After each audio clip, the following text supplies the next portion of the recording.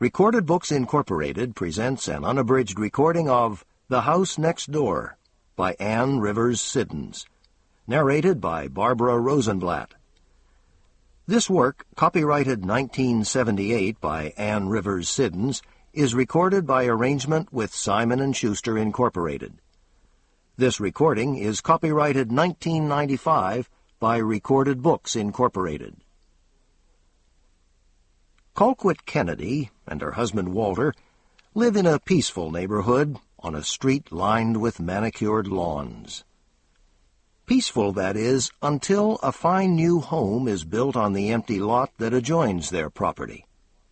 For tragedy falls much too frequently on those who live in the house next door. Prologue. People like us don't appear in People magazine. We're not rich or about to be rich enough. We are not young and lithe and up-and-coming, though we're not old and venerable and full of endearing foibles and crusts of pithy wisdom either. We have no particular talents, except, I think, a small talent for living fairly serenely and well most of the time. We have neither of us ever written, nor will we write, a first novel that sold for $1.5 million in paperback rights and caught the fancy of Robert Redford, who thought it would make a fine movie. We have formed no national organizations for minority groups or children with rare and baffling diseases. We have no children. We do have some few friends who have been in People magazine, fringe celebrities, people who do odd things, but none of the biggies, none of the ones who elicit 2 columns of letters to the editors. We have some friends who are fairly eminent in other ways, too, in their professions, in their social standings, though not a great many of those, in the amounts of their personal fortunes, not so many of those either. But we are not eminent. We are appreciators. It seems to serve us well. We have a good house, but not a grand one, in a better neighborhood than we can really afford, because the down payment was a wedding gift from my parents. We have 2 cars, which is all we need since there are only 2 of us. Walter has the obligatory tobacco brown Mercedes sedan, and I have the obligatory compact station wagon, in which I can comfortably carry the things I like and collect. Some antique pieces of the Georgia Federal period, which do not at all fit the mood of my old, square, 2-story brick house, but which I love. Many plants, stones picked up out by the river for the rock garden I'm slowly building. It accommodates the cats in their carrier very well, too, on their frequent trips to the vet.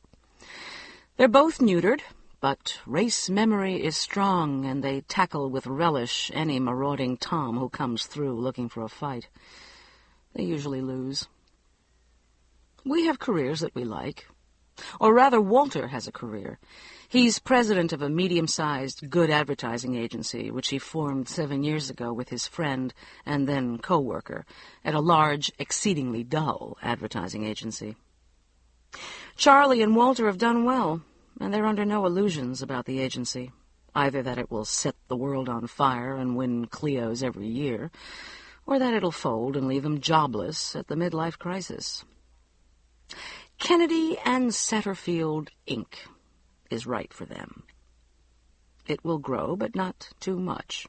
It's kept us comfortable. I do freelance public relations for a few loyal and fairly prestigious accounts, people I've known since I came to the city, fresh out of Vanderbilt with an English degree and a burning desire not to write the great American novel, but to work in a public relations agency. I did for 11 years, and became accomplished enough at it to have a title on the door and a bigelow on the floor, as it were, and my own secretary, and when I left the agency, I shamelessly took 3 or 4 of my favorite small accounts with me.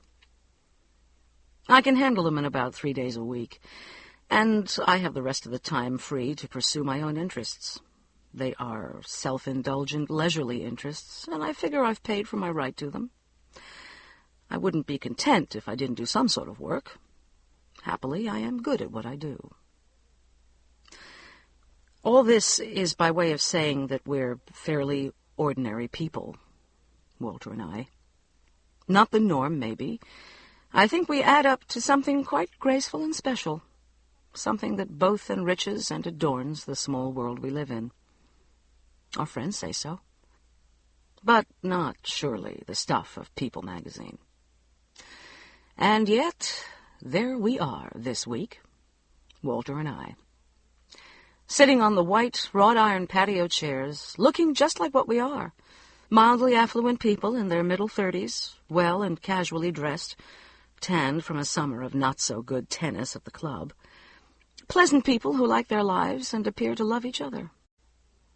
Two people leaning a bit forward, looking across a lawn that doesn't appear in the photograph, to a house built on a pretty, hilly, wooded lot next door, which doesn't appear in the photograph either. But the house is the reason we're there. The house next door is haunted, and I am the one responsible for all the publicity.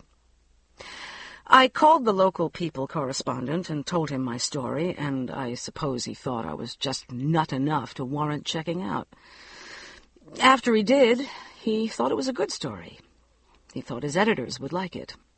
And he undoubtedly thought I was an aggressive, faintly mad, publicity-seeking, middle-aged housewife with nothing to do and a house next door that did, admittedly, have some pretty odd things going on in it. It doesn't matter what he thinks or what other people think. Not anymore. Our friends are going to think we have taken leave of our senses, and we are going to lose many of them. This is the sort of thing that engenders mild teasing or pleasurable gasps of not quite believing fear when it is kept within the bounds of the group. It is something else entirely now that we have spread it out for all the world to see. That isn't done in our set. It lacks taste, and, though we don't use the word, class. Worst of all, we have believed the unbelievable and spoken the unspeakable. Yes, we will lose our friends. We can't worry about that either. For the Harrelson house is haunted, and in quite a terrible way. And it's up for sale again. We're telling as much of the story as we feel is necessary, but by no means all of it, to warn people about it. We took this way because we know by now that no reputable straight news medium will give us airtime or column space, and we wanted to reach as many people as possible, as fast as possible. We can document just enough of the story to intrigue people. We do not try to explain it. We have a theory of sorts, but that's beside the point now. We know we run the risk of attracting people to the house. There's a certain type of person who, God help him, will come in droves to see the house, will want to buy it, perhaps. These people we will try to see and warn on an individual basis as they come. We will keep watch. The agents will loathe us, of course, and will tell these people that we're crazy. But we will keep on. Perhaps someone will sue us. We're not sure who exactly, since the people who lived in the house until a month ago are dead now. We notice that a different realty firm is handling the house this time. That doesn't surprise us. It's been a different firm for each sale. Eventually, we hope no reputable firm in town will touch the house, and it will be quietly taken off the market. But until that happens, we will try to get to everyone who comes to see the house, and we will tell them whatever we need to tell them to drive them away. If the article in People leads to more publicity, and this sort of thing usually does, we will welcome it and use it, and we will tell again about the house. And again. Walter thinks it is probable that he'll have to pull out of the agency to sell his interest to Charlie. The agency will suffer from this if he does not. 30 people's livelihoods will be in jeopardy. I know that I'll lose my clients. 2 have left messages with my answering service for me to call them since this morning. We have a few stocks, some savings, other investments. Charlie's offer will be generous. We can live quite comfortably for as long as it takes. If we find that all our efforts have failed and someone buys the house, we shall set fire to it and burn it down. We will do this at night, before it is occupied. In another time, they would have plowed the charred ground and sowed it with salt. If it should come to that, I don't think we'll be punished. I don't think we'll be alive long enough.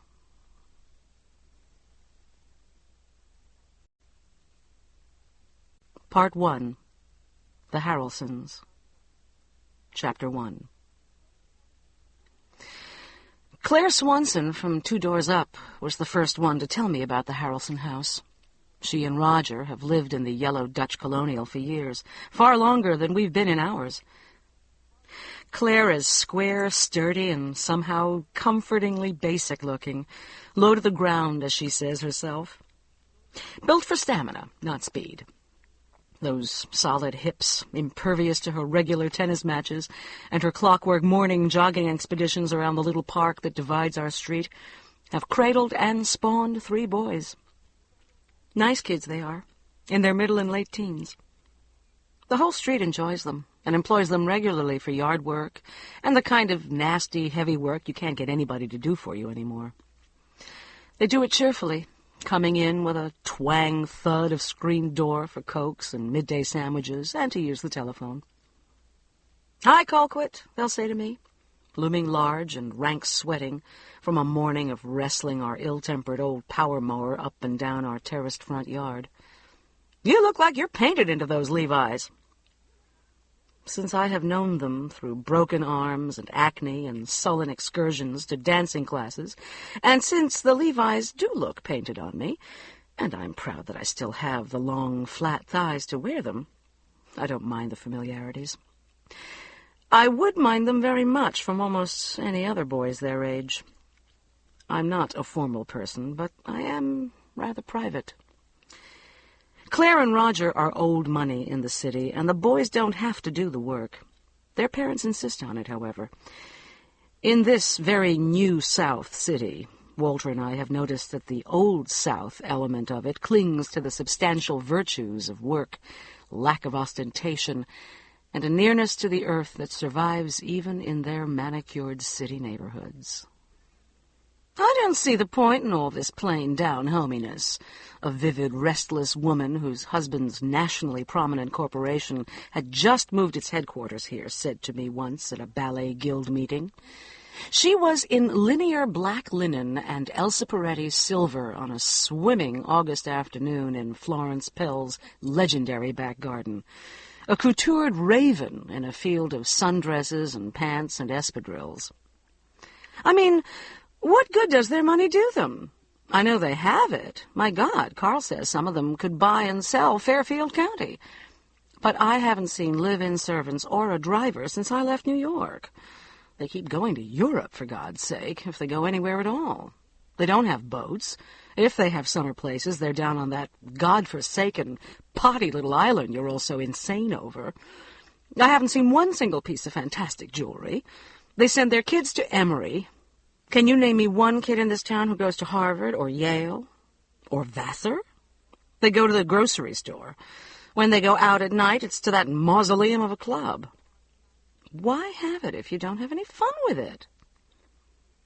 I suppose she felt free to say it to me because she knew Walter and I are not natives, and we certainly are not in the same financial league with some of our friends.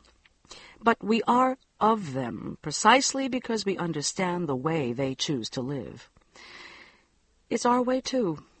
We find grace and substance, a satisfying symmetry, and a kind of roundness to it. We like our lives and our possessions to run smoothly.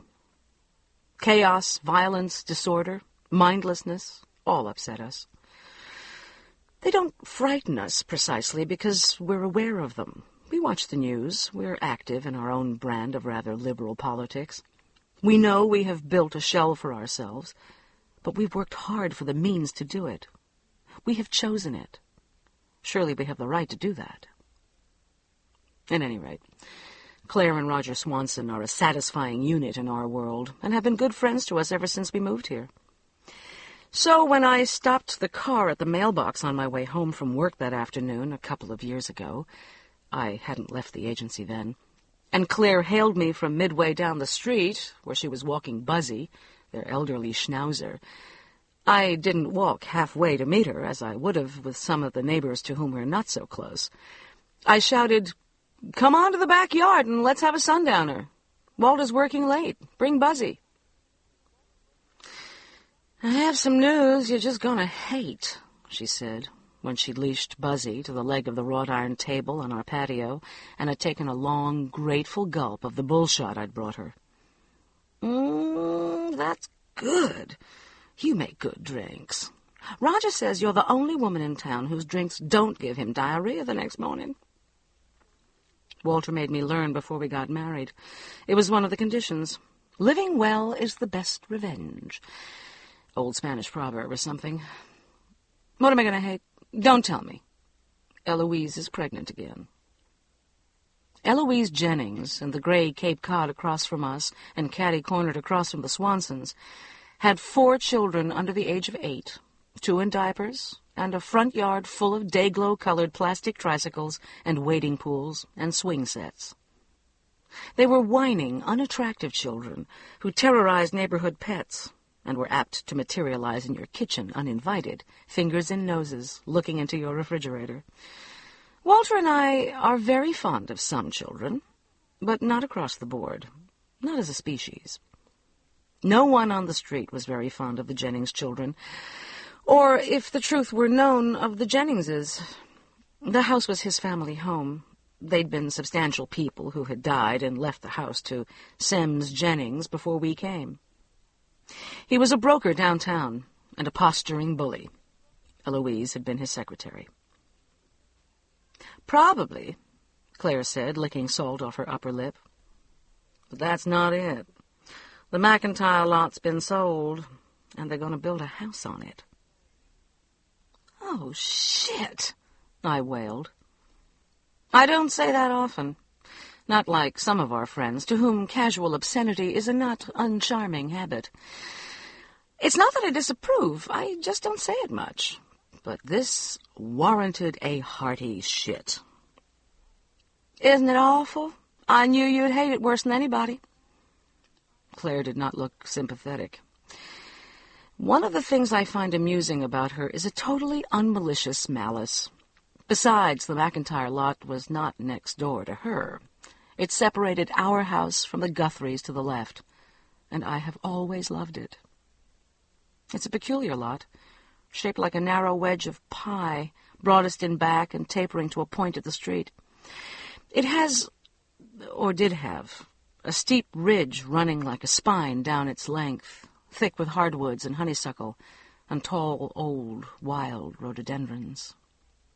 It's a shallow lot, stopping about on a line with our back patio, and a creek runs through it parallel to the street, bisecting it nearly into 2 halves. The same creek winds through our front yard and dips under the street through a culvert to re-emerge in the small park that divides the street. Because of its narrowness and lack of depth, because of the ridge and creek, we had always been sure that no one could figure out how to put a house on it. Indeed, it had been up for sale at the same time our house was, and we hadn't bought it primarily because everyone on the street assured us that architect after architect had surveyed the site and pronounced it impossible to fit a house onto comfortably. It had remained unsold. In our midtown neighborhood, it was an oasis of wild, dark greenness, luminous in the spring with white dogwood and honeysuckle and rhododendron blooms, giving one the feeling of being cloistered away in a mountain retreat, even though our street is only a block off one of the city's main thoroughfares. Our bedroom windows overlooked it, and so did the unused upstairs bedroom that I planned to make into an office when I left the agency.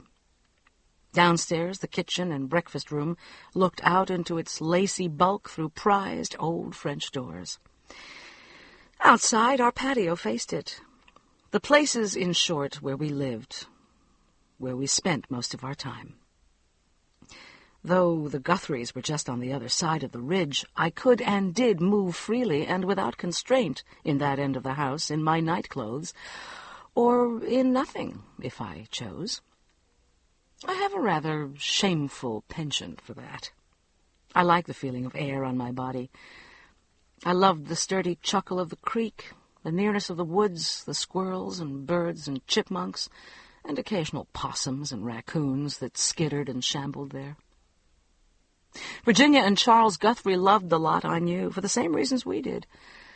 They are, as are most of us on this street, people who treasure space and greenness and privacy.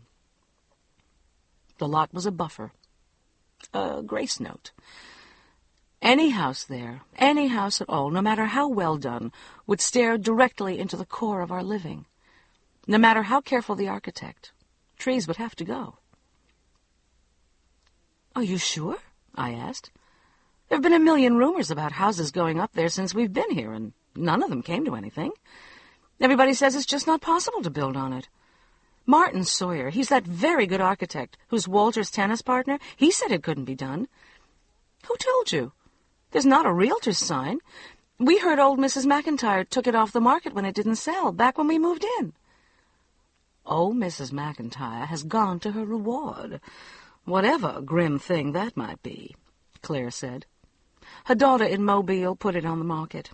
In fact, daughter sold it directly to somebody she knows here, and I know about it because whoever handled it at the bank told Roger about it. Roger will probably be the next president of the third largest bank in the city. At 48, he's been executive vice president for 8 years. His grandfather was president. His uncle is chairman of the board. Roger would know." "Well, that doesn't mean they'll be able to build on it. You know what the architects say." "There's one that says otherwise. Roger didn't believe it either, so he checked it out, and he says there are plans, sketches, elevations, the whole schmear already done. He says it can be done. He's seen the plans. The architect is some young hotshot right out of one of those Eastern architecture schools. He's out to put us all in House Beautiful. It's very contemporary from what Roger can tell. Really a pretty good-looking house, if you like that kind of thing. I know you don't, but I've often thought that all that open space and light and stuff. Well, anyway, up it's going, and pretty soon, too. The people are anxious to get into it." "Oh, Claire, oh, damn. That's going to mean bulldozers and chainsaws and red dust and red mud and men all over the place. They'll have to doze it. They'll have to take down trees." "Who are the people? You know?" "No, except that they're a very young couple, and her daddy gave her the lot and house for a baby present. Yep, pregnant and with a rich daddy. I do know that she calls him Buddy and he calls her Pie. Roger got that from whoever handled the closing." "Sweet God. Buddy and Pie and bulldozers and baby makes 3. You know, I'd almost think about moving. I really would." "No." Claire's broad, tanned face was serious. The gentle malice was gone. "This house and this street is right for you and Walter, Colquitt. You fit here like you were meant to be here. From the very first you did. You enhance it for us, for Roger and me especially. Hang some curtains and start wearing clothes. Oh, yes, I know you run around naked as a jaybird in there. I'm not going to tell you how I know either. I'd do it myself if I didn't have 3 adolescent sex maniacs and old man Birdsong next door, and did have a body as good as yours. Hang some curtains and grit your teeth. And meanwhile, give me another drink, and then I've got to go home. You might even like the house, and I suppose it's barely possible that you might like Buddy and Pie. God. But even if you don't, it's not worth moving. It's only a house." After she left, I finished off the watery bull shot in the pitcher and went upstairs, a trifle giddy with vodka and dismay, and took a shower. The bathroom that connects our bedroom with the room destined to be my office is large and airy, and the woods from the McIntyre lot, together with the ferns I've hung in the bank of old high windows, give the room an undulating, greenish, underwater light that I've always loved. It makes me feel like a mermaid, wet and sinuous and preening in her own element. There had never been curtains. We had never needed them. Those rooms looked straight into treetops. I'll hate whatever curtains I put up, I thought, toweling myself. No matter if they're portholed and cost the earth, I'll hate them. I put on white slacks and a T-shirt and went barefoot down to the kitchen and started a salad. We'd have it with the half of the crab quiche I'd made for Sunday brunch, which I'd frozen. I put a bottle of Chablis into the freezer, made a mental note to myself to take it out in half an hour, and then, on impulse, stuck a couple of glasses in the freezer and mixed a pitcher of martinis from the Russian vodka Walter had brought home. Smooth, silky, lovely stuff. Why not? Why not indeed? It's Friday. Weekend coming up. Long, lazy, golden weekend. We'll drink to that. We're drinking, my friend, to the end. Aren't you the lugubrious one, though, Mrs. Colquitt, Hastings, Kennedy, sozzling martinis and weeping over a piece of ground that doesn't even belong to you, I told myself. But it does, I said back. It's more mine than it'll ever be theirs, these dreadful, faceless Buddy and Pie people and their awful, faceless baby. I looked out the kitchen window at a piece of ground that did not belong to me, settling itself into the fast, deepening green darkness that seemed to well up from the very earth of it.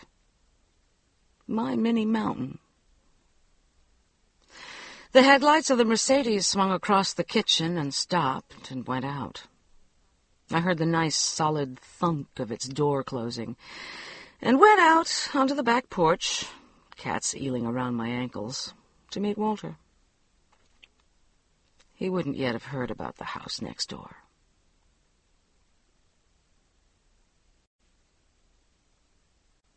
Chapter 2. Buddy and Pie did not remain faceless long. We had faces, last names, and nearly intact genealogies for them, both the very next day. It had been a perfect summer Saturday, one of those blue, crystal-edged days you occasionally get here in late August, when the thick, wet heat lifts for a small space of time, and there is a portent of October in the air.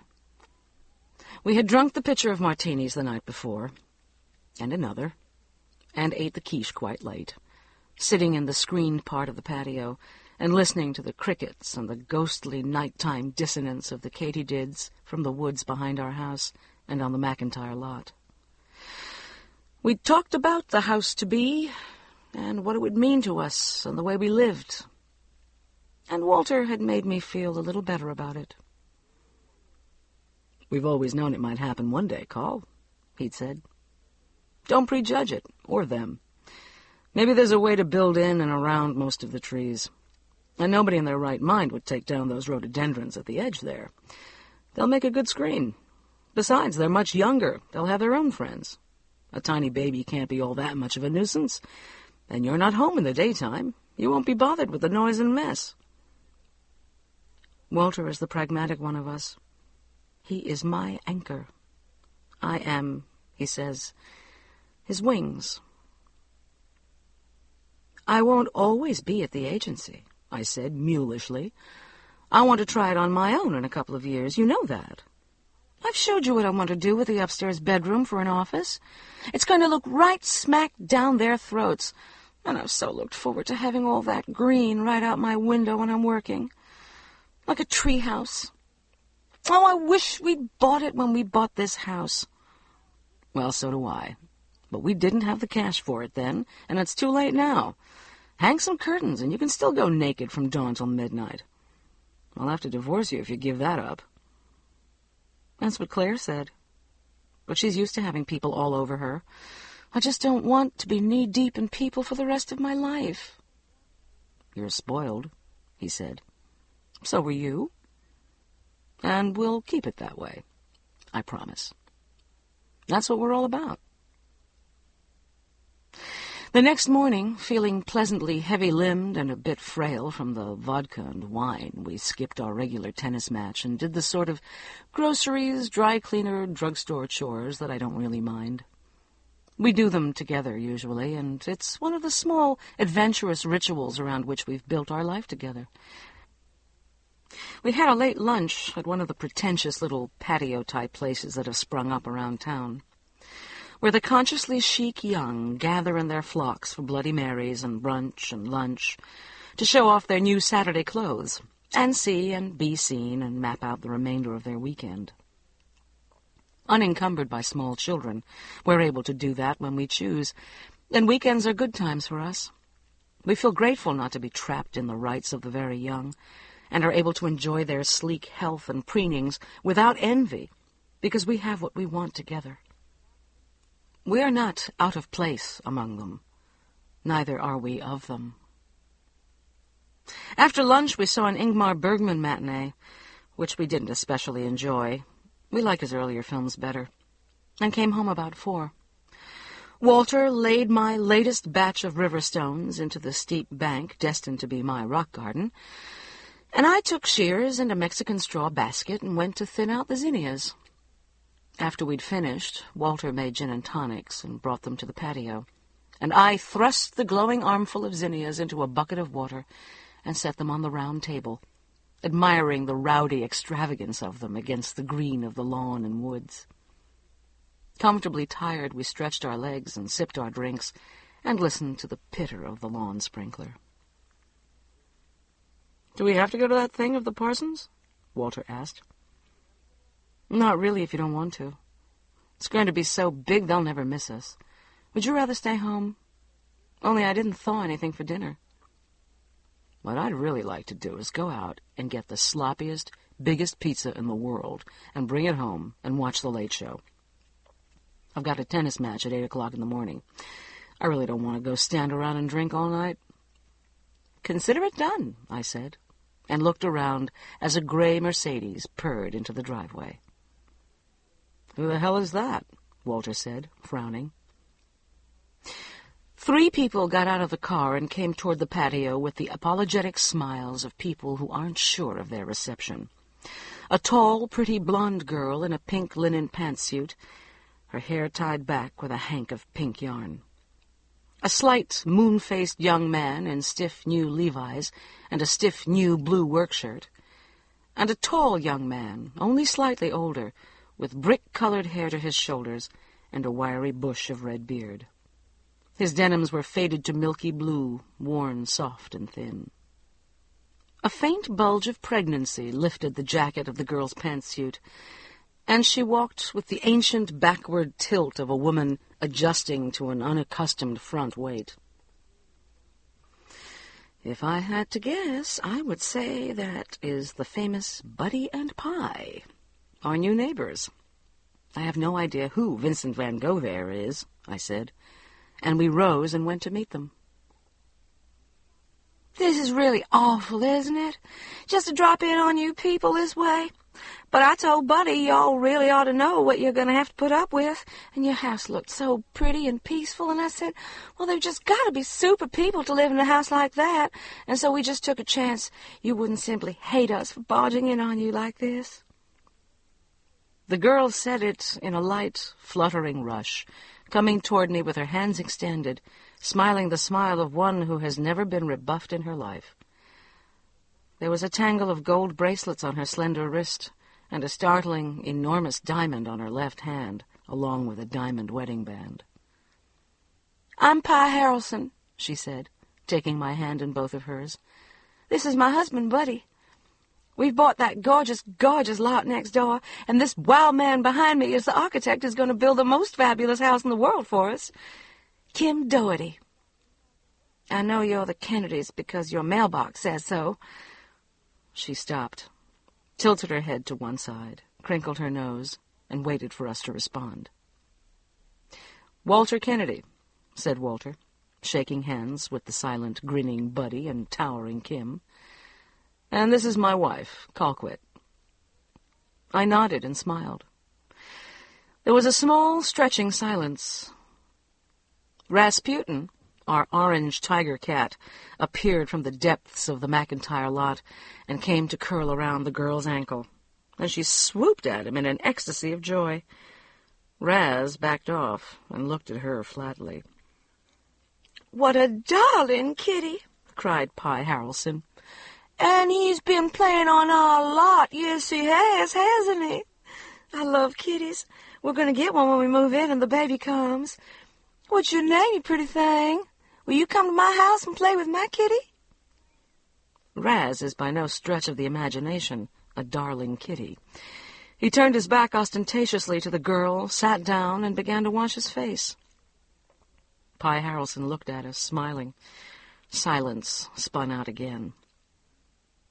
"Oh, all right," I thought crossly. "His name is Rasputin, but we call him Raz," I said. "He's not very friendly, I'm afraid, but he isn't mean. We just heard last night about the lot being sold, and it's good to get to know you so soon. Won't you come have a drink with us? We were just having a gin and tonic." "Oh, no, we were just passing and thought Pye thought, I know you folks probably have plans," said Buddy Harrelson, rather miserably. His voice was a surprising deep bass. "Aren't you darling to ask us? I think that would be just super, if you're sure we're not keeping you from anything," said Pye. Her blue glance took in my old gardening pants and zinnia-stained hands and Walter's paint-spotted dungarees. Not going anywhere clothes. "Nothing at all," said Walter. "If you'll forgive us for looking like Tobacco Road, we've got plenty of gin and tonic. Come on back to the patio and tell us about your house." "Your house, too," he said to Kim Doherty, who nodded but said nothing. We sat late on the patio, Pye Harrelson burbling and crinkling, gesturing with her long hands and looking lovingly at the McIntyre lot, the Harrelson lot now, as she described the house. Buddy Harrelson loosened up a bit as the gin and tonics were refilled, and put in an earnest, booming amendment now and then to Pye's skittering stream of enthusiasm. Kim Doherty drank steadily and silently, and regarded them both with faint amusement and a sort of unwilling tolerance, and he looked frequently at the lot next door, too. It was a measuring, far-off look, with nothing in it of Pye's proprietary love. The look reminded me of the guarded, preternaturally alert look a dog gives another dog he's just encountered before he's ascertained whether there will be calm or danger. Later, as full darkness began to fall, he spoke a bit about the lot and what he hoped to create there. He had a soft, clipped voice. It was obvious that he was a good architect. We learned in the course of the evening that Pye and Buddy Harrelson had both been born in the same small city in South Georgia and had been sweethearts. Pye's word, since the 8th grade.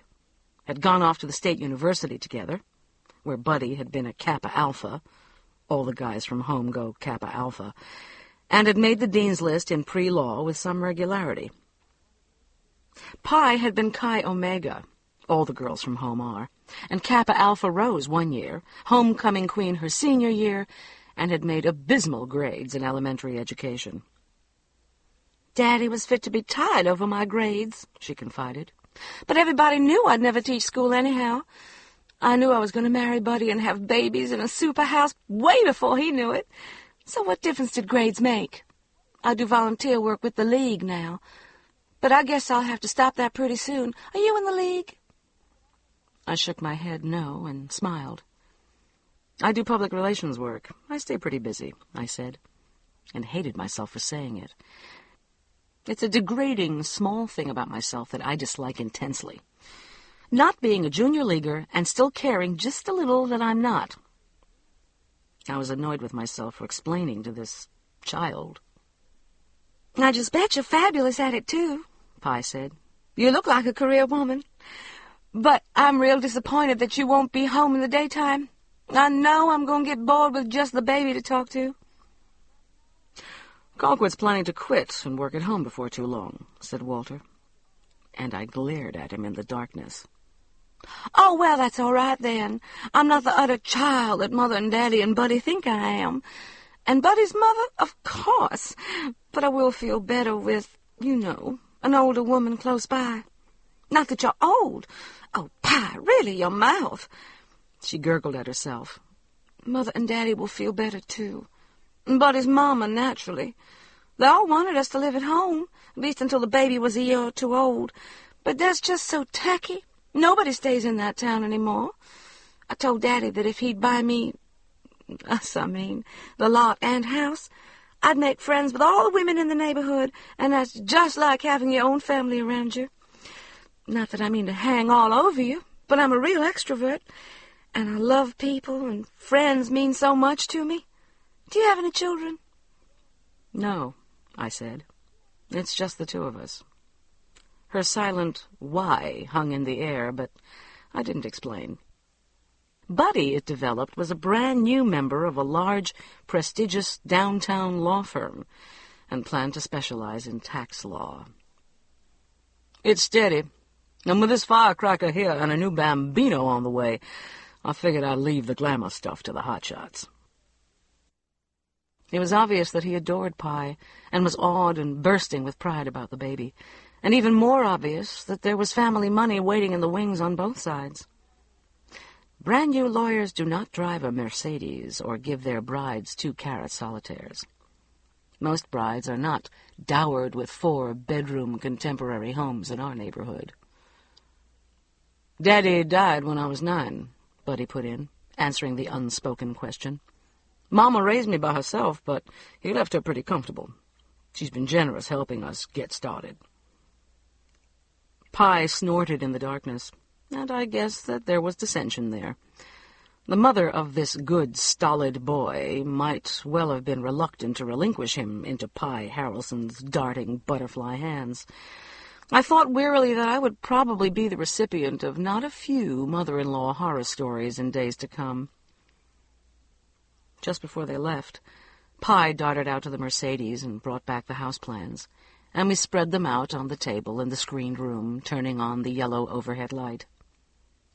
The house-to-be lay in a pool of radiance, as if spotlit. I drew in my breath at it. It was magnificent. I don't, as a rule, care for contemporary architecture, finding it somehow sharp and intrusive and demanding, in spite of the obvious virtues of air and light and ease of maintenance, a functional living space. This house was different. It commanded you somehow, yet soothed you. It grew out of the penciled earth like an elemental spirit that had lain locked and yearning for the light through endless deeps of time, waiting to be released. It soared into the trees and along the deep-breasted slope of the ridge as though it had uncoiled, not as though it would be built layer by layer and stone by stone. I could hardly imagine the hands and machinery that would form it. I thought of something that had started with a seed, put down deep roots, grown in the sun and rains of many years into the upper air. In the sketches, at least, the woods pressed untouched around it like companions. The creek enfolded its mass and seemed to nourish its roots. It looked inevitable. I looked at Kim Doherty, who lifted his head from the drawings, his face a sculpture, and looked full into my eyes. "It's beautiful," I said. "It really is beautiful." "Yes," he said. Isn't it just the most fabulous thing you ever saw? Don't you love it? Pie squealed, feeling the force of my approval in the darkness. Isn't that the cutest thing, the way that balcony wraps around and hangs over the creek? That's going to be the baby's room, right there over the little waterfall. He's going to go to sleep right there in the treetops every night. "Let's hope the bough doesn't break and the cradle fall," Walter said cheerfully. I could tell he liked the house, too. "Right. Oh, down would come baby, cradle and all," chortled Pie Harrelson. "Oh, that's terrible. Nothing like that's going to happen to my baby, not in this adorable house. Oh, Daddy's just going to hate this house. We haven't shown him the plans, and I'm not going to either. Nobody from home's going to see it till it's finished. Daddy wanted us to have something with columns, but I said, Daddy, I want something so fantastic that cars stop in the street just to look at it. I said, when my house is built, you're going to see the real me. You're going to see a side of your baby you didn't even know existed. And this house is me, but definitely. Always going to be fit to be tied. In the darkness, I felt rather than saw Kim Doherty flinch. They stayed for the space of another drink, and then Pye rolled up the drawings, and Buddy shook hands solemnly all the way around. And Kim nodded and said, "Thank you for the drinks. I'm glad you liked the house." And they got into the Mercedes and drove away. Walter went out and got a fine, fat pizza crowded thickly with what he calls all that good Guinea shit, and we ate it in bed and watched a rerun of Night of the Hunter. It is eerie, beautiful, poetic, disturbing, and I've always loved it. We made the sort of slow, sweet, deep love that seems to belong to summer nights, different from the muscular, blanketed love of winter. It's always good, always rich, this thing we have together. I always think, when it's over and we lie ebbing in each other's arms, that there should be something wrong between us, something basically abrasive and thin and sour. It's uncanny what we have built with each other, all the areas of accord and pleasure we've nurtured. Sometimes I feel that we're very selfish, very unsharing of the whole to which we add up. But from the very beginning we knew we didn't want to dilute it. We have no children for that reason. We are sufficient. It often frightens me, and I sometimes feel guilty that we are really, basically, only involved with each other. I think we should give more to the world somehow. Perhaps one day we will give more. Perhaps we shall have to. I think so, soon now. "What do you think?" Walter said, late into the night. "I think the house is really special. I think it's probably a great house. But I can't imagine those two simple-minded children wanting a house like that. I don't know about Buddy Boy, but Pie Baby has no idea in the world what she's got in that house. Just no idea. Of course not. She's trying to get a rise out of Daddy. Literally, probably. Oedipus and all that. It's as good a way as any to screw Daddy. That poor son of a bitch husband of hers would obviously live in an igloo if she wanted it, and if Mama let him. Did I detect a subtle little nuance there?" "Not so subtle," I said, watching the moon shadows stretch and dwindle and stretch again into our open windows. Raz and the gray Tom Foster Grant were heavy, sleep-sodden mounds at our feet. "I like that architect, too. I think he might be an authentic working genius. Why on earth does he put up with them, do you suppose? He must know they don't understand that house. Where else is he going to get clients with the bread to build that kind of house? I don't think he gives a holy shit what they think of it. It's his house, not theirs. I bet he'd build it for KKK headquarters if they paid him for it. He just wants it up. Couldn't you tell?" "I guess so." "Darling, are you just going to hate having them for neighbors?" "No, because I don't plan to see them except maybe once a year at Christmas, like your mother. What do you think, that we've got to have them for dinner once a week? She could be a problem for you, though. I bet she's already got you pegged as a babysitter, confidant, mama figure. It's obvious she's going to be somebody's little girl till she's 80, even if it ain't Daddy's. God, did you ever see such a classic cheerleader in your life? I bet she's still got a drawer full of Angora sweaters and charm bracelets. And money. If you're smart, Call, you'll cut her off gently and firmly as soon as you can. You're not my idea of somebody's wise old mother. Thanks for small favors." Much later I awoke and heard an owl in the woods on the lot next door. We don't get many of them in the city. I couldn't remember the last time I'd heard one. It was, for some reason, a truly dreadful sound. I lay listening to it, something wild and heavy uncurling in my chest, and I reached down carefully so as not to wake Walter. and I tied a knot in the corner of the top sheet. He rolled over and looked at me, propped up on one elbow. "What are you doing?" "Nothing." "Yes, you are." "If you must know, I'm tying a knot in the corner of the sheet. I heard an owl in the McIntyre woods." "He doesn't care for our sheets, he's saying?" "No. It's just something my grandmother always did. You tie a knot in the bedsheet when you hear an owl. If you don't, it means somebody's going to die." "That somebody is going to be me at 8 o'clock on the tennis court if I don't get some sleep." "Go to sleep, Call. It's going to be all right about the house." I did finally, with the lost call of the faraway owl still in my ears.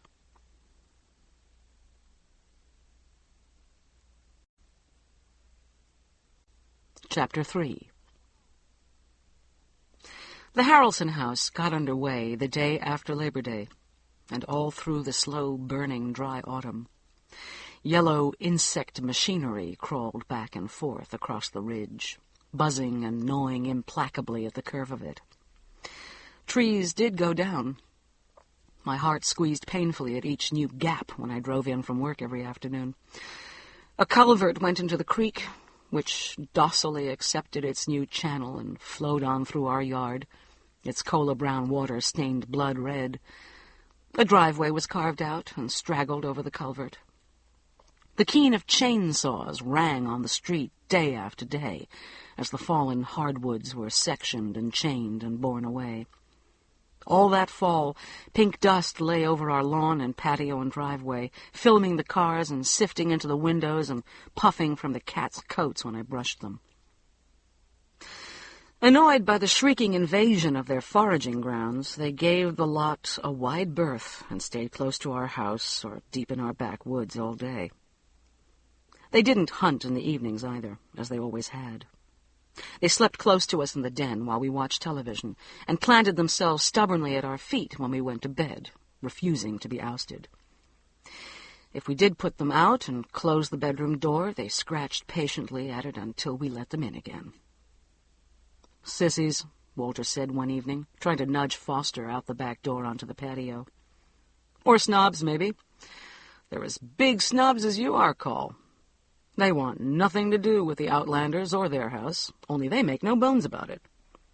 "The noise and confusion scares them," I said, scooping up Foster and returning him to the haven of the lighted kitchen. "They're not scared of hell itself," Walter said. "They're pissed off. I don't blame them. From the looks of those sketches of Doherty's, I didn't think so many trees would come down or so much of the ridge go. I'm glad neither of us is here during the day. You'd probably go berserk and axe murder the entire crew." The crew was almost always done when I arrived home in the evenings, well before Walter did, their equipment littered along the desolated ridge like the discarded carapaces of megalithic insects. The raw earth looked shocking, like bleeding flesh. But to be fair about it, Kim Doherty had not marked so many trees for death as it appeared when they first began to come down. Grudgingly, I had to concede that when the house was up and the foundation planted with shrubbery, the lovely woman curves of the land would not be so badly altered after all. "You won't even remember how it looked before, when it's all up and ground covers planted and some landscaping's done," Claire said to me one evening, early on when she and Roger had walked over with a market basket full of jeweled late tomatoes from the farmer's market. "I'll remember. But I'm not going to hate it as much as you'd hoped," I said. "It really is a beautiful house, or will be. It's the teeny-weeny baby Harrelsons I'm going to have a hard time with." "I saw them yesterday," Claire said. "Out climbing around all over that dirt, looking down on the foundation like the Holy Grail was down there. She looks like Shirley Temple knocked up. And he looks like Andy Hardy. He had her by the arm like she was going to have the child right there, though I guess it isn't too bright to go climbing around construction sites when you're, 5 months? 6? I don't see a whole lot of them, though, thank God. But that bearded wonder's over there every day, almost all day long." "Well, it's probably his first house. I guess he wants it to be perfect." I would, too, something that spectacular. "Are you turning modern on us, Colquitt?" Roger Swanson asked. He's always teased me about being born 100 years too late. He told Walter once, late into a rather boisterous evening party in the Guthrie's beautiful back garden, that I always reminded him of the Lady of Shalott. Only he pronounced it like the onion, Walter told me. "Very much of the earth is Roger." "No, you know I'm too reactionary for that," I said. I like Roger. Like his comforting bluntness, his deep and abiding sense of responsibility toward his family and his world, and his clumsy, earnest attempts at gallantry. He has a rare sweetness to him, a perfect foil for Claire's earthy briskness. Duck, their oldest son, is a carbon of Roger. The other two boys are a very satisfactory blend of both of them. "I think it's the architect Colquitt really has a lech for," Claire said. "Fresh young meat. I see him over here all the time before you get home from work, Walter. Colquitt feeds him and plies him with your best stuff. Duck saw the empties in your garbage can the other day when he was mowing your lawn." "Duck talks too damned much," I said, kicking her lightly. "Walter knows all about Kim and me. He gives his full approval. We made a deal. I said he could take that set of walking boobs he calls a receptionist to lunch every day if he'd let me get Kim Doherty drunk every afternoon. It's working out just fine." Actually, Walter did know about the friendship that had sprung up between Kim and me. "If I ever find concrete dust in the bed, I'll kill him," he said. But I knew he liked Kim, too. And he often joined Kim and me for the late afternoon beer or gin and tonic that had somehow become a ritual with us that fall. It was a friendship. Would never be anything more. I have what I want, and don't need the adulation of very young men, even though I modestly admit there have been some around my agency who have offered it. Walter's always known that. It would never be anything less than a friendship either, and that pleased me. I like my relationships to be full, open, and well-defined, and I had found a genuine friend in this quiet young man, so in love with the house he was building. I think it started really with my response to the plans Pi showed us that first evening on the terrace. With the instinctive and uncluttered perception you often find in really creative people, he'd known at once that I felt, at least in part, some of what he did for the Harrelson house. He accepted it as his due, and we went on from there, instant equals. It is a trait you don't often encounter in the very young. He'd come over one evening just after I had driven in, not long after construction had started. He was red all over, a skin of dust and stain of earth blending into the red of his hair and beard. Even his old denims were red, and his heavy boots. I laughed spontaneously. "Eric the Red, I presume?" "Speaking, or sneezing, as the case may be," he said, fanning helplessly at the effluvia of red dust that hung over him. "And speaking of presuming, I wonder if you'd mind terribly making a phone call for me. I need to talk to my partner, and I can't go up to the shopping center and call because I've got a guy coming in with a load of sand. I wouldn't bother you with it, but I'm scared to ring the doorbell next door. That lady looks like somebody just ironed her, and she always looks at me like she's about to call the police and the sanitation department when I see her out in her yard. I hate to think what all this dust has done to it." I laughed again.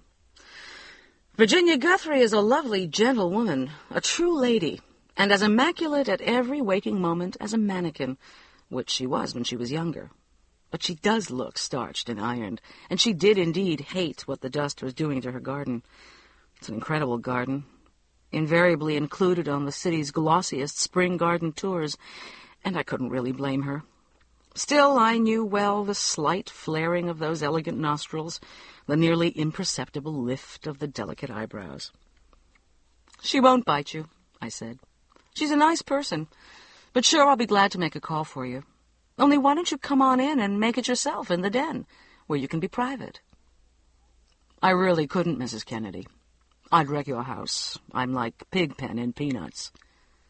He grinned, a startling flash of white in all the redness. It was a child's happy, free grin. He hadn't smiled at all, that I remembered, during the evening we had spent together. He'd hardly spoken. I liked him very much indeed, all of a sudden. Tell you what, you sloosh off some of that dust at the faucet there by the side of the patio, and I'll make your call for you.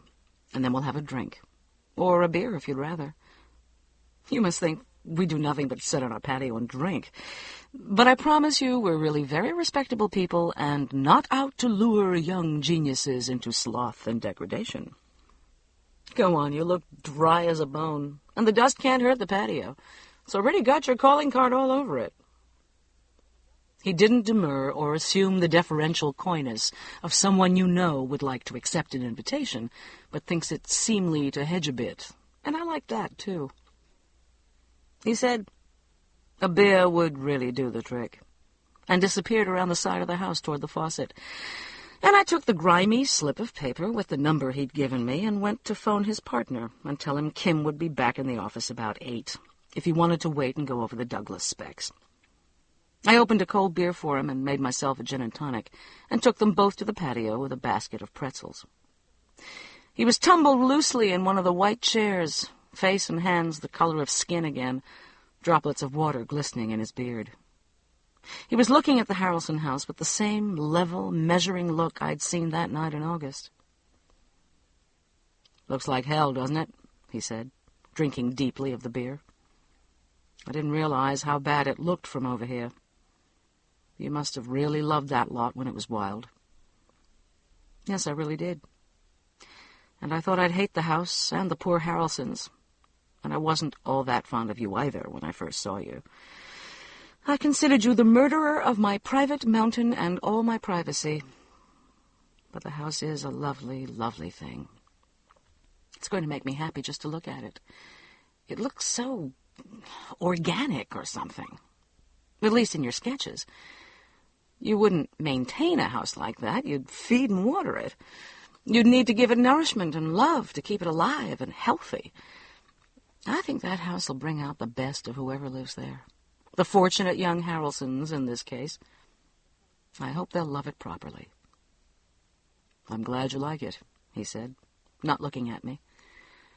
"I could sort of tell you did when you saw the plans and understood it, too. I've always felt that way about design. At first you plant something. The site, the ground will tell you what to plant. You plant it and you raise it, and the hell with what the clients say they want. The house should be its own boss, and they should live by its rules, not the other way around. It's up to them to make it grow, as you say. This house is its own boss. It does ask the best of you. That's good. I like that. Those poor, stupid children, though. I'd say you were probably precisely 1 year older than those children," I said, amused. "And they love it. You know they do. They're so proud. They don't know what they got. I couldn't care less. I wish somebody like you could live in it. But I wouldn't really care if it was Adolf Hitler and Eva Braun." "That's almost exactly what my husband said, that it was your first project, and you'd build it for the KKK just so you got the chance to build it." He gave me a sidewise look out of the long, light gray eyes. "It's my first house, but it's not my first project. I had a couple of others while I was still in school, but they were never finished. That's one reason I'm hell-bent on getting this one up. Does your husband like the house?" "Yes, he does, very much." "That's good. It's got 2 friends in the neighborhood anyway." "Indeed it has, and it'll have more. Just wait till it's up and all the dust has settled." We sat quietly for a while, drinking and looking at the Harrelson lot, and out into our woods, dusty and used-looking now in the early autumn heat. Foster Grant and Raz joined us, sedately, as if by appointment. Foster draped his length along the brick wall of the patio, and Raz arched himself once or twice against Kim's boot, and then put his leg over his head and began to lick the base of his tail, with the loving self-absorption that drives me wild. I poked him with my toe. Playing the cello, said Kim. And I laughed again, with a certain joy, because that's exactly what Walter and I call it. I thought we'd always known each other, Kim Doherty and I. Aren't you awfully young to have an office and a partner? I asked. I thought young genius architects were supposed to starve in a garret and refuse to accept commissions that weren't true to their art and suffer in big firms till they could go out on their own. And blow up their first big project when it's defiled by Philistines. I know. I read The Fountainhead when I was in first-year architecture. Howard Rourke I'm not. He was a first-class schmuck. If I insisted on people worthy of my house, I'd have to shoot the Bobbsey twins over there and go around like that old Greek with the lamp, searching the world over. Present company accepted, of course. Coy and modest you're not, Mr. Doherty. No, I'm not. He looked a little startled, as if the thought had just occurred to him for the first time. Do you think I should be? No, I'd think you were a schmuck if you didn't know what a great house you'd done. I just wonder what's going to happen to you when you get rich and famous and start to mingle with high society. I am already, aren't I? He said seriously. This street, I mean. You all. The guy up the street there is some kind of honcho at a big bank, isn't he? And I heard the guy down the street owns half the town, and the Coca-Cola bottling company to boot. I wrinkled my nose at him. If we represent high society, God help the writers on the women's pages. There's some money around, but none of it is Walter's and mine, and none of us are very exciting. Real money usually isn't, he said. Spoken like a true Boston Brahmin. I guess I am, sort of, he said. I looked at him, red and loose-jointed and large-knuckled. He caught the look and laughed. I know. I look like I ought to be slogging in a peat bog or shoveling sheep manure in Oklahoma. And for all I know, I should be. I'm adopted, and I don't have the foggiest idea who my real folks were. But my old man's as dug-in, fifth-generation New England as you can get, and richer than hell. Although the family bread comes from manufacturing, so I guess they really aren't strictly above the salt. I think my dad's grandfather was one of the great robber barons. The rumor is that he worked women and infants 14 hours a day for 2 cents an hour, by candlelight or some damn thing. But Dad is as straight arrow and full of the milk of human kindness as any guy I've ever known. He really is. He passes out the dough like it was going out of style, as long as it's for the underprivileged minority groups and stuff like that. He won't part with a cent of it for what he calls highbrow shit. Excuse me, Mrs. Kennedy. Colquitt, I said. Colquitt, then. Yeah, his fondest ambition was to be a lawyer, and he'd probably have been one of those storefront legal aid-type cats who starves happily all his life and does no end of good. But his old man died early, and there just wasn't anybody else to take over the mill. The mill? Mills, rather. Seneca Mills in Massachusetts. Good Lord, I said. You weren't kidding about being rich, were you? You're on every floor in my house. Every house on this street, probably. Well, to get back to your original question, that's why I've got an office and a partner just out of school. Dad set me up. I guess it ought to embarrass me, but it doesn't. It just means I can start building that much earlier. Poor Dad. He was hell-bent on me being the lawyer he wasn't. But when he saw the handwriting on the wall, he gave in and sent me to the best architecture school in the country and then shelled out for the office. Plus enough to carry me till the clients start coming in.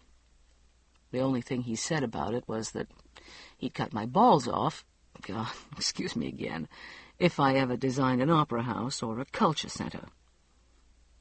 And will you? Probably not. Though not because I think he'll disapprove. Residential architecture is just my thing. It knocks me out. From the very beginning, it's all I've wanted to do. It doesn't pay all that much, does it? I asked. I don't have to worry about that right now. Don't look shocked. I'm not a mooch. I have no intention of living off Dad's money any longer than I have to. My houses are going to make me as much money as I need. And make him glad he drew me instead of some other homeless waif. I guess they will at that, I said. Isn't that your load of sand coming in over there? Yep.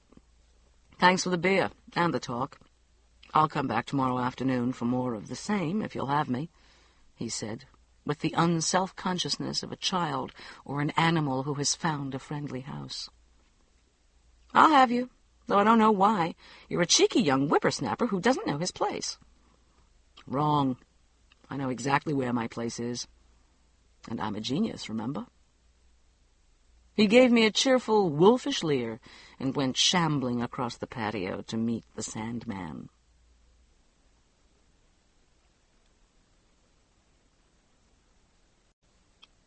Chapter 4. We met Pye Harrelson's father when she lost her baby in November of that year, at the beginning of her 7th month. We hadn't seen as much of the young Harrelsons during the course of construction as I'd feared. They were usually there on weekends, early on, heads together as they peered into the hole that would be the foundation, or clambered gingerly around the framing after the flooring went in.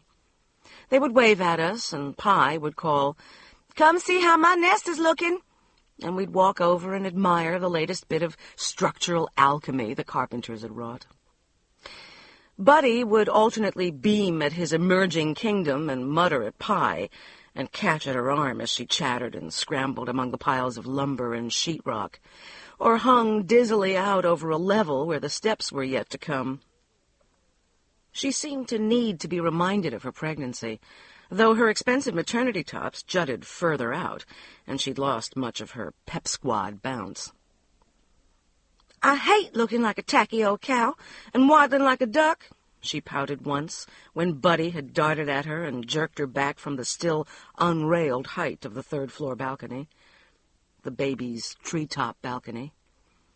"I'll be so damn glad when it's born and I can dance again. I haven't been able to dance at any decent party all fall." "Pye is a fabulous dancer," Buddy said fondly, "but I don't think she realizes that she's not going to be able to hit the dance floor 2 days after the baby comes. It's going to be hard to make a little mama out of her." Walter grimaced showily at me in the deepening dusk, and I said hastily, "I bet she'll make a great mother," and was annoyed at myself again. These two had a way of wrenching hypocritical platitudes out of me, which I wouldn't countenance from anyone else. "Oh, sure, I didn't mean she wouldn't. We want a bunch of kids, 4 at least," said Buddy. And Walter grimaced again. This time I said nothing. "Well, I'll be a mother, but I sure won't be a prisoner," Pye said, putting out her pink underlip over her sharp baby teeth. "And for all you know, Buddy Harrelson, I will be out on the dance floor 2 days after the baby comes, because I'm going to have a live-in nurse. Daddy's given me one, Colquitt. Isn't that just the sweetest thing you ever heard of? He says it would be a shame for me to spend the best part of my girlhood tied down to a baby. And besides," she dimpled, "he says he wouldn't trust his first grandchild to me for all the tea in China. Buddy just hates the idea, though. And so does his mama." She dimpled again at her husband, who flushed deep red. "She just doesn't think it looks right, is all she said," he mumbled. "I don't either. Nobody else at the firm has live-in nurses. It'll look like we're throwing money around or something." "He cares more about that silly firm than he does me," Pye said, mock sulking. "It's all I ever hear about. And they're the stuffiest people you ever saw, Colquitt. You just ought to go to some of those firm parties. Everybody sits around talking about business, and all the women wear shoes that match their dresses and have blue hair and are older than God." I grimaced at Walter this time. Some of those older-than-God people were our good friends. Buddy's face seemed to swell and tighten. "Those are senior partners, Pye," he said. "I, for one, am very grateful to be invited to their parties. Not many of the junior members are." "You must be a real comer," said Walter, more to break the tautening wire of tension than to observe a fact. it didn't seem likely that this earnest, round-faced, conventional youngster was a brilliant lawyer in the making. Later, though, we asked one of our older-than-God friends in the firm about Buddy, and he verified that, indeed, the boy did have a startling streak of brilliance in him. "Steady as a rock and a tiger for work, too," our friend said. "We have real hopes for him." At any rate, though we saw them on weekends, they seldom appeared at dusk when Kim ambled over and showered and settled in for his ritual hour before he went back to his office or wherever he went. He kept a change of clothes at our house by then and had unquestioned access to the guest room shower, and I never felt intruded upon. I was surprised to find that Walter did, a bit. "It'll be his shoes under the bed next," he said one evening after Kim had gone. I looked around to see what he was talking about and saw him picking up a damp, discarded work shirt Kim had left on the floor of the guest bathroom. "What time does he get here in the afternoon, anyway?" he went on, his back to me. "Oh, about 2. We have hours and hours of mad, brutal sex before you get home. All architects are alike. Remember the fountainhead?" "I'll have to start knocking off earlier," he said, and something in his voice made me walk around to look at his face. It was smiling, but only just. "You're kidding," I said finally. "I am. But he sure is here a lot, and he's a good-looking kid, and you're a dynamite lady, whether or not you realize it." "I'm your dynamite lady, whether or not you realize it. Come on, Walter, this is me. He's not here that much." And he wasn't. He did not come every night. He seemed to have a sort of radar about the evenings when we had plans or just wanted to be alone. And he never stayed for dinner, though we invited him. I'd asked him where he lived and if he had a crowd, friends, a girlfriend, and he'd named an unfashionable but rather grand fading old apartment house near his midtown office and said that he had a few friends he drank beer with and saw a little lady-type action every now and then. But he didn't volunteer much about his private life, and we didn't ask. He seemed realist somehow in proximity to his house. The Harrelsons he dismissed with an "oh well," or "who gives a happy rat's ass." We knew that he would not see them again after the house was done, and he said that he didn't see much of them while he was on the site. "Condition number 1, before I even gave them an estimate," he said. "I'm an architect, not a babysitter." "Are you going to be that high-handed with all your clients?" Walter asked.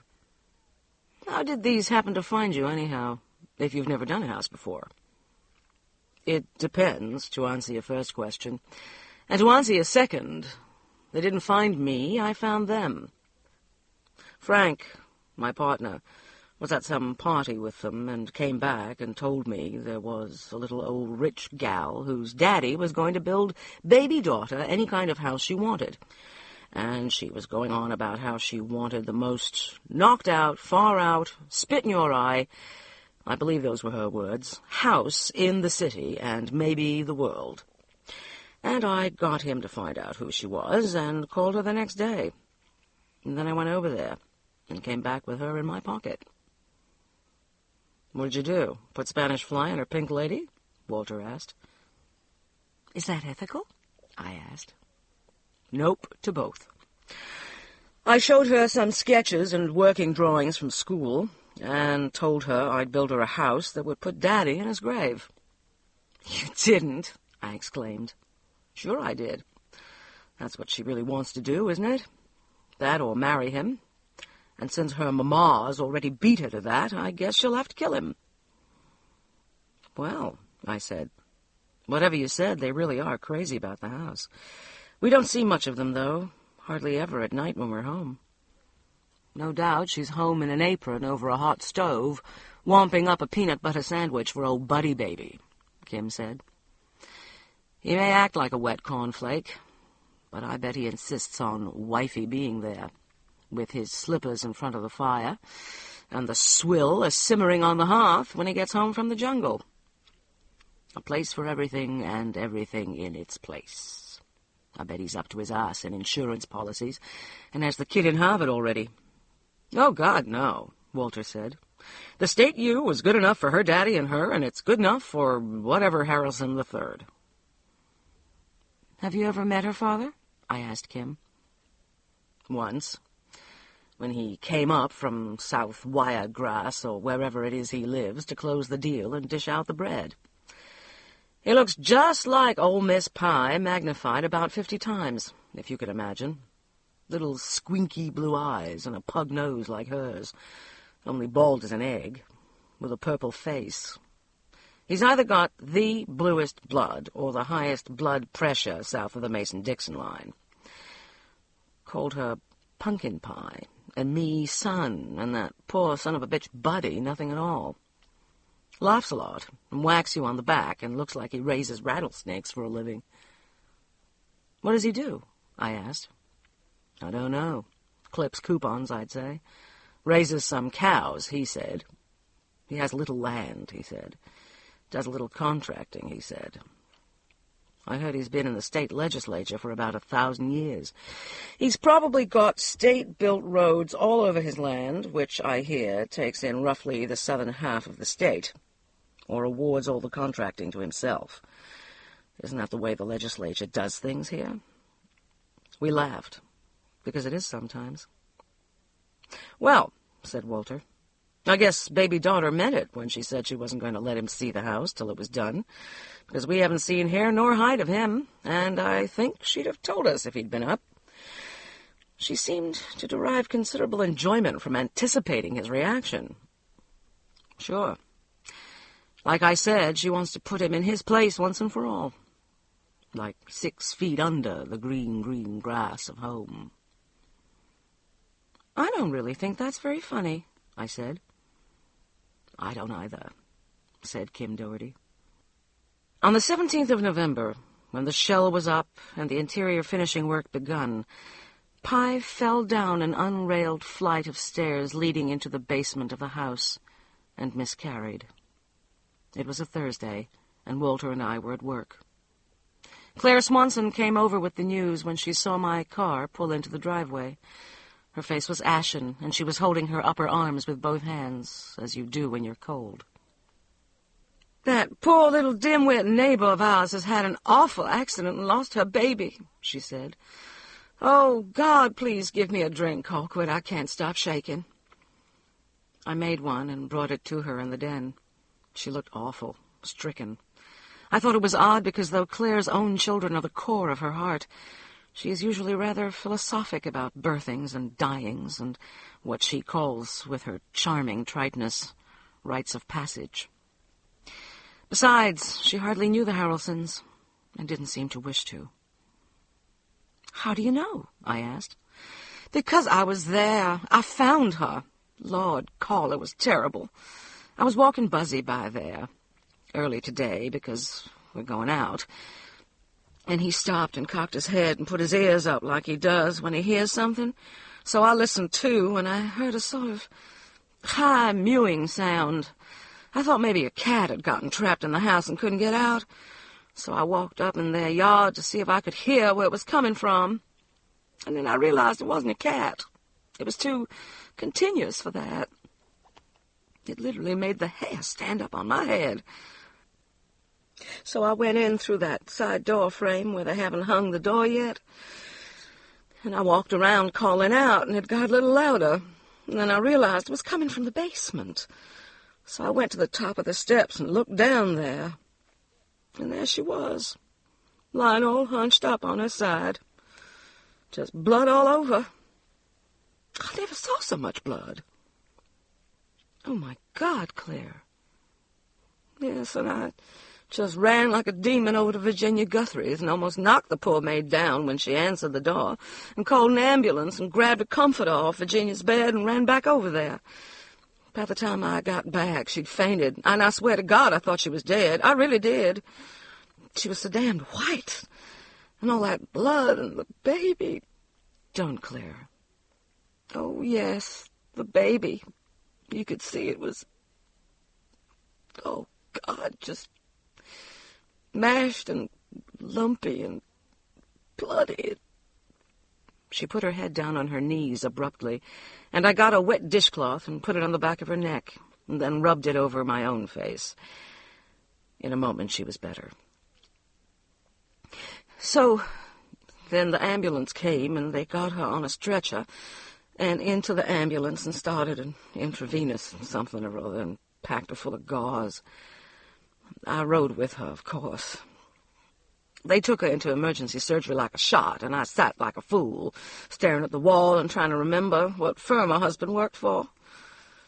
The desk nurse finally had to call him. He was there in less than 10 minutes. I never saw a kid so devastated. He kept asking over and over, but what was she doing there? I told her never to go over there by herself. What was she doing there? And then he cried, and I cried, and finally we both stopped crying and just sat there staring on the wall until the doctor came out and said she'd be all right. Thank God for that. How bad was she, really? Nearly dead, from what I could gather. She almost bled to death. Nobody has any idea how long she'd been there. If I hadn't... But he said she's young and healthy and will be okay. Did he say anything about other children? Oh, yes, no problem. It was a good, clean miscarriage. Lovely phrase, isn't it? It was the blood loss that almost killed her. I stayed until one of the older men from the firm came to be with Buddy. Then I came on home. I think I felt as sorry for him as I did for her. He was just in pieces. His first little boy. How do you know it was a boy? Because I went back over there when I got home and threw a load of sand over everything, said Claire, and began to cry. I went into the downstairs bathroom and vomited. I hardly ever do that. And I've never seen Claire cry. I suppose we both knew that the silly elfin child that had been Pye Harrelson had bled away with her baby, and what was left would be something else entirely. We were wrong, though. At least on the surface. Pye didn't seem to have changed all that much. Walter and I went over to the hospital to see her after I'd called and been told she'd recovered sufficiently to have visitors. We didn't want to go, but of course we had to. You just do. We knocked at the half-open door of her room, mercifully not on the maternity floor, and heard a deep, masculine voice call, "Come in," and tiptoed in, faces grave with the sheep-like lugubriousness hospitals paint on you. The room was throttled with flowers and baskets of fruit, and Pye lay propped up in her narrow hospital bed in a serge of yellow lace, surrounded by magazines and folded newspaper crossword puzzles. Her television was on. Let's Make a Deal was going on, insanely, with the sound off, and a big man rose from one of the chairs by the window and came toward us. "Colquitt and Walter," Pye yelped. Her voice was weak, but nearly as breathless bright as always. "Aren't you loves? Look at those gorgeous mums. Daddy, these are my super next-door neighbors, Colquitt and Walter Kennedy. This is my daddy." He shook hands with both of us and mumbled something about how nice we were to come see his baby. He retreated then to the chair and sat down heavily. Kim had been right. He did look like a grotesque parody of his daughter. But nothing else about him fitted Kim's description. The bluff heartiness, the posturing, the inflamed face. The badinage were missing. He was gray-white, and his eyes were swollen and bloodshot. He looked older than I had imagined. "Pye, I'm so terribly, terribly sorry," I said. "I'd give anything if I'd been home." "Don't you worry a minute about it, Colquitt," she said. "That darling Mrs. Swanson was, and she saved my life. She really did. All the doctors say I'd have died. But I feel just fine now, really. I'm eating like a horse, and I'm not all that weak anymore. Just too thin, the doctor says. Her voice trailed off as though she had only then comprehended the reason for the thinness, and she looked quickly at her father. His mouth worked silently, then his face straightened. I slid a glance at Walter. I couldn't quite assess the girl in the bed. She seemed more like a child than ever, a very young child, to whom a visit to the hospital, the flurrying attention of doctors, the whispered urgency, were high adventure. Just that. She didn't seem to realize she'd lost a baby, nearly died herself. As if she had read my thoughts, she said swiftly, "It's terrible about the baby, I know. I'm really heartbroken." "You're not," I thought. "And Buddy and Daddy? But I keep telling them, look on the bright side. I'm young and healthy. That's the important thing. I'll have millions of babies, millions of grandbabies for Daddy. Really. I wish you'd take Daddy out and cheer him up, though. You'd think the world had come to an end." "Of course, we'd love to. Wouldn't you like to come have supper with us, Mr. Harrelson?" I said hastily, and then realized that, of course, his name was not Harrelson. That belonged to Buddy. I thought dimly that it might be the only thing that did now. He smiled bleakly at my confusion. "It's Gladney, Matt Gladney. And you're mighty sweet to ask me, honey. But I think I'll stay around here with pumpkin pie for a little while, until her mama can get back from the motel. Or Elliot from the office. When you can spare the time, of course." Elliot, I realized, must be Buddy. We'd never heard his proper name, nor Pie's for that matter. "Now, Daddy," Pie purred. She literally purred. It was a silky, oddly disturbing sound. "Buddy's been here lots of times. Be fair. Besides, you don't really mind being stuck with your silly baby for a little while longer, do you?" Walter stared at her. Matt Gladney said nothing. I said, "Well, if you have some spare time on your hands and you need to get away for a little while, Mr. Gladney, please come by and see us. We want to get to know Pie's family. She's going to make us a nice neighbor." I knew I was babbling, but couldn't stop the words. "You know where we are, the white brick next to Pie's house. Or maybe you haven't seen the house yet." "Oh, God, stop me," I prayed. "I've seen the house," he said. "But I wish to God I never had. I wish to God I'd taken a rag and a can of kerosene and a match and burned the goddamn thing right to the ground." He made a small, choking sound and turned away. Pie gave us a helpless child's smile, and I hugged her and said, "We'll come back and see you in a day or two." And we fled before she could reply.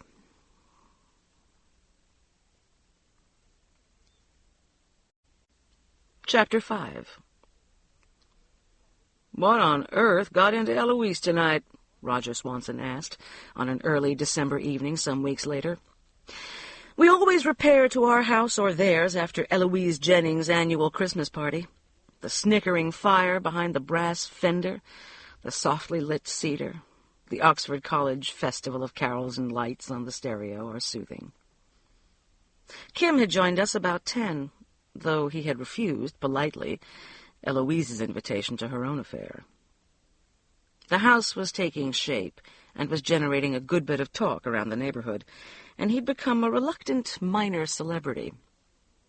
Eloise invariably referred to him as that young architect of Colquitt's, which bothered no one who knew Eloise, Kim least of all. She's just pissed off because I'd rather hung around Colquitt's body than hers. He told us and the Swansons once after Eloise had come over, dropped her little appellation, and gone home. Hers looks like it ought to be on Mount Rushmore. Competition's what got into Eloise, Claire said tartly.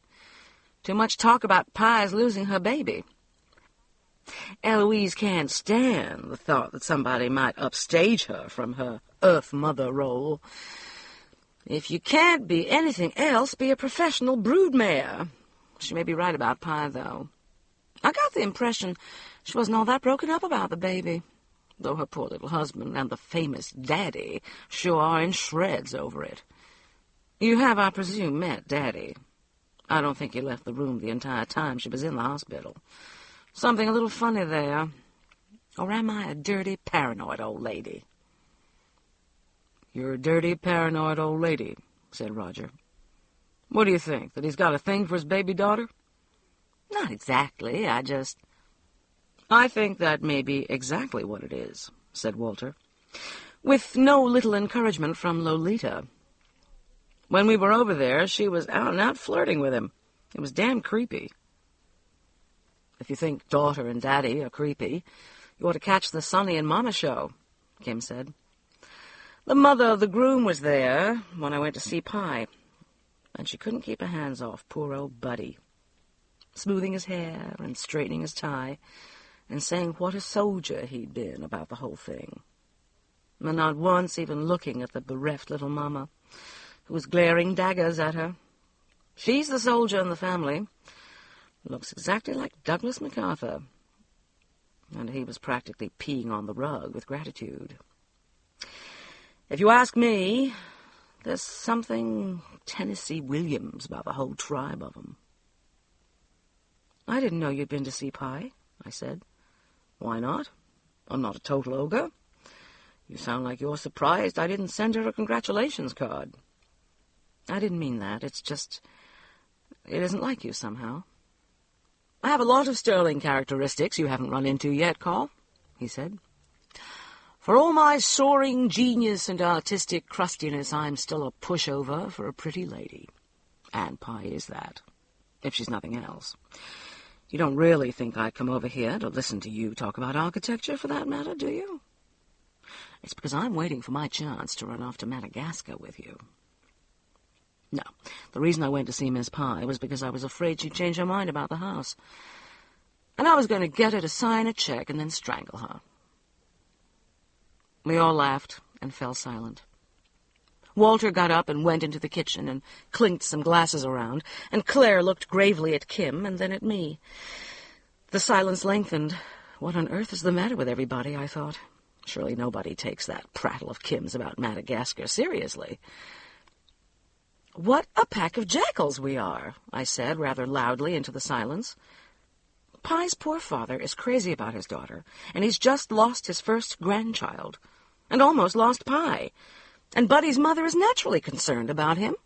He's her only child. She literally raised him.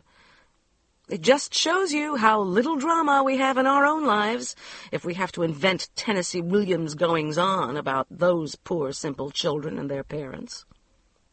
Well, said Claire, all seems to be going smoothly now. I saw the Munchkins over on the site yesterday, looking pleased as punch, showing off the house to a guy from Buddy's firm. He's that tall, distinguished man who came to be with Buddy when Pa was in surgery. He looks just like Gregory Peck.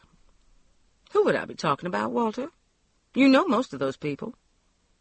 I don't have the foggiest. Everybody I know down at Skinner, Franklin, etc., is ugly as 7 miles of bad road, and, as Miss Pye points out, older than God.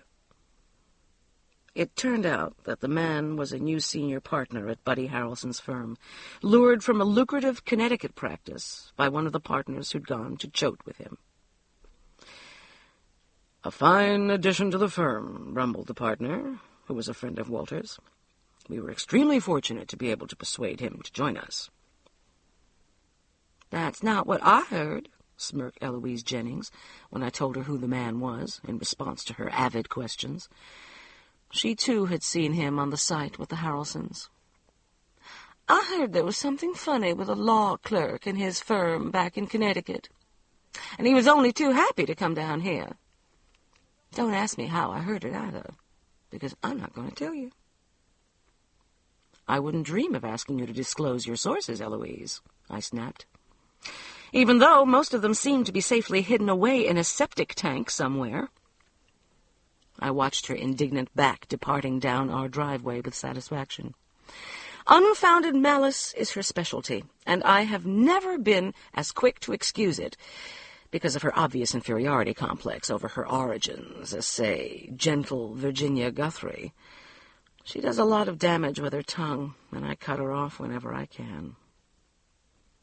"He's a brilliant man," Buddy Harrelson told us one Saturday in January, after the attractive stranger had made a cursory tour of the nearly completed house with the young Harrelsons, and had driven away in his lustrous BMW Bavaria. "He's only been with the firm about 6 months, and he's already completely reorganized the tax department. I'm working almost exclusively with him." "Buddy's his protégé," bubbled Pye. "Luke told me he's got more promise than any young lawyer he's ever seen at this stage." She was looking radiant again, her rosy blondness glowing against a satiny nutria trench coat. "Daddy gave it to me for Christmas," she said, when I complimented her on it. A little of the pink pleasure that had bloomed in Buddy's face at her words about his promise ebbed. Or perhaps I imagined it. "Luke?" I said. The man I'd seen with them had seemed impeccably dignified and somehow unreachable, even in a faintly shabby camel's hair coat and tweed hat. He didn't look as though he would have a nickname or share it with a junior lawyer if he did. He did indeed remind me of Gregory Peck, though. He was, from a distance, a strikingly handsome man. "Lucas Abbott. Schuyler Lucas Abbott, please," Pye said, dimpling. "Isn't he gorgeous? He's going to make my sweet husband into a star. He's teaching him all about tax law." She crinkled her nose. "And he's going to get us into the club. They have a reciprocal with his club in Connecticut.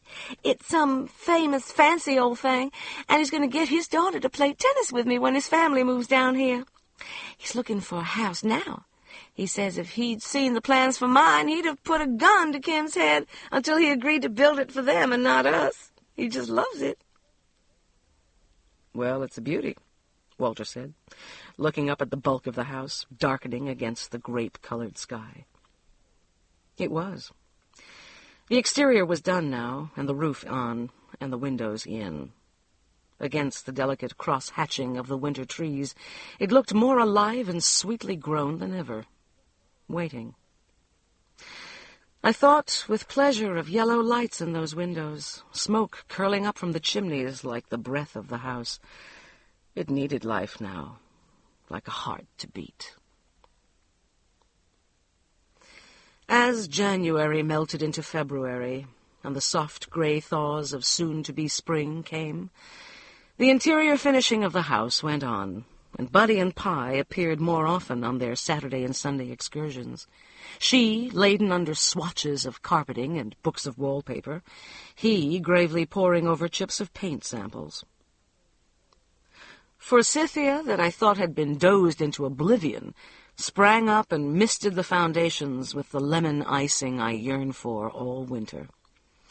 Wild violets and a few crocuses pushed up through the mud. It was a warm, wet spring, and Kim Doherty's boots were left, by unspoken agreement, on the patio when he came for his scotch and water. "I switch in April," he said. "Vodka touches not my lips until after I've given the IRS its pound of flesh." I thought he seemed quieter that early spring, preoccupied, though his skirling banter never flagged, but it seemed forced, desultory talk to mask the fact that his mind was far away. "Are things going badly with the house?" I asked him finally. "No. I never saw a house go up so smoothly. Though I haven't seen many houses go up," he said. "Why?" "You've seemed a million miles away lately, like something was bothering you. I thought maybe you were running into snags over there." "Not over there. That baby is a jewel of a house. I'm running into snags at the office, though." Walter and I waited. We'd never pressed Kim. It was a major bone in our friendship. He would tell us or not. "The fact is, I don't seem to be able to design worth shit," he said finally, looking into the depths of his glass. "I'm a good month behind on the Douglas plans, and that should be a piece of cake. It's a fantastic sight. It just seems to be sitting there, telling me what to do on it. Just shouting out sometimes. And it's like I can't understand what it's saying. When I first saw it, I knew just what ought to go up there. I just had it whole in my mind. Like, as you say, Carl, it just grew right up out of the ground. Christ, I could see it. And now I can't. I can't even get a pencil going. What I've done so far is garbage. I'd have flunked out of first-year architecture if I'd submitted what I'm doing now. I can't show the Douglases what I've got. They've been over there and looked at the Harrelson house, and they think I'm God Almighty. And I sit there doing tic-tac-toe on a brand-new tracing pad. Everybody gets stale, I said, distressed. He seemed suddenly as fragile and vulnerable as a child. You've been pushing awfully hard on this one. Maybe you ought to ease up for a little while and just rest your head. Can't Frank take over? He's going to have to. But it's a crummy deal for the Douglases. He's damned good, but he's not as good as I am. Or was. It was me they wanted. Maybe this one has just plain demanded too much of you, Walter said. That happens to me sometimes. I get a campaign going that I really love and just can't seem to put it away. It obsesses me, and I'm no good at all till it's sort of finished itself in my mind. No, Kim said. It's never been like that with me before. When a design's done, it's done. I'm not tired or obsessed or any of that temperamental shit. I just can't design. Something's gone. It's like some ear inside me that used to be able to listen to a sight isn't there anymore. I'm beginning to think I'm a one-house architect, than which there is nothing sorrier. Maybe I should have been a lawyer like the old man wanted me to be, or gone into business, God help me, sell carpets. It was a heavy, painful joke, and no one laughed. He had another scotch and stared a while at the dying fire, and then went home. I listened to his old VW chugging off down the street. My heart hurt physically. I wondered if it was the way I would have felt about the children I would never have. For the first time, regret for them washed over me. Walter came and stood beside me, one arm around my shoulder. What do you think? You mean, do I think he's shot his wad with this house? No. I think he's young, and he's done one fantastic house, and he's practically scared himself to death with it. I mean, what do you do for an encore? He knows he's got a hard act to follow, and he's choked up on it. I also think he's feeling more than a little sorry for himself. Christ, everybody who's creative goes through the same thing, but there's no telling a novice that. Kim is a fine architect, and he's got to learn to run on a mud track sometimes. Every house he does just can't be as spectacular as that one. I think it can. Or he won't do any more. I don't think he'd settle for being just good. I almost think he would go sell carpets rather than not be able to do this again. Oh, Walter, I can't stand it if this is his only house. It would kill him. And I don't think he's feeling sorry for himself at all. Kim doesn't do that. It won't be his only house, and it won't kill him. And I think he is feeling sorry for himself. You spoil him to death, Carl. You've gotten almost obsessed with him. I don't understand it. He doesn't like you. I stared at him, and then out the den window. Walter had never talked like this before about any of the young men who had, over the years, become friends of mine. Many had. I'd always thought it was because I was able to offer rapport and easiness without the tiny, crackling undercurrent of sexuality that runs through most of the friendships women have with men. Nor did I think I was devoid of attraction for them. You can tell when that's there, and I'd always been able to transcend it, make the relationships both more than that and less. Any of my emotions that went past friendship went to Walter. I thought he took that as much for granted as I did. I looked deeper into myself and back at the relationship with Kim. Was there anything in it of obsession? Anything of the delicate electricity I always banished from my other relationships with men? Anything at all that I might be concealing from myself? No. I knew there wasn't. I looked up at Walter. Are you saying that you think there's something between Kim and me? I asked. Because there isn't. I shouldn't even have to tell you that there isn't. This isn't like you, Walter. I really love Kim, but I thought you understood how I did. I thought you were fond of him, too. He sighed. I do understand. I am fond of him. I really am. I don't even know why I said that. I just don't like to see you worrying so about him. You're not his mother. You're my middle-aged sex bomb. Come here and give me a big smooch, and we'll go on from there. I did. Nobody says smooch anymore, I said. Nobody says sex bomb anymore. So my mind stopped in 1958. There's nothing wrong with my pecker. Nobody says that anymore, either. Later, when I opened the back door to let Raz and Foster in, I saw a light bobbing in the darkness next door. It was a round disk of white light, and it swayed and skipped erratically over the ground, now playing across a swath of bare foundation, now plucking a piece of cypress siding out of the blackness, now dancing insanely over the red rutted driveway. I stood very still and watched it. It disappeared. And then I saw it flickering like swamp fire through the black windows. I stared, uncomprehending and beginning to be frightened. And then I heard the front door slam and the unmistakable rumble of Buddy Harrelson's voice saying, I don't know where in the hell it could be. I'll come over first thing in the morning and go over every inch of it. Jesus, I'm sorry. There was an indistinguishable answering rumble, and I called out, Anything wrong? Buddy shone the flashlight toward me. Call quit? No, Luke's missing his watch and thought it might have slipped off when we were over here this afternoon. But I can't find it. Sorry if we scared you. Just for a minute, I yelled back, beginning to be cold. I thought you were a hant. No hants, Mrs. Kennedy. And I heard Lucas Abbott's voice for the first time. It was just like the rest of him, mellow and modulated and cultivated. Just a starving lawyer looking for his watch so he can pawn it. He laughed. I liked his laugh. I'm looking forward to meeting you people sometime soon, he added across the black driveway. Us too, I called back. Come over for a drink next time the Harrelsons drag you over to admire their house. I thought that probably sounded sour and unneighborly, so I added hastily, It's a beautiful house.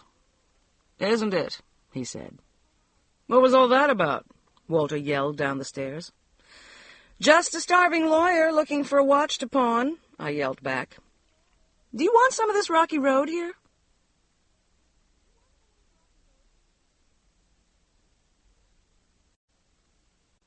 Chapter 6.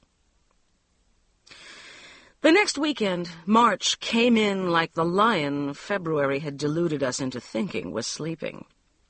A black, killing frost stole in from some Canadian peak and blasted my camellias.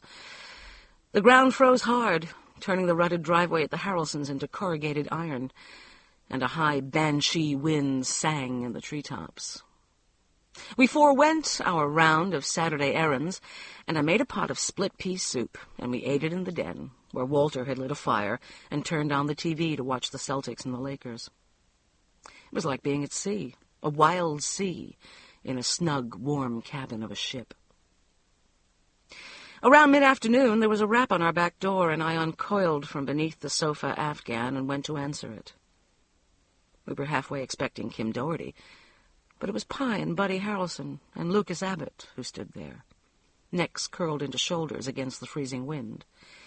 They came gratefully into the kitchen, and a red tumble of Puppy came with them on the end of a green leather leash, his nails skittering across the waxed tile. Buddy said you invited us this time, said Pye, giving me her ingenue's smile. When you saw him and Luke the other night looking for Luke's watch. I wanted him to meet the world's best neighbors, and I wanted you to meet Casey. Isn't he adorable? I sighed inwardly, cursing my late-night backdoor chattiness, and led them into the den. The puppy preceded us, capering and sniffing and bounding, and when we entered the room he was sitting on Walter's lap, licking his face in an abandonment of ecstasy.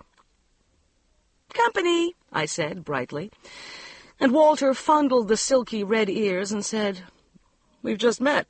Hi, Harrelsons." He gave Lucas Abbott a questioning smile. "This is our friend and Buddy's boss, Lucas Abbott," said Pye, prodding him a little forward. "Call him Luke. Luke is a combination daddy-mentor to Buddy, and we just think he's the greatest thing on earth. Colquitt and Walter Kennedy, Luke." Lucas Abbott and Walter exchanged what-can-you-say grins over Pye's bright head, and Buddy turned his accustomed dark red. "Mentor, hardly. And Daddy, I fervently hope not," said Lucas Abbott, in a deep Eastern drawl that spoke of prep schools and Ivy League college. "He's going to be a very good lawyer one of these days, and I'm pleased to have him in my bailiwick at the office. It's good to meet you people.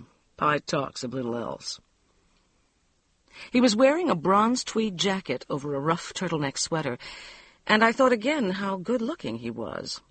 There were brushes of pure silver in his thick chestnut hair, and he had a carved, high-planed face and gray eyes that reminded me of Kim's. It was like being in the room with a celebrity or a personage of some sort. You've seen them in photographs and on film, but nothing prepares you for the sheer physical perfection. You can't look away.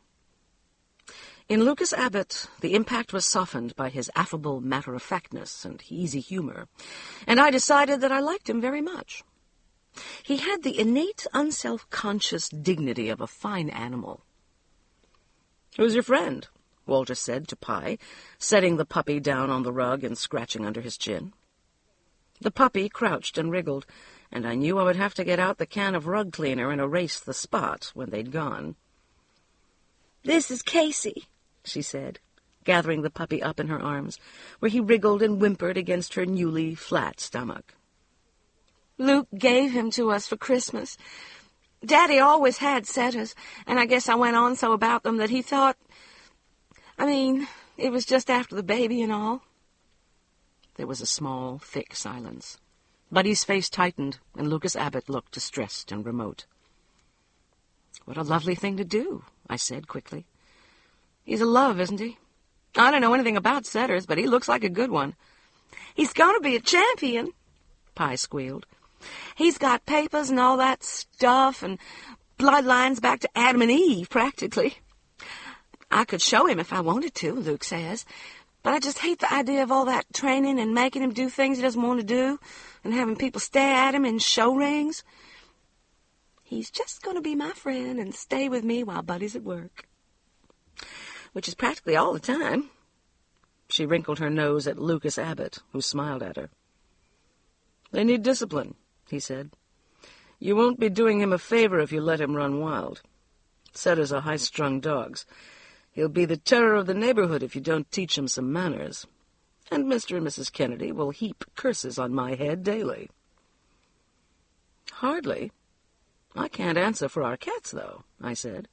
"Raz and Foster are already the terror of the neighborhood. I've seen them chase the Swansons' Schnauzer down the driveway in a full rout more than once. I don't think you'll have to worry about Casey, though. The street's crawling with dogs, and they all seem to coexist pretty well together." I made a pot of coffee and brought out the cheese Danish left over from breakfast. The puppy fell into an abrupt, tumbled puppy sleep in front of the fire, where he twitched and whimpered occasionally. Lucas Abbott talked about his family back in Darien, of the sort of house he was trying to find for them. There was, in addition to his wife, Anne, a married son, and a daughter in her last year at Wellesley. "So I really have until summer to find something," he said. "Anne will stay in Darien until she sells the house and Marty finishes school. I have specific instructions to look for something big and roomy and older on a street just like this one. So far, nothing." Houses in close-in old neighborhoods like this one aren't that easy to find, I told him. You generally have to wait until somebody dies. That sounds ghoulish, but I think people here check the obituaries before they look at the real estate section. I know some good agents I could put you in touch with, though. Thanks. I have all the faith in the energetic young lady the firm found for me. I'm driving her bananas, but she's unfailingly polite. You know, I've never liked contemporary stuff before, but since I've seen the Harrelsons' house, I'm almost tempted to rent something and get this young Doherty of theirs to do one for us. In fact, I've talked to him about it. Oh? Walter said, noncommittally. Kim hadn't mentioned it. He didn't seem very interested. I don't know if he disapproves of Yankees or what. He was polite, but that was about it. Oh, it couldn't be that, Luke, Pye put in. He's a Yankee himself. Massachusetts or somewhere. I'll talk to him. I'm sure he'd... Do you get back home very often? I asked Lucas Abbott to divert her. No, he said. I'm afraid I haven't as much as I'd hoped this winter. Christmas, of course, but the office is keeping me hopping. I'm in there almost every Saturday and Sunday. Don't I know it, Pye pouted. I might as well be a divorcee for all I see, buddy. But I guess that's the price I have to pay for having a successful husband. Luke has dinner with us almost every Saturday and Sunday nights, though. This beautiful man, Colquitt. He even swears he likes my cooking. Can you imagine?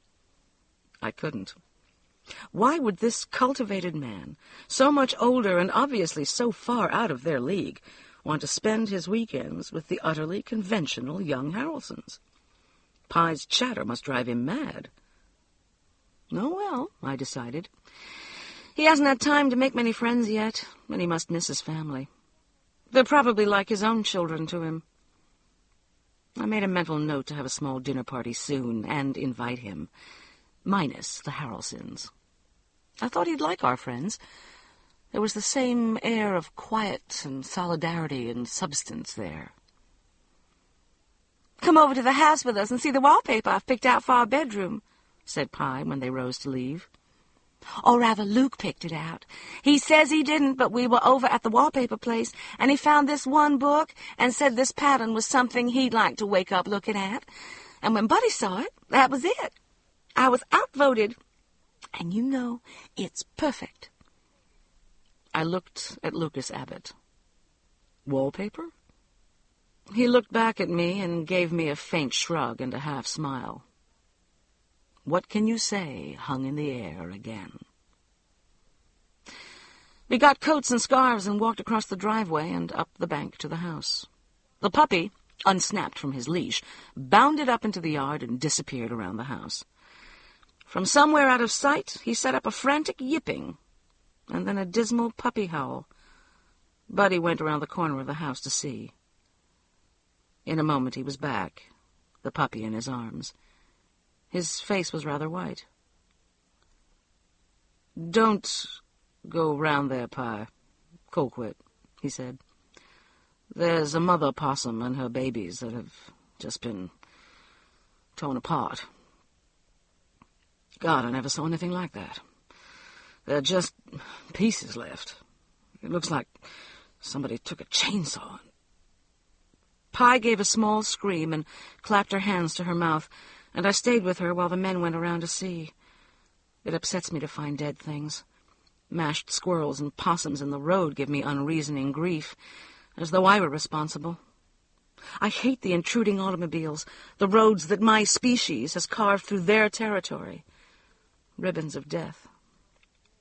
I even have brief moments of hating my own cats when they bring me maimed and bleeding chipmunks and birds.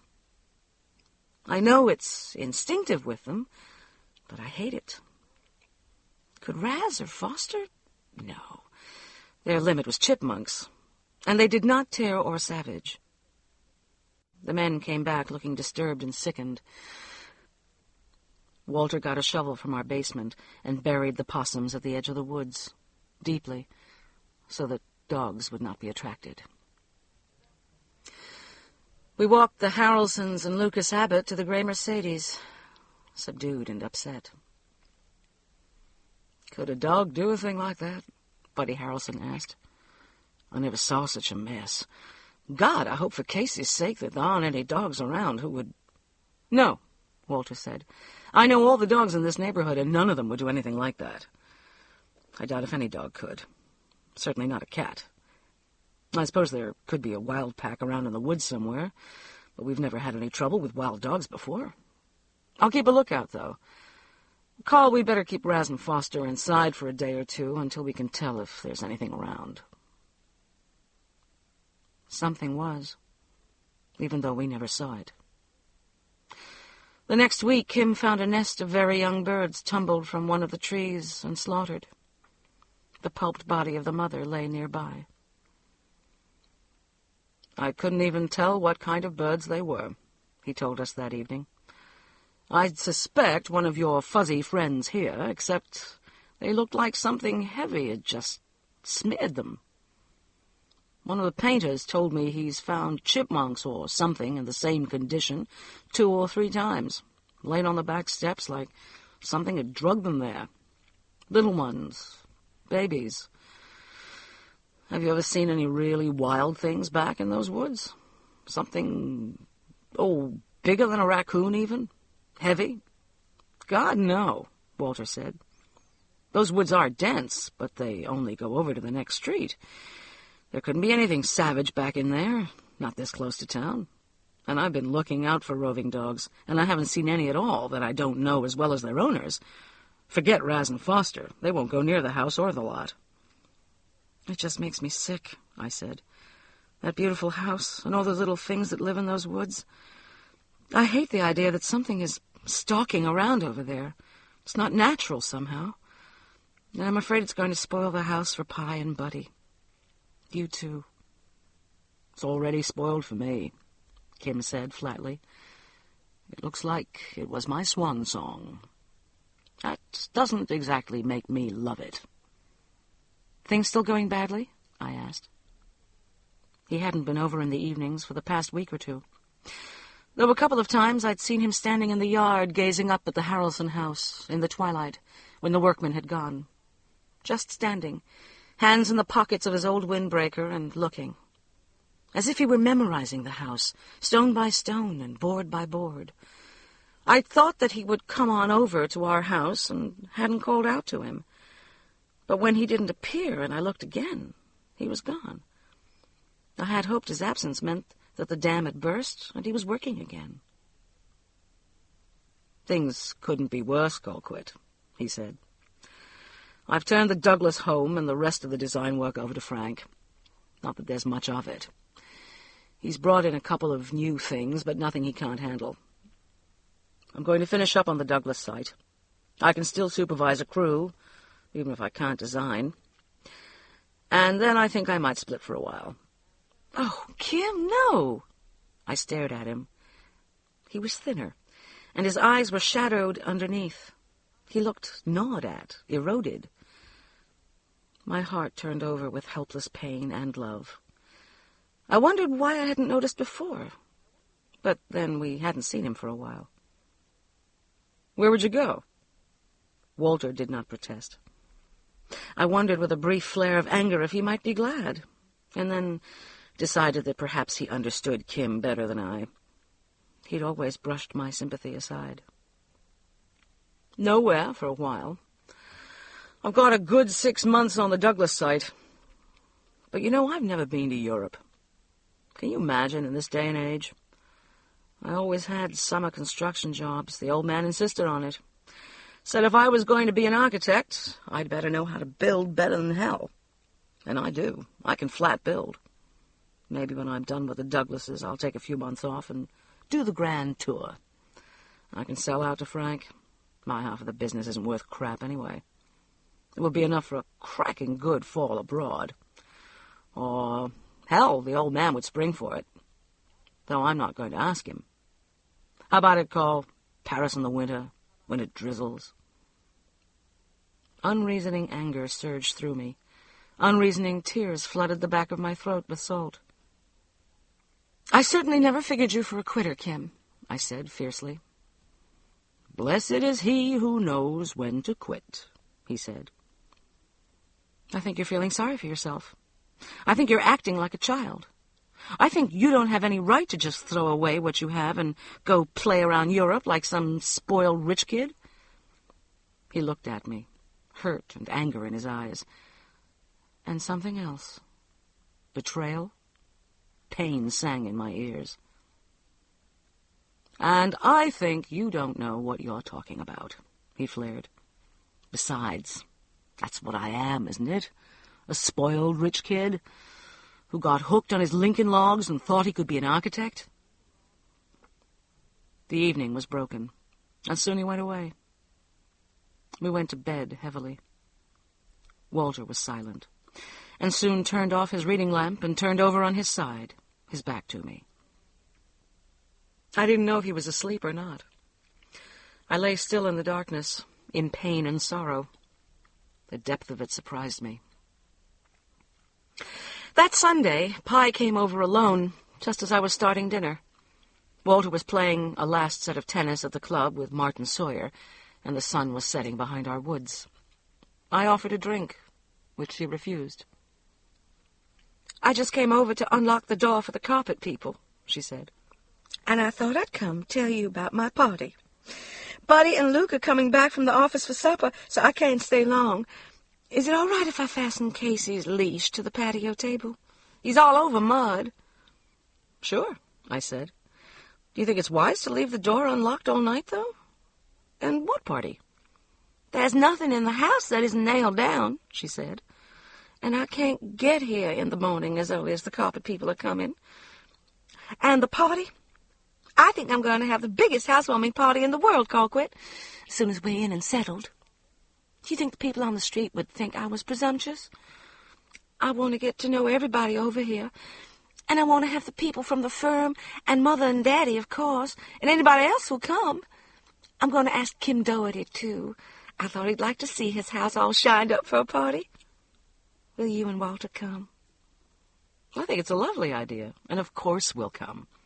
Nobody will think you're presumptuous. We all love parties, and everybody will want to see the house.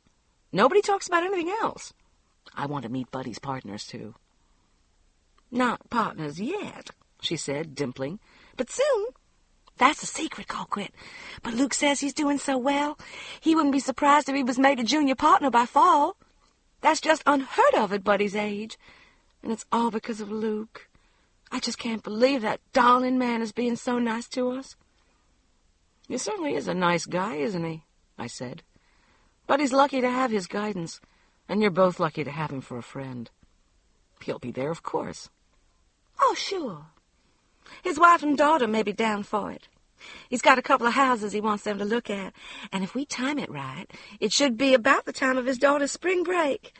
He's even offered to bartend, or get a bartender from the club. I think that would be fancy, sort of, don't you?" "By all means. Who's bartending? Can he spare an aging athlete a little booze?" said Walter, coming in damp and flushed from the kitchen, a soggy club towel around his neck. "I didn't hear you come in," I said. "Too busy girl-talking," he said smugly, knowing I hate that term. We sat in the darkness, fully dropped by now, and Pye told him all about her party and Buddy's impending partnership, and then rose to leave. We went out onto the patio with her. The green leash was still affixed to the patio table, but the puppy was gone. "Oh, my God!" Pye yelped in distress. "I'll never find him in this dark. Oh, Buddy will kill me. He thinks the sun rises and sets in that dog. Oh, please, will you help me look for him?" "Of course," Walter said. "I doubt if he's gotten far. Let me get the flashlight and we'll scout around." Casey wasn't in our backyard, and he didn't come in from the woods when we called and whistled. He wasn't around the gray Mercedes either, or in the front yard. "Maybe he's straight over to your house," Walter said, and we picked our way up the bank and into Pye's yard. Pye darted ahead, whistling and calling, her voice high and childish with fright. Walter followed, swinging the flashlight back and forth, methodically, sweeping orderly sections of the yard. In the end, it was I who found the puppy. I stepped on him in the darkness, or on what was left of him.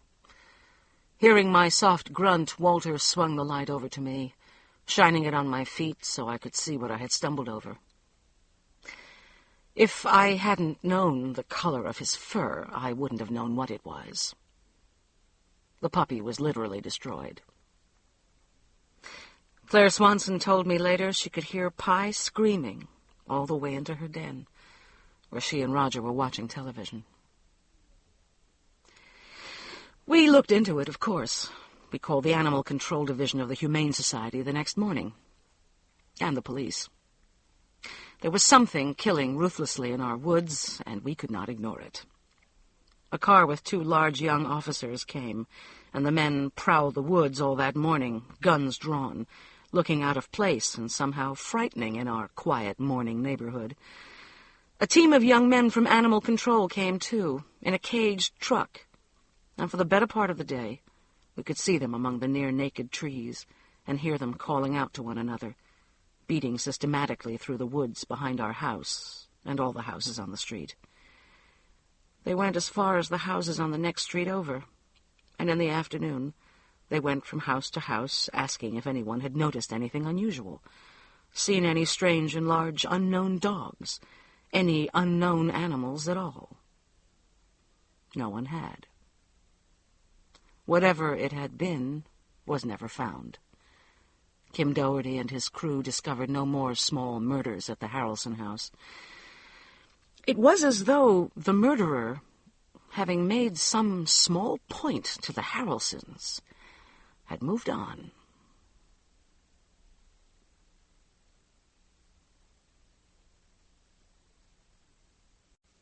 Chapter 7. The day of Pye's housewarming was as perfect a day as late April can produce here. There'd been a small chiming rain in the night, but it had stopped before dawn, and when I let the cats out the back door that morning, the pure sweetness and greenness of the day washed over me like a wave on a summer sea. Sunlight dappled the lawn with that gold-green light that has always gone by May. Birds were ruffling and caroling in the trees and around the bird feeder. Chipmunks and squirrels were whisking busily and prissily about their morning chores.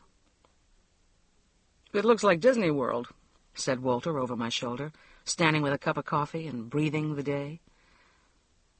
"Or the Peaceable Kingdom," I said, watching Raz and Foster pad high-hipped across the yard and into the woods, ignoring the birds and squirrels and chipmunks, who ignored them in return.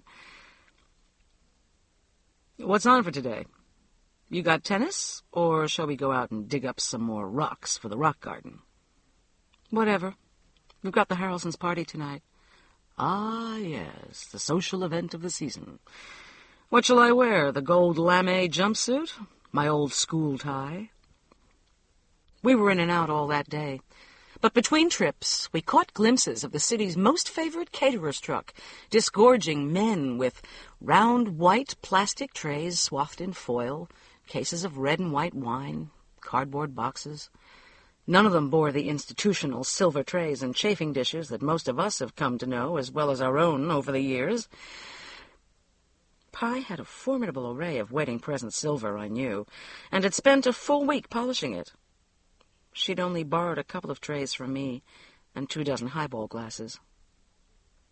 That afternoon, as we were returning home from our last jaunt, Buddy and Lucas Abbott appeared, laboring under cases of liquor. The Harrelson driveway and front walk had been swept to skeletal bareness, the newly green front yard raked and mowed, the creek banks raked. With the hardwoods full and blooming green, and the fledgling shrubs around the foundations glistening from a recent hosing, the house looked dressed and combed. A debutante, a bride on the threshold of the aisle. "You got enough booze there to keep the entire north side of town in bed till noon tomorrow," Walter called from our driveway. "Need some help?" He went over to help them wrestle the last 2 cases into the kitchen, and I carried my bags of groceries into our house and came back out. They were standing at the edge of the pristine driveway, and Pye had joined them. She was breathless, and a little pale in faded Levi's and a sweatshirt with her sorority's Greek letters on it. "How's it going?" I asked, Need any help at all?" "No, this is the last thing until the bartender comes," Pye said. "I'm just scared to death, Colquitt. Mother and Daddy are driving up, but they won't get here until about 6. They're going to spend the night with us, and I'm just terrified that nobody's going to come, and the ones who do are going to hate it. What am I going to say to the first people who get here?" "Why don't Walter and I come over early and be there when they do?" I said. "We know everybody on the street, of course, and some of the people at Buddy's firm. Would that make you feel better?" "Loads better. Would you?" "Of course," I said to her. And to Lucas Abbott, "Your family must think you've deserted them. Why don't you go on and let Walter and me help with the last-minute details? Did they have a good trip, by the way?" "A fine trip," he said. "They got in at noon, and I dropped them at the hotel and left them in a pile of underclothes and stockings and shampoo. I don't think they've missed me yet. They'll be here a few days more, so we'll have plenty of time to get reacquainted. I'm going to take them out tomorrow and show them the house I picked out, and I plan to take a couple of days off and show them the sights." "They'll be here tonight, won't they?" Walter asked. "Oh, yes, wouldn't miss it. I imagine they're fussing about what to wear right now." "Well, we look forward to meeting them," I said. We were there by 4:45. James, a magisterial bartender from our club, permitted himself a small smile at the sight of us and made us drinks from behind his white-clothed bastion. The bar had been set up at the end of the living room in front of the sheer expanse of glass that let in a wall-sized panorama of woods, creek, and the first-level balcony. The room looked born of air and green light, wild and glorious in the slanting sunlight. Flowers glowed everywhere, and candles shimmered. "It looks gorgeous," I told Pye. "Everything does. You've done a sensational job. Your table looks like something right out of a Cunard ad, and you look like something out of Vogue." She was in silky pajamas of apple-green crepe de chine, and did look beautiful, fragile, and very young. One long strand of creamy pearls, unmistakably real, was her only jewelry. "Thanks. Do you really like the pajamas? They're not exactly my kind of thing, but Buddy bought them for me just for tonight. Only I bet Luke picked them out. Buddy likes full skirts and waists." "They're great, and Luke knew just what he was doing, if indeed he's responsible for them," Walter said. "You're a lucky gal to have your own resident Pygmalion." "Who?" "Just an old Greek who had a thing for statues," Walter said, draining his drink and not looking at me. "Pay no attention to me. James is out to get me drunk tonight." James tittered, and the doorbell rang, and Buddy came down the stairs, resplendent in a correct, lightweight blue blazer, and with damp comb tracks in his hair, and Pye went to greet the first of her guests. It started out well enough. People on our street trickled in first, knowing instinctively that their early presence would please and reassure the young Harrelsons. None of them except us, the Swansons, and Charles and Virginia Guthrie to their left, had seen the inside of the house, and with the white sorcery of the candlelight and the fading sunset and the splendid table and James's alchemy at the bar, the house took on an almost enchanted air, like Morgan Le Fay's Castle Chariot in its fairy aspect. I could hear soft gasps of pleasure and admiration from the knots of people at the bar and around the buffet table, and murmured compliments. In the face of our capitulation, in the first flush of her success, Pye's little girl party manners gave way to happy chatter and small flirtings and exuberant gestures. Buddy alternately beamed and frowned with suppressed pride, and kept glasses refilled, and agreed, yes, it was a pretty good house if he did say so himself.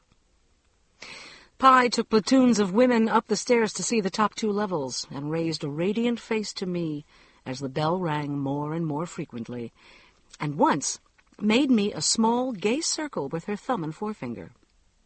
Okay, going well. A few of the people from the law firm came, and then more. Between us, all the people from the street seemed to know all of them, And the young Harrelsons wove and bobbed and smiled among the groups that formed and broke and reformed around the table, all talking of comfortable small things and half-forgotten sillinesses, as people will who've known each other for a long time. Before the downstairs became too crowded and clotted with smoke, in that lovely golden time when a good party is trembling on the verge of becoming whatever it will become, and expectation seems to thrill in the air like a fine silver wire, I looked around and wished that Kim Doherty were here. It seemed to me then that the house at this moment might somehow have healed him, restored him. But he hadn't come yet. Pye's mother and father came then, and I watched Pye's evening swell and crown and burst into joy. She ran to the door with small squeals of pure delight and ushered them into her beautiful, ringing house, an arm around each one of them. Her head tossed as if plumes were affixed to it. Her skin glowed like her incandescent pearls. "Look, Mama and Daddy. Look what I did. Look what I have. Look what I am." Her mother, a tiny, plump woman in harlequin glasses and shoes dyed to match her teal-blue silk, beamed back and breathed in this overwhelming aura of daughter audibly. Pye clung to Matt Gladney's arm, giving it small, quick pressures, dimpling up at him. His face was florid once more, and the small blue eyes twinkled, and he smiled broadly. But I felt a small finger of unease watching him. Somehow I thought he disliked this moment. He shook hands firmly with Buddy, but his gaze was already beyond the boy, measuring the house and the room and the guests like an inchworm. A duller, deeper flush crept up his broad neck into his face. "Ain't no white columns here tonight," Walter murmured to me, and I saw that he too had been watching Matt Gladney. "I think he hates Baby's Castle. What do you think?" "Well, it doesn't have very good associations for him," I said, thinking of those basement stairs that had bled his grandchild away. "And if he's a stickler for columns and Chippendale, all this would hardly enchant him. This white and chrome and leather is pretty overwhelming. He'll come around, since she's so proud of it." Pye herded them up to the bar, and Buddy introduced them, correctly and gravely, to a knot of the firm's senior members who stood around it. Many of them seemed to know Matt Gladney, the legislature, I remembered. Their wives moved in to encircle Pye's mother, welcoming and assessing at the same time. I saw Virginia Guthrie break away from a group of neighborhood women and join the women around Mrs. Gladney. She looked stunning and imperial in the gunmetal silk that almost precisely matched her prematurely gray hair. Charles's emeralds, the 25th anniversary present she so treasured, caught a last shaft of sunlight and sprang into fire.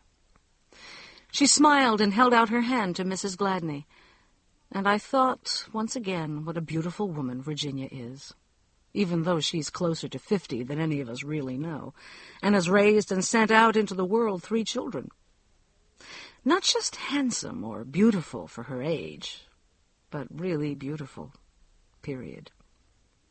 Virginia ought to soften up that shark's grin on Daddy, I thought. Virginia plus those emeralds. He's got to approve of all that, even if the rest of us leave him colder than a mackerel. I thought we probably did. His neck had grown redder and his voice louder, even though his voice was hearty and his feral smile never wavered. "What the hell is Big Daddy so mad about?" Claire Swanson asked me as we stood at the buffet table. "He looks like his face is going to explode. You can feel the mad like a cloud of smoke. There's just no reason for it that I can see. I think Pye's doing very well tonight." "Too well, I'd say." Walter appeared beside us, wearing the half-satanic, half-cherubic smirk he gets when he's had just a trifle too much to drink. "She did the whole schmear all by herself, without Daddy, and with just old Buddy Baby. Can't have that. Smacks of treachery and insurrection. I'll bet he'd just love to see his cherished son-in-law with his fly open. or wearing a lampshade on his head, or going berserk and pouring a drink down Eloise's utterly astounding cleavage. Claire and I looked over at Eloise Jennings, whose sun-speckled breasts were in imminent danger of spilling out of her deep V'd black caftan. We snickered. "Save the whales," said Walter, pleased with himself.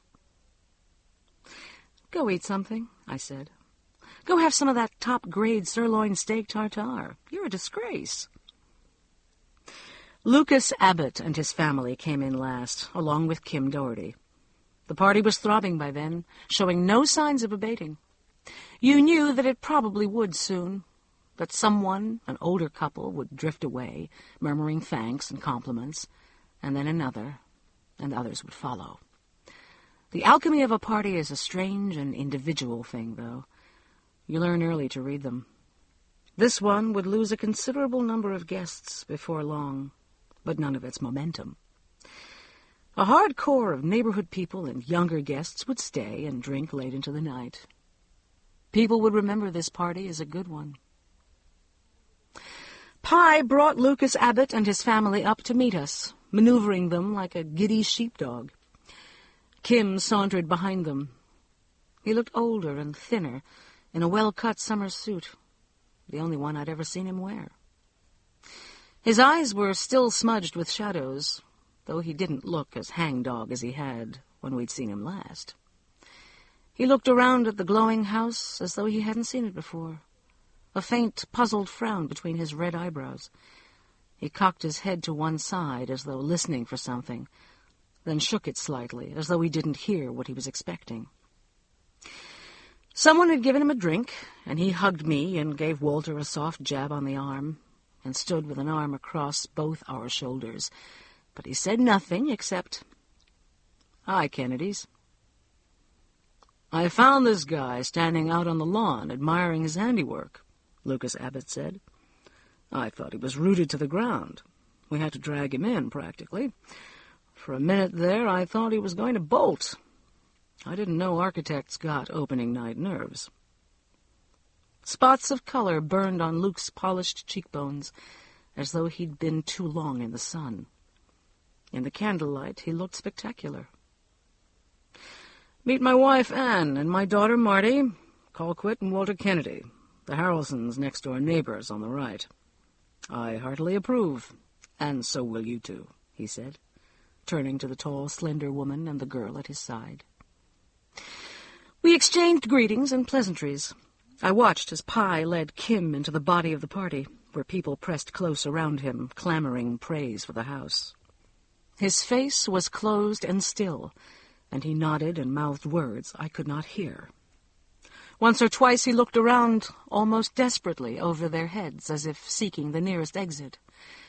I was disturbed and unhappy for him. Perhaps, after all, it would have been better if he hadn't come. "We've grown very fond of your husband," I said to Anne Abbott. "He's been wonderful to Buddy and Pye, and we see a good bit of him. I hope it'll be far more now that you're moving here." "Luke has told us about you, too," Anne Abbott said. She had a soft, even Bryn Mawr voice. "And about the Harrelsons, of course, and their house. It really is lovely, isn't it?" "It is. And from what I know of your husband's taste, yours will be just as lovely. I think he's saved the Harrelsons from some near-suicidal decisions about wallpaper and such. And if the party's a success, they have him to thank. I know he's a wonderful family man, because he's been so generous to them." "Luke is a generous man," she said flatly. There was nothing in her voice of the small social lilt that you usually hear in the voices of people you've just met. There was a silence. Lucas Abbott said, "Let's go sample some of that excellent stock Walter here helped us lug in today. I am as arid as the Gobi Desert." He placed a hand lightly on each slim, tanned arm and bore his two women away toward the bar, Buddy following in their wake like a sturdy tugboat. I saw that Lucas Abbott was staggering almost imperceptibly. "I think Lucas Abbott is drunk," I whispered to Walter, shocked. I don't know why I was. Most of us were slightly tipsy by now. But I'd never seen him waver, never heard him slur, and it was as alien to his cool dignity as a shrill scream would have been. He seldom drank at all that I knew. "Depths and depths," Walter said owlishly. "I think he is, too. A little tiff with the girl of the Golden East there, do you think?" Maybe. She was sort of brusque with him there for a minute, I thought.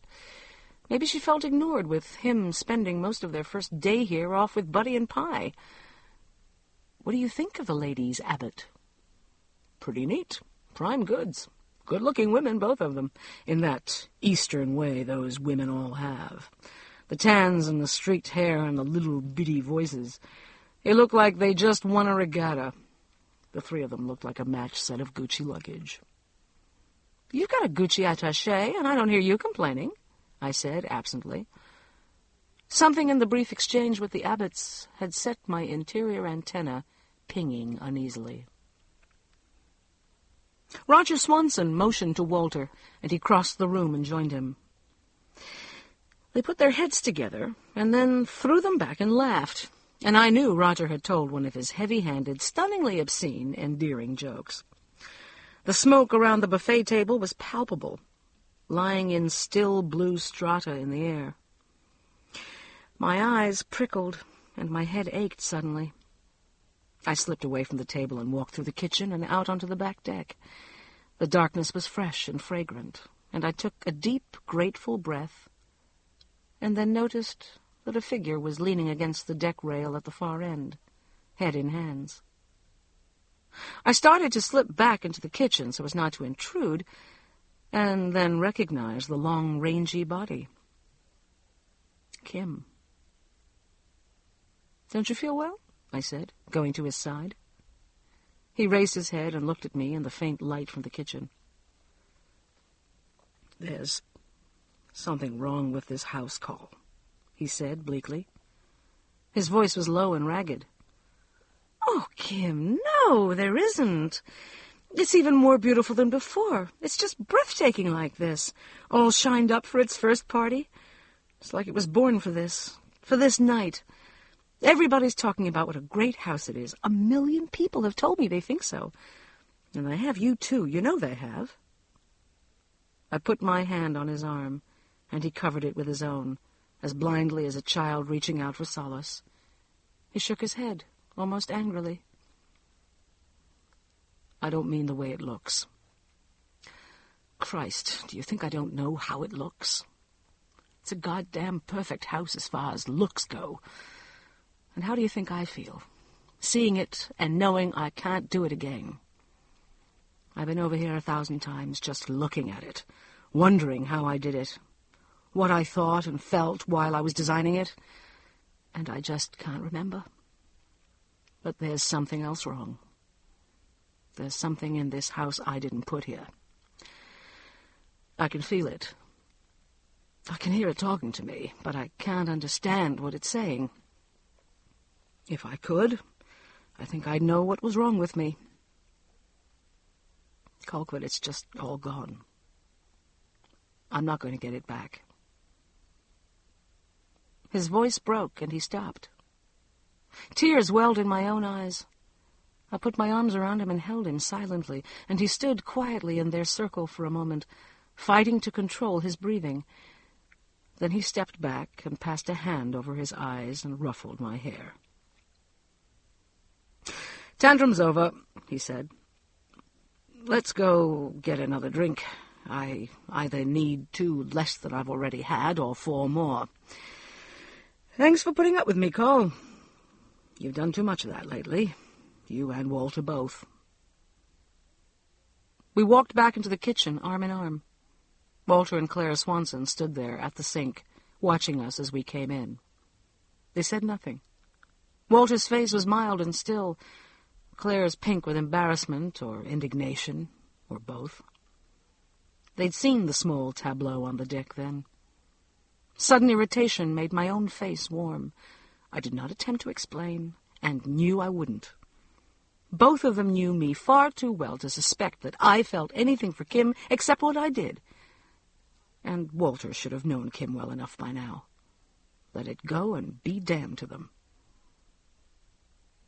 Walter spilled clam dip on his coat, and since we couldn't find you, I did the honors, Claire said, brandishing a damp dishcloth.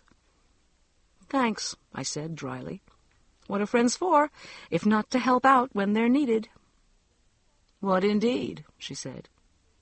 We all returned to the roiling living room. Something seemed to creep into the evening about then. Afterward, we couldn't isolate what it was. It just went sour, Claire said. Everything got too much. That was about as close as any of us ever came to it until much, much later. In a way, I'm glad that other people noticed it. It gives a small shred of validity to what we think now, Walter and I. It started, for me at least, with a flurry of raised voices at the end of the room where the bar was. Just a small flurry, like you get sometimes when someone brings up local politics at a party where everyone has had too much to drink. I could hear Matt Gladney's voice above the others. It roughened as I listened, went flatter, more nasal, more wiregrass south.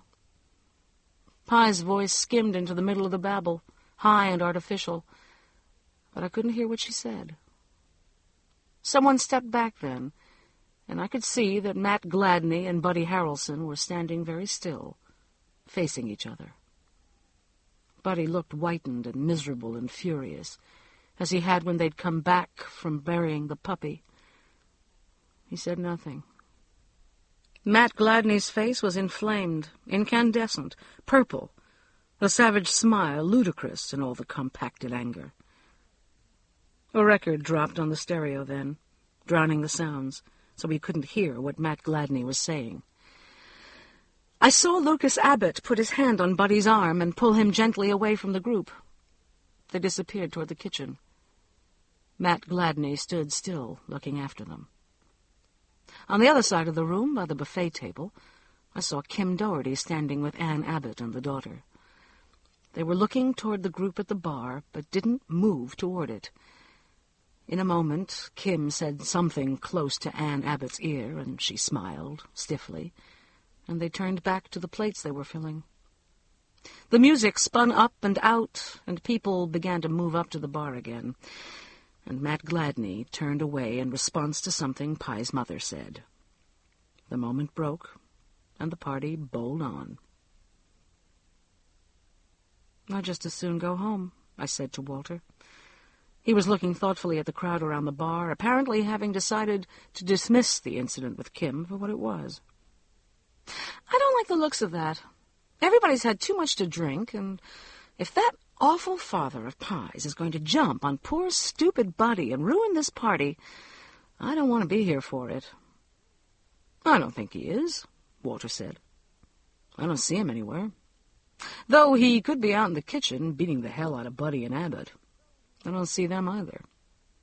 I hope Abbott's somewhere cooling the kid off. He looked like he'd like to kill the old man. Okay, let me finish this drink, and I'll see if the Swansons want to come over for a nightcap and hash over this glittering affair. I think I'll ask Kim, too. He looks lower than I've ever seen him." "He is," I said, hugging his arm in love and gratitude. "Thank you for seeing that, Walter. What you saw out there, that was all—" "I know it was, baby. I may get an occasional bee in my bonnet about Doherty, but that's all it is. Just a very small bee. I know what we're all about. Kim's my friend, too, remember? Now, let me go see if I can find the Swansons." I wish we had left then. I wish it more than anything in the world. Perhaps it would have broken the chain if we hadn't seen. Perhaps by not seeing we could have escaped the strings and webs, the net that has reached out and caught us up. I doubt it, but perhaps it might have been possible, there at the beginning, to get free. Walter doesn't think so. He thinks we had to see it, We had, after all, been a part of the house, of Buddy and Pye Harrelson's life, from the very beginning. Present at the creation, as it were. He thinks we were woven into it then, at the start. There was a terrible high scream. Pye's unmistakably. I had heard it once before. I don't remember getting from the living room to the downstairs bedroom where the scream came from. I was aware only later that I stood there, in the doorway, and that a few late lingering senior members from Buddy's firm were behind me. And Walter, and Kim Doherty, and Anne and Marty Abbott. Pye stood just inside the room, screaming thinly and senselessly over and over and over. Matt Gladney lay on his back at her feet, the magenta draining rapidly and finally out of his face. The blue eyes were open, but we knew even then that they saw nothing, and wouldn't again. His face was insanely contorted to one side, mouth dragged down to his chin. Across the room, beside the neatly made guest bed, Lucas Abbott and Buddy Harrelson stood, locked together in each other's arms, frozen and staring at us, as still as wild animals pinned in the headlights of an oncoming car. They were naked. I thought idiotically that Buddy's legs were almost as smooth as those of a young girl, while Lucas Abbott's were corded like the trunk of a tree.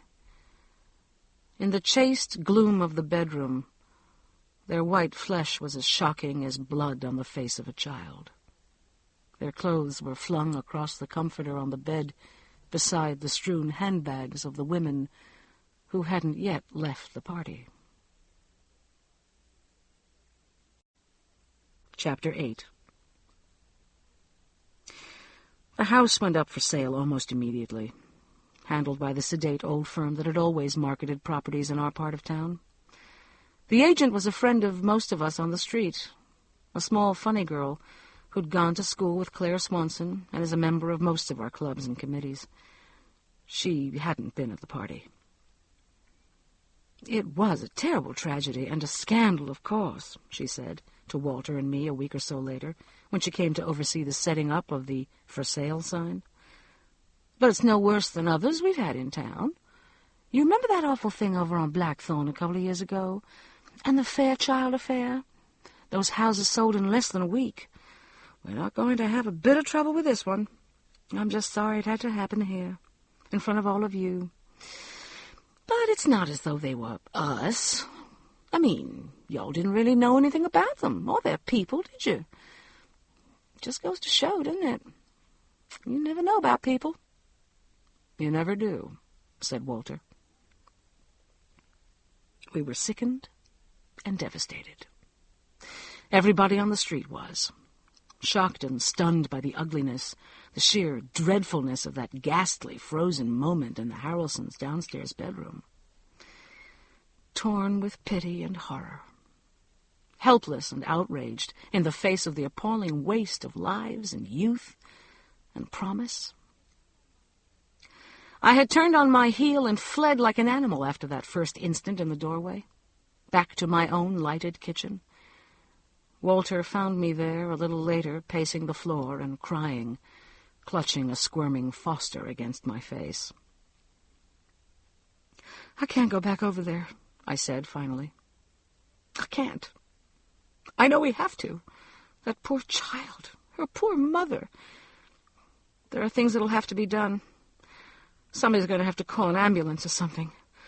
God, Walter, and Luke's wife and daughter down here not knowing anybody, and Buddy. Walter, I can't do it." "They don't want anybody call," he said. She slammed the bedroom door and ran upstairs, and her mother went with her. Claire and Virginia went up and knocked, and her mother told them to go away. Everybody's gone by now. They were leaving when I left.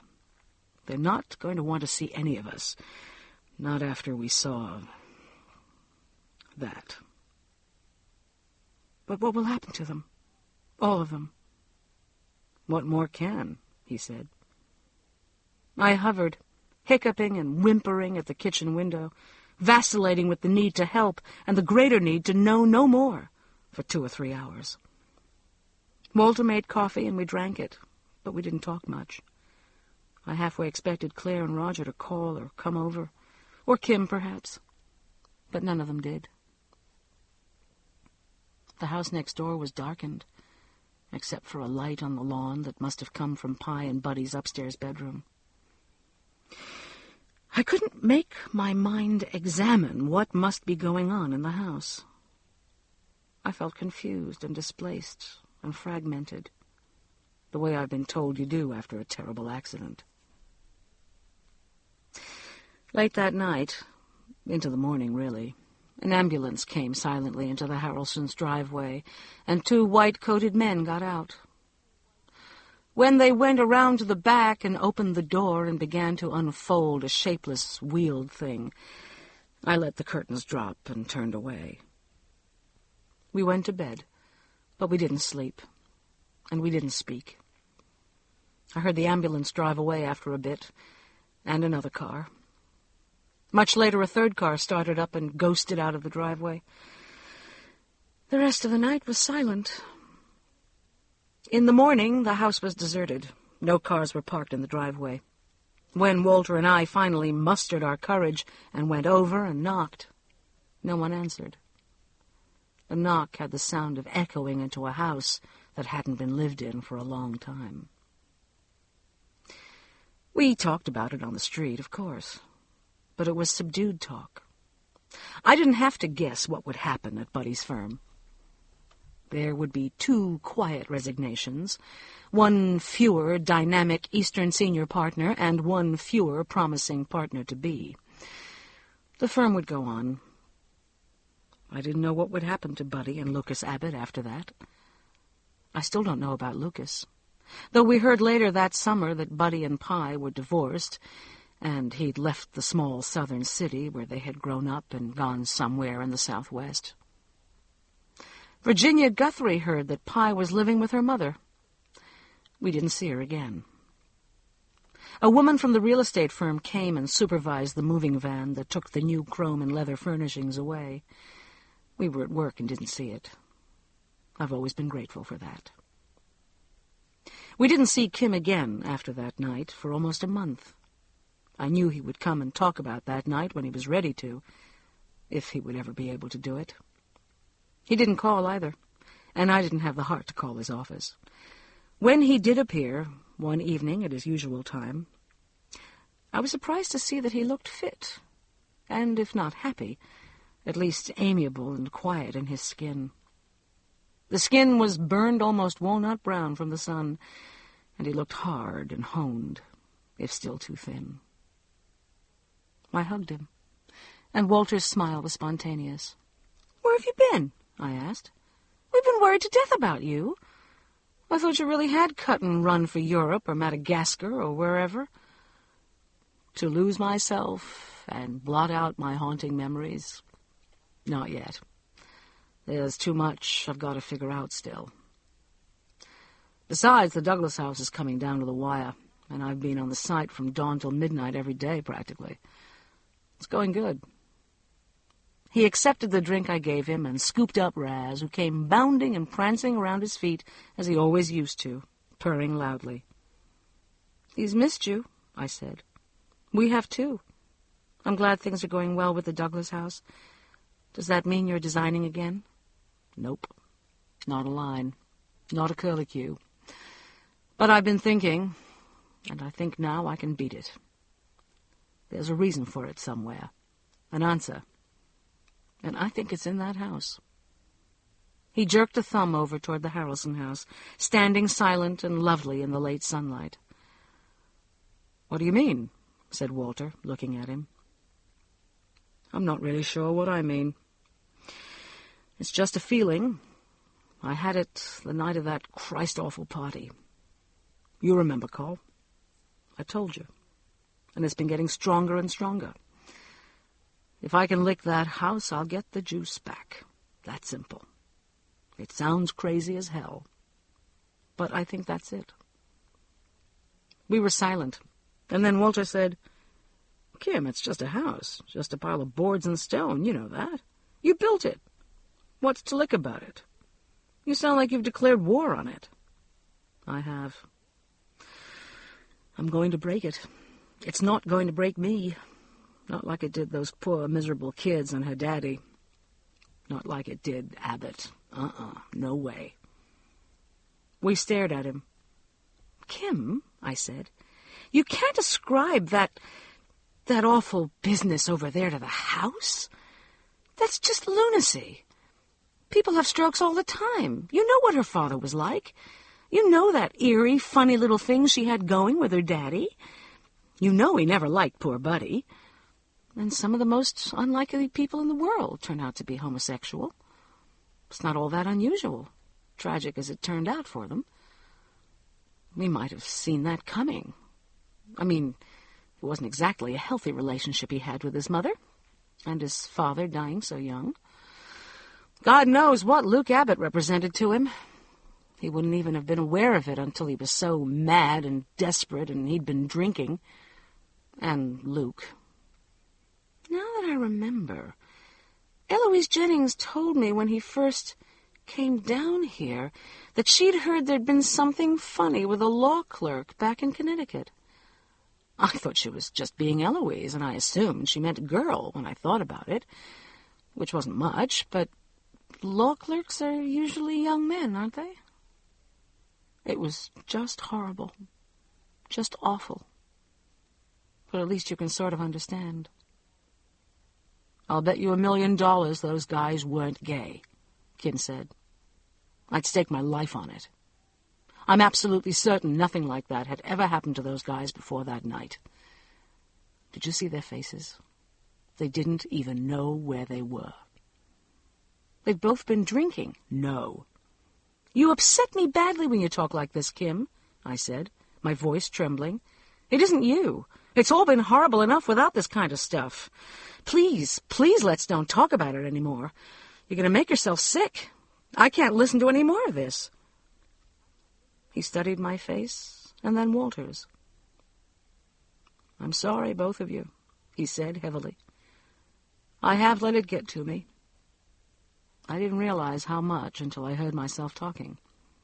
Christ, I sound practically certifiable. Forget it if you can. I really ought to knock off at the Douglas site for a few days and go somewhere, the beach or the mountains or something. I really am tireder than hell." The talk turned to other things, and presently he heaved himself up off his chair and walked out to his car. Walter walked with him.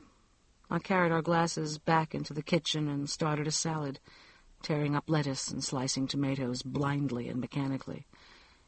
Walter came back into the kitchen. "Walter, I'm worried sick about him," I said. "He sounds obsessed, almost not normal, not at all like himself. I almost wish he had gone to Europe back when he first started talking about it. I'd miss him, but it would be better than seeing him doing this to himself." "He'll be all right, Cole," he said, leaning his chin on the top of my head. "He's just lost his perspective, and he's probably right about working too hard. I think a few days out of town will fix him up. Want to offer him the beach house?" "No," I said slowly. "I think he'd rather find a place on his own. I don't want to seem like I'm hovering over him. You know how he hates that." "Well, you know the gentleman better than I," he said matter-of-factly. "We'll let him be and see what happens. If he's determined to engage in some sort of spiritual wrestling match with that pile of rocks over there, he's going to do it whether or not we think he's nuttier than a fruitcake. Personally, I think he just may be enjoying the drama of the whole thing a tiny trifle." "Whatever it is, he's not enjoying it," I began. But I could see from his face that he didn't want to talk about Kim Doherty anymore. So I dropped it. A week later, the for sale sign came down, and Buck and Anita Sheehan moved into the house next door.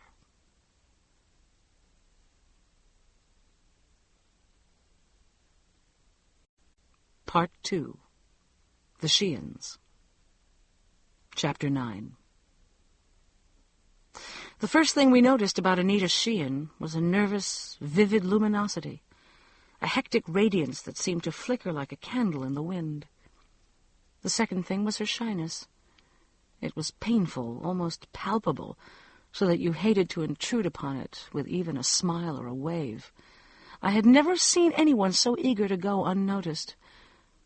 There was nothing in it of unfriendliness or unnatural modesty or exclusivity. It was the pure, shining agony of a lonely and unlovely child. But Anita Sheehan was not unlovely. She was beautiful, almost as beautiful as Virginia Guthrie, in an exotic, strangely Eurasian way. High cheekbones, too sharply shadowing her face as though she'd been ill recently.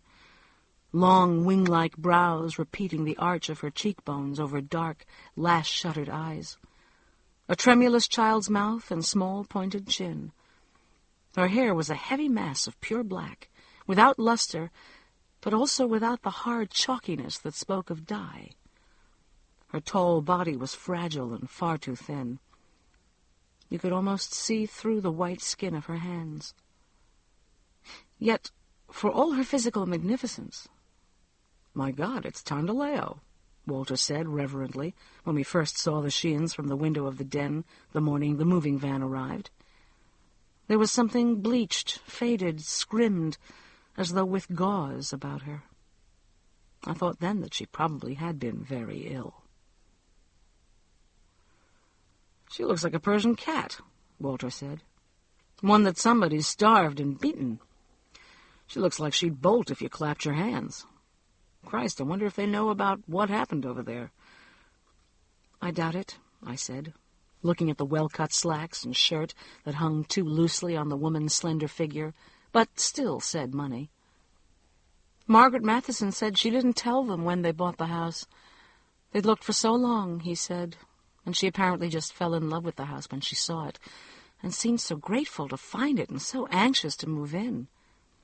Margaret said she just didn't have the heart. Besides, she said some sixth sense told her not to. She says there are some people you can tell about any trouble there's been in a house, and they won't turn a hair. And there are some you can't. Apparently she's one of the can'ts. Margaret said she seemed very frail and nervous, and he was terribly protective and solicitous toward her, so she figured she'd been sick or something."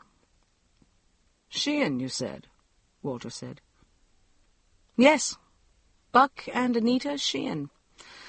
From somewhere in New Jersey. He's taken over the computer tech branch, but that's all I know about them.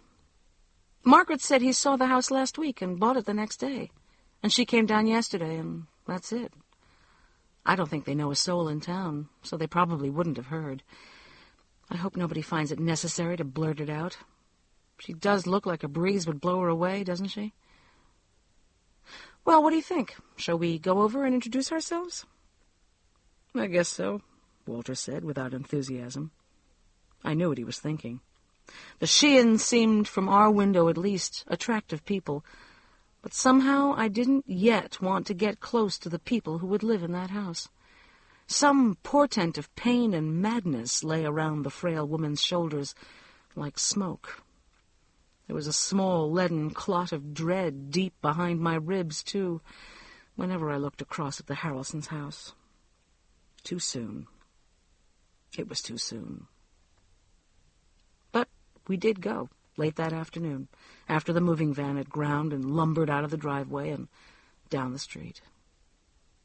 I don't lean to popping in on new neighbors with casseroles and hearty smiles. Indeed, the Harrelsons had been my first experience with new neighbors, and Pye's gregariousness had solved that problem for us early on.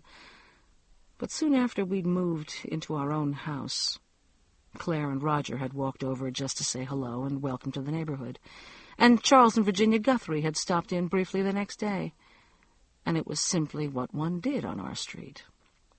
Now it was our turn, and we couldn't, of course, ignore the Sheeans. I knew they'd seen us. Buck Sheehan had given us a cheerful grin as we'd left for work that morning, and we'd waved back.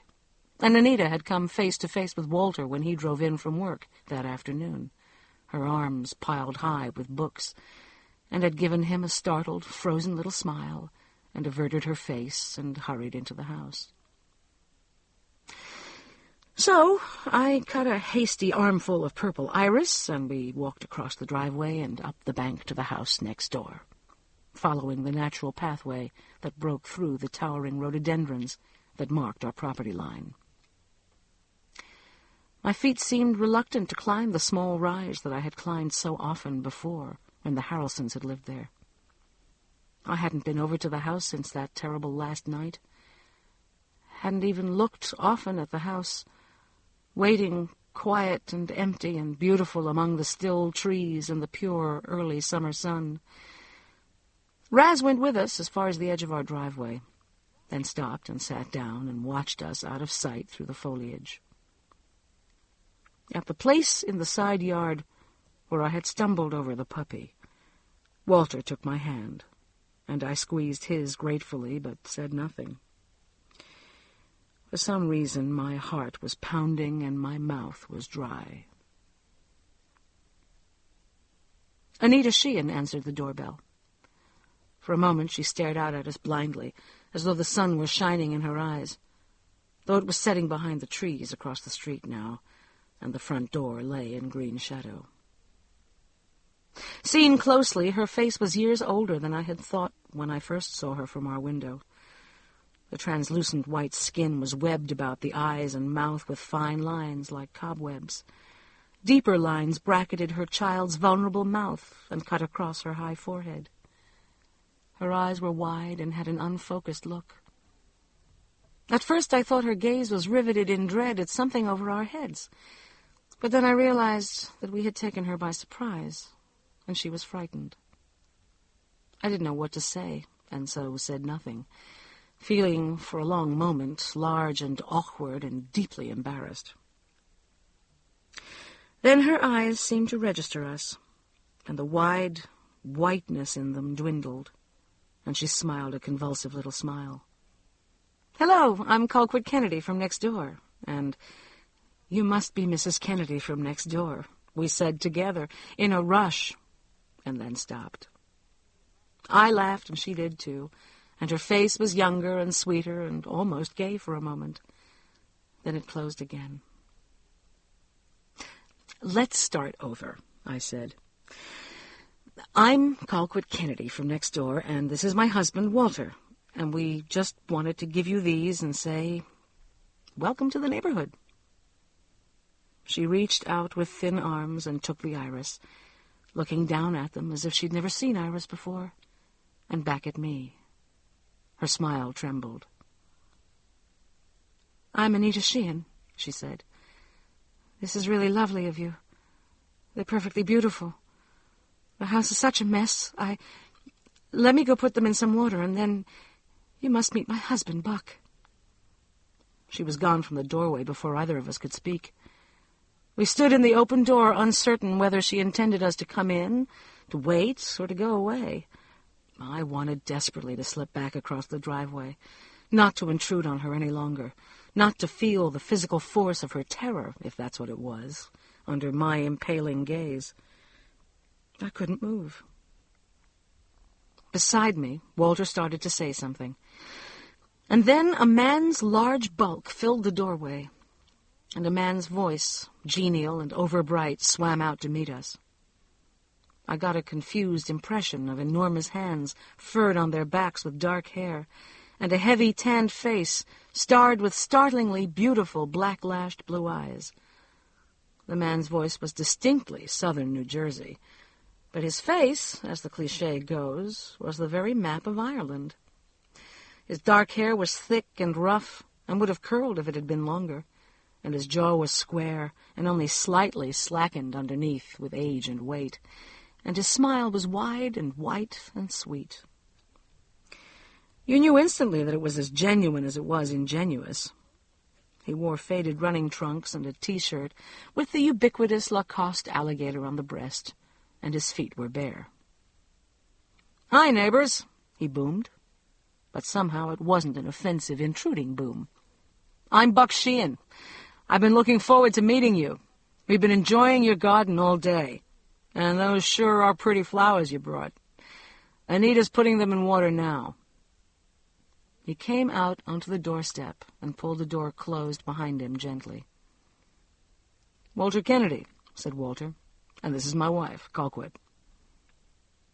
I put out my hand, and he pressed it warmly. "We're happy that you're here," I said. "I know how it is on the first day in a new house, and we're certainly not going to keep you. I just thought you might need something, or maybe want to use our telephone or something." "Thanks. Ours is in and working," he said. "It's just a matter of raking through the debris now. I didn't realize how much you can accumulate in 20 years in the same place. This house is a good bit bigger than our old one, but somehow we've managed to clutter up every corner of it, and one reason we liked it was all the space. Well, it'll just take a few days. I'd ask you in, but I'm afraid Anita's pretty whipped. I didn't give her much notice when I made this move, and she's worked herself almost to death. Please forgive her if she doesn't come out. Anita's the kind of woman who wants everything just so before anybody sees it, and she hasn't been very well." He looked at us anxiously, as if silently imploring us to understand something that he couldn't or wouldn't put into words. I realized that he didn't want us to think him unfriendly or his wife's behavior odd. I liked him suddenly and finally, in a way I seldom do people I've just met. The way I had liked Kim Doherty. I knew Walter liked him, too, because he settled himself loosely and comfortably against the porch railing and began to tell Buck about the day we'd moved into our house. It had been a typical harried suburban moving day, complete with a moving van gone astray, burst cartons leaking Excelsior and canned goods, and Walter and I, hideously begrimed, trapped like animals in our barren burrow by the gloved, hatted, and calling-carded Mrs. Fortenberry from down the street. By the time Walter was through the story, Buck was laughing aloud, a great, tasting, relishing laugh. And Walter and I were grinning with pleasure at his enjoyment. "They'll undoubtedly call on you, too, along with everybody else," I said. His face sobered and closed. He looked alert and nearly alarmed. "But not for a while. Not until you get settled in," I added quickly. "I don't think Anita will be ready for company for a little while," he said apologetically, but quite definitely. And somehow I knew that I was meant to spread the word quietly on the street. Let the Sheehans be for now. Well, I thought, I'll warn off Claire and Virginia, but I'm not going up and down the street to plead for Anita Sheehan's precious privacy. If she wants to be alone, she should have picked a house in the country with no neighbors on either side for 10 miles. I was obscurely annoyed at having to assume any responsibility at all for yet another woman in that house. But then my sense of fairness raised its head. I treasured my privacy, too. But I managed to ensure my own somehow. Walter doesn't run interference for me. Buck Sheehan obviously did for Anita. As though he sensed my slight drawing away, he turned to face us, and his face was very quiet and somehow pleading and tender at the same time. "Anita's been sick," he said. "She was in the hospital for more than 8 months. She's only been out 3 weeks. We thought, the doctors said, they said that a complete change would be good for her.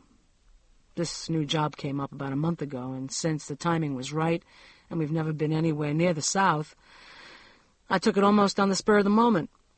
And so far it has been good for her. She likes the slower pace and the peace. We had a pretty hectic life in Jersey. I traveled a lot. She was by herself too much. I won't be traveling much now, and this seems to be a quiet neighborhood, and she truly loves the house. She'll like you, too. She's a friendly, sweet gal when she isn't, before she got sick. She's just got to take it very, very easy and slow. She's going to be completely fine, but I hope you'll forgive her if she seems nervous. It's hard to get back in the world when you've been out of it so long." He stopped. He looked down at his big hands. "Oh, of course," I said. "I'm sorry she's been sick, but I'm glad she's going to be okay. You tell her for me that I understand perfectly, and so will everybody on the street. Tell her to take her time, and by all means call or come over if she needs anything at all. I'll give you all about a week, and then I'll have you to supper with the Swansons up the street, and the Guthries on your left, maybe. Just quiet. And slacks or shorts, and hamburgers or something. And meanwhile, you come over for a drink whenever you like. We get home from work around 6, and we're in and out on weekends. Thank you, Mrs. Kennedy, said Buck Sheehan. Thank you very much. We'd like to have dinner with you. She'll be settled in and rested by then. It'll be just the thing for her. She's just overdone it for today. We said goodbye and turned to go. He did not go back into the house. We half paused, the way you do when you know someone is looking at your back, as if there was something unfinished hanging in the air. "Oh, by the way," he said. We turned. "Have you folks got any children?" It wasn't so much a peculiar question as a peculiar time to ask it. These small ritual sniffings, the finding of slots and niches for each other, are usually accomplished in the first few moments of conversation, pontoons laid down, one by one, in the bridge that will lead to friendship, or away from it. The lapse of time and space around his question gave it an odd portent. Did the Sheehans have children, then, and hope for suitable companions for them? I hadn't noticed, in the subliminal summing-up sweep I had made of the Sheehans and their worldly goods during the day, any evidence of children. Or did they dislike children? Hope that there would be none near? "No, we don't," said Walter. "Do you?" "No." He didn't say anything more for a moment, and then he said, "I haven't seen many kids on the street. Is everybody old, middle-aged folks like us? Not that you two are middle-aged, but—" His voice trailed off, and the strangeness of the moment grew. I knew, without knowing how I knew, that he didn't want to seem to query us closely on the matter of children, but was, for some reason, impelled to it. Walter answered, his voice neutral and guarded, and I knew that some of the easy liking he had felt for Buck Sheehan was being held in abeyance. "There aren't many, as a matter of fact," he said. "The Guthries, on your left there, with the garden, have 3, but they're married and live out of town. The Jenningses over there have about 1 million, mostly in diapers, and they're such pains in the behind that standard operating procedure is to tell them you'll break their arms if they set foot in your house, so they shouldn't be too much of a problem. The Swansons up the street have 3 teenagers, and that's about it." "Teenagers. That's nice. Are they boys or girls?" "Boys," I said. "The youngest is 13 and the oldest is 17. They're good kids. They're no problem as far as noise or anything. Most of us use them for chores and yard work, and I'm sure they'd be happy to do some for you. But they certainly won't bother you otherwise." I hadn't meant to sound abrupt, but the strangeness was stretching out uncomfortably. Buck Sheehan said, "It isn't that. I just wondered if there were any." His smile was miserable and thinned with the effort to be ingratiating, and I felt again the vapor of strangeness around the man and woman in the Harrelson house, and a real pity for this nice man's discomfiture. "Well," said Walter, "back to the rock garden for me, and the digging out for you. Glad you all are here. Call will call you about that dinner, and meanwhile, you certainly know where we live." "Thanks for coming over," he replied. "And thanks for the flowers. We'll be looking forward to the evening." "I'll call," I said, and we scuffed back down the path, through the rhododendrons, to our patio. I looked back once, and he'd gone into the house. The doorstep was empty, and the door closed.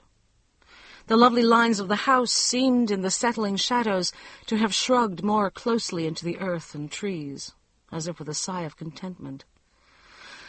Warm light shone softly from the windows once again.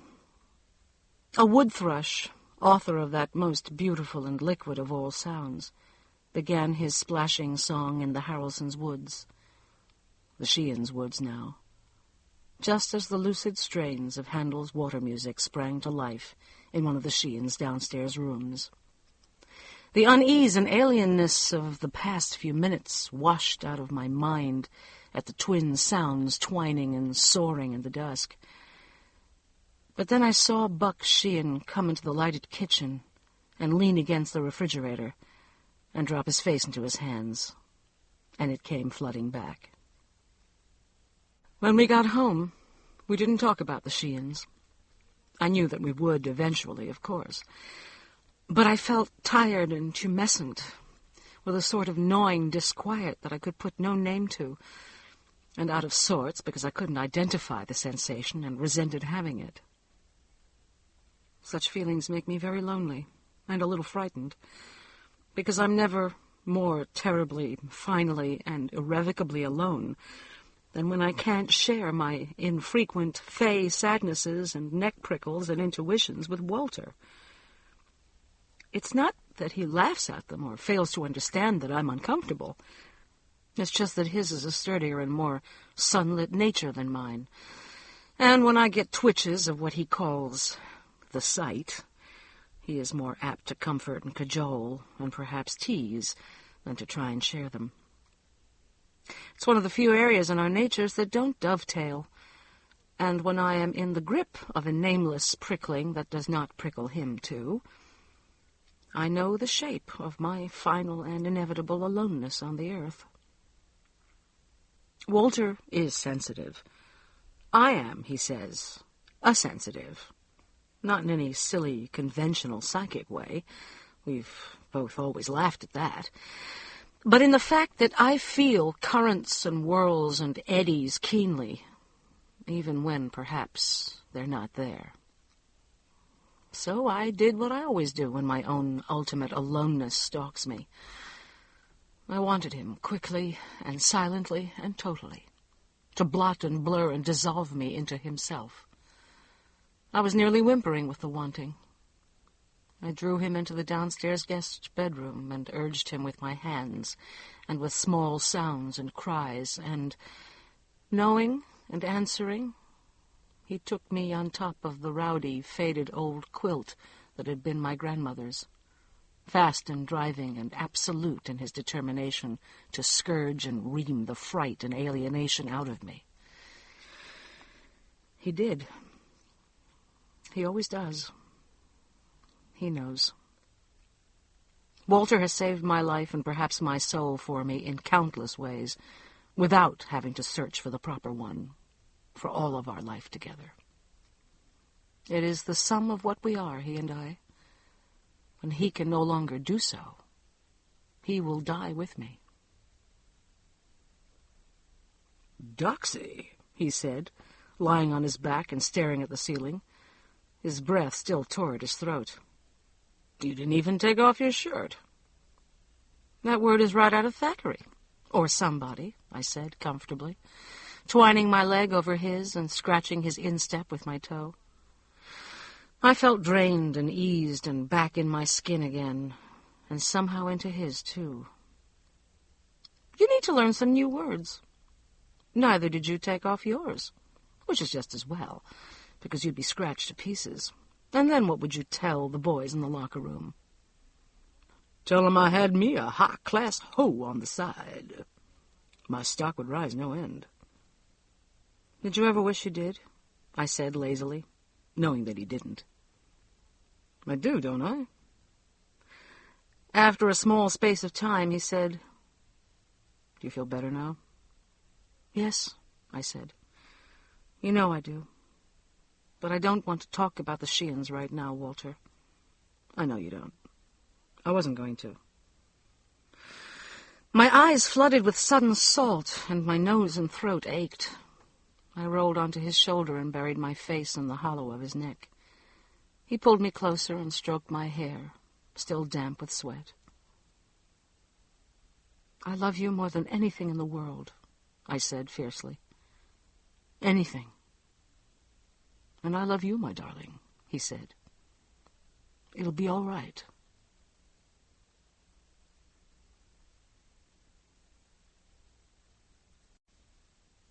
Chapter 10. I did have the promised dinner party for the Sheehans on the next Saturday evening. It was a soft twilight edging into night when they came through the rhododendrons and around onto the patio.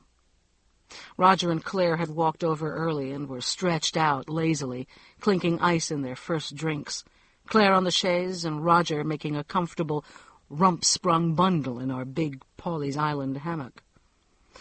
Kim had come by earlier in the afternoon, and we'd asked him to stay, and he did.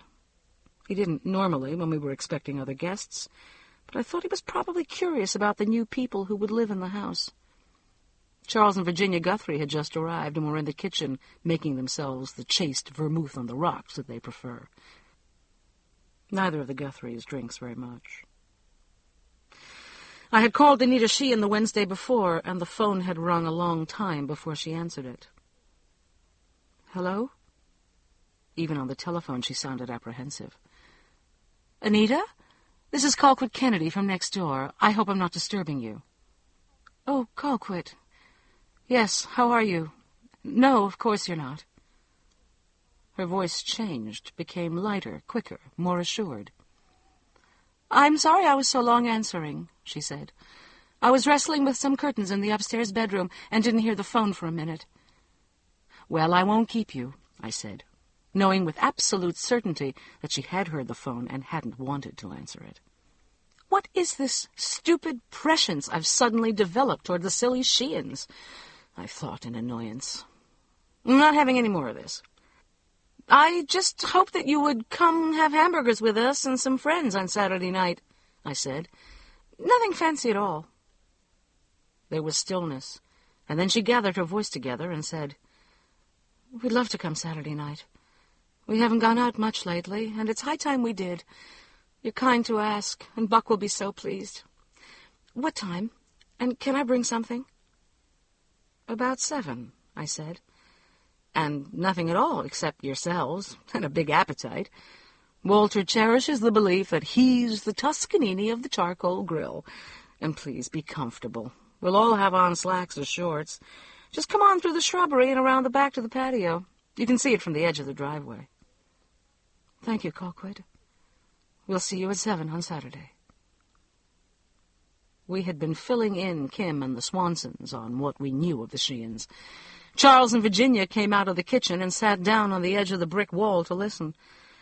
Somehow, after the pain and horror of the young Harrelsons, neighborhood curiosity did not run as high about the new owners of the house as it usually does when, infrequently, a house on our street changes hands. I think we were all still shocked and hurt, and obscurely afraid to open ourselves to new involvements. But there they were, by their very proximity. We would be involved with the Sheehans. He's branch manager at Computer Tech, Walter said, judiciously poking at his whitening coals. I get the idea he was a real hotshot in computers, and for some reason I think he must have been in sales. He's got the personality for it, genial and outgoing, though he doesn't clap you on the back or smoke cigars, thank God. He's a nice guy. There's some money around somewhere, you can smell it. I'd say the Sheehans are about as lace-curtain as they come. He seemed really anxious to be friends. Claire and Virginia looked at me, waiting for me to perform my part of the ritual and tell them about Anita. Claire was rumpled and solid in shorts and a sleeveless shirt, perspiration dewing her short upper lip and brown snub nose. Virginia was in white linen pants and a striped jersey, and managed to look like a duchess opening a cattle fair. I looked back at them. I didn't know why I was reluctant to talk about Anita Sheehan. Well, for God's sake, Col, what about her? Claire said impatiently. Does she weigh 300 pounds and have a mustache? Is she red-headed and freckle-faced? Does she go around saying whirra whirra? Is she a midget? What? She's haunted, I said mindlessly, and then looked helplessly at Walter. I didn't know why I'd said that.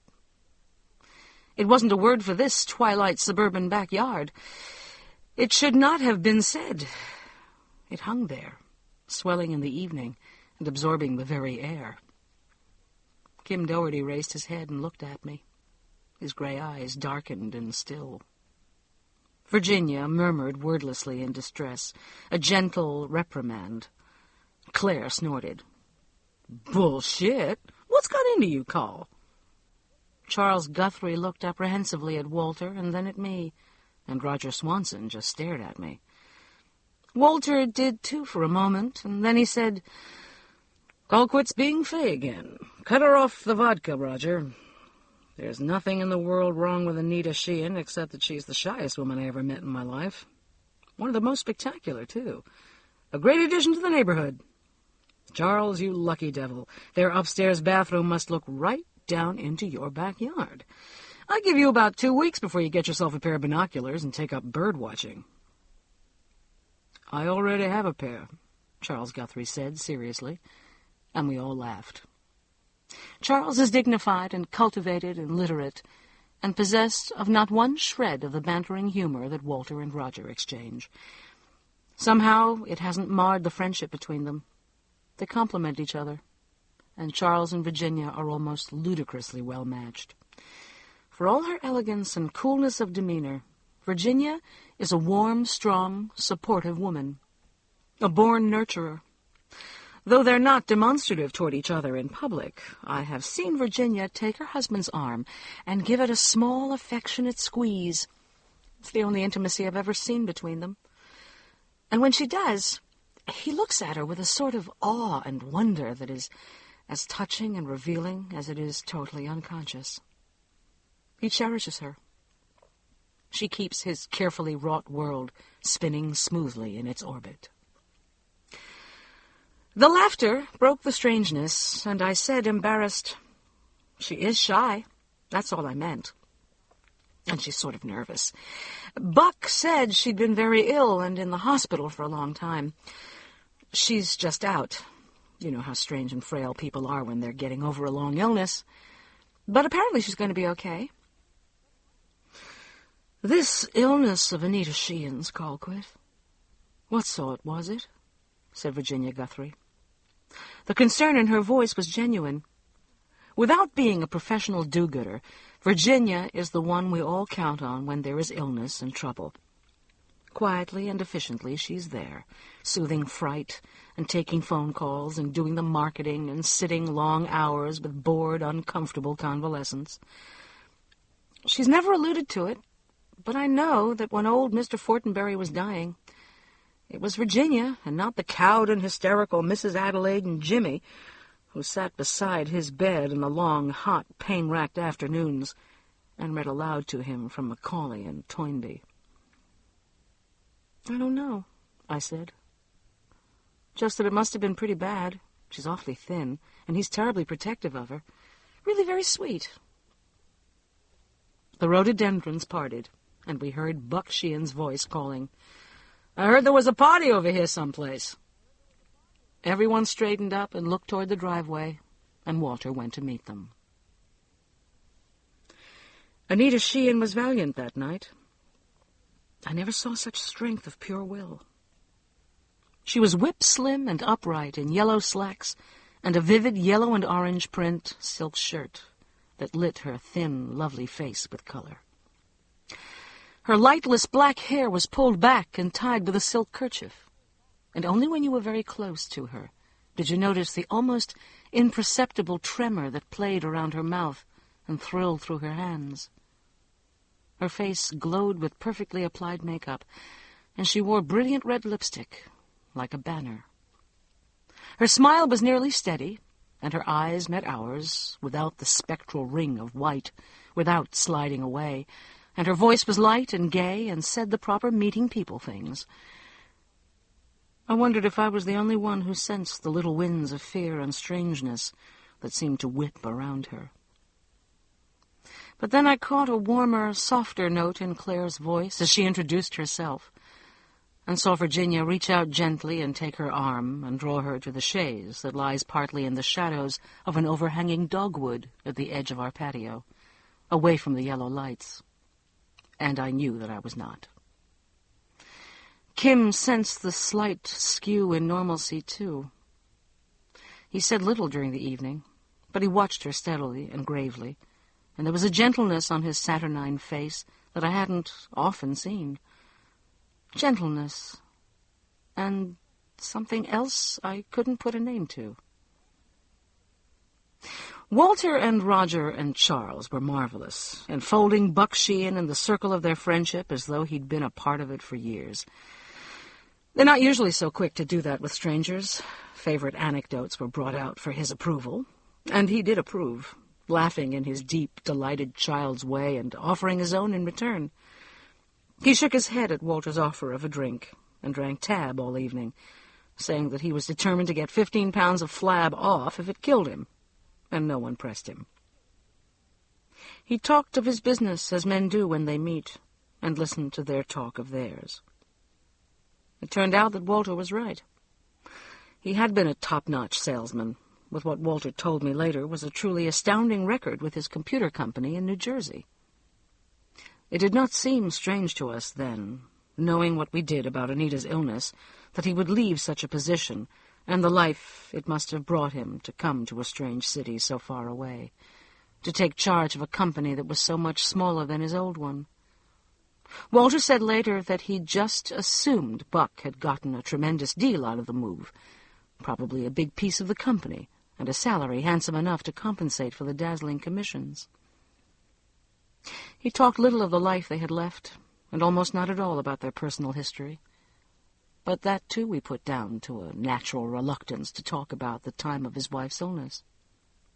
He seemed buoyant and truly excited about the future he hoped to build in the city, and about the peace and serenity of the neighborhood, and the beauty and rightness of the house. He paid fervent and extravagant compliments to Kim Doherty when he learned who he was, and Kim accepted them with a clipped brevity that might have passed for modesty. Buck entered into the evening fully and openly and naturally, but he did not leave his wife's side. The evening was going well, I thought. Anita Sheehan sipped at a glass of Chablis and responded to our chatter with an effort that was, at first, near heroic, and I suppose we all liked and admired her for it. Courage must be given its due, no matter what it masks.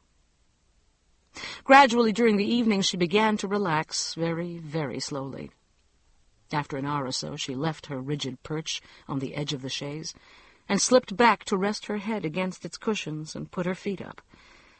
And by the time Walter got around to the hamburgers, she was laughing, tentatively and with a rusty, unused little sound, but laughing at some foolishness between Claire and Roger. It was obvious that she loved her house. She was shy with Kim, but her words of appreciation to him rang real, and the only spontaneous animation I saw in her face all evening was when Virginia Guthrie told her she thought it was probably the most beautiful house she'd ever seen. That was simply more of Virginia's sweetness talking, I knew. She had gradually come to admire the unmistakable artistry of Kim's design, but she still did not like the house. But Anita's face bloomed, and I was glad I could warmly and truly say, I do too. I really do. I didn't think I was going to like anything contemporary there, and if the truth be known, I thought I was going to hate anything at all, because the lot is so close to ours. I wasn't so wild about my red-headed friend here either, because he designed it. But now I have to admit that it's probably the greatest house I've ever seen. Kim shot me a shallow gray look, but the face Anita Sheehan turned to me was rapt with gratitude, and I thought guiltily, well, whatever happened over there, it doesn't change how the house looks. I can still say that honestly. In the darkness, I could feel Claire's eyes on me, too. She knew that I, of all of us, had felt grieved and torn and sickened by the Harrelsons' tragedy, and Lucas Abbott's, and by the unhappiness and loss and disturbing obsession the house had brought to Kim.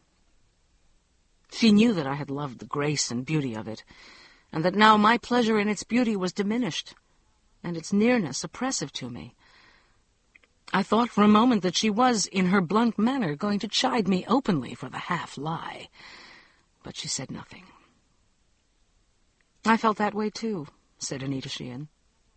I never thought I'd be comfortable in anything so contemporary. We had a very traditional house at home. Her voice fell, but climbed again.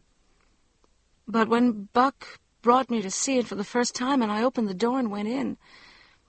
It was as if it had been waiting for me to come home.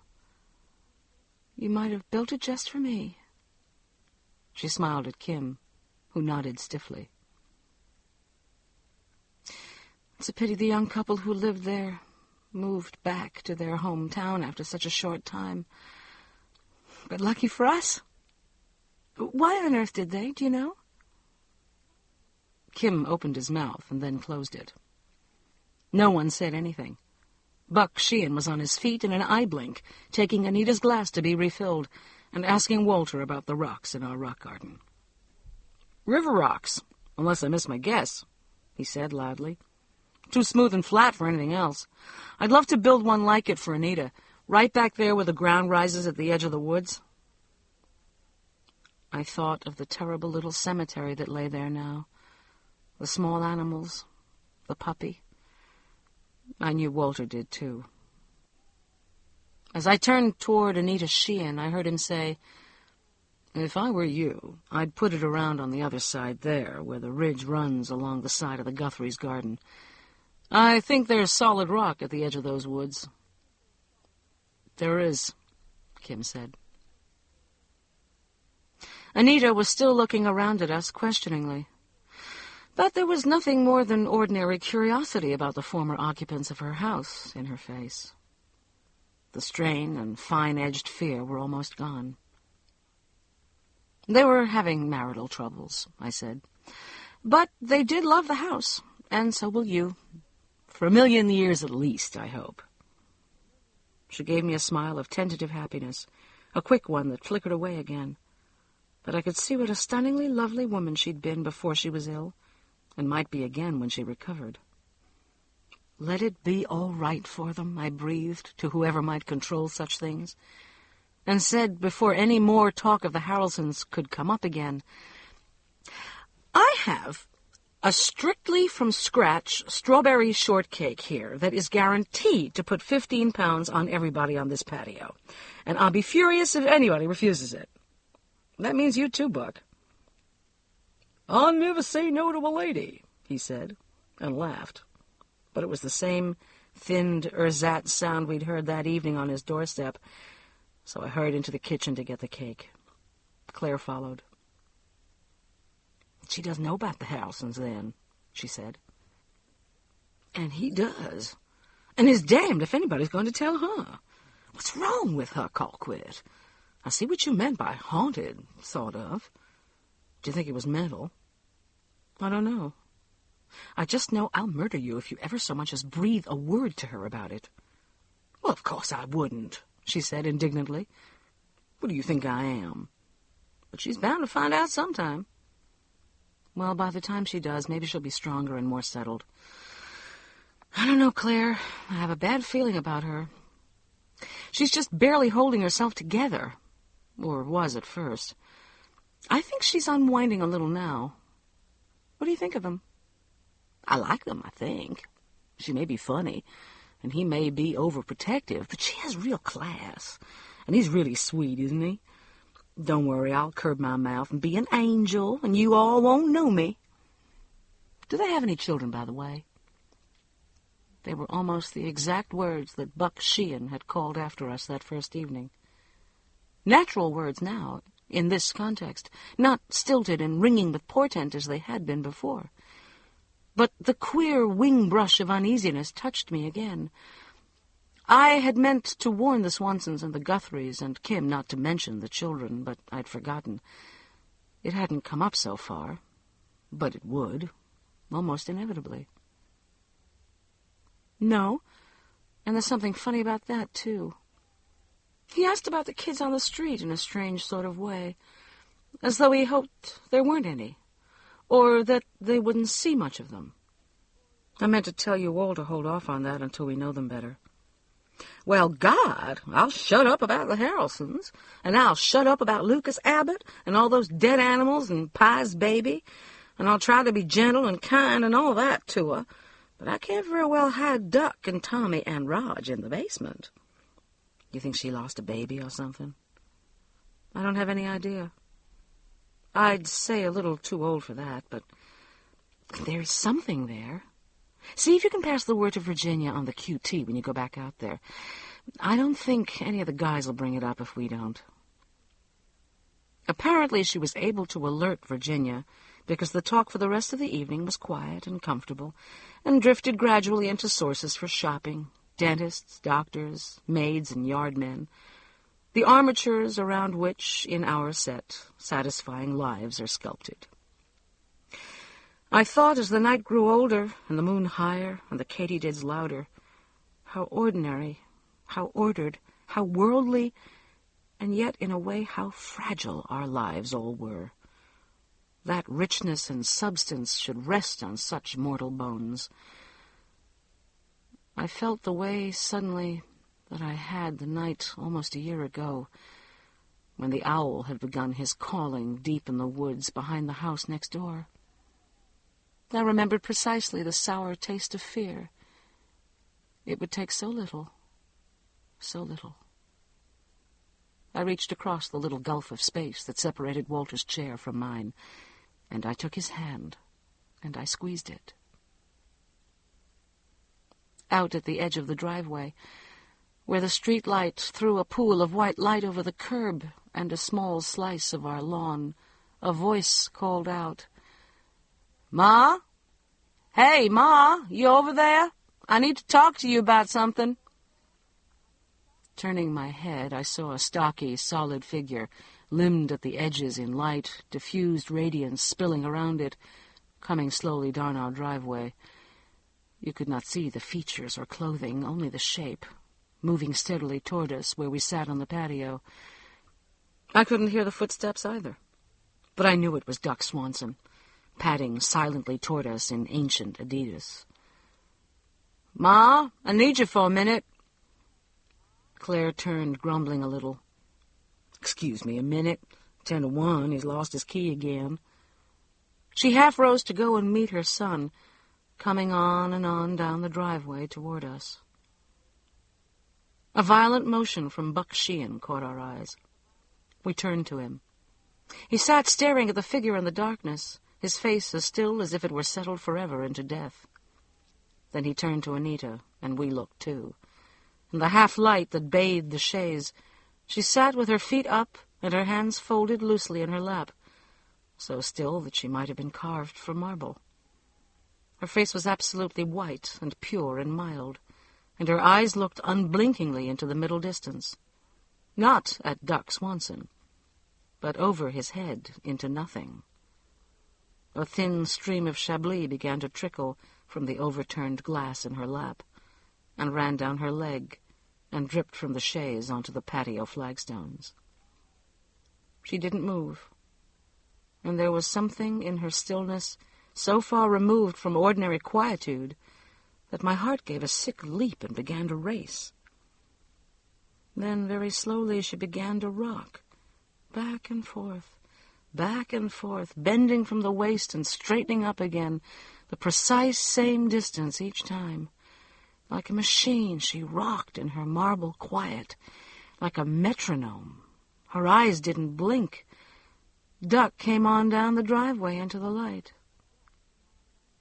Buck Sheehan moved fast to his wife on the chaise, and gathered her into his arms and tried to force her sightless face against his shoulder. The muscles of his arms tightened and flexed, but they couldn't stop the rocking. We were very still. I simply sat beside Walter and Charles Guthrie, thinking nothing at all. The night rang with shock. Virginia rose hastily and crouched down beside Anita on the other side of the chaise, and put her arms around her, covering Buck's arms with her own. She made soft, quiet noises. Duck Swanson stopped uncertainly, and Claire ran to him, and Roger followed. Buck Sheehan and Virginia managed to raise Anita Sheehan from the chaise and start with her toward the Sheehan's house. She walked stiffly, with even steps, eyes open and straight ahead. Buck stopped, and she stopped with him, standing straight and still in the circle of his arm. He looked at us out of the ruin of a face. "Our son was killed in Vietnam," he said.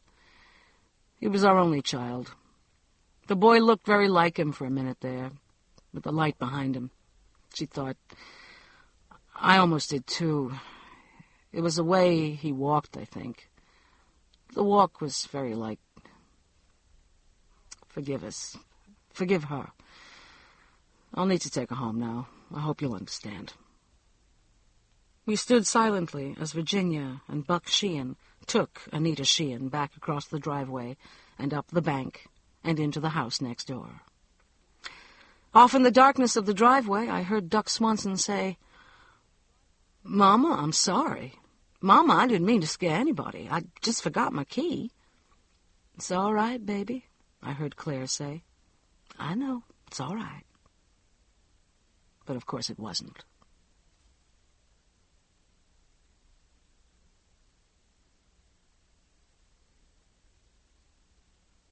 Chapter 11. The next day, sometime after noon, I saw the Guthrie's car stop on the street in front of the Sheehan's house, and Buck Sheehan, in a dark summer suit and a tie, get out and smile and say something to Charles Guthrie and go into his house. I knew that Charles and Virginia had been to church. They hardly ever missed the services at the Episcopal Cathedral. Could Buck Sheehan, after the dreadful ending of the night before, have left his wife alone to go to church with them? It had been a terrible scene. We were wrung with pity for Anita and Buck, and I'd been certain that whatever frail hold she had gained on health and stability was shattered now. Somehow I had expected cars, doctors, lights during the night, some ghastly echo of that other night in April. The pain and terror, the dead stony calm, had seemed so deep. But Buck Sheehan's step this morning had been firm as he walked down the driveway to his house, and his smile had seemed sunny and normal.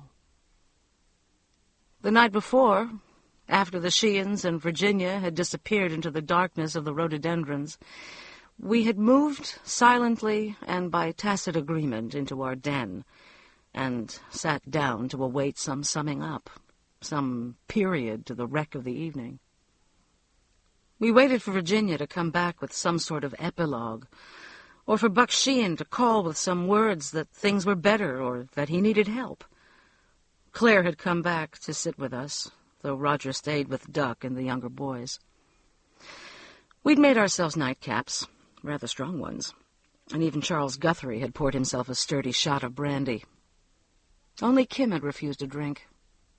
He sat quietly for a little while, his long body slouched into the corner of the sofa, deep in some private reverie of his own, saying nothing. Soon he murmured his thanks and good nights and went away. The rest of us looked at each other helplessly, but said little. There's little to say in the face of such agony. Claire said finally, "It was mental then. It must have been. God, that poor woman, that poor guy, and poor old Duck. He just feels awful, responsible somehow. You know how Duck is. He tries to be responsible for the whole world. But we can't just banish all the kids in the neighborhood. They must know there will be children, teenaged boys, wherever they go. I wish they'd let us know. I could have at least warned off the boys. 10 to 1, she's back to square one now. I never saw such walk-in death." "I think it might have been different if she'd been able to get used to the kids gradually," said Walter. "Poor old Duck did look ghostly as hell padding down that driveway, with the light behind him, not making any noise. If he really does look like their kid, you can sort of understand. Christ, what rotten luck for her." "It didn't do Duck a whole lot of good either," Claire said fiercely. "He's really upset. How's he to know we had an arrested psycho over here? This was a pretty good place to live until Happy House went up over there." It was so nearly what I was thinking that I snapped at Claire. "I'm glad Kim wasn't here to hear that. How do you think he feels?" "Our trouble is that we haven't had any trouble," I said. "Not real trouble, not the kind that the Harrelsons had, or Luke Abbott, or the poor Sheehans. We're so insulated and fat and happy over here that we've forgotten that there's real pain and trouble in the world. Oh, yes, Claire, even among nice people. Don't blame the house. That's just absurd. You blame it? I damn well do not, Claire. That's crazy. I hate what happened to the Harrelsons, and my heart breaks for the Sheeans. And for once in my life, I'm close to tragedy, instead of reading about it in the paper or hearing about it at the club. And I'm going to do what I can to help. And you're a very callous woman if you don't do the same. Claire stared at me in hurt, and my face flamed with shame. She hadn't been callous. Claire lashes out when she's troubled and threatened. I retreat and brood. She allows me my reactions in silence and tolerance, and I've always allowed her hers in the same vein. I'd broken faith. I went to her and hugged her and said, I'm truly sorry, I really am. I talk a good game, but I don't handle trouble very well. Forgive? She hugged back. Of course. Neither do I. You're right what you said. We have been lucky, all of us. And fools to think there would never be real trouble among us. I'll help Anita. Of course I'll help her. If somebody will just tell me how I can. We all will, you know that. Virginia's helping right now. Well, said Walter, let's wait and see what Virginia has to say when she comes back over. She'll know what they need. We sat waiting for a long time, but Virginia did not come back. And finally Charles Guthrie rose and said, She's probably going to stay the night with them. She does that sometimes. She's good at getting people to talk things out. And that's probably what they need more than anything. I'll go on home and wait for her. And she'll be in touch. Thanks for dinner, Call. I'll turn next time. Claire left just after he did, and Walter and I went to bed, for once leaving dirty dishes and glasses piled in the sink. Simple exhaustion gave us both quick, dreamless sleep. I don't know quite what I had expected the next morning, but not the quiet banality of the Guthries dropping Buck Sheehan off after church. Walter and I went to the club that afternoon, and I played a dispirited set of tennis with Margaret Matheson, and cut her off rather brusquely when she asked me how I liked the new neighbors she'd sent us. Walter sat in the sun by the pool and read the New York Times, and we had a salad from the cold buffet line, and then came home about dusk. The curtains were drawn over at the Sheehan's, but both cars were there, and the house had the look only of a somnolent Sunday in June. The phone was ringing as we came into the kitchen. It was Virginia Guthrie, and she said briefly, Could you and Walter drop over for a little while, about 9? I'd like to tell you a bit about last night. The Swansons are coming. Is Anita okay? I asked. I think so, or will be. Tell you when you get here. Virginia's house is very like Virginia, cool and elegant and yet somehow warming and soothing. The light, graceful Hepplewhite furniture is unmarred by the scratches and dents that 3 children should have left. No one knows how Virginia managed that, because the children are sound and whole and unscarred by excessive fussing and discipline, if slightly humorless and otherworldly, like Charles. Virginia let her live-in maid go when they married and moved away, but she has daily help, and her house speaks of it. I had thought, on this hot evening, that we would sit in the beautiful gazebo in her garden, as we usually do. But she said, We're in the library. Come on back. When we did, Claire and Roger were already there. They sat straight in their chairs, hands in laps, as if in a waiting room. We all knew we'd been summoned. The Guthries don't go in for spur-of-the-moment get-togethers.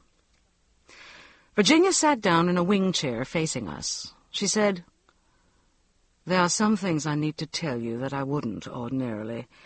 Buck asked me to do it. He thinks you should know. He was very definite about it. He wants you to hear all of it. Anita doesn't know that I'm telling you, so I don't need to say that I hope it won't go any further. I don't like doing this, but he felt it would be less embarrassing for you if it came from me. He is a remarkable man." Her face lit gently and then straightened into severe lines of distress. Virginia feels actual pain at disclosing what she feels of the private hells of other people. "Anita's illness was emotional, as you probably guessed," she said. "There was a long time when they didn't think they'd ever reach her again. She was in deep catatonia. She was hospitalized for a very long time. It almost wiped out everything they had. When she began to pull out of it, the doctors told Buck quite simply that it was as near a miracle as they'd ever seen. It was triggered by the sun, but it didn't start there. Anita's mother died when she was very small, and she was more or less raised by her father and her older brother. The father was a GP in Montana, where they lived, and was away a lot of the time, so she formed a very special closeness to the brother. I gather there was more money than just what a country GP would make, because her father had his own small plane and a private airfield. He'd fly anywhere they needed him, and he often took the boy along. Anita never went. She was afraid of planes. She stayed with the housekeeper." I looked at Walter, sensing where this was going. He was grim-faced and quiet. Virginia went on. "They were flying up to Billings one day, the father and the boy, and she came down to the field with them to see them off, like she always did. The plane took off, and her father circled and waved like always. And then the plane just fell out of the sky, crashed and burned practically at her feet. They never did find out why. There wasn't anything left. She was knocked down by the explosion and burned slightly herself, and she just lay there on the ground, not able to get up. And she heard them screaming until they died. After that, she lost consciousness, and when she woke up in the hospital, she didn't talk or move again for almost 5 months. Some of her mother's people came out from the east and took her back with them and got her into a good clinic, but it was still that long before she could move or talk. Pure classic catatonia. They kept her alive with IVs. She was 9 years old when it happened. Her brother was barely 18. Claire gave a small whimper of pain, and Virginia looked at her. "Yes," she said.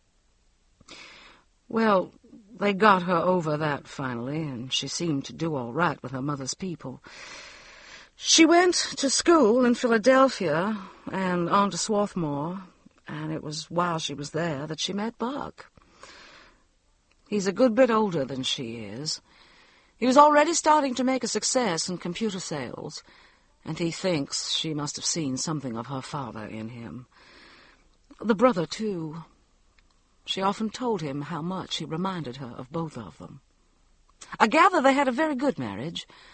They didn't have children for a long time, and she'd travel with him when he went out of town, and had quite a good career as an interior decorator. She always depended on him a lot, but he enjoyed that. Then the son was born, and he was simply Anita's world. Buck's, too. But a man usually has other things. Buck had his work. He loves it. Anita gave up her business to take care of the boy. He must have been a really exceptional boy. He'd had every honor and office he could hold at Lawrenceville, and he'd been accepted at Princeton.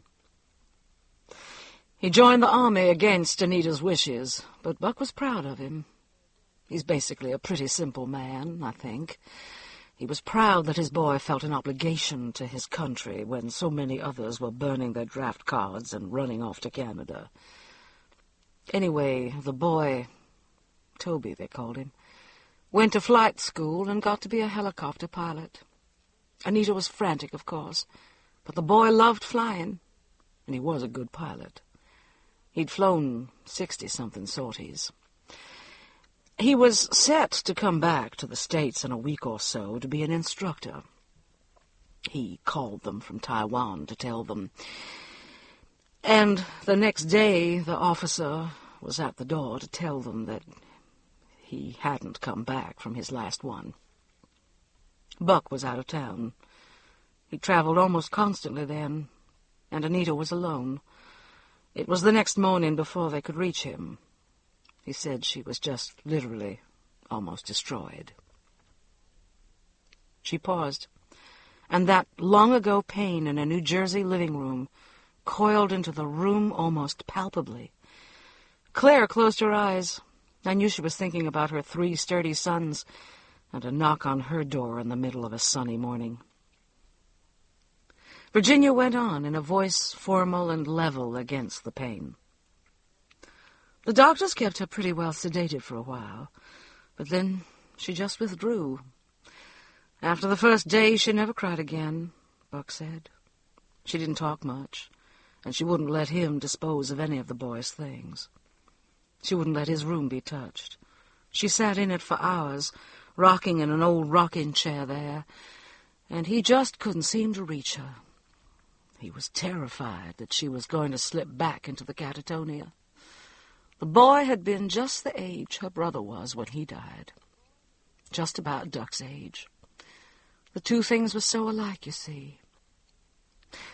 Buck is an outgoing man. He needs to be around people. He needs somebody he could talk to about his son. He really needed that, but he couldn't to her.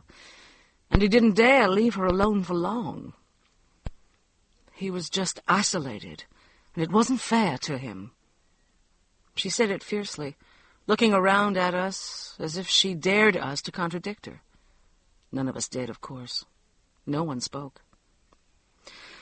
Well, she didn't go into the catatonia quite, said Virginia. But she moved through the house like a robot. They stopped talking almost entirely.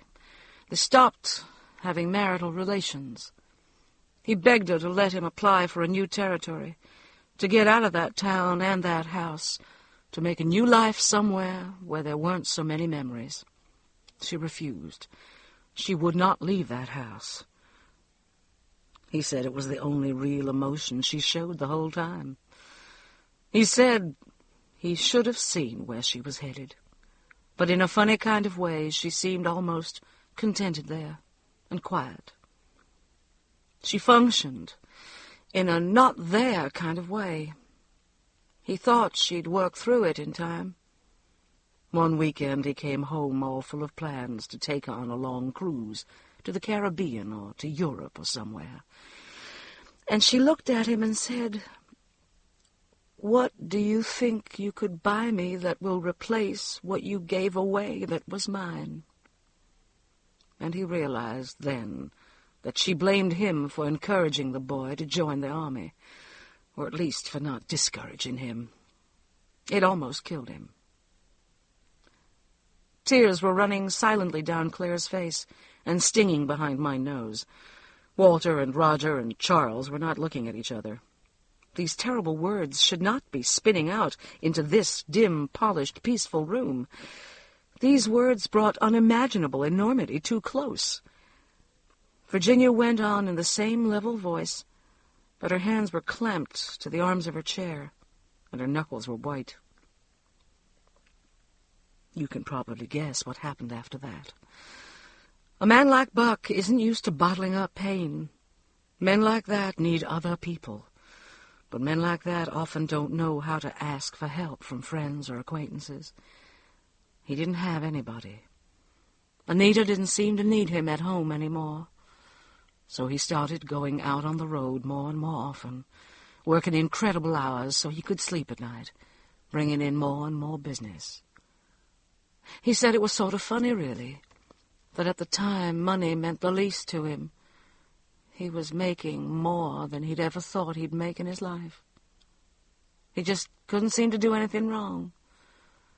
In that 5 or 6 months after Toby died, he almost doubled his commissions, and they'd already been the best in his company. But then he started drinking, really drinking, for the first time in his life. And in the end, it just did him in. There was a woman, too, in one of the cities he usually visited, and a lot of the time he was with her when he was supposed to be somewhere else. He said he still loved Anita with all his heart, but it was something he just couldn't seem to help. And Anita never gave any indication at all that she suspected he had somebody else.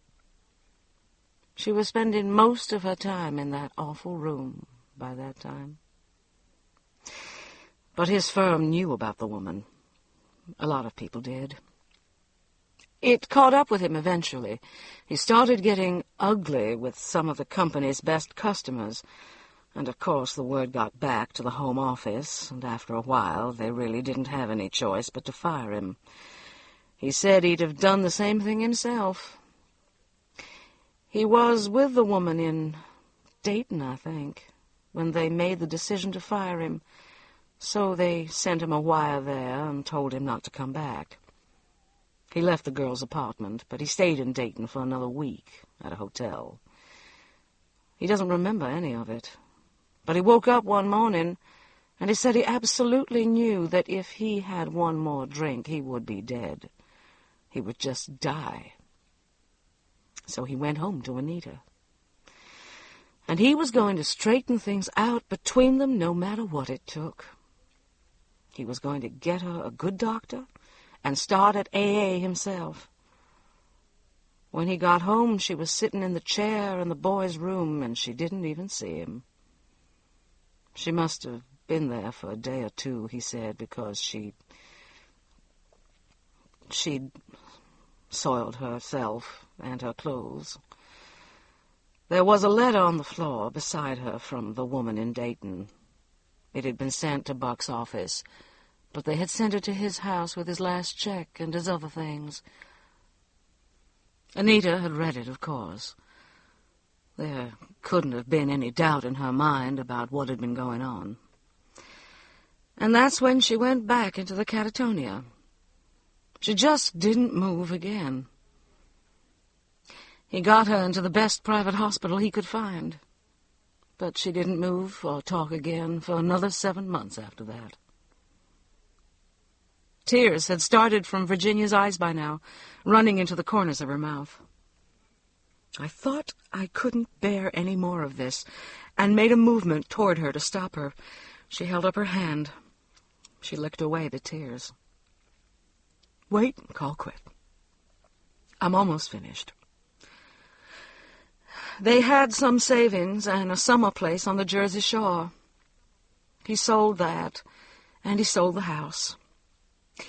He took an apartment near the hospital. He started at AA. He said that he knew by then that loss and pain couldn't kill you, but guilt could. And when the doctors first told him there was very little hope of reaching Anita, he went into a church, the first one he came to, walking along the street from the hospital. And he promised God that if he would make Anita well, he would devote the rest of his life to taking care of her and being the best person he could be.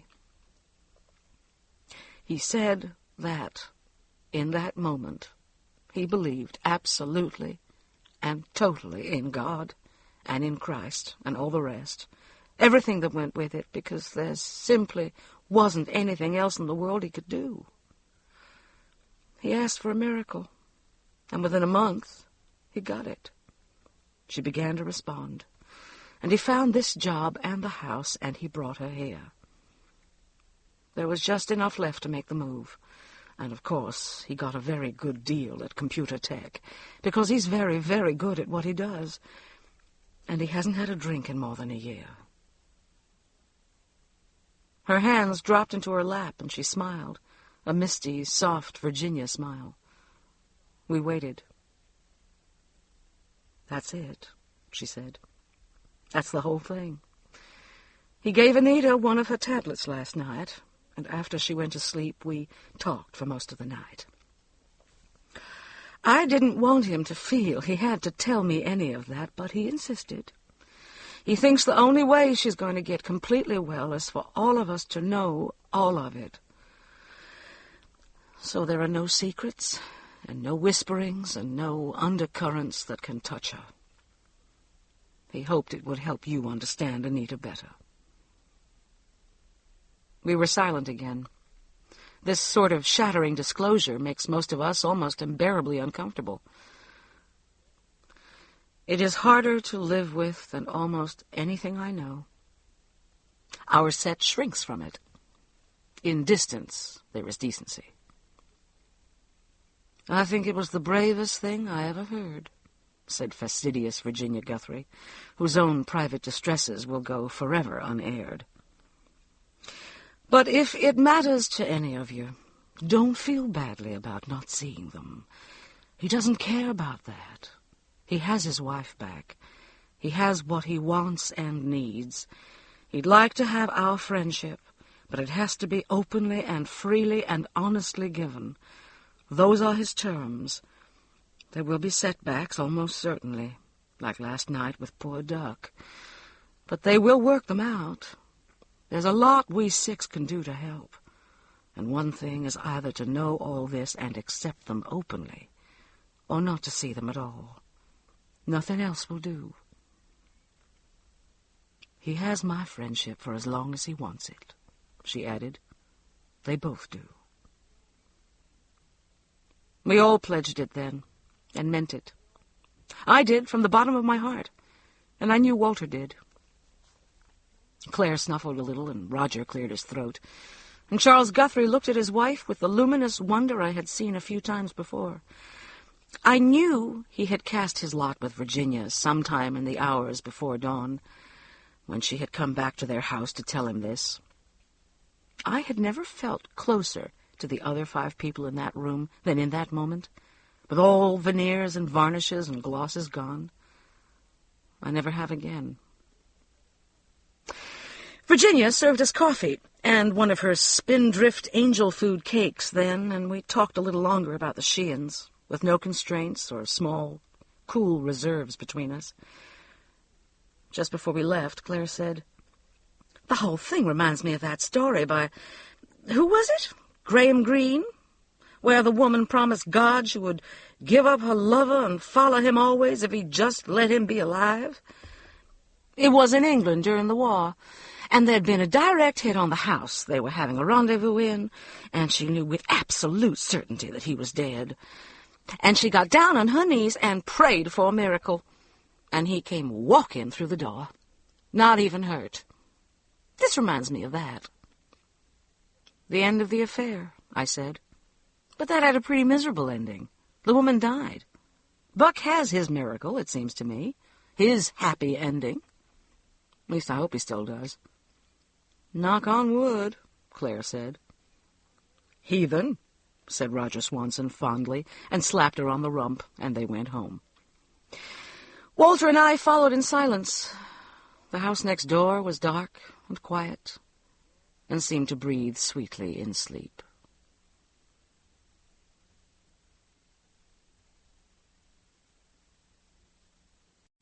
Chapter 12. The week after that evening at the Guthries, we went down to the island just off the coast that we have both loved since we came to this city. It's one of the sea islands, but not one of the glossier ones. It's a sleepy, gently shabby little island with a sprinkling of chic new condominium resorts and one newly restored grand old hotel and a flock of rambling old clapboard cottages facing the ocean, owned mainly by the second and third generations of the families who built them. A great many people in our city vacation in summer there. And when Walter left the agency he worked for to start his own with Charlie Satterfield, part of the deal they worked out was half ownership of the cottage Charlie's father had built on the island in 1925, just before the Depression put beach houses out of reach for most Southerners for decades. Charlie takes his brood of 4 down for the entire month of August, and since Walter and I are more flexible, we like to use the house a few days or a week or 2 at a time throughout the year. There's never been any wrangling about who wanted the cottage when. We fell in love with it when we first drove off the beach road and down its rutted, sandy, burr-matted lane. It's as forthright and solid and square as a well-born dowager, gray-shingled and green-shuttered, and skirted on 3 sides by a screened porch that looks straight into the tired, flaccid surf of that warm ocean. No trees grow near it, but a flag snaps smartly in the freshening wind at the turn of the incoming tide, and 2 outsized hammocks and an old-fashioned glider, as well as a porch swing, sag, and creak and groan comfortably on the porch. The porch is where most of our living is done. We eat there and entertain there, and on hot summer nights we've slept there in the hammocks, waking up early with the already hot morning sun red on our lids and rope-square imprints on our bare behinds. We once made love in one of the hammocks, or tried to, but it wasn't what it's cracked up to be. And I really think Walter insisted only because he thought it madcap and adventurous and a trifle kinky. We ended up tangled together on the porch floor in weak, hysterical laughter, with rope burns. These were 2 good weeks. Walter loves the sea, and I need it in some elemental way that I can't even come close to verbalizing. I become dim and shriveled somehow at my very core if I'm away from the sea too long.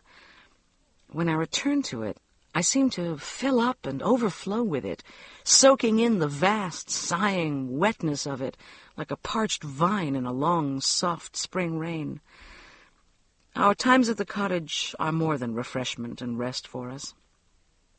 They're a sort of renaissance, a reaffirmation, a statement of policy and condition of our life together. We know most of the summer colony, and we play a little tennis on the lone, weedy old clay court, and have a few people for lazy drinks now and then, or go to some other surf-singing screened porch for drinks and cold suppers. But mostly we're alone with each other and the sun and wind and water. Our weeks on the island are as far removed from our life in the city as if we'd been to New Zealand. When we get home, it takes me a day or 2 to get my bearings again, to find my footing in the back-home world that is only half familiar to me. So when Claire called the night we got back and said, "Guess what? Anita's joined the garden club and is having a dinner party for 20 people. Y'all will be invited, and played golf with Buck and Roger and me yesterday." I thought stupidly, "Anita who?" And then I remembered. Anita Sheehan, next door. And then it all came flooding back through the lingering sea strangeness, and I said, "Well, I think that's fantastic, Claire. Bless her heart. She's making a superhuman effort, isn't she? Is it an awful strain being around her?" "Not in the least. None of it seems to be an effort for her at all. If you didn't know all that stuff, you'd think she didn't have a care in the world and had never been sick a day in her life. I never saw such a change in anybody. She's not exactly outgoing, of course, but she's sweet and funny and looks like she must have gained at least 10 pounds and can drive a golf ball a country mile and actually said, 'damn,' when she 3-putted the last hole. I don't know what happened to her. I never would have believed anybody could come back so fast after that scene at your house." All that in 2 weeks. Buck really must be the happiest man in America. He just beams all the time. Just walks around grinning from ear to ear. Carl, you'll just have to see her to believe it. I did see her the next morning, on my way out to the car to go to work. She was bringing the newspaper down their driveway from the mailbox, wearing shorts and a jersey, and she looked like a different woman, literally. Her beautiful skull had a modeling of sweetly fitting flesh now, and the fabulous cheekbones wore a stain of sun and natural color. Her eyes crinkled at the sight of me, her hair shone and bounced on her shoulders, and her body wore a becoming 5 or 10 new pounds. She looked spectacular. I simply stared at her. "Well, hi, Colquitt," she said, smiling. "Welcome home. Only it's not so much fun coming home after a vacation, is it? Virginia told me you 2 had gone down to the beach. You look great, all tanned and rested." You're the one who looks like you've been on vacation, I said. You look just wonderful. You really do. I never saw such a... I'd been going to say change, and then winced inside myself for the insensitivity of it. The fragility and madness and fear, the dreadful moment on our patio, the whole terrible chain of events that had led to that moment, all those would be inherent in that one word, change. I stopped. She smiled. I know. Such a change in anybody. Don't be embarrassed. I'm delighted with it myself, and I'm glad you noticed. It has been an incredible change, hasn't it? Colquitt, I'm not going to apologize to you for that inexcusable scene at your house the other night, because I know that you know all about us now, and you understand. Anita, I began. No, Buck told me that he told Virginia all of it. All of it.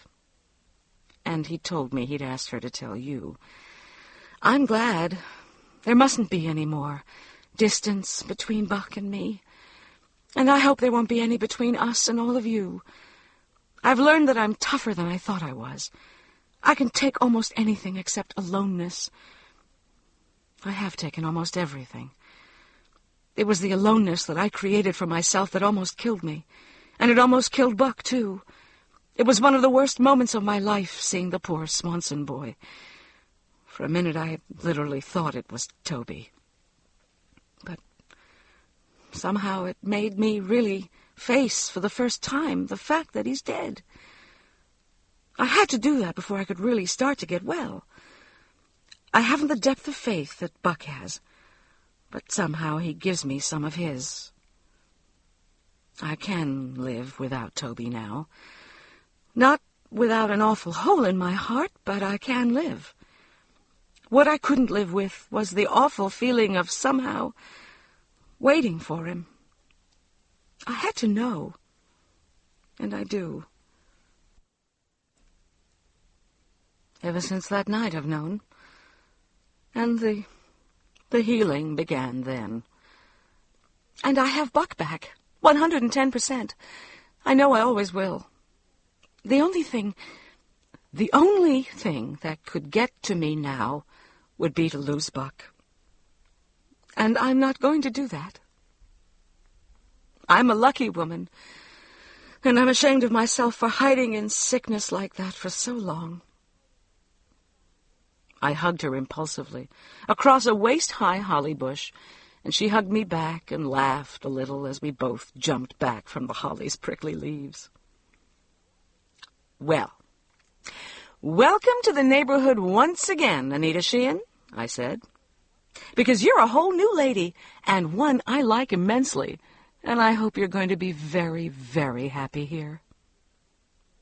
I am going to be, she said, and you and Walter and the Swansons and the Guthries are part of the reason I am. Virginia is... I don't have any words good enough for Virginia. She's been over every day since that night. Just for a little while. No big deal. And I've talked her poor head off. All this stuff that comes spilling out, and she just listens. She really listens. I think she's probably responsible for the way I've been getting well. She and Buck and this beautiful house. I'm glad you still feel that way about it, I said. I didn't know I could love anything inanimate as much as I love my house, Anita Sheehan said. I feel like it needs me, sort of, to be at its best. When I walk in from shopping or somewhere, I feel like it almost preens itself, because it knows it's prettier with me in it. I give it something. That's a nice feeling to have about a house. Usually a house gives you something, status, security, identity, or whatever. My house needs me to give it identity. It's a flattering feeling. She stopped and looked at me and laughed, a little embarrassed. It's not the crazies cropping out again, I promise. I sound a perfect fool prattling about my house. Well, I said, looking up at the house, it's a hard house to be impersonal about. You'd never be able to take it or leave it alone. No. Well, I mustn't keep you. You'll be getting an invitation, but I want to have a few people on the street in for a buffet in a couple of weeks, and I really hope you and Walter can come. It's sort of a housewarming for us, only you absolutely must not bring presents. I thought of that other housewarming in that luminous green April twilight, and I almost told her then. She seemed strong enough to handle it. It seemed to me imperative that she know about that other ghastly party. But then I thought, maybe it's just what we all need, to go and have the party be a smashing success and flush out those old horrors and memories and replace them with good ones. To lay those ghosts once and for all. We can't go through the rest of our lives averting our eyes from the Harrelson house. So I didn't tell her. I will always wonder if it might have made a difference. But I really don't think so. Not by then. The thing that waited for Anita was already spreading its shadows across her shoulders. The event that triggered the first frail beginning of the terrible blooming awareness was the housewarming that Anita Sheehan never had. All through the week following our return from the beach, we had caught glimpses of Anita and Buck working in their blossoming yard in the still hot dusks, coming in and out with armfuls of groceries, leaving early for golf on Saturday morning and church on Sunday. Once they came over in the late afternoon and sat with us on the patio, Anita turning a glass of white wine around in her hands and Buck drinking iced tea. We talked of the settling in at the Sheehan's house that was going so satisfactorily, and Buck's work at computer tech, and I told him about my work at the agency and how I planned, if things went well during the coming fall and winter, to leave the agency and establish my office at home. I had already put out some tentative feelers to 3 of my favorite clients, and all had seemed receptive. I took Anita upstairs and showed her the unused bedroom that I planned to convert into an office. It was a long, narrow room with dormer windows and a feeling of snugness and charm, even though the space was troublesome and difficult to plan around. She showed a real flair for working with space and form and color, and an instant grasp of what I wanted to do with the room. She made some hesitant suggestions for building in desk and bookcase units that hadn't occurred to me, but would be perfect for the room. "You really ought to consider getting back into the business, Anita," I said. "I know several decorators would be glad to talk to you." "I'm better, Call, but I'm not ready for that much involvement yet. I still get a little panicky when I'm out in a crowd of strangers, and I'm a long way from being able to waltz into somebody's house and tell them to throw out the ancestral fumed oak and get some light and color in there. One step at a time. Right now, this party's got me in a dither. You'd think I'd never had a party before in my life. And we used to entertain constantly. Well, you know I'll help. And Claire and Virginia. Just say the words." "Thanks. But this is a party for you all, not by you. It's just opening night nerves. I want to get everybody over the notion that they've got to walk on eggshells around me because I did time in the funny farm. I want to be your equal, not your problem child." I laughed, because she did seem so equal then, so sound and matter-of-fact and funny about her illness, and she looked so beautiful. There were deeps of sadness in her eyes, sadness that would look out at the world as long as the eyes did. But the same sadness looks out of many eyes, and they're still able to dance and spark with anger and quicken with love and tenderness. Anita's eyes could do all of those things, and would. Were already. "It's all yours, then," I said, and we went back downstairs. "You think she's up to the party?" Walter said, when the Sheehans had gone home and we sat down to tuna fish salad. Raz and Foster sat at our feet like temple cats, imperious and stiff with their ignoring of the tuna fish. I put dollops of salad on 2 napkins and put them down on the flagstones. and after a minute or two they arched and stretched and seemed to discover the booty. In great surprise they sniffed, and then began to nibble daintily and with vast ennui at the fish. "Yes," I said, "I think she can handle it with no trouble at all. And I think it's going to be just what we all need, and her too. She's a gallant lady, and I hope it's the first of 1,000 great parties in that house. I hope she gets to be a hostess of legend in this town of legendary hostesses." "And I hope you're right," he said. "They're really good people, aren't they?" "Among the best, my friend." The next week, on Tuesday, Buck Sheehan called and said, "I've got to go out of town for a day or two, and I just wanted to tell you so you could sort of keep an eye on Anita, you and Virginia." "Of course," I said. That was on Tuesday. On Friday morning, before I left for work, Virginia Guthrie knocked softly at the kitchen door. I stared at her in surprise through the glass. She was in a severely tailored belted housecoat, and her hair was a wild cloud framing her face. Virginia never popped in the morning or at any other time, and I had literally never seen her in her nightclothes, or with her hair and makeup less than perfect. Alarm stabbed at me. I opened the door. "What is it? Is somebody sick?" "No. Well, I'm not sure. May I come in? It's Anita." She came into the kitchen and leaned against the counter, as distraught as I have ever seen Virginia. I poured her a cup of coffee and steered her into the den. We sat on the sofa. I could see that her eyes were sunken with fatigue. She looked as though she hadn't slept for the entire night. My mouth was stiff with dread. "What's happened to Anita?" I said. "It was just terrible, Colquitt. Just terrible.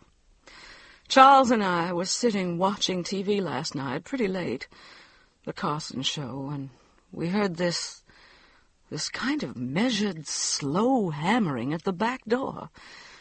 Perfectly spaced, slow, hard knocking, like something mechanical. Charles ran to the door, and there was Anita, in just her nightgown. She was staring again, just looking right through Charles, staring, not blinking, no expression at all on her face. Just like the other night. Even when Charles opened the door and pulled her into the kitchen, she just stood there, staring past us, making that knocking motion with her fist in the air. She was white as death. I thought somebody had tried to break into their house, or she'd had bad news about Buck or something. It was worse than the first time. For God's sake, Virginia, what was it? It took us almost 2 hours to find out. I sat her down on the sofa. She was like a dummy. You could move around any way you wanted to. And I brought her some brandy. But she wouldn't hold it or look at it. And when I held it up to her mouth, she spilled most of it. I told Charles to go call Mark Florence. I know he's a GYN, but I couldn't think of anybody else. But before he could pick up the phone, she made this tremendous effort. You could see her whole body shake with it. And she said, "No doctor, no doctor, no doctor," over and over, kind of a chant. I thought she would just go out of her head. I held her, and we asked her over and over, was there somebody in the house?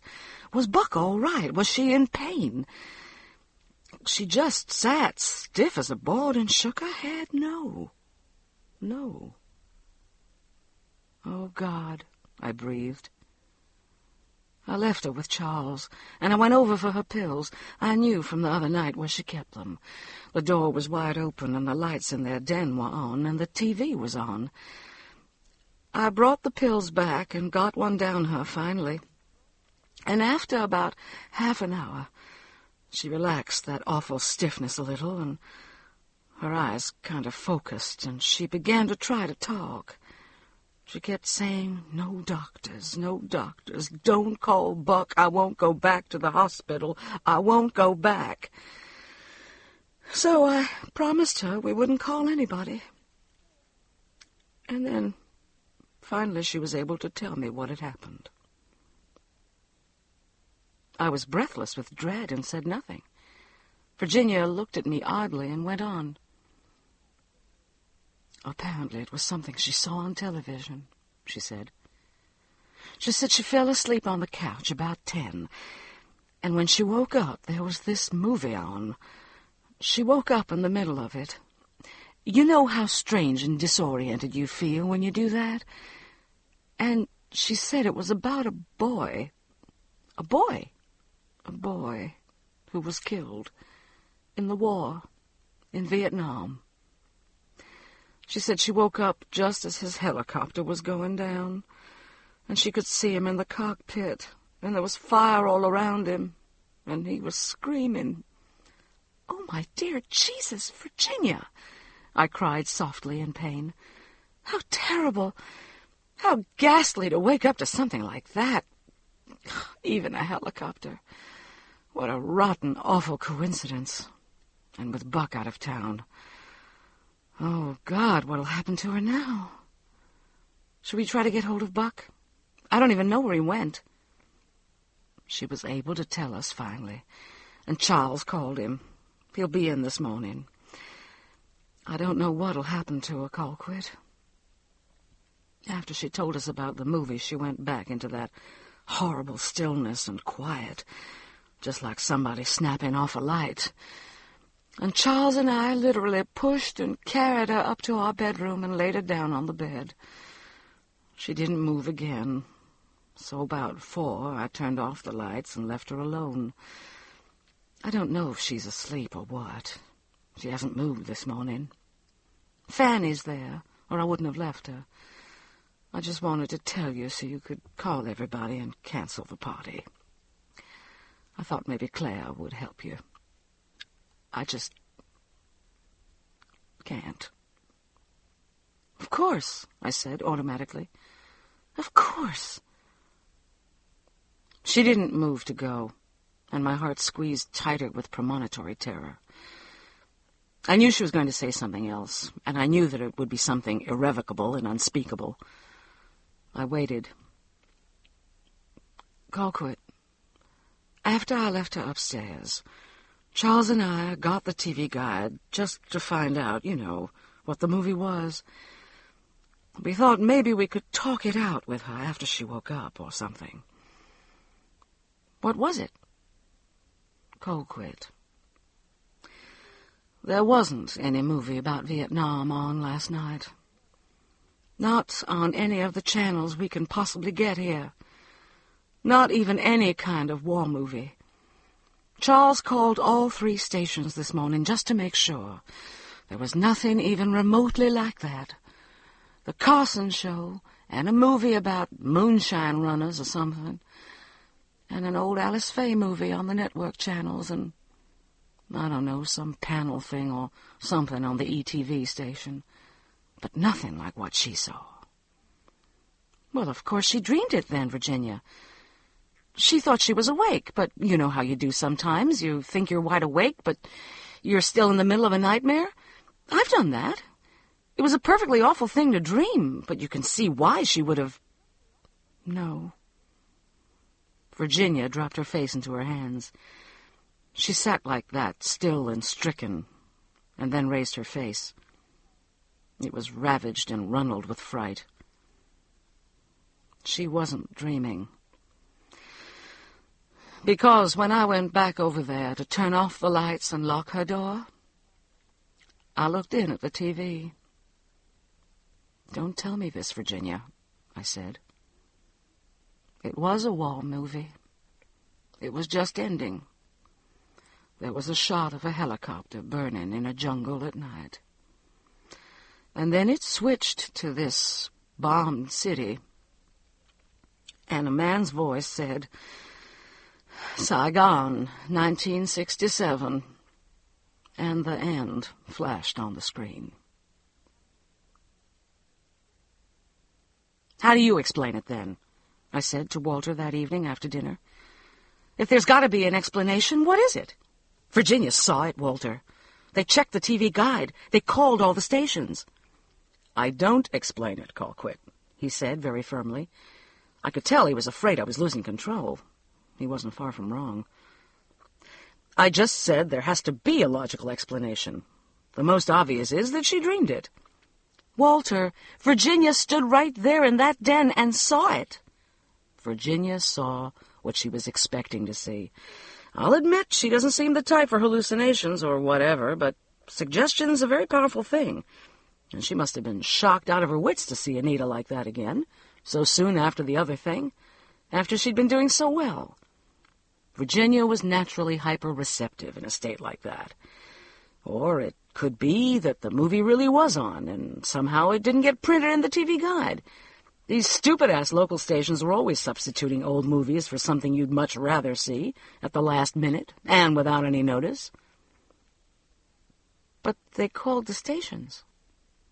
Well, there are cretins in TV stations, just like anywhere else. 10 to 1, some idiot didn't want to be bothered going to look at the log and just flipped through the TV guide and read out what was there. You almost sound as though you don't want there to be a logical explanation, Col. I do, I cried. I do more than anything in the world. Do you think I'm a total fool? Do you think I believe the Sheeans have got a haunted television set? It's just so bizarre and cruel. Of all things for that particular woman to see on that particular night with her husband out of town, even right down to the burning helicopter. It's almost as though there were some kind of malign intelligence behind it. Oh, I don't know what I think. It's just that she'd finally buried the boy, Walter. Let him go. She was coming back so well. And will again. You wait and see. Buck said, he told Virginia, you heard her say it, that he expected setbacks. The doctor in New Jersey said there would be setbacks. Okay, so she's had one. She'll work out of it. Christ, Carl, she was one sick lady. Don't minimize all those months in that place. You wouldn't just get up one day and walk out and start laughing and picking flowers. You'd come out of a thing like that in stages, and by sheer painful will, and it takes a long, long time. I always did think she'd pulled out of that last one too fast. First duck and now this, I said bitterly. What's next, I wonder? You think Buck will run off with Mary Wells Lawrence? Or get himself creamed on the freeway? That ought to fix her once and for all. You aren't making any sense, Colquitt, he said severely, and rose and got me a glass of neat scotch. One hysteric, and maybe two if you count Virginia, is about all I can take. I don't want to hear any more about Anita Sheehan for at least 24 hours. I want you to drink this, and then I want you to go to bed. I'm going into the den and read the Wall Street Journal, and I just may take the television set out in the backyard and shoot it. I knew he was upset, as much about my state of mind as the frightful thing that had happened the night before. Perhaps because I needed to so badly, I believed what he said about dreams and the power of suggestion and human error in television stations. Maybe, I thought, settling into bed with Raz and Foster in the latest New York magazine. Maybe they were right in the old days. Maybe madness is as close as we'll ever come to the paranormal. Poltergeists are supposed to be caused by disturbed adolescents, aren't they? Why shouldn't a woman whose mental health was shaky see something that wasn't on a television screen at all, but only in her anguished mind, and persuade a perfectly sane, balanced woman that she too had seen it? In the old days, they'd have said that Anita Sheehan was possessed, and they'd get some exorcist or something to cast out the spirit. Maybe the abnormal has always been the normal, or vice versa. It wasn't the most soothing train of thought I'd ever pursued, but there was some comfort in it, and I was asleep long before Walter came to bed. We walked over the next morning, the Saturday morning of the party that would not be, to see if we could do anything for the Sheehans. Buck answered the bell, and this time he asked us in. The house was quiet in the green, tree-filtered morning light. The dishwasher was gurgling sunnily in the kitchen, and a lingering smell of coffee spoke of normal mornings. There were silver trays and serving pieces set out on the dining room table, where Anita had placed them after polishing them for the party. But the quiet downstairs showed no other sign of disarray, no sign of illness and havoc and terror. He was obviously tired, bone-tired, death-tired, but his smile was serene. "Thanks for coming," he said. "She's upstairs sleeping. She slept for almost 24 hours straight, and it's the best thing for her. I never should have left her alone. I never should have. But I called a doctor in New Jersey, and I told him everything she remembers about the night, the television program and all that. And he said it wasn't such a strange thing to happen, all told. He thinks she probably overdid it with the moving and the party, and the thing with the Swanson boy was a worse shock than we thought. He says she really must just rest for a couple of weeks. He thinks it was probably some sort of hysterical hallucination, or very possibly a vivid dream. And she agrees now that it probably was.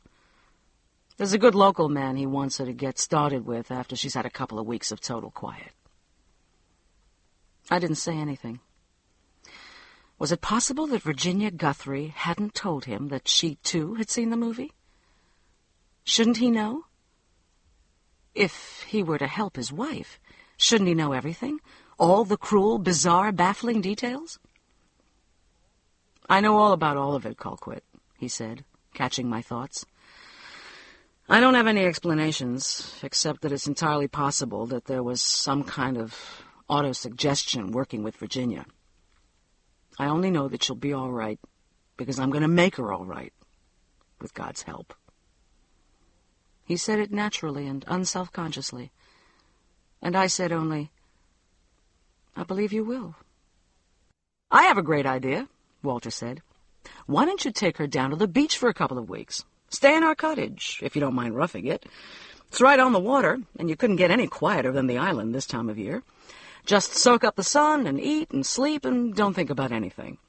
It always puts Carl and me back together, and you couldn't be more welcome to it." I loved him achingly in that moment. Of course, the beach house. We had, I thought, been very selfish with it. "I think that's the best idea I ever heard," I said. "There are linens and pots and pans, everything you could possibly need, and nobody will be using it for at least another month. Do it, Buck. It's not a bad drive. It's the perfect place to rest and invite your soul." His tired face lit with something like a child's expectation in July that Christmas might really come again. "You know, that really might do it. It really might. She loves the ocean. She loved our beach place. That's incredibly generous of you people. Only I'd want to rent it." "Absolutely not. I'm going to be very offended if you even mention that again," I said. "I mean that, Buck." "Well, then, let me talk to her about it, and if she'd like to do it, I'll give you a call tonight or tomorrow." As we left, he called after us, "God bless you." The Sheeans left early the next Monday morning for our house on the island, and the house next door was empty and quiet again, and the summer spun on. Chapter 13. For a little while, then, there was a gentle time, the time in any summer that seems suspended in a sort of still green hiatus, swung between two seasons, swaying almost imperceptibly in the languorous currents of heat and indolence. It is the time in our summers when children and animals abandon their first summer-struck frenzies of activity and motion and explorations and mischief. They drift in shoals through backyards in the cool of mornings and the honeysuckle-smelling twilights. Middays are given over to swim teams and tennis lessons and day camps for the younger children, and for long, heat-deadened sleeps beneath shrubbery and automobiles for animals. Among adults, the ruffled rush of spring cocktail parties and poolside galas slides into lazy weekends at the club, or hastily thrown together suppers for a few friends on screened porches and patios. The late spring debutante marathon slows into the desultory entertainments of the little season. Weary teenagers abandon their froths of white and 12-button gloves for swimsuits and cut-off jeans. People leave for vacations, and the neighborhood is subdued and not unpleasantly diminished. On our street, about a third of the old houses were empty for a time, and more were minus children, most of whom were in mountain camps or on exchange programs abroad. Duck Swanson was visiting the North Carolina cousin with whom he would room at Yale in the fall. And Claire's two younger sons were working in the OEO-sponsored youth programs in the city's blistering, blighted southwest section. They still came, willing but leaden-footed, to do the minimal summer yard work that our lawn requires. I'd told Claire that it wasn't necessary. Let them have their summer weekends. But she insisted. "I can't stand them underfoot on Saturdays," she said. "They sleep till noon and get up expecting 12-course breakfasts and mope around the club pool all afternoon, mooning over that little Carruthers tramp with the bathing suit that vanishes right up the cleft of her dewy little butt.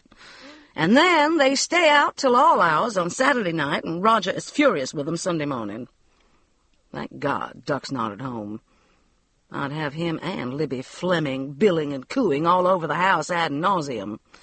As it is, I'll bet he's called her 14 times a day for the past 2 weeks and charged it to us. And Roger will kill him. I almost wish they'd go ahead and get married. It would be a lot cheaper and less nerve-wracking for everybody. Oh, no. Tommy and Raj can do their playing on Sundays. This summer is for old Mom here. Since Tommy's got his driver's license, I haven't driven a carpool all summer. And with Duck away, Roger's been getting his own breakfast. And there was one decadent go-to-hell morning that I slept until 9:30. Not only that, but I have a Bloody Mary with lunch every day, and take a nap after that. I'm going straight to hell in a handbasket this summer, and I love it." "You sound like something out of a Somerset Maugham novel," I said. "If you don't watch it, you'll take to tottering around in a moo-moo and drinking slow gin straight out of the bottle. But it is a quiet, nice summer, isn't it? It is since the poor Sheehans went to the island, anyway. Have you heard from them? God, I hope it's doing us some good." "Just one call, to tell me where their spare key is and ask if I'd go over and water their plants. I haven't done it yet, but I will tomorrow or the next day. I think it'll do her good if anything will. You know, I'm terribly fond of both of them, and my heart breaks for them, but I have a sneaking, nasty little sense of relief. As long as they're down there, there won't be any more of the upsets and the night horrors. Isn't that selfish of me? But it's really been an upsetting time for everybody since they came." "Since the Harrelsons came, you mean?" said Claire. "I know. I am truly fond of Buck and Anita, but I'm beginning to feel like we've paid our dues with trouble for a while. If it was an old house, I'd almost think it was haunted. But who ever heard of a haunted contemporary less than a year old? Maybe there was an Indian graveyard on the property once, and the natives are restless. That kind of garbage really makes me uncomfortable, Claire." "Oh, come on, Carl. Where's your famous sense of humor?" "You know I'm kidding. Virginia told me about the movie on TV, and I told her she was either going through the change or she and Charles had been smoking pot over there and wouldn't admit it." "You don't believe her, then?" "It's not that I don't believe her. I just think Anita upset her so badly she didn't know what she was seeing." "Christ, you don't believe it, do you?" "I guess not," I said. "Walter certainly doesn't. But Virginia seems so sure." "Well, she's not all that sure anymore. She's as much as admitted to me later that she could have been mistaken, and then she changed the subject. I haven't said any more to her about it because it's so obvious that she's embarrassed and doesn't want to talk about it." It was true that Virginia Guthrie did not want to talk about that evening. She simply refused to do so. When I told her, early in the week the Sheehans left for the island, that Walter and I had been thinking about the incident, and he had had some ideas that might make her feel better about the whole thing, she said, "I shouldn't have disturbed you with all that, Colquitt. As far as I'm concerned, it was a case of the sillies on my part, and the subject is closed. I respected her feelings, but I wondered if it really was embarrassment that lay behind them. Somehow I didn't think it was. Virginia is not in the habit of doing things that will cause embarrassment to other people or to herself. Friday evening of that week, Kim Doherty came by at dusk.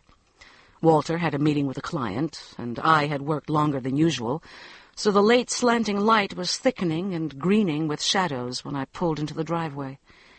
I saw his dusty old VW first, and then, rounding the corner of the house to the patio, I saw Kim. He was slouched in his usual chair, drinking a beer, and regarding the Sheehan's house solemnly and fixedly over the rim of the can. Foster was curled lumpishly in his lap. We hadn't seen him since the incident with Anita on the television set, and I wondered if he'd heard about it. I hoped not. I did not plan to tell him. "Your favorite mendicant is back with his empty stein," he said, brandishing the beer can at me. I helped myself. Was that okay? "I wish my favorite mendicant had brought his bowl, too," I said, looking critically at his long figure and his face. Both were thinner than ever, tautened down to bone and tendon. There was something, a coiled intensity, an interior smoldering that disturbed me. "Have you been eating at all? You look like something right out of Bergen-Belsen." "Sure, I've been eating. I've been working like a field hand over on the Douglas side is all. Damned bricklayers walked out on me, and I've been laying brick like... Who was that stonemason in that book everybody had to read in high school? Jude the Obscure. It's better than Weight Watchers to get you in shape." "Work going okay?" I asked casually. I didn't think it was. Not the design work, anyway. The interior cauldron was obviously consuming him. "In a word, the work is shit. If you mean the designing, and you do. Jude the Obscure wasn't a bad analogy. Kim the Obscure has picked up the torch that cat dropped. I'm going to get it back, though." "I know you are." "No, I mean really. I left it over there, and that's where I'll find it again." He gestured at the Sheehan's house with his empty beer can, and I studied his face uneasily. He'd said that before. There was a crystal raptness shining just under the calm mask of Kim-shaped bones and features. The obsession that had upset me before hadn't lessened. It was growing. Eating. He turned his face back to me. "Where are the Sheehans?" he said. "I've driven by here several times this week, and their cars haven't been here. No lights either." "They went down to our place on the island for a couple of weeks," I said neutrally. "She had a little setback, and we thought the beach house would be a good place for them to unwind." "What kind of setback?" Through the fast-settling darkness, I could feel his eyes steadily on my face. "Just a movie on television that upset her." "What movie?" "I never did get it quite straight," I lied. "It wasn't much of anything. I guess it wouldn't take much, as fragile as she still is. I've talked to them since they've been down there, and they seem fine." He was quiet for a time, and then he said, "You're a rotten liar, Colquitt." I didn't answer. Presently I said, "They called to ask me to go over and water the plants, and I've been putting it off. Come walk over with me while I do it, and then I'll fix us a sandwich or something. Walter's not going to be here for dinner, and I'd like some company." "I'll wait for you here," he said. "Oh, come on, Kim," I said crossly, tired suddenly of levels and sub-levels, portent and obsession. I was irritated at myself, too. I realized that I didn't want to go into the Sheehan's house alone in the thick stillness. He grunted and stood up loosely, and we walked through the rhododendrons and up the bank and into the Sheehan's yard. Anita had left the key under a flower pot on the back deck. I fished it out, jerking my hand back when it came in contact with something fat and damp that wriggled away from my fingers. Ugh. This particular key-hiding ploy wouldn't fool a retarded first grader, I said, and unlocked the back door and walked into the kitchen. Kim followed. I groped for the light switch and couldn't find it. He reached around me with a long arm and plucked it out of the darkness, and the kitchen bloomed with white light. "Are you a clairvoyant, too?" I asked brightly. There was a swelling in the air, a charged tightening that I could feel on the skin of my arms and face and neck. It felt like a small hot wind drying wet flesh, so that the small hairs stood up stickily. I moved away from Kim's arm quickly. "I'm the one who put that fixture there, remember?" he said. His voice sounded as though there wasn't much breath behind it. The room was bright and white and still and silent, but soundless sound roared and howled in it. I found a plastic pitcher under the sink and filled it with tap water and watered the hanging plants in the kitchen windows and the African violets that stood on the wide windowsills. I chattered steadily about nothing that I can remember now to Kim Doherty, who leaned against the kitchen counter in silence, his face lifted as into a freshening wind. He didn't reply. He didn't move from the counter when I refilled the pitcher and walked into the dark living room. There was just enough light from outside so that I could see the showering shapes of the plants that hung in the windows there, some nearly brushing the floor. I felt along the wall for the living room light switch, but found nothing. I didn't want to call out to Kim for help through the roaring silence and set the pitcher down on the floor to free both hands. But I still couldn't find the switch. And finally I called out, hating the ersatz jollity in my voice. "Where the hell is your living room switch?" "It works off a rheostat thing by the door into the dining room," he called back. "It's that round thing. Just push it in and turn it." But he didn't come into the living room. I stumbled in the darkness to the wall by the dining room door, taking great silent gulps of the dense air. It was hard to breathe. I wanted desperately to be done and out of this swelling, prickling house and back in my own kitchen. I wanted Kim to be gone. I wanted Walter.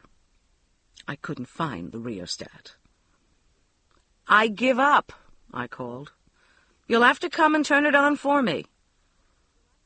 I heard his steps come slowly through the kitchen and into the room, and turned and saw the bulk of him, thicker darkness in the dark beside me, and he reached out past me for the switch, and then closed his arms around me. I stood stiffly in Kim Doherty's arms, feeling nothing but the violent wrenching of his heart, hearing his grating breath and the deep singing of the silence. It rose and bloomed into a keening that filled my ears and blood and blinded my eyes, and I put my arms around him and pulled his mouth down to mine. Even as his arms dragged me into his bending body, even as his mouth devoured mine, and my own opened to his, a thin thread of pure consciousness, that was all that was left of me, of Colquitt Kennedy, crouched in a corner of my head and whimpered high and childishly, "I don't like this. I want to go home now. I don't want this to happen anymore." Light blazed. Kim lifted his head and pushed me back, and I stumbled against the back of the sofa and caught myself with my hands, head hanging, breath choking in my throat. The very air of the house seemed to be filled with stinging, buzzing things like bees. I saw dimly, as if through smoke. Kim's face was white and blind. Walter stood in the door from the kitchen, and his eyes were as sightless as Kim's, though they were fastened on me. He stood very still and straight, in his hand dangling against his leg, was Anita Sheehan's French boning knife. No one moved or spoke. Then Walter moved toward us into the room. The deadness lifted, and I drew in my breath in mindless, ineffectual terror. His blind face was a wolf's honed smile, a jackal's killing rictus, a whipping, snaking death. The silent air howled with blood and inevitability. Enormity sang and screamed. A limitless gulf seemed to open in the floor that rotted under my feet. I saw murder in the face I had loved for so many years. Saw my own end there, and Kim's, and Walter's. I lifted both hands weakly, but couldn't move my feet. Kim didn't move either, but looked at Walter as he advanced slowly toward us. Looked at him with a desperate puzzlement, an anguished incomprehension. And then he moved, fast and violently, and shoved me ahead of him into the living room toward the French doors that opened onto the front deck. Dimly, as my feet stumbled toward the front door, I heard him shouting, "Get out of this house! Get out, Colquitt! Walter, get out of the house now! Now!" He reached the glass door as I did, and shattered it as easily as if it had been plastic wrap with his shoulder. And when I was aware of anything again, the three of us were standing in the cool blackness of the Sheehan's driveway, and the air was only the air of a summer night again, and the sounds were only the sounds of a summer night. Another sound broke the night then. Walter. Walter was crying. He sank to the driveway like a child whose tired legs will not support him any longer, and sat on the asphalt and put his face into his hands and cried. He cried great, wrenching, silent sobs. He was saying something, but it was a long moment before I could understand what it was. And then I could. "I would have killed you," he sobbed. "I would have killed you both. My God, I don't understand what's happened." I was crying too, and went to him and crouched down beside him and held him in my arms. "I didn't mean it," I wept hopelessly. "Darling Walter, baby, what you saw, I didn't mean that. I don't know why. I don't understand." He shook his head back and forth in his hands, tears running through his tanned fingers. "I would have killed you, Colquitt. And then I couldn't have lived." Kim said nothing, looking at us. His face was dead. His voice, when he spoke, was formal and precise. "I know what happened," he said. "I know about all of it. I understand it now. Colquitt, help me get him back to your house. I can help you both. Please come now." I got up obediently. Kim and I raised Walter to his feet. He walked with us quietly back through the rhododendron hedge and across our driveway and into the den. We sat down on the sofa, and Kim brought the brandy bottle from the pantry and took a long pull of it and passed it to us. We drank in turn from the bottle and looked at him, expectantly and blankly, like children waiting to have something enormous, incredible, made credible. I remember feeling almost peaceful, ebbed and emptied, waiting. Walter said later that he did too. "First," he said, looking at Walter, "do you really think there's anything going on between me and Colquitt? Forget what you saw over there. Do you really think we've been having an affair, shacking up, running around behind your back? Do you really think she would ever do that to you, with me or any other guy?" Walter looked at him, and then at me. "No," he said. "I don't think that. I know what I saw, but I don't believe that." Kim looked at me. "Why were you kissing me?" he said. Do you remember what you felt? Do you know why?" I shook my head. I felt nothing but a gentle, vague confusion mingled with a faraway, sleepy, simple relief, and the dreaming sense that things were not perhaps broken between Walter and me. None of it seemed real, or seemed to matter a great deal. Kim said, "I can't ask you to believe this if you don't, Walter. But I am not in love with Colquitt. I do not lust after her. I had no intention of touching her when we went over there tonight, and I don't remember why I did it. I don't even remember how I felt." Walter shook his head slowly. "I don't remember picking up that knife, either," he said. "I don't remember thinking that I would kill you both, but I know that I would have. I would have done that. If I hadn't left there, I would have done it." Kim's face wore the rapt, luminous sheen I had seen earlier that night when we'd first talked on the patio. "It's that damned house," he said. "It is damned, that house. It's a greedy house. It takes. You once said, Col, that it would bring out the best in whoever lived there. You were wrong. It takes the best. It took that miserable Pye's kid, and her marriage, and her daddy.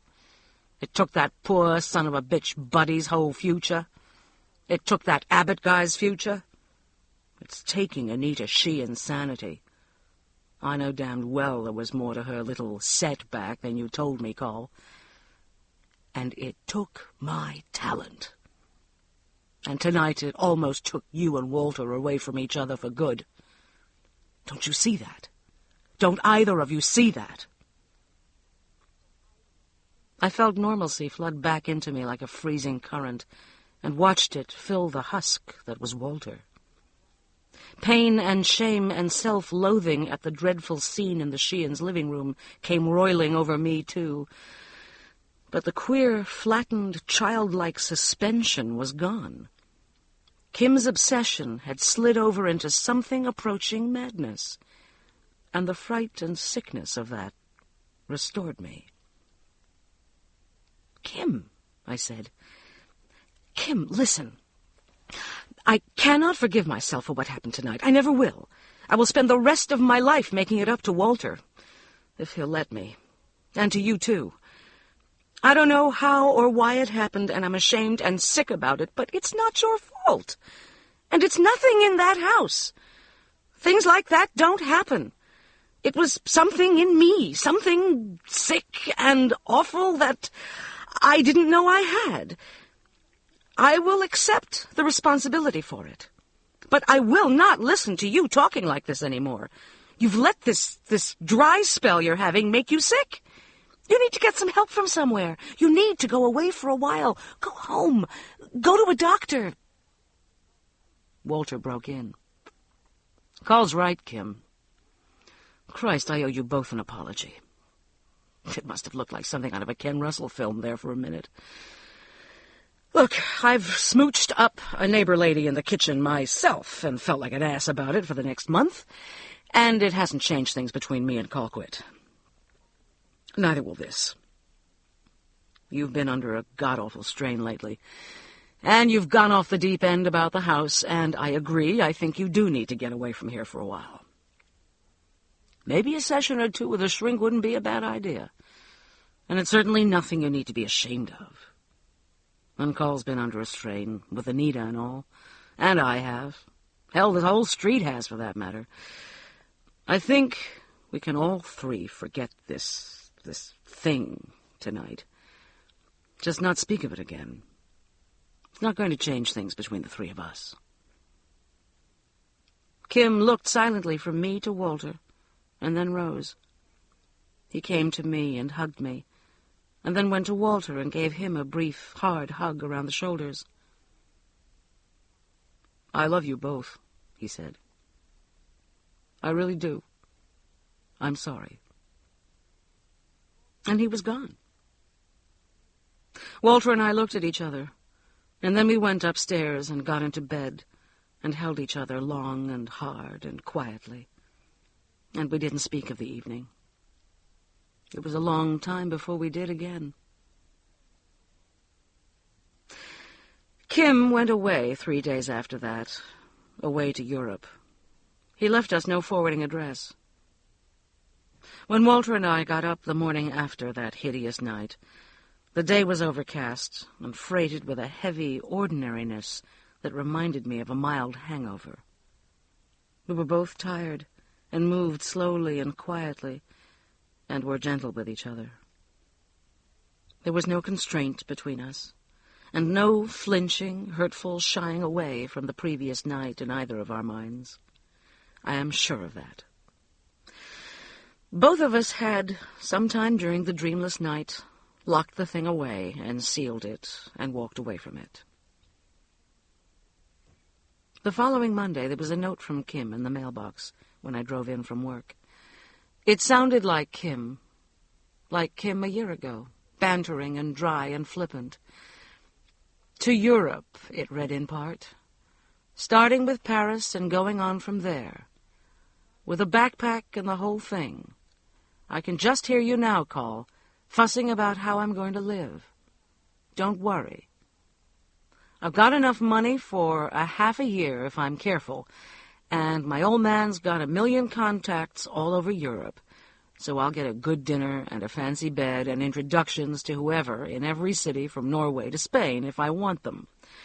I may even end up in the jet set.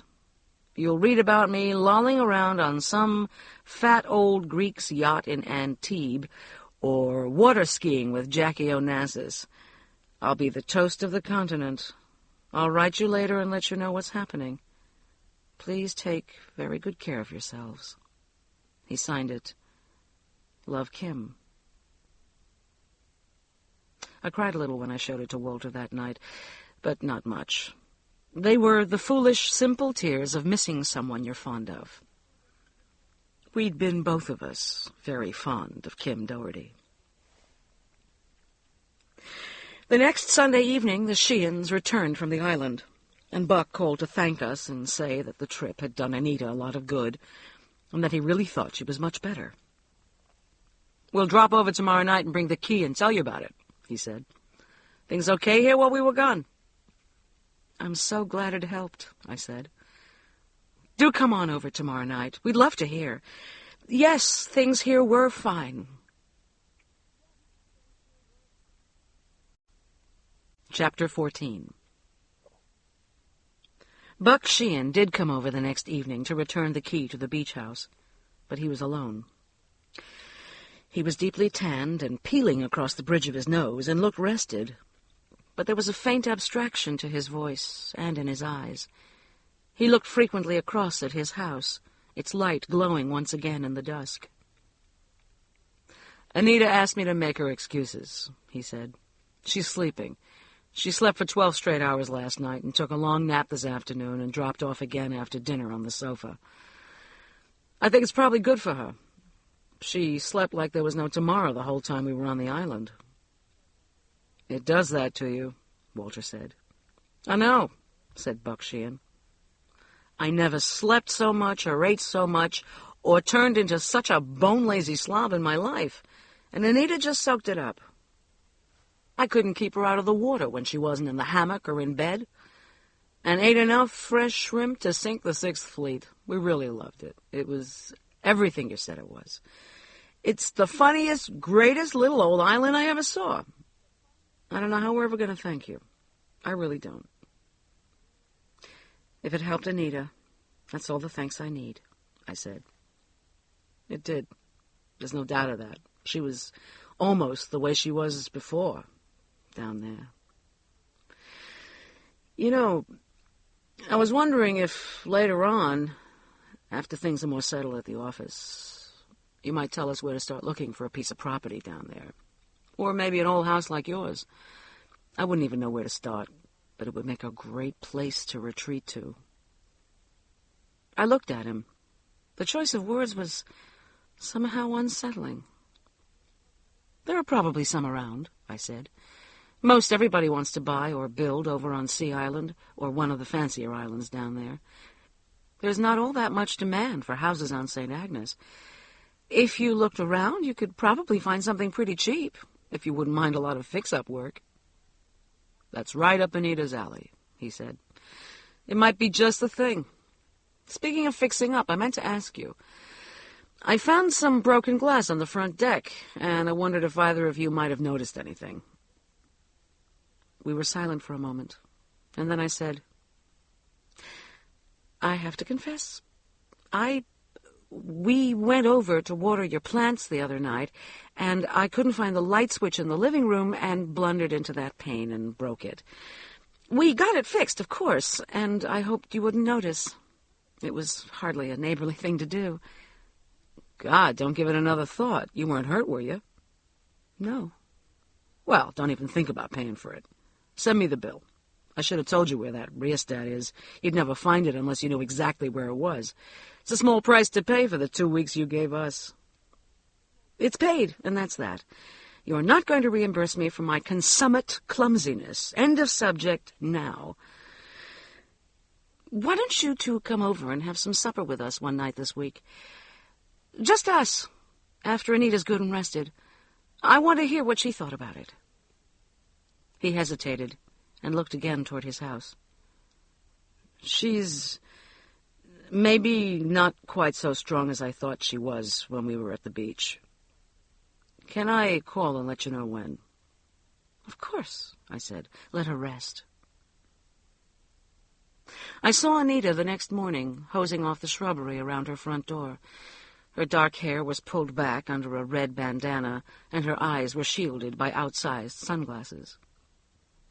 She wore white slacks and a checked shirt knotted across her tanned, polished midriff, and looked like a fashion sketch in W, attenuated and careless and elegant. I smiled and waved, and she laid the hose down and came to the edge of the driveway, smiling in return. Welcome home, I said. We missed you. Missed you, too. And thank you 4 million times, she said. I love your cottage, and I love your island, and I love you both for letting us have those 2 weeks. They were something I'll never forget. She took off her sunglasses. The fine lines were back around her eyes, and there was a look of immense distance in them, but a peaceful sort of distance. I knew the feeling. Part of her was still lost in the depths of the sea she had just left behind her. I'm the same way when I come back from the island. She didn't look as taut-skinned and vivid and glowing as she had when I'd first seen her on our return from vacation. But neither was she the same frail, tight-pulled, half-mad woman we'd first met. Well, I thought, 2 steps back, 1 forward. Maybe Walter's right, and this is the way she'll come out of it. Slowly. I want to have you and Walter over for dinner sometime soon, she said. I'd planned to do it this week, but I just can't seem to get my act together. I sleep all the time. Are there tsetse flies on your island? But I want you to know that I'm not planning to turn into a recluse. Don't even think of it, I said. You're supposed to be resting this summer. Let us feed you for a while. We'll make you feed us 50 times over this fall and winter when you're up to it. No, I mean it, Colquitt. I'm starting with this new man down here tomorrow, and if he says the word, I'm going to start pulling my weight around this neighborhood. You all mustn't worry about me, Colquitt, any more than you can help worrying when I go around throwing fits as regularly as clockwork. I was tired from getting ready for the big party. That was a mistake. So soon. And I had a rotten dream, or hallucination, or something, and I wigged out again for a little while, and I'm sorry for the hell it put you all through. But my doctor back home told Buck that it was probably just the way it was going to be for a while. And if so, so be it. It was a momentary wig out, not a permanent one. I'm going to get myself straightened out eventually. I took it too hard and fast is all. Buck hadn't told her about Virginia Guthrie's terrible moment in front of their television set then. Or about Charles and Virginia's checking of the TV guide in the television stations. Of course he wouldn't have. "Well, whenever you're up to it, then. But not one moment before," I said, starting for my car. "Soon," she said. As I got into the car, she was coiling up the hose and yawning, a vast, deep, stretching yawn. And when I drove away, she'd gone into her house and closed the door. We didn't hear from the Sheeans during that week, and except for a couple of times when Claire Swanson saw Buck drive up to the house during the day and pick up Anita and bring her home an hour or so later, nobody saw her at all. I supposed when Claire told me about seeing them that he was taking her to the therapist the New Jersey doctor had recommended, and that the man had perhaps advised her to curtail any sort of social activity. I was rather grateful for the moratorium. We were in the middle of a new business presentation at the office, and I'd been working late all week. I hadn't really liked the idea of an evening with the Sheeans so soon after their 2 weeks at the beach. I didn't want to talk about their problems for a while, or have them feel they must thank us over and over. I didn't want to hear any more hopeful allusions to recovery and wholeness and eventual health. I simply wanted it to happen, quietly and without incident. I was tired of pain and fear and strangeness, Anita's and Buck's, Kim's, Walter's and mine. Midway during the next week, I ran into Virginia Guthrie on the street downtown outside my office building just as I was coming back from a hasty trip to soothe a client whose press kits had arrived 45 minutes after the press had departed. She was trundling along toward the multi-level parking garage at the end of the street, department store boxes piled chin-high in her arms. "You look like you're ready to split nails," she said. "I am, and you look like you're about to collapse in the street. Let's go blow 2 hours on lunch at Rinaldi's. With Bloody Marys. I'll treat. If I go back to the office right now, I'll probably bash my dim-witted secretary's head in with a zip code directory. Or ruin her manicure, which would be an even greater disaster." She seemed reluctant for a moment, and then she said, "Oh, why not? I don't have to be anywhere until 4, and I'll take you up on that Bloody Mary. I may even have 3. "Bad day on the barricades?" I said. Virginia does not like to shop. "Bad week, sort of. I guess. I don't really know. It'll be good to talk to somebody about it." "Anita," I said, looking at her closely in the white noonlight. "Anita," she said. We walked across the street and went into Rinaldi's, and Vito, the maitre d' who had professed a courtly and florid lech for me all the years I'd been at the agency, found us a quiet table in a sunny bay overlooking the milling human traffic on the street outside. The contrast between the teeming street and the subdued noon restaurant bustle was soothing. We ordered the Bloody Marys, and they came immediately, rich and thick and sprinkled with snips of fresh dillweed in outsized frosted goblets. "What's happened?" I said, when the silence had spun out between us. "Has there been anything else about the boy?" "Well, not directly. I'm not really sure anything has happened. It's just that she isn't snapping back like Buck seems to think she should. She sleeps an awful lot, late in the mornings and long naps in the afternoon, and at night in front of the television set. Of course, she's on some kind of medication this man down here is giving her, and that could account for the drowsiness." "I'm sure it could," I said. "Didn't her other doctor, the one in New Jersey, say she would sleep a lot?" "Yes, but it's not just that. She watches television from the time she gets up to the time Buck puts her to bed. That's where she naps in the afternoons, in front of the set." I guess a lot of women do that, especially when they have to stay inside and rest and can't go out. She looked past me at a robust, startlingly proportioned mural of the Bay of Naples. Buck thinks she's waiting to see something else about the boy. She doesn't say so, of course, and he wouldn't mention it. But she gets very querulous, very peevish when he tries to turn the set off. He says she never cared for television before. Don't you think Buck might be overreacting? I said. I was annoyed, but I didn't know why. Reading things into what she's doing because he's so afraid there will be something? It's possible. I suggested that, and he admits that he could be. But she says there have been some phone calls, too. Dread brushed my heart. Phone calls? From whom? From nobody. I mean, she says the phone rings, and when she answers, there's nobody on the line.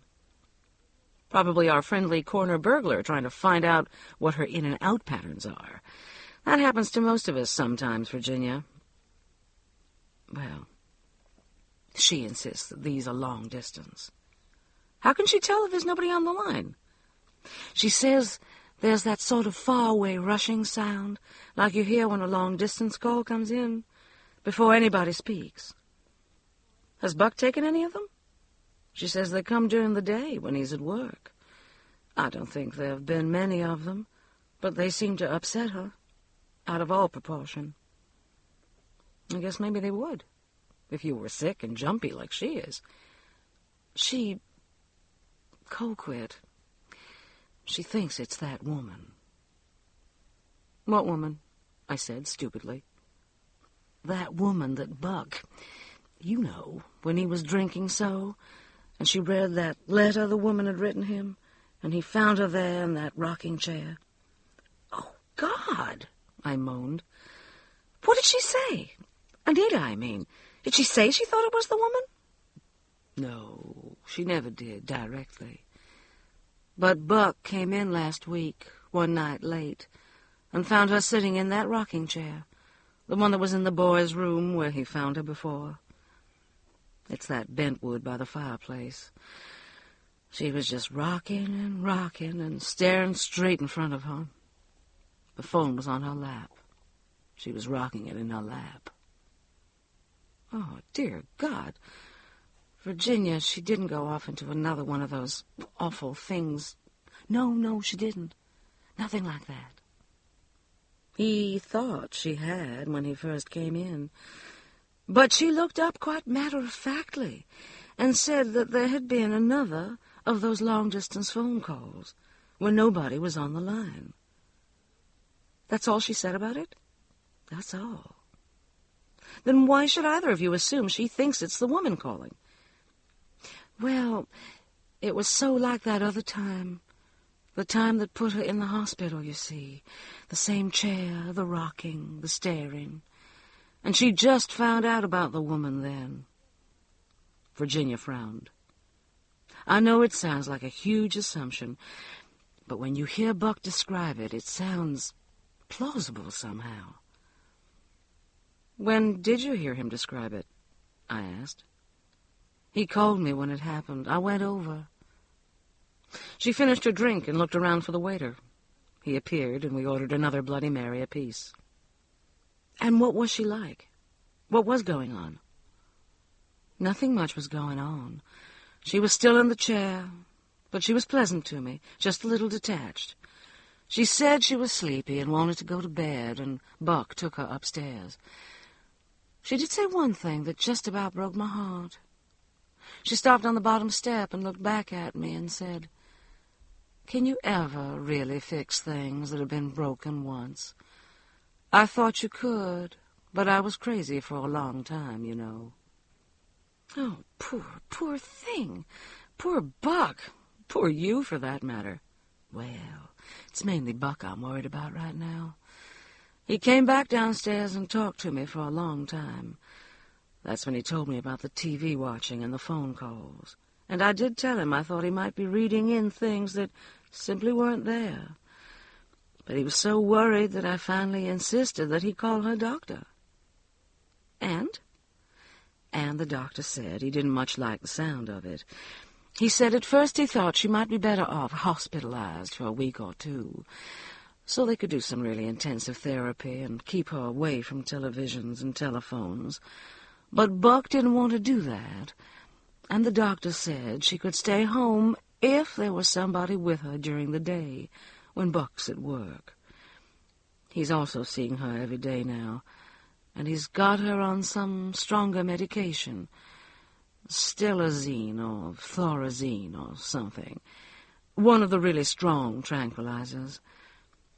She's been very calm since then, of course, with all that gunk in her, and a little distant. She doesn't talk much, but she's beginning to perk up some. She isn't sleeping so much.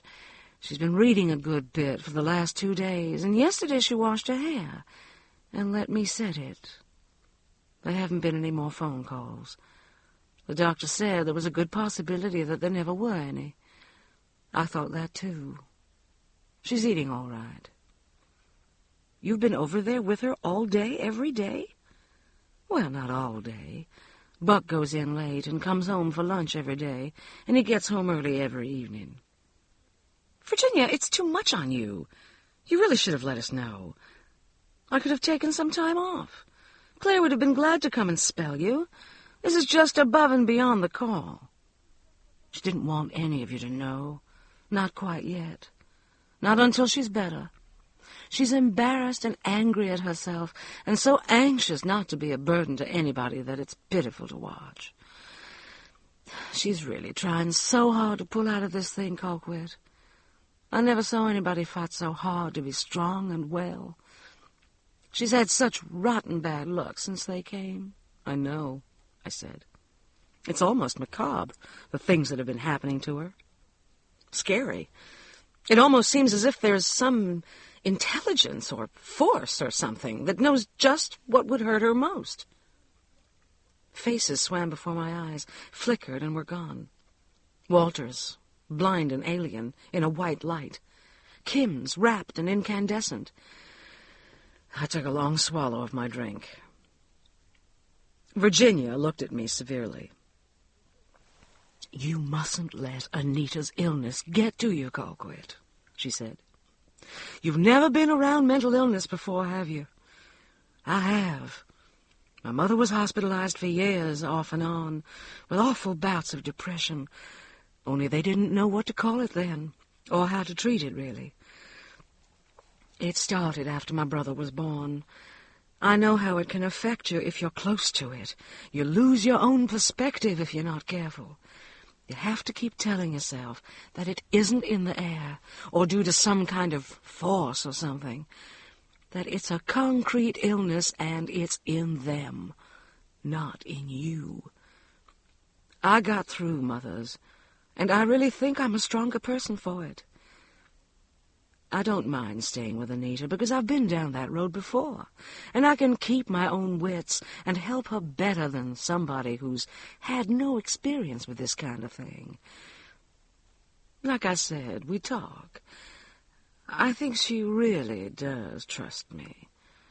She's just going to have to go through these ups and downs. And even if the things that have happened to her do seem particularly cruel, they're natural, they're explainable in the light of her particular illness.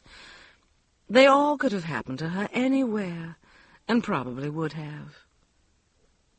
You think that thing with the television set is explainable, then? You didn't that morning. Distress and the flickering faces of two men quickly banished. Made me harsher with Virginia than I've ever been. I was upset myself, she said levelly. I jumped to a conclusion that wasn't logical. I saw something I was expecting to see. I don't like to think of it myself.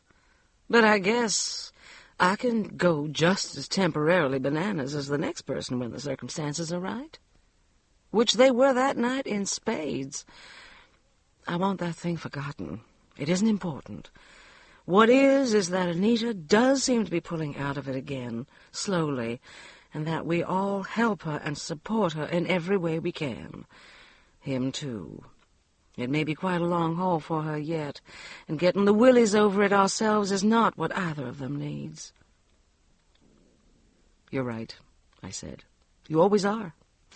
I'm ashamed of myself. What can we do right now that'll help? You can't just devote your whole summer to babysitting with poor Anita Sheehan. Let some of us take a turn now. No, really. Tomorrow's my last day of duty, and I've had all of today off until 4. Fanny went over today. Her cousin, the one whose family took her in after the accident, is coming down day after tomorrow to stay with her for a week or so, and by that time she may be able to stay alone. Or she may go home with her cousin for a little while. Buck doesn't want her to do that. The doctor thinks she ought not to break treatment, but we'll see how it goes. She told me that she didn't mind if I told you and Claire about these past few days. She wanted me to, in fact, eventually. She wanted you both to know she's not just ignoring you, but she really isn't up to seeing you yet. I was obscurely and guiltily glad.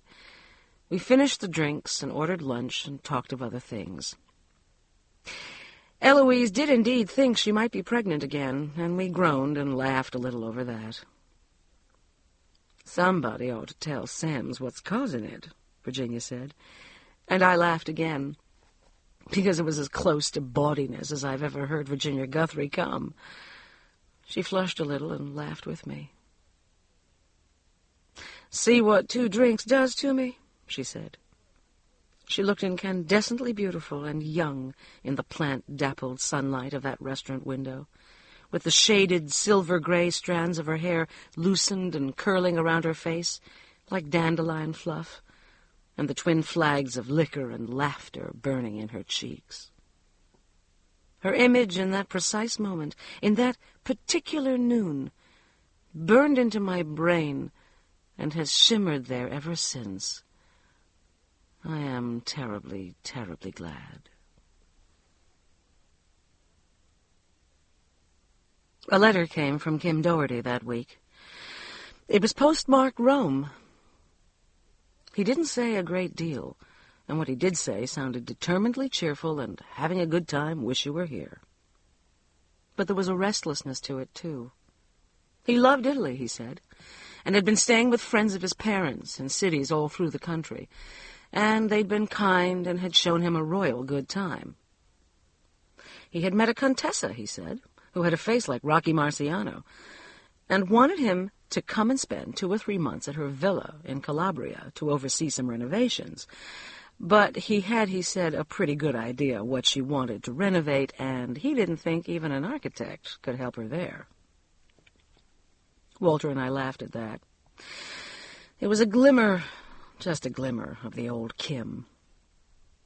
He said that he'd had about enough of the high life, and that he thought he'd take off pretty soon on his own, with his backpack, or maybe by train or bus, and work his way up through Switzerland and into France, and stay a while in Paris. "I'll come back to Italy after that," he wrote, "and catch up on some of the things I've been avoiding on purpose this time around. Everywhere you look here, the architecture and the art just yell out to you. All those centuries, all those minds and hands. I can't ignore it forever, even if I can't do it anymore. I hope to spend a lot of time in Florence this fall and winter. I ought to be ready for it by then. I miss you both," he finished. "I hope things are better there now." I folded the letter and set it aside. I knew that I'd been expecting to hear that his travels had restored to him what had vanished into the red earth of the next-door lot. But it wasn't here in these scribbled, banal words, not on this grimy, flimsy paper. And I knew that it wasn't in him, not yet. I hadn't thought about Kim much since he left, but I missed him suddenly and achingly, missed the gray eyes crinkling out of the brick tangle of beard and eyebrows, the tall, shambling figure, the sudden boy's grin, the big, deft hands. My eyes prickled, then cleared. "I hope things are better there now," he had written. I was glad for the first time, that he was not here to see how things were.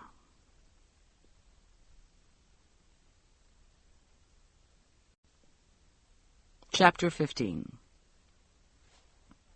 Anita Sheehan's cousin was a larger, older, paler echo of Anita, with Anita's graceful bones and sculpted face lying under drifts of excess flesh as if under snow. "She looks like Anita melted," Walter said, when Buck had brought the cousin over to meet us shortly after she arrived, and they'd gone back to the house next door, where Anita lay dozing in her Stelazine peace. "She seems like a thoroughly nice woman to me," I said. "Brisk and warm, and no nonsense about her. I get the idea she's been a trifle annoyed with baby cousin all along, for letting anything so trivial as catatonia, or whatever it was, get to her.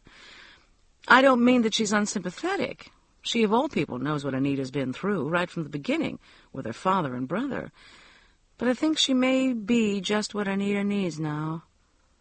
Maybe you're right, and everybody has been a little too indulgent with her. It's hard not to be when you're so close to the situation." "Buck seems relieved at any rate." "Well, he's been having an awful time, too, don't forget. There's just a limit to what anybody can take. I'm sure he's grateful to have somebody else besides poor Virginia worrying about Anita, at least during the daytime. He does have a business to run." "It's always interested me," Walter said. "The people who crack and the people who don't. The exact same things have happened to him that have happened to her, except for the thing with her father and brother. He lost his only child, too. But he didn't end up in the funny farm. Granted, he had a bad time with the booze and the girl there for a while, but he pulled himself out of that. He got himself straightened out and her out of the hospital, and he got himself another job and found her a house down here and set her up in it. And he's hanging in there. Seeing Duck Swanson that night must have been as bad for him as it was for her, and all this other stuff that set her off must have almost been worse for him, really, because he couldn't prevent it. But he's not back on the booze. He hasn't run off with his secretary. I've often wondered if some people are just born weaker than others, flawed somehow." "Are you forgetting about that television movie and those phone calls?" I said. "Those things happened to her, not to him. There's no telling how that horrible thing on television might have affected him if he'd seen it. Everybody has a last straw, Walter." "If there was a movie at all, Colquitt. That thing was part of her flaw, her weakness, don't you see? Buck doesn't see movies or get phone calls that aren't there, because there's something in him that's going to hold together no matter what. Or maybe it just isn't his turn yet?" "What do you mean?" he said, frowning.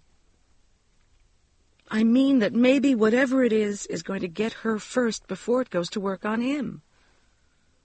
I hadn't known what I meant, and was shocked and frightened at my own words.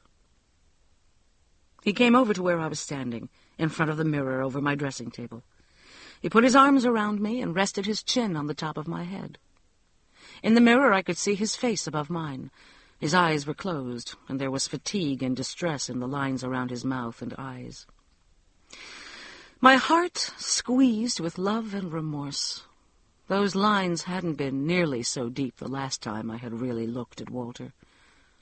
When, in the past dizzying spring and summer, had they deepened? What betrayals, what self-indulgent dreads and fancies of mine had helped etch them there? "Colquitt, when you talk like that, I get the worst feeling in the pit of my stomach. I feel like I'm losing you to something I can't fight or even see. I feel like you're going away someplace where I can't follow and leaving me alone. Please don't do this to me. Please don't talk like that anymore. That isn't you talking. I want you back, baby. That's all in the world I do want."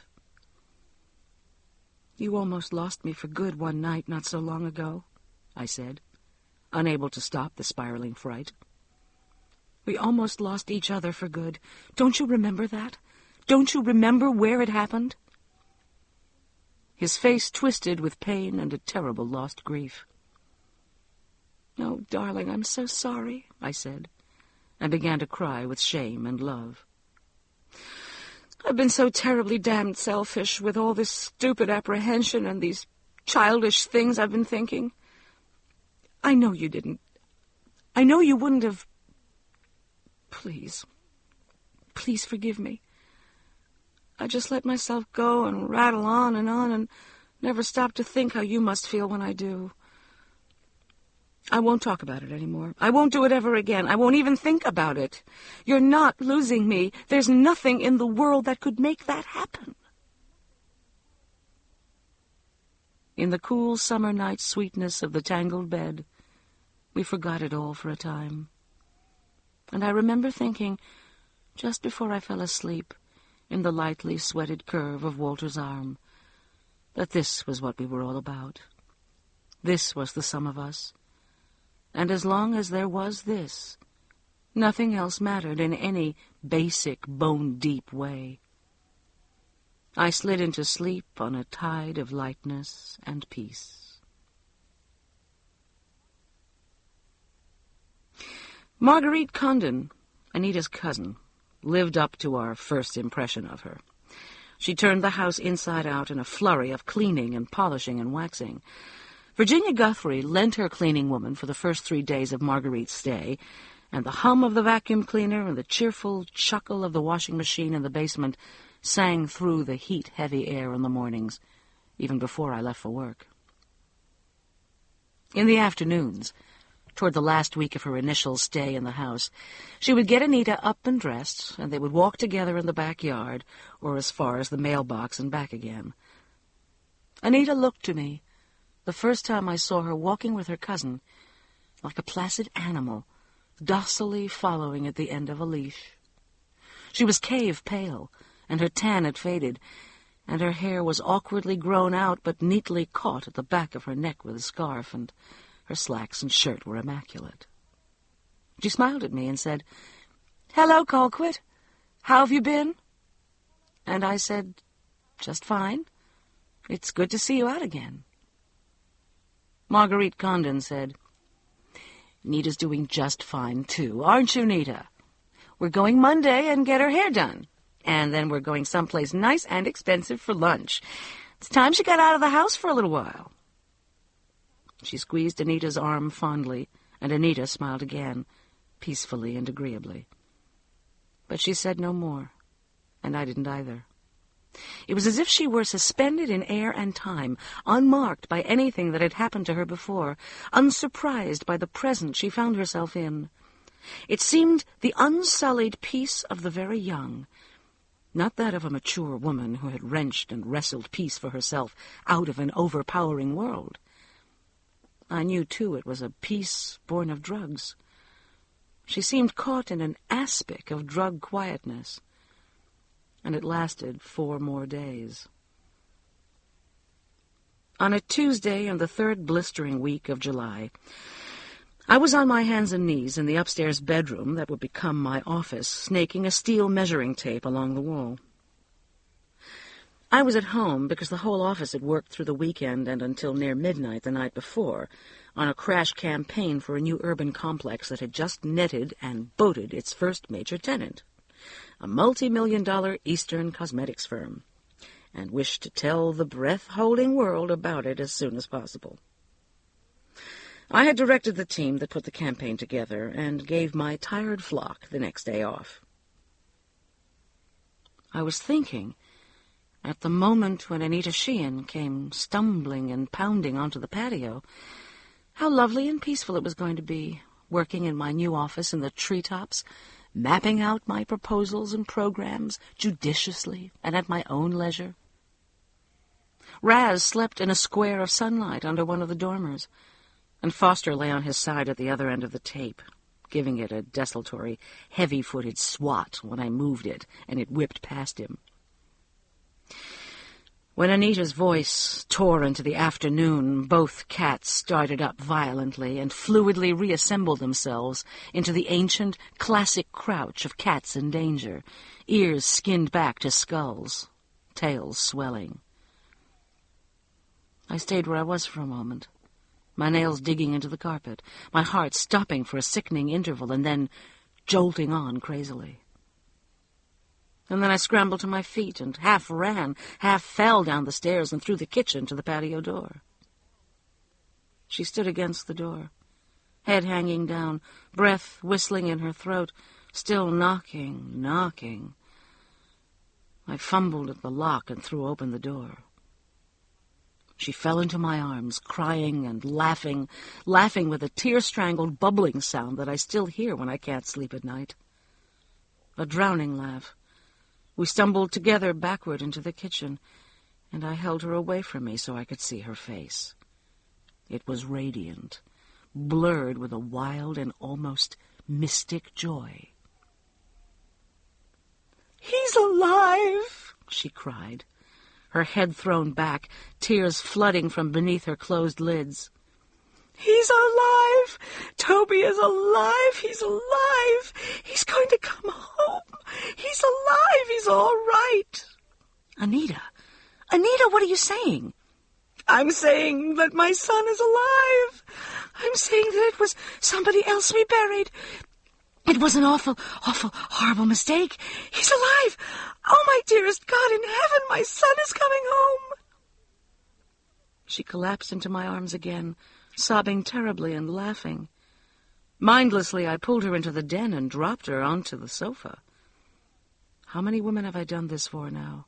I remember thinking, mildly, in the middle of the whirling nothing numbness that fogged my mind and stopped my speech and dragged at my limbs. What must I do for this one? What is this she is telling me? The kitchen door slammed again, and Marguerite Condon was in the room, struggling for breath, her face stark and old with terror.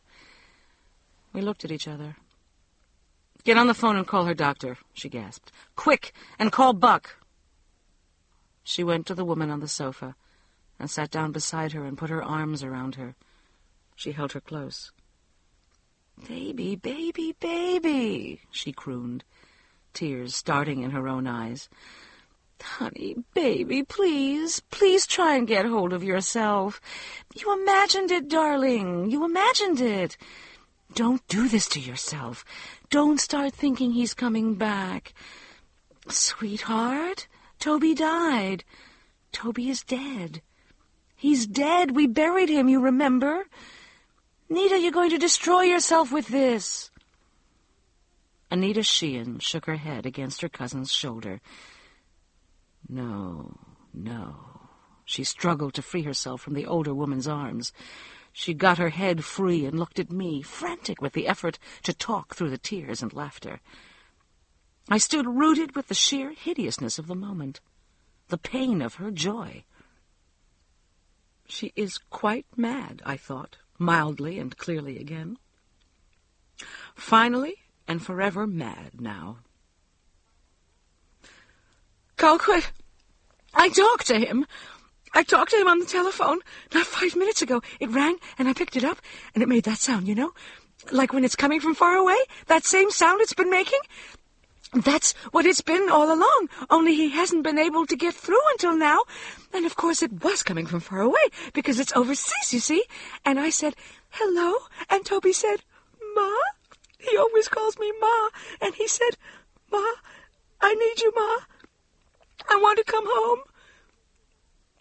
And then we got cut off. There wasn't any more, but... Oh, don't you see? I talked to him. It was Toby. And if I talk to him, then of course he's all right. And it's all been a horrible mistake. He's been missing in action, of course. A prisoner somewhere, and he's escaped. And if he's somewhere, there's a phone, and then we can find him. I got the operator to tracing the call. We'll find out where he is and go and get him. Buck will know what to do." "Make those calls," Marguerite hissed at me, and I fled into the kitchen and fumbled at the telephone. Buck Sheehan's number at work had been written on the pad that hung beside the wall phone ever since the night of the television movie incident. It was written in Virginia Guthrie's house, too, and in Claire Swanson's. I dialed, blank with fright. A girl's voice told me that Mr. Swanson was in a meeting but would call me back when he got out. "Get him," I said, in a thin, silly voice, and in a moment he answered. "Buck, it's Colquitt Kennedy. Buck, you'd better come home. Come to my house. There's been Something else with Anita. Can you call her doctor and get him here? Or I will if you'll give me his number. I'll call him, he said. I'm coming. He didn't ask me what was wrong. I've never been able to fully reconstruct the next half hour. I simply don't remember much of it. There are flashes, Marguerite with her head drooping over the dark head of her cousin, as Anita talked and laughed and wept and talked again. Me in a dreamlike sprint next door, up the stairs of Anita's house, to her bathroom, to snatch the vial of blue tablets from the medicine chest, where Marguerite said they would be, and pounding back down the stairs. This bathroom looks like a sea cave, I remember thinking dreamily. Like Merlin's crystal cave. It celebrates water. Clever Kim. I have a clear and endless moment caught in my mind of standing over the two women on the sofa, while the older, whimpering in anguish and concentration, tried to force the younger to swallow the pill. She must have done it, though Anita kept pushing the glass away, showering water over both of them, saying over and over in that high keen of joy, "No, I have to be clear for when the operator calls back. No, we have to go back to my house now. She said she'd call me back. No, Maggie, no." But the pill had obviously found its mark, because when Buck came running into the den and my mind clicked into gear again, Anita was huddled in her cousin's arms, sobbing peacefully and quietly, hiccuping a little like a tired child, her face misty with joy. Marguerite Condon held her and cried silently. The doctor was with Buck. They must have met in our driveway. I saw the two cars there a little later, angled crazily, doors still open. He was a short, wiry, sandy-haired man, a very young man, I thought dimly, to wade into battle against this enormity. He went straight to Anita Sheehan, looked at her for a moment, and then said to Buck, "Let's get her upstairs." To me, he said, "May we?" And I nodded wordlessly. They raised her from the sofa, and I could hear her on the stairs, supported between them, beginning her terrible catechism about the phone call, about her son's voice. They made soothing sounds back, but I couldn't make out the words. The door closed, and there were no more sounds. I looked at Marguerite Condon. "Can you tell me about it?" I said. "Would you like a cup of coffee or something?" No, thank you. No, I can't tell you anything, except that I heard the telephone ring, and before I could get to it, I heard her make this shrill, awful noise. And then I ran upstairs, and she was sitting beside the phone staring up at me. And then she told me that she had just talked to Toby, and he was alive.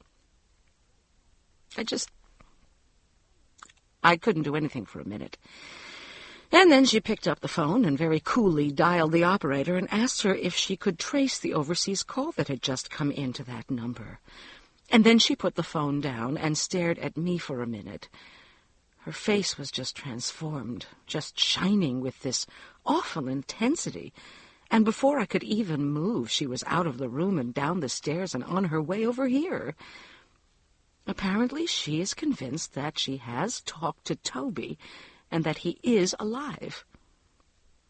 I don't know what'll happen to her now.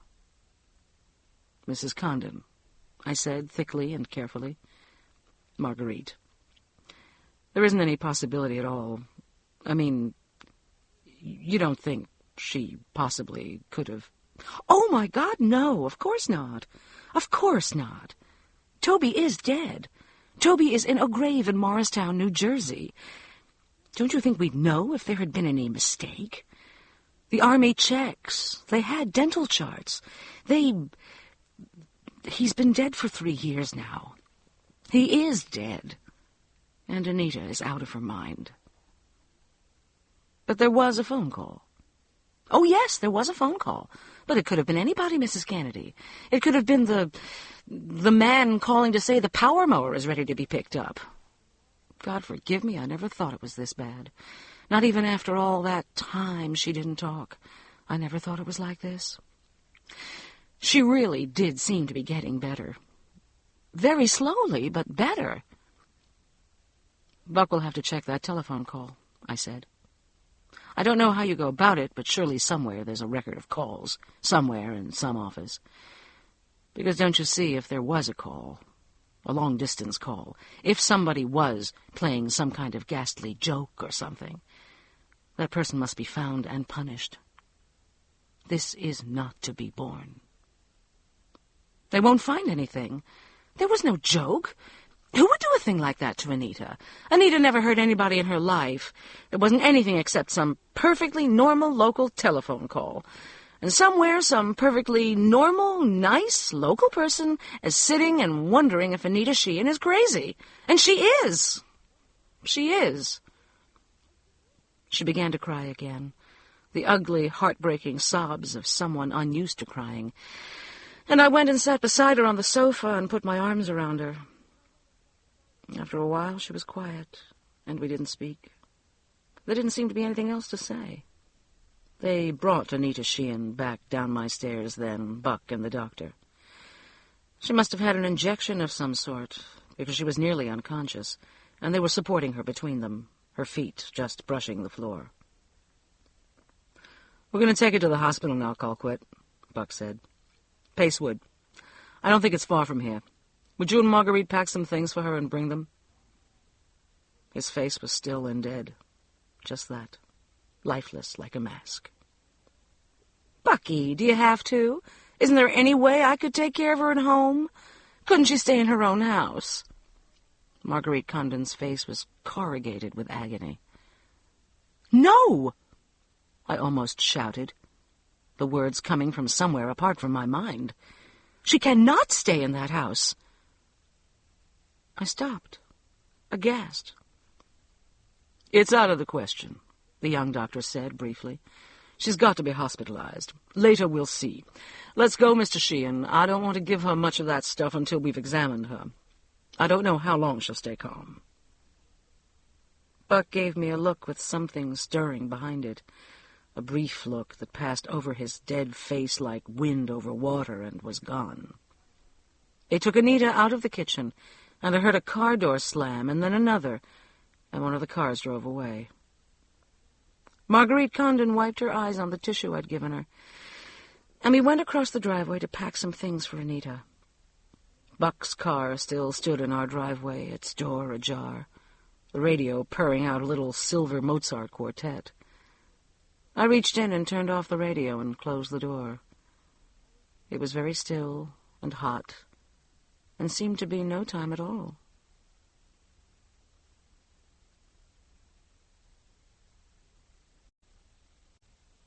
Chapter 16. The final destruction of Anita Sheehan was in motion then. And so the next 3 weeks were, for all of us, borrowed time. But we didn't know that. And with the frail, mindless buoyancy of the human animal, we burrowed gratefully back into our own lives and went about our own summer-slowed daily rituals. Marguerite Condon went back to Philadelphia. Walter and I had a party on the patio for Walter's office staff. The Swansons left for a month on Sea Island, and the Jenningses and their brood departed, Okie-like, for an educational pilgrimage to Washington, Appomattox, and Valley Forge. It is an exquisite form of torture that I knew Sims and the Jennings children hated, but Eloise is adamant about our nation's heritage, and so they do it every year. "She really doesn't give a shit about those eerie little gnomes absorbing heritage and tradition," Walter said. "What she's doing is getting this year's Christmas cards sewed up. Just wait. It'll be all 4 million of them standing in front of Abraham Lincoln picking their noses." We saw little of Buck Sheehan during the time Anita was hospitalized. He left early each morning to go by the hospital, I knew, and went straight there from his office in the afternoons. Anita was allowed no visitors except Buck, so no one had seen her. And when we called him, he said only, "She's coming along all right, I guess. She's on pretty powerful medication, and she sleeps a lot, and she's in therapy a couple of hours a day. Thanks for calling. When there's any real change, I'll let you know." He obviously didn't want to talk, so we didn't press it. I thought he must be spending a lot of time with Charles and Virginia Guthrie after he got home from the hospital, because the light from their den that seeps through the woods between our 3 houses shone later into many evenings than it usually does. I was glad. If anyone could help Buck now, it would be Virginia. We saw Charles and Virginia at the club one Sunday evening, and we all sat together on the terrace drinking Pim's cups and watching brown children churning in the pool and shrieking like starlings from the diving board. I asked about Anita and Buck. "She's so heavily medicated that it's really hard to tell how she's doing," Virginia said. "The doctor thinks the best way to deal with this delusional thing is just to erase it for a while. Let her rest. When she's stronger, they'll start the serious digging and reduce the medication. She's going to have to be in intense therapy for a long time. She never really had any of that the other time, and probably should have.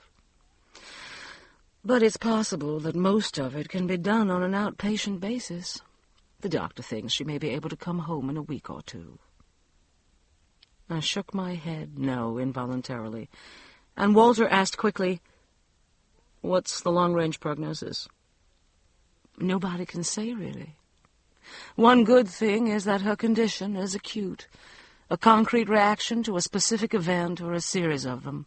It's not chronic. She's only been this way after very bad traumas, not continuously. Buck says this doctor thinks those other recoveries were too quick, too pat. He thinks there was almost bound to be trouble of this kind." Walter shot a "see there" look at me, but I said only, "How's Buck?" "Well, tired to death, of course. Discouraged and let down. Too quiet and too wound up. Too tight under the quiet. The other times there was a kind of hope working there, but I don't see that in him now. I think he feels horribly guilty that he couldn't prevent all this, but of course that's foolish, and I've told him so. If he could just let some of it out, but he won't. He's strong, though. If she can just begin to show a little improvement, a little response, I think he'll be all right. He hasn't said, but I know he's terrified she's going to slip back into that horrible catatonia and never come out of it." "Can that be prevented, do they think?" "They think so, with a lot of care," Virginia said. "But there's just no telling what could trigger her." The words gave me a dreadful, inexplicable wrench, and I said to Walter, "Let's go home. I'm uncomfortable in this wetsuit." Anita came home 2 weeks later with the practical nurse the doctor had found for her, and the house next door was quiet. Buck called to say that except for the daily visits for therapy at the hospital, she was not to see anyone, and he hoped we'd understand if they turned into recluses for a while. She was familiar with the nurse, he said, and it was she who drove Anita to the hospital every day. Aside from those visits, she slept most of the time. "I know you're concerned, Colquitt," he said. "I can't ever thank any of you enough. When she's better, I'll let you know, and maybe you can run over for a minute. We've been trouble enough for all of you.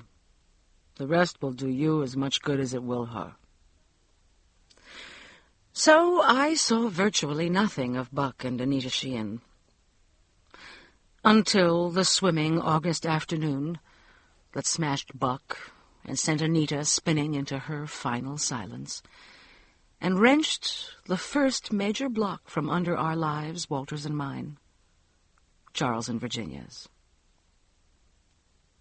I stopped at the mailbox, as I always did, when I drove in from work that day. There was the usual welter of bills and circulars, advertising lawn and tree services, and 3 or 4 letters, and a small, brown-wrapped package. My car's air conditioner was lackadaisical and ineffective in the swaddling heat, and I had a bag of groceries in the trunk, the frozen food going mushy, so I didn't look at the mail. I thrust it into the grocery bag when I opened the trunk and took the bag into the kitchen and put the food into the freezer. I went upstairs and got into shorts and a loose T-shirt. and tied my hair off my neck with a strand of yarn. I went downstairs and turned the air conditioner down to 65 and got myself a glass of tab and took the mail into the den to sort it. Raz lifted his head from the cool fireplace tiles and gave me his silent meow and yawned and went back to sleep. Foster switched his tail from atop the television set, but did not struggle up out of his twitching cat dreams. The package wasn't for us. It was addressed to Mr. Buford A. Sheehan, and the return address was that of a medical supply house in New Jersey. I shook it. It rattled faintly, like pills. Oh, damn, I thought. I don't want to bother the Sheehans, but if this is medicine she's getting wholesale, she may need it right away. I never knew Buck's name was Buford. I finished my tab and then went grumpily upstairs, slid my feet into sandals, and walked across the driveway to the Sheehan's house. It was still and quiet in the afternoon heat. The nurse's yellow Rambler was gone, but Buck's car was parked in the driveway. I hesitated on the back deck. If Buck was with Anita, I really did hate to disturb them. But I remembered that Virginia had said that the nurse gave Anita a pill just before she left, and that she slept soundly for 3 or 4 hours after that. Buck was probably spelling the nurse because she'd had to leave early. So I walked up to the back door and raised my hand to knock softly. The back of the house that Kim built is all glass. Sliding doors open onto the deck, and the glass lets in the entire sweep of deep woods behind, soaring up the remnant of the ridge that once ran along the lot. It is a lovely sight, looking out from inside. Even on that terrible, humming, unreal night it had been a lovely sight. I had never looked in from outside during the daylight hours. You got a glimpse of the kitchen to the left, all warm, waxed birch and white Italian tile bricks, and a full view of the den and living room beyond the kitchen, and the bottom of the stairs that wound up into the top 2 floors from the living room. Blinded with the glare from the glass and perspiration running into my eyes, I could see nothing at first. I heard sounds, though, and I stayed my knock, puzzled for an instant by the half-familiar, half-disturbing noise. A rhythmic sort of muffled thumping, soft keening, a kind of strangled rhythmic grunting, then a liquid crashing, as if from broken glass. Alarmed, I pressed closer to the sliding door. The man and the woman were on the sofa in the living room. They lay in full view. They were naked, thrashing, pumping, deep in the embrace. Their heads were at the far end of the sofa, facing me, their legs entwined and frantic and uncontrolled. The keening rose, the grunts soared into guttural cries. Profoundly shocked and embarrassed, I stood frozen for a moment, fist raised, heart pounding. I whipped my head around, preparing to flee as quickly and quietly as possible from my unwitting intrusion into this ultimate intimacy and communion between Buck and Anita Sheehan. A blur of red caught my eyes as I turned my head, an intrusive, jarring banter that was so dreadfully, terribly wrong in the room that it tore my eyes back, frantic as I was to be away from there and gone. Anita Sheehan sat on the bottom step, facing the sofa. Her long robe, scarlet as running blood, was flung away from her tumbled legs. Her skin was the pale white-green of an underwater swimmer in the green-washed light slanting in through the trees. Her hands were clasped loosely in her lap, palms up, like those of a child receiving instructions. She rocked her body slowly back and forth, moving only from the waist up. Her face was turned to the sofa, but her eyes looked beyond it, into the trees outside, and beyond those into nowhere. Into nowhere, nowhere, never, finally and forever. Her face was absolutely still and quiet. I looked in blank, vibrating shock back into the living room. There was a white frosted Gilbey's gin bottle on the floor beside the sofa, and a glass on the coffee table, and a sprinkling of crystal litter on the polished wood of the floor directly beneath the woman's foot. Buck Sheehan gave a great cry and heaved in spasm, and I raised my eyes slowly to the woman's face. It was contorted in a silent rictus, the mouth open and square like that of a child crying. Virginia Guthrie's face in passion was no longer beautiful. This time I did not pace my kitchen floor in hiccuping shock and horror, as I had done after the terrible denouement to Pye Harrelson's party. I ran straight back, across my driveway and into my kitchen, still clutching the packet of medicine, and I called Pacewood Hospital and asked for the doctor who was treating Mrs. Anita Sheehan. My own voice sounded faintly amazing to me, ringing coldly and precisely through the dome of humming distance that had settled over me. "Carl Honeycutt," said the dry voice I remembered presently. "Get over to Mrs. Sheehan's house," I said. "Right now. Mrs. Anita Sheehan. Something terrible has happened." And I hung up before he could answer. I called Walter at the agency and asked him to come home. I hung up again before he could say anything. The phone began to ring, and I didn't answer it. I went upstairs and sat down on the side of our bed and picked up from my bedside table the book I had been reading the night before, and I read steadily until I heard a car shriek into the driveway next door. Then I rose and pulled the drapes. By the time Walter came thudding up the stairs into the bedroom, the smart blue Pacewood limousine had come ghosting into the Sheehans' driveway and had gone away again. I saw it from the window that faces the street, but I didn't see who was in it.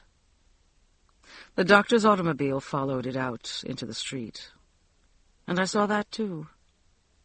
But then I pulled all the drapes, so that the entire room was dim and shut away from the house next door.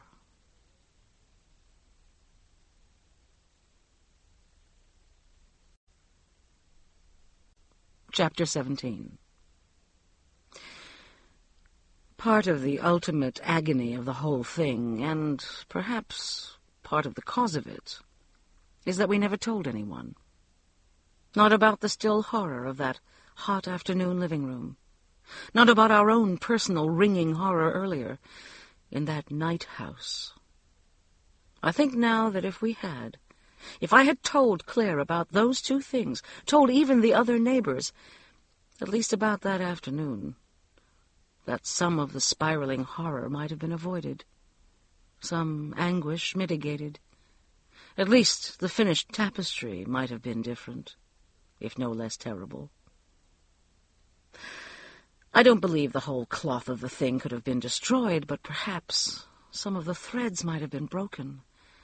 We might have gained some credence, Walter and I, if we had told. We might have been believed to a greater extent when we began to talk of what we thought. But to speak of either seemed unimaginable, impossible, and we did not tell.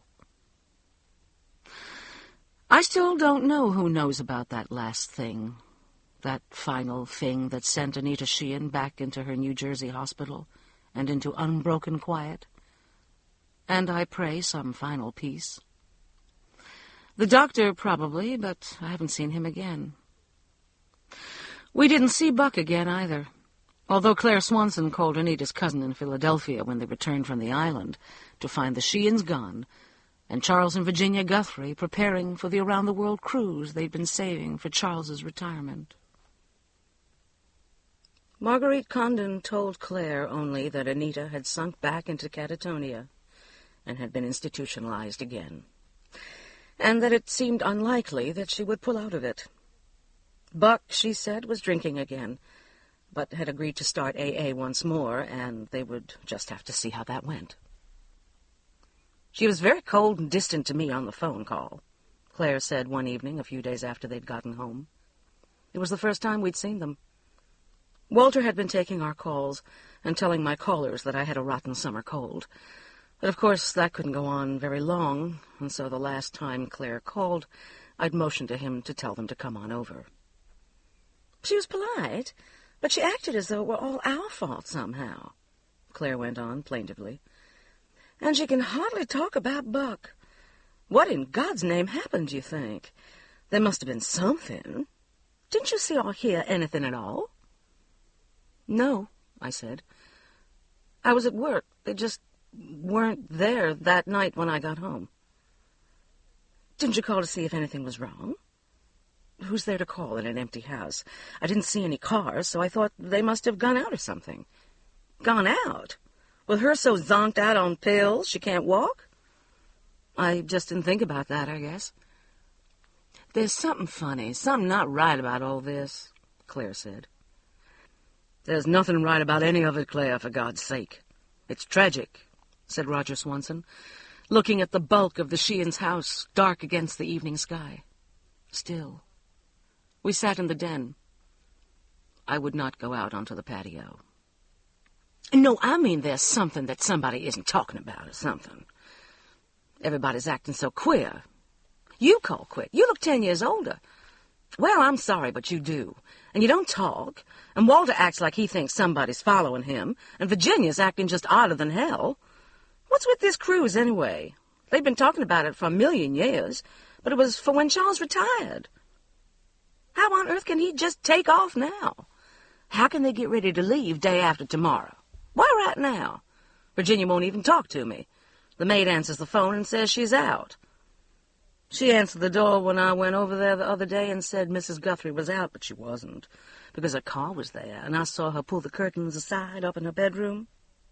Why on earth didn't Buck let anybody know where they were, that they were going back to New Jersey? He must have been around some of the time before they transferred Anita back. He must have come home to sleep. What are they going to do about the house? Anita's cousin didn't know. Anita must have been sent back almost immediately, Claire, I said, trying to control my breath. I guess he stayed at a motel nearer the hospital or something. Obviously, he didn't let me know what had happened because I wasn't home when she got sick again, and I guess he didn't have time later, or didn't think of it if he was drinking again. Virginia must not have been home when it happened either, or Charles would have known something about it, said Claire, frowning. He only said he understood Anita was back in the hospital and Buck was staying with her. He didn't even know they'd gone back to New Jersey. He said neither he nor Virginia knew any more about it than that. And if I'd excuse him, they had a lot of packing and arrangements to tend to. That's when he told me about the cruise. He sounded so funny that I didn't want to pursue it. So that's when I called her cousin. I'm surprised you didn't think to do that. I don't know why I didn't. I was just so sorry to hear she'd been taken back to the hospital, and I guess I thought they'd call when they needed us. But how did you know about it? I mean, if nobody saw them go. Charles told me, I lied. But Charles said he heard about it from you. Well, Charles is mistaken, and I don't know anything about any of it, and I just don't want to talk about it anymore, okay? I said, close to tears. I have never had any secrets from Claire aside from the very personal and private textures of Walter's and my life together, and I didn't know how to evade her natural distress and curiosity. But it was unthinkable that that awful thing be spoken of, or the other.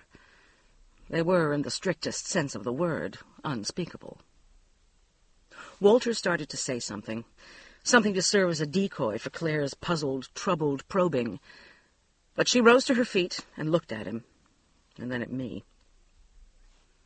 It's time we were getting home, Roger, she said quietly. Colquitt, I am certainly not going to pry and dig at you. I think something is terribly wrong, and it's near to killing you.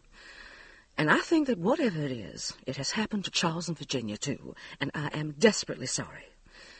When you feel you can talk about it, I hope you'll come to me. I only meant to help. I know, I said, beginning to cry silently in the unlit den. I know. We'll see you then, she said, and they let themselves out the kitchen door.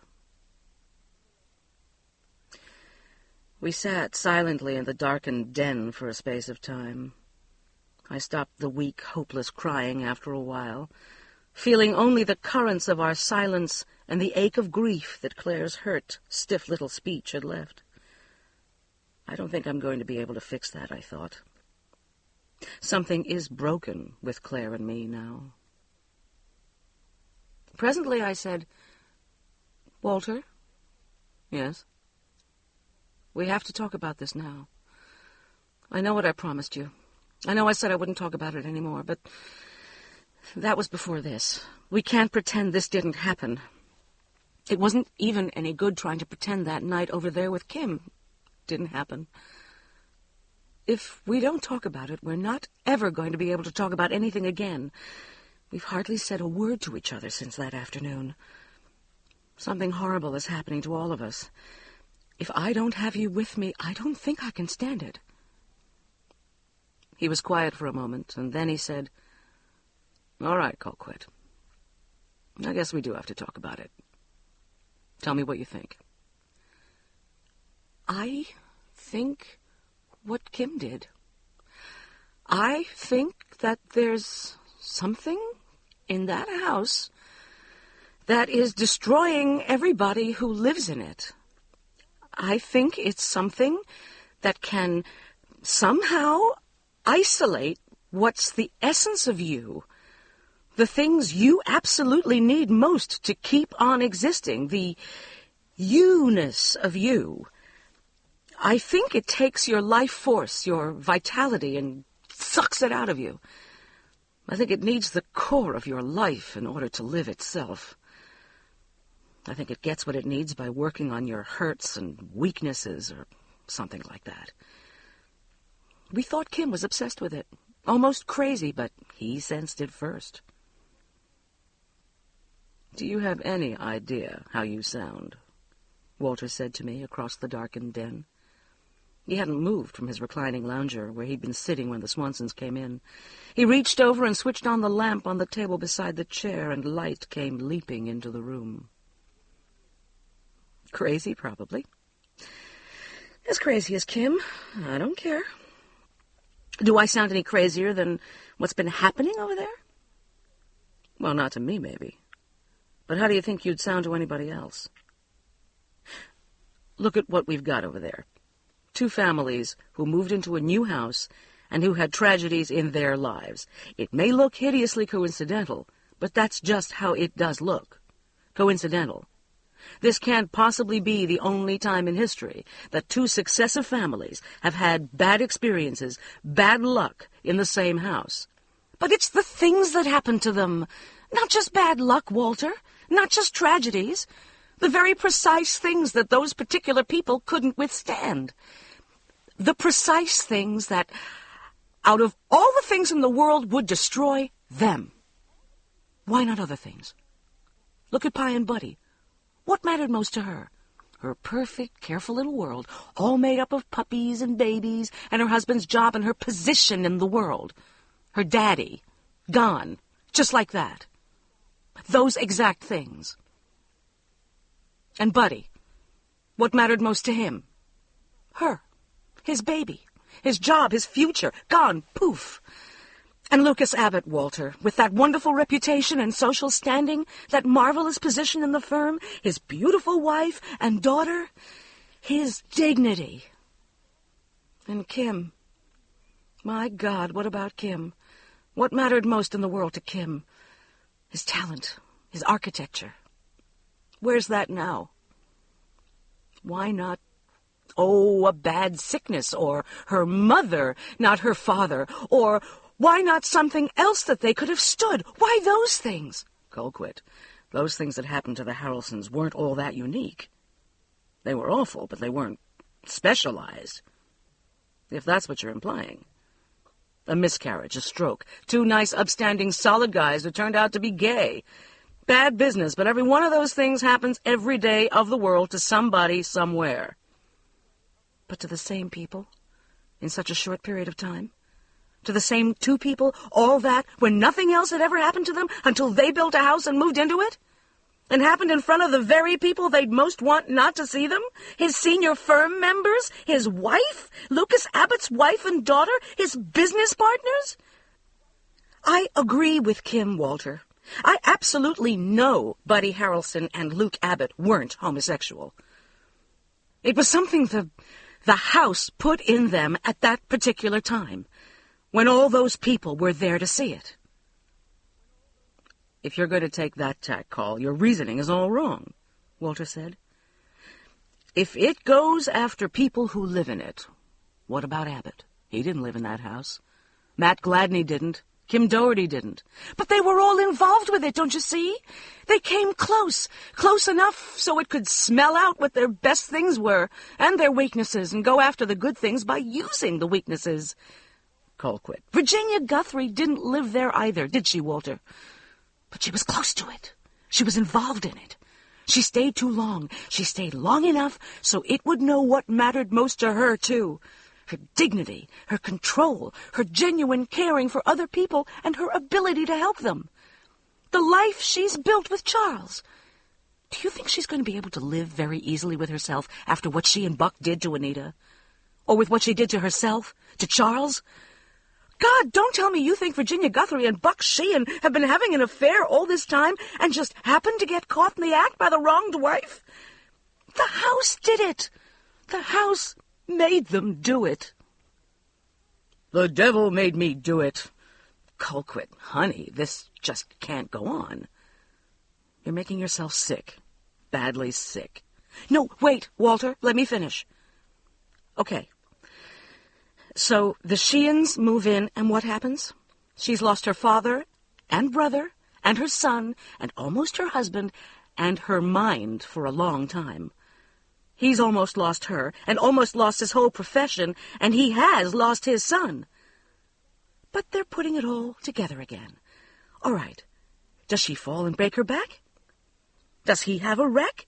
Or lose his job and go on unemployment? Do other members of their family die? No.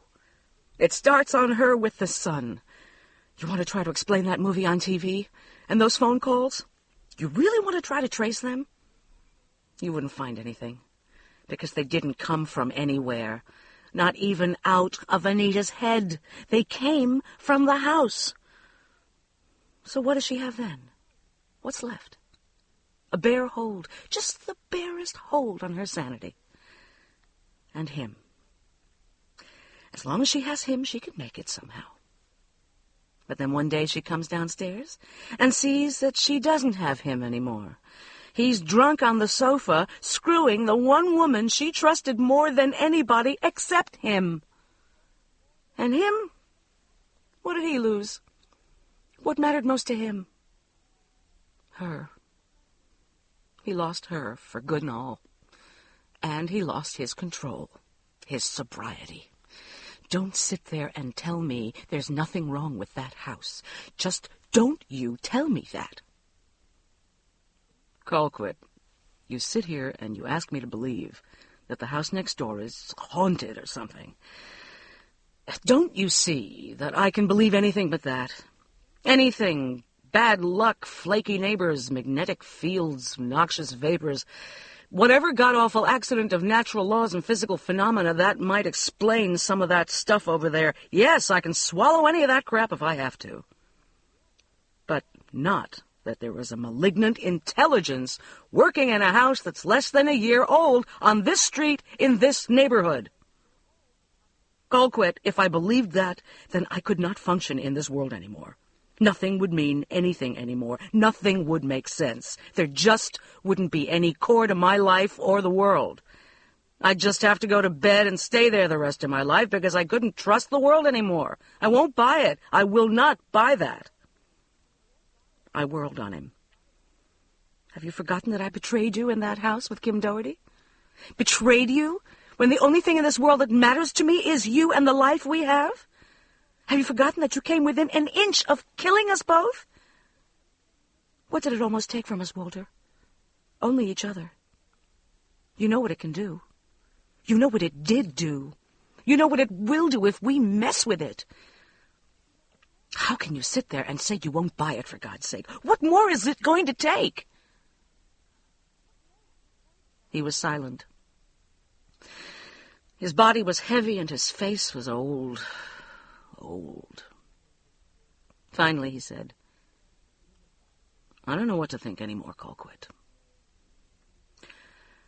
All I know is that I will not let you destroy yourself over it. If we have to, we'll sell this house and move somewhere else. Then aren't you as good as admitting that there is something wrong over there? I said, hating my own probing voice. All right, yes then, goddammit, Colquitt, I think there is something funny over there, but I also think there's some sort of natural, physical explanation for it. Because I will not believe that other thing. I cannot believe it and continue to exist. Coincidence is a natural law, too, and right now I'm content to leave it at that. What could we do, anyway? What on earth do you think we could do about it, aside from moving? Do you really want to move? No, I don't want to move. I just don't want anything more to happen to anybody over there. I want everything to be like it was. We could warn people, Walter. We could tell people what we think, what I think, if you don't want to be involved in it. Your position could be, well, Colquitt has got this bee in her bonnet, and I'm just going along with her till she gets her head straight. Please do me a favor and humor her. Honey, what on earth good do you think it will do if people think you're off your tree? At least they'd know. They could make up their own minds then. At least they'd have heard. Whom do you propose to warn? Everybody on the street and in town probably knows pretty much what's going on over there. You wouldn't be telling anybody anything they didn't know already, except that last thing with Virginia and Buck. And what happened to us. Do you want to tell people that? No, of course not. You know we couldn't do that. But we could warn the people who didn't know. Anybody else who might want to move in there, I said. He sighed, his brow furrowed in frustration. Colquitt, you can't stop people from living where they want to. You can't go telling people who come looking at that house that it's haunted. They'd think you were crazier than a loon. It wouldn't stop anything. What are you going to do, greet everybody who comes to look at it and snatch them over here and tell them all about that haunted house? Besides the fact that the realtors or somebody could probably take legal action against you, nobody would believe you. When you spell it out, it sounds like two sets of very bad luck. Just that. Besides, how do you know the Sheeans will sell it? Maybe she'll get better. Maybe they'll come back. Do you really think so, Walter? I guess I don't, he said. What do you think we ought to do, then? I think we ought to sit tight and hope it never goes on the market again. I think we ought to try and forget it. All of it. Okay, just for the sake of the argument, say you're right and something supernatural is going on over there. There's something feeding on people. Maybe if it's empty long enough, if it doesn't get the nourishment it needs, then whatever it is will just die. I don't know what's the matter with the damned house. I just know that if you go on this way about it much longer, you're going to be ill. You're a strong woman, Colquitt. You've got judgment and strength of will. You're going to have to use them now. Use them or get some professional help in dealing with this. You think I really am losing my mind, then? Not in the slightest. It might give you some perspective on this to talk it out with somebody besides me or the neighbors. Somebody qualified, that's all I meant. I just want you to be yourself again, honey. That's all I want. It isn't in me, Walter. What if somebody does buy it and things start happening again? We'll worry about that when it happens. If it happens. You know, Walter, I said, we've never stuck our necks out. We've never put ourselves or anything we really value on the line. We've taken the best life has to give, and it's been good. It's been very good. And we really haven't given anything back. I wonder if this isn't the one crack we're going to have at it. The one chance we're going to have to repay life somehow. I don't think I'm afraid to put myself on the line, Call, he said. I'd hate to think I was. But when I do, I want it to be for something more profound than a pile of rocks and boards and masonite, pretty as it is. The pretty is part of it, of course, I said. That's its draw. That's the bait. Well, blame Kim Doherty for that. I guess you'll be telling me next he's touring Europe on a broom. We said nothing. I guess I'd known we wouldn't. All that late summer and into September, the house lay quiet. Weeds spiked up around its foundation. The yard went brown and burned in the dry heat. Once, Margaret Matheson, who'd handled the sale of the house to the Sheeans, came over to ask if we'd heard what they planned to do about it. I said I didn't know. It looks like God's little acre, Margaret said. But we haven't gotten any instructions about keeping it up or anything. If they're going to sell, I wish they'd let us know. Of course, they could be handling it through another firm, but you'd think... And I'd have heard anyway. Funny. Yes, I said. There was a good bit of talk in the neighborhood this time. At parties, at the club, at the various auxiliary meetings I went to, heads invariably leaned together, and the Sheeans and the house were discussed. So was the Guthrie's sudden cruise. Eyes would go to me, waiting for some comment, some explanation. You were there, the eyes said. You must know something. When I offered no comment, the eyes would slide away.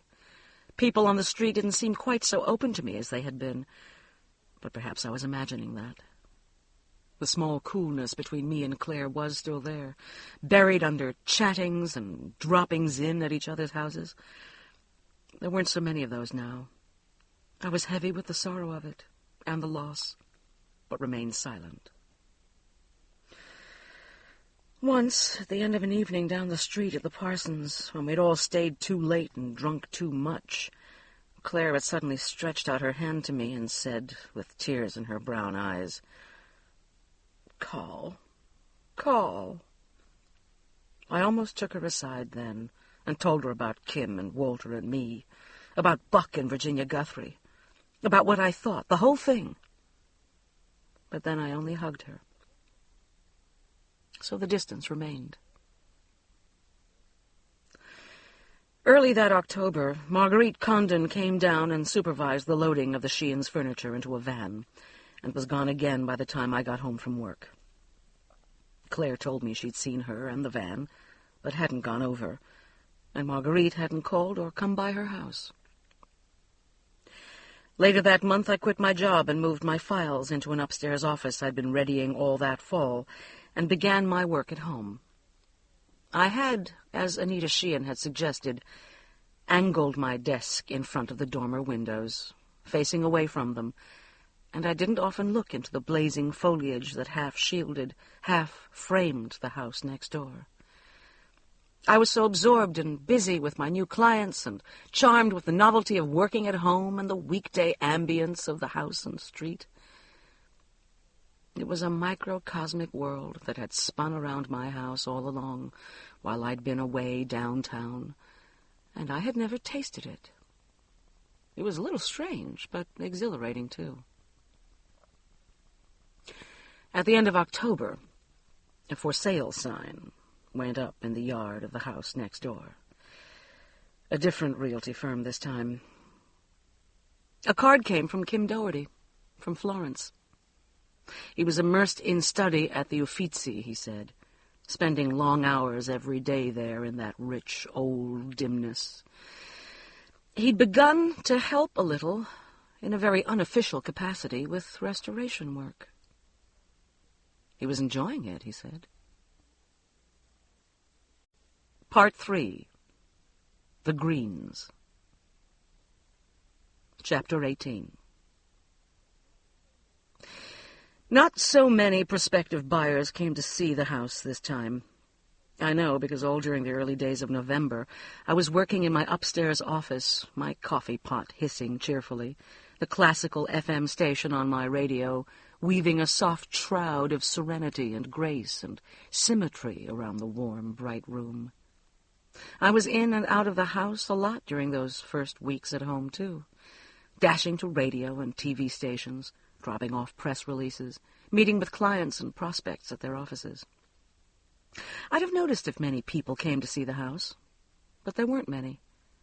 Several very young couples, wistful and careful-faced with the wanting of the house. Lookers only, I knew. There wasn't the aura of money about them that had clung to Pie and Buddy. At Thanksgiving, the rotten cold I had lied about back in the summer when I was hiding from our neighbors after that last ghastly incident in the house struck me in earnest. It hung on, lodging finally and firmly in my lungs, and I coughed and rasped and rattled and ran a low-grade fever and lost sleep and weight. I finished up the last of the outstanding work I had to do on my new accounts before Christmas. And since I knew that things would be slow until after the first of the year, and Walter's agency had drifted into its annual holiday hiatus, we called the young man who feeds the cats and waters the plants and brings in the mail while we were away, and we packed up and went down to the old white inn in Ocho Rios, where we'd spent our honeymoon. I am a Christmas addict, a confirmed tradition buff. And I've always hated the idea of the holidays spent in some lush, vivid place of tropical feverishness. We'd never been away from home at Christmas since our parents died. But this year it was right. It was healing. We were so totally away.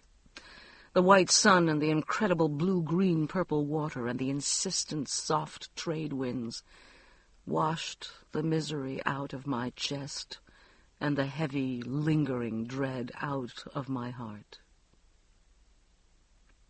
We ate fish and seafood and chowder at lunch, and stodgy, stomach-boggling British dinners of roast beef and lamb and Yorkshire pudding and potatoes. I gained 5 pounds and lost the haunted, shadowed look around my eyes. And the lines around Walter's mouth and on his forehead smoothed out under the new tan. We both slept enormously in the still, hot afternoons, in the sudden, thick, total tropical darkness. We laughed and capered and made love and played like clumsy puppies at Dunn's River Falls and moved politely but blindly among the young, determinedly worldly honeymooners and the elderly couples from Canada and the Midwest who flocked to meals on the veranda or lounge chairs on the beach or around the bar before dinner. Among them, we regained some of that special, secret sense of usness that we'd always had among strangers. It lay between us on the air like a cat's cradle of invisible cords. We didn't, this time, look up any of the acquaintances we had on the island. Once, when we were dressing for dinner in the graying light of the abrupt tropical dusk, Walter called in from the balcony where he was watching the sinking sun turn the sea to a dull silver foil. "Right now, at this very moment, the first people are trudging into Eloise's Christmas party. Sems is bellowing, 'Yule, y'all,' to Roger, and Claire is heading for the bar, and the littlest angel has dropped a dog turd into the eggnog, or one of his own." "Yuck," I said, scratching at a patch of peeling sunburn on my collarbone, and noting with satisfaction that the ridge of bone did not stand away in such stark lunar relief now. Has it really been that long since the last one? It seems like just last week. I remembered then that we'd been talking about Pye Harrelson's miscarriage at precisely this time last year, and that all the trouble had been yet to come. I wanted, suddenly and bleakly and desperately, to be back at that year-ago party, at the point in time and space before it had happened, to take different routes and choose different paths to escape our own recent pasts. I remembered that after my father died, I would wake up in the mornings, and I wouldn't remember for a moment that we had lost him. And then when I did, it wasn't so much anguish that I felt as a simple child's desire to be back in the time before he died. I felt like that then, in that Jamaican twilight. "I don't want to go home," I said desolately. "I don't want to go home." Walter came and put his arms around me and rested his chin on the top of my head.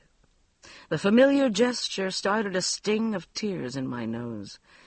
I turned my face away so I wouldn't get mascara on his jacket. "I thought you were feeling better," he said. I was. So much better. And then it all came back.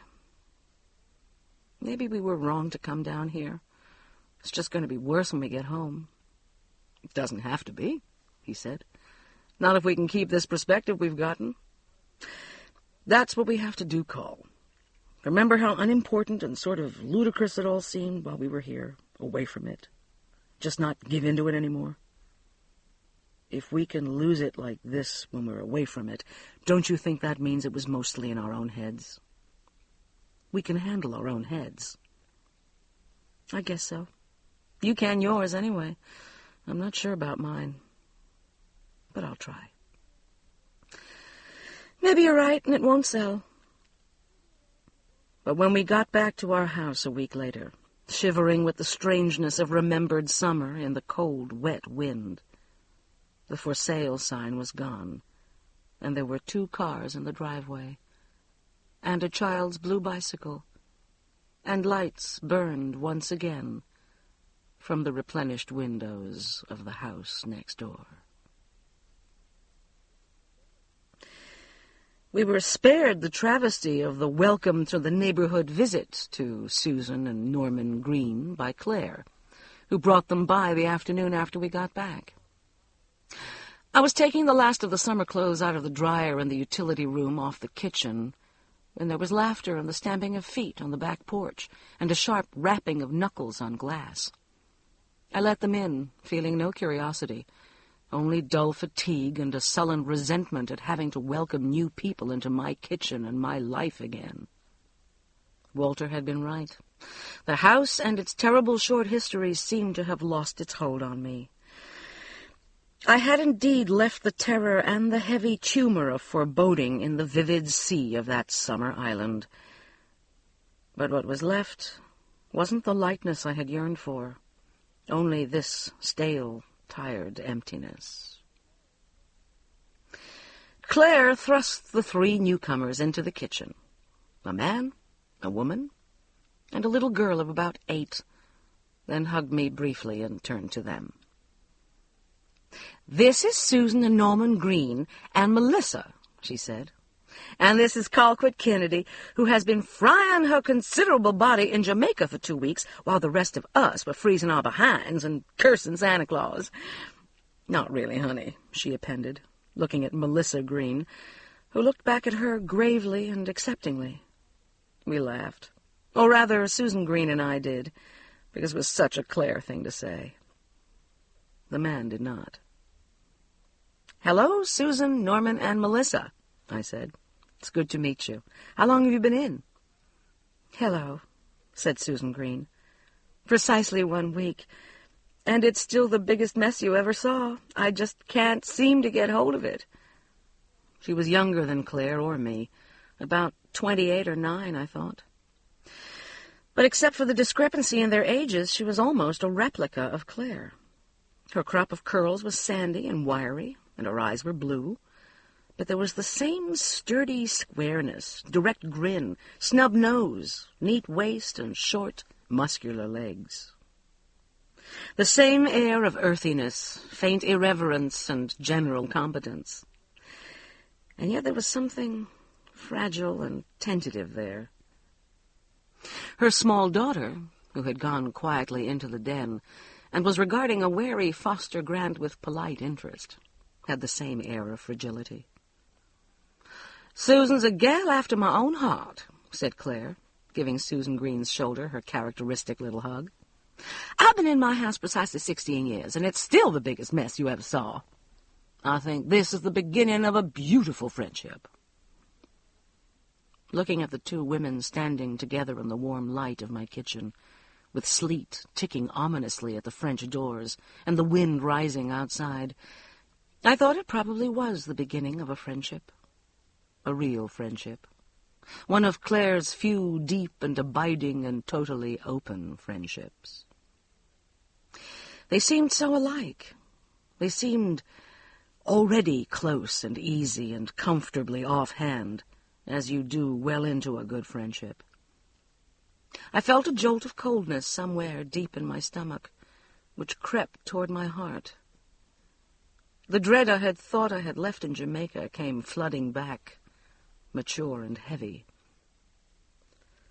Presentiment hung thick and almost palpable in my kitchen once again.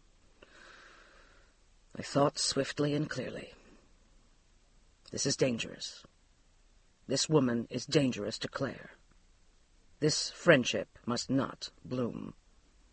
This alliance must be broken. And then I thought, just as clearly and vividly, I believe I'm jealous of this friendship. That's all.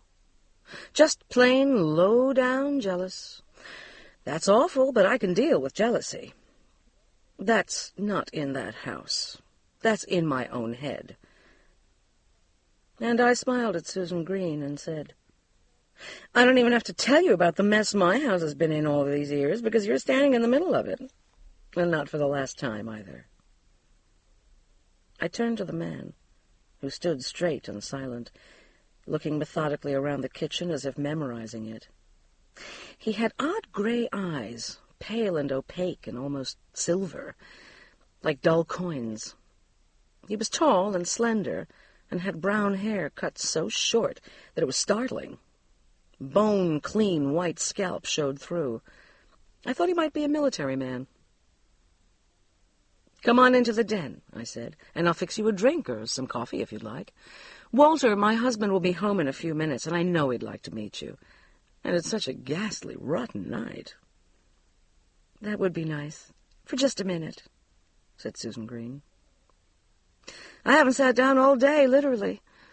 I meant it when I said I couldn't seem to get hold of things somehow. I don't know why, except that Lissa hasn't been feeling very well. But that's no excuse, really. It seemed such an easy house to keep, too, when we first looked at it. So functional. But it's as bad today as it was 5 minutes after the movers left. It's driving Norm wild." She smiled up at her tall, straight husband, who did not smile back at her. There was adoration in the smile, and something else. Apprehension? Eagerness to please? "She's afraid of him," I thought, roundly and suddenly. "Mama?" called the child Melissa from the den in a sudden, clear treble. "Mama, I have to go to the bathroom." "It's right through that door by the fireplace, honey," I called back, and started for the den to show her. "Come on and settle in by the fire, y'all," I added over my shoulder. "No, not tonight," said Norman Green, and we turned. He hadn't moved from his spot in the middle of the kitchen.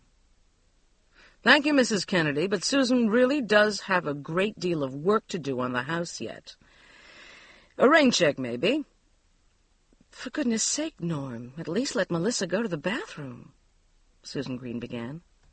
Melissa can wait until we get home, and I'm not going to sleep in that bedroom until it's straight.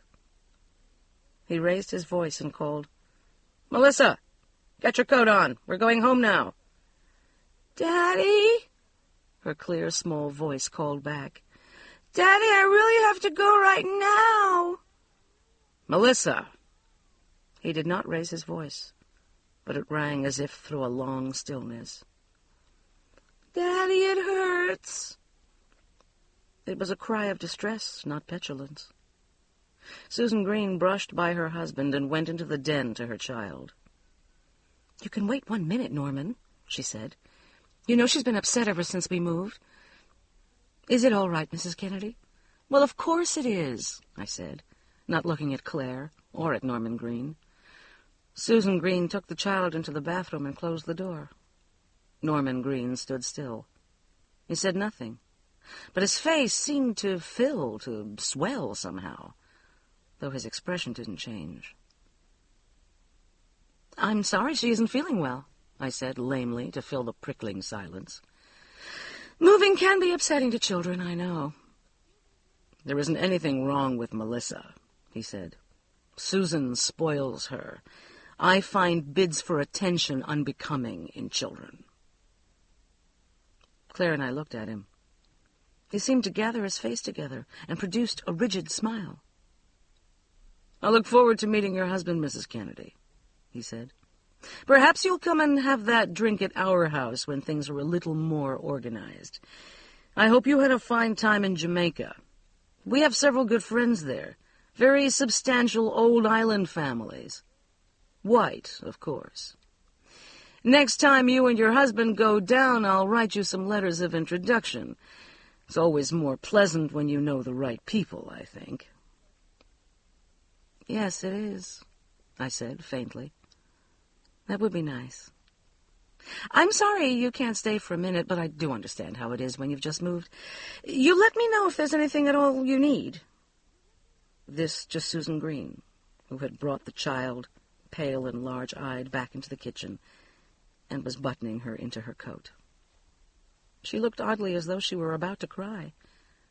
Then she rallied her grin. "Of course I will. Although Claire here has practically given me every pot and pan and stick of furniture in her house, and has spent the last week driving us around and getting us acquainted with the city. She's even given me the name of her doctor and her dentist and her hairdresser, and she's fed us twice. So there's nothing in the world I need, except maybe a genie or a few slaves or something."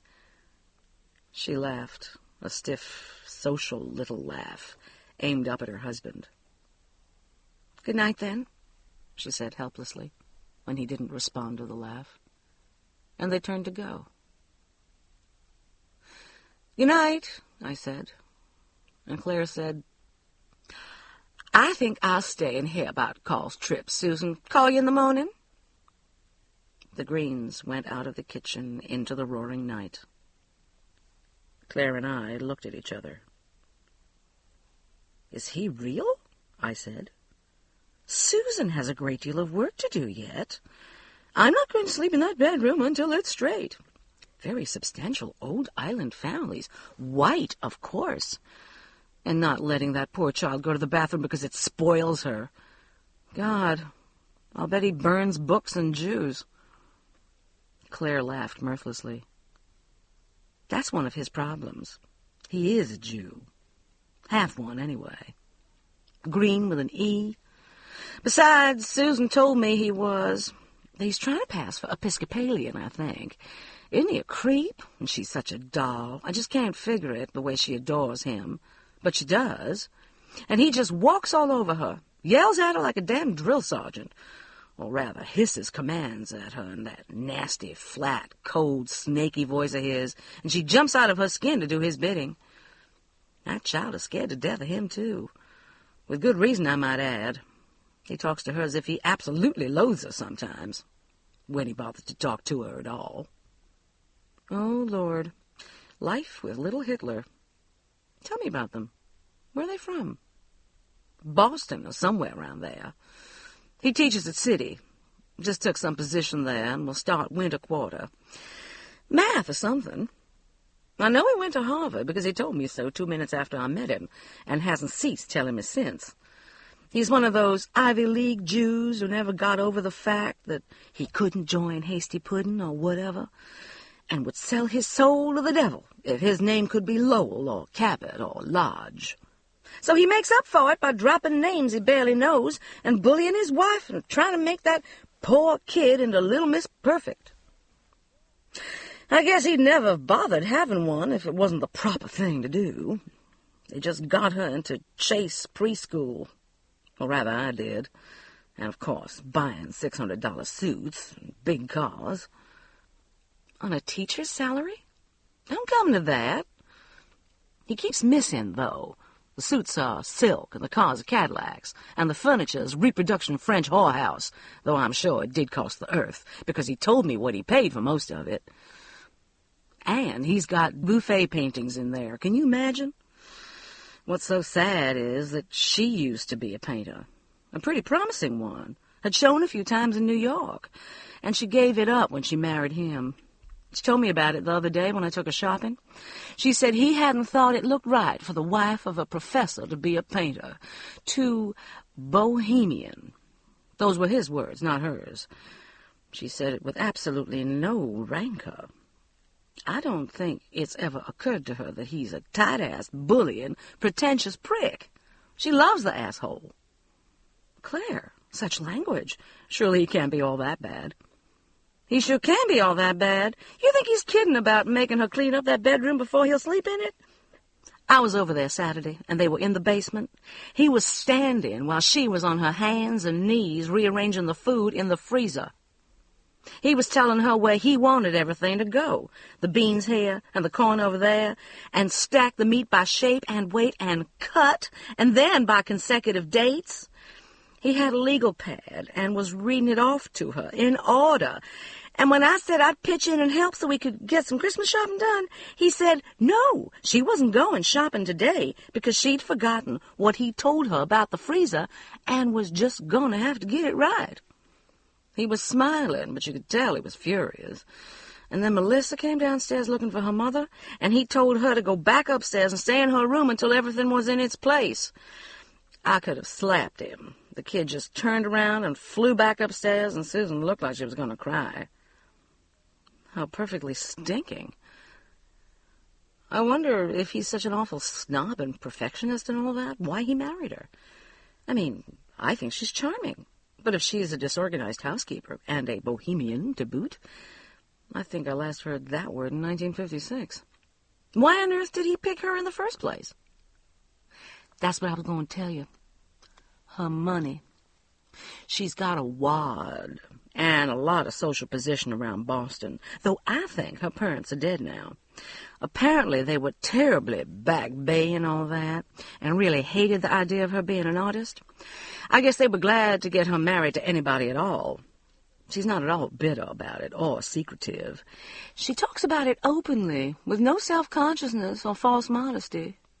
She says she never cared very much about the money, except that he seemed to enjoy the things that bought them so much, that she was glad she had it. She said he grew up very poor and went through Harvard on a scholarship and worked nights and weekends. The whole Horatio algebra. She seems to feel that the money is his due. She seems grateful to him somehow. She bought the house and is paying Melissa's tuition and all that. I don't know what the arrangement is, but apparently she's turned every cent over to him, and he spends it like he wants to. She's a plain person. She doesn't care a lot about clothes and parties and jewelry and stuff like that, but she buys them and wears them, and she entertains because he wants to. I simply can't figure it. I think she's a fantastic person, and I think she's 50 times too good for him. Well, I said, there really isn't any accounting for taste. I guess he's her blind spot. If she's stuck with him, I'm glad she's so crazy about him. Wouldn't it be awful if she wasn't? But it is hard to understand. She's so very personable and likable. I've always been drawn to that kind of cheerful, disorganized, warm-hearted woman. You know, Claire said, she isn't really. Disorganized, I mean. She was treasurer of her junior league chapter for years. She says she ran a 6-bedroom house plus a shore cottage with no trouble at all before they moved, and did a lot of volunteer stuff, and gave parties, everything he wanted her to do. She says she just can't seem to get things together here. I think she's worried about Melissa, and distracted, like you would be if you just moved and your kid wasn't feeling well, and he's jealous and resentful of the time she's spending with her. I think that's all it is. Why else would he be so mean to both of them? I mean, my God. So he wants a perfect house, but she's his child too. But he's driving Susan batty. She said the other day that if she didn't absolutely know she was hopelessly sane and doomed to stay that way, she'd think there was really something wrong with her. She can thank him for that.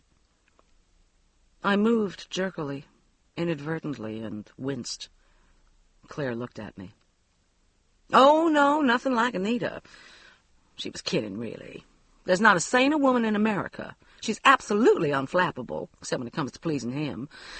And then she gets that kind of hunted look, like she's afraid he's gonna, I don't know what, hit her or something. Or take it out on the child. Do they know about the house? I asked. I don't know. She hasn't said anything about it. Somehow, I don't think so, because I believe she'd have mentioned it. She says whatever she thinks the minute she thinks it. I don't think it will bother her. She's too balanced and down to earth for that. But it sure would him. So I don't think they know. I doubt he'd have bought it if he did. He didn't strike me as the type who'd worry about that sort of thing, I said. I wouldn't think he'd have the imagination. Oh, he doesn't. It isn't that he's superstitious or anything. He'd just find that kind of reputation in a house of his socially unacceptable. Gays carrying on in his house, a crazy woman in his house, a miscarriage, a sloppy stroke. Wouldn't do at all. And a sex scandal between a married guy and the married lady next door, I thought bleakly, and a near double murder, a near suicide. The image of those thrashing white bodies intertwined on the sofa snapped into my mind with the clarity of a slide snapping onto a screen. I heard Buck's hoarse cry of release and saw Virginia's contorted, gaping face. I saw Anita's face, emptied out and frozen. I saw Walter's face, and Kim's, and the death that was written on both of them. Claire, I heard myself saying before the words registered on my consciousness.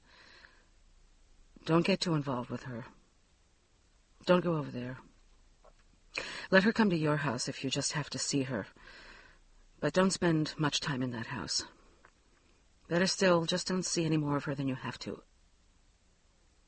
I stopped. Claire looked at me. What the hell is the matter with you, Colquitt? She said in angry disbelief. Susan is already my friend. I like her. I like her very much. She is warm and real and absolutely open, which is more than you've been with me lately. Are you jealous of Susan Green, Colquitt? Because if you are, then you're really a spoiler. You don't want to be my friend. Not like you were. But you don't want anybody else to be either. Is that it? Well, I tell you, if that is it, you can take your fine friendship and all the neat little conditions you put on it, and you can... Claire, my God! I cried. I'm not jealous of you and Susan Green. I'm afraid for you. I'm afraid of what that house can do to you. Look at what it did to the Harrelsons and the Sheeans. Look at Pye's father. Look at Luke Abbott. Look at Kim. Look at Virginia. I stopped, but not in time. What about Virginia, Colquitt? Claire said softly and levelly. What did the house do to Virginia? I began to cry. I couldn't help myself. I was endlessly tired, endlessly sad. Fear and foreboding sat chokingly on my chest like twin succubi. I don't know anything about Virginia, I said through my tears, through my fingers. I didn't mean to say Virginia. I'm just afraid for you, Claire. I love you, and I'm afraid that house is going to do something terrible to you." She was quiet for so long that I thought perhaps she'd tiptoed out of the den, and I raised my head to look. She was staring at me with a terrible concern, a sort of straining incomprehension on her face, like a bright, good dog who's trying with all its wits to understand an obscure, unfamiliar command. There was fear and worry and love in her face, but there was exasperation, too, and Claire's characteristic mulishness. "I'm afraid for you, Colquitt," she said. "I'm afraid for your mind. You sound like somebody I never even knew before. You have, ever since Anita and Buck left. Since Charles and Virginia left. What are you saying about that house? Are you saying that the house is haunted or something? Colquitt, either you've taken leave of your senses or you're trying to hide something from me with all this garbage about the house. And either way, I'm not buying it. I know that something awful happened over there, and I know it happened to Virginia Guthrie, and I know you know what it is. And if you're seriously trying to warn me about something, the house or whatever it is, then you're going to have to tell me why. God, Colquitt, give me some credit for some sensitivity and discretion and understanding. Do you think I'd go blabbing whatever it is all over town? I want to help you too, Col, but I can't unless I know what it is that scared you so. I can't tell you. You were my best friend in this world. It was a wail of anguish. I can't, Claire. Colquitt, you dishonor me. Your lack of trust dishonors me. I can't. All right. All right, then. We'll say no more about it. For Walter's and Roger's sakes, I guess we should keep seeing each other. But just don't give me any more manure about haunted houses and danger and not seeing Susan Green. Not when you can't or won't even make the effort to keep me for a friend. She makes the effort. You don't understand, I said dully. No, I don't understand. I want more than anything in the world to understand, but you won't help me. All I do understand is that you could help me, and you won't. Do it, Carl. Please, please tell me. I want my friend back. I can't, I whispered. Then sit over here and go bananas on your own. She was crying, too. Just wig on out. Oh, don't worry, I'm not going to cut you dead in the street or turn my back on you at the Parsons' party. I guess I don't have any pride in me, Colquitt, but if you ever change your mind and want your old fat friend back, just whistle. I'll come running. I always did. But don't do it until you can do it with no reservations. I can't be half a friend to you. I don't want half of you. She got up and walked rapidly through the den and kitchen and out the back door, not stopping to put on her coat. I saw her for a moment, limned against the flying black sky by the back porch light, struggling into the coat, gesturing and flapping like a dear, awkward bird. Then the night swallowed her, and pure, mindless hurt flooded and drowned me. And I stretched out on the sofa by the fire and wept until Walter came home and found me.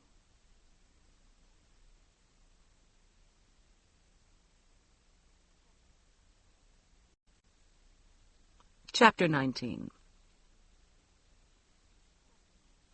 When I look back on that Christmas, I remember the time when my father was dying of cancer, and we all moved through the fragile structure of our lives as if submerged under heavy, scummed, brackish water.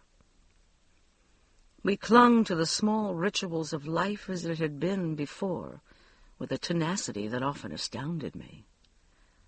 On every side, the grief and pain and dread, the heavy immutability of the death spinning toward him like a star, pressed and gnawed and nibbled. The rights of life kept them at bay, but they were there, and you knew that a time would come when they would catch you with your guard down and would sweep over you and desolate you. That Christmas was like that. I didn't see Claire again until the parson's splendid annual party on the 23rd. Everyone in the neighborhood looked forward to Gwen and Carrie Parsons' gala. It was just that. I always thought of the words gala and fete when I entered their shining foyer at Christmas time. Their house is one of the city's real showplaces, built in the closing days of the last century by an architect of great local renown who had spent much time abroad and favored the Italians. Gwen and Carrie had made something wonderful of the old white stucco villa, set far back on a sweep of lawn and reached by a circular drive. Twin stone urns spilled glossy greenery on either side of the great door, vivid and perfect, even in the ice black of December. Inside there were rich, faded old tapestries, and great chandeliers and sconces, and massive black Mediterranean pieces about. But Gwen had lightened and balanced them with pools of color and sweeps of space, scattering hectic Indian rugs on the old tiles, and hanging brilliant, explosive contemporary paintings on the vast white walls. The drawing room had a few handsome, heavy pieces of glass and chrome and steel, and books swelled and spilled from floor-to-ceiling bookcases in many of the downstairs rooms. They weren't all old and leather-bound and matched, either. Rowdy paperbacks and contemporary fiction shouldered in among the dour Russians and Mr. Bulwer Lytton. It shouldn't have worked at all, but somehow it did. I hadn't wanted to go to the party, knowing that Claire and Roger would be there. I shrank from seeing her, as I knew she would from me. But Walter insisted. He'd been deeply angry at Claire when I told him about the dreadful words that were said in our den that evening before he got home. He was angry and troubled and nearly as hurt as I'd been. He was also, I knew, a little annoyed at me. "She behaved like a spoiled kid," he said. "What kind of friend is that? But you had no business blurting out that stuff about the house call. Didn't I tell you what people would think if you did that? Besides, thinking you've gone around the bend, that kind of stuff disturbs people. Nobody wants to listen to that. Maybe you thought you were doing her a favor, but you upset her, and she was already half miffed with you, and she just blew up at you. Anybody would. I'm not excusing her. I think she acted like a real shit to you. I didn't think Claire had that in her. But it's what you're going to get from anybody you mention it to. Now, we damned well are going to that party. You're going in with your head up and a big smile on, with all your flags flying, and you're going to be nicer than hell to Claire, and we're going to straighten things out between you two. Why don't you get a new dress?" I smiled dimly. "You sound like Rhett Butler telling Scarlett to wear that slutty thing to Melanie's party after those old biddies caught her necking with Ashley. You saying you want me to apologize to Claire?" "No, of course not. If anybody apologizes, it ought to be her. I just want you to show her she hasn't gotten your goat, and that you're willing to forget that business if she is. You all have been friends too long to let a stupid house come between you. Can't you see that that's probably its next move? Aside from whatever charming thing it has in store for the Greens. Claire and I are just a sideline. There's plenty of time to take care of the Greens and work on Claire and me, too.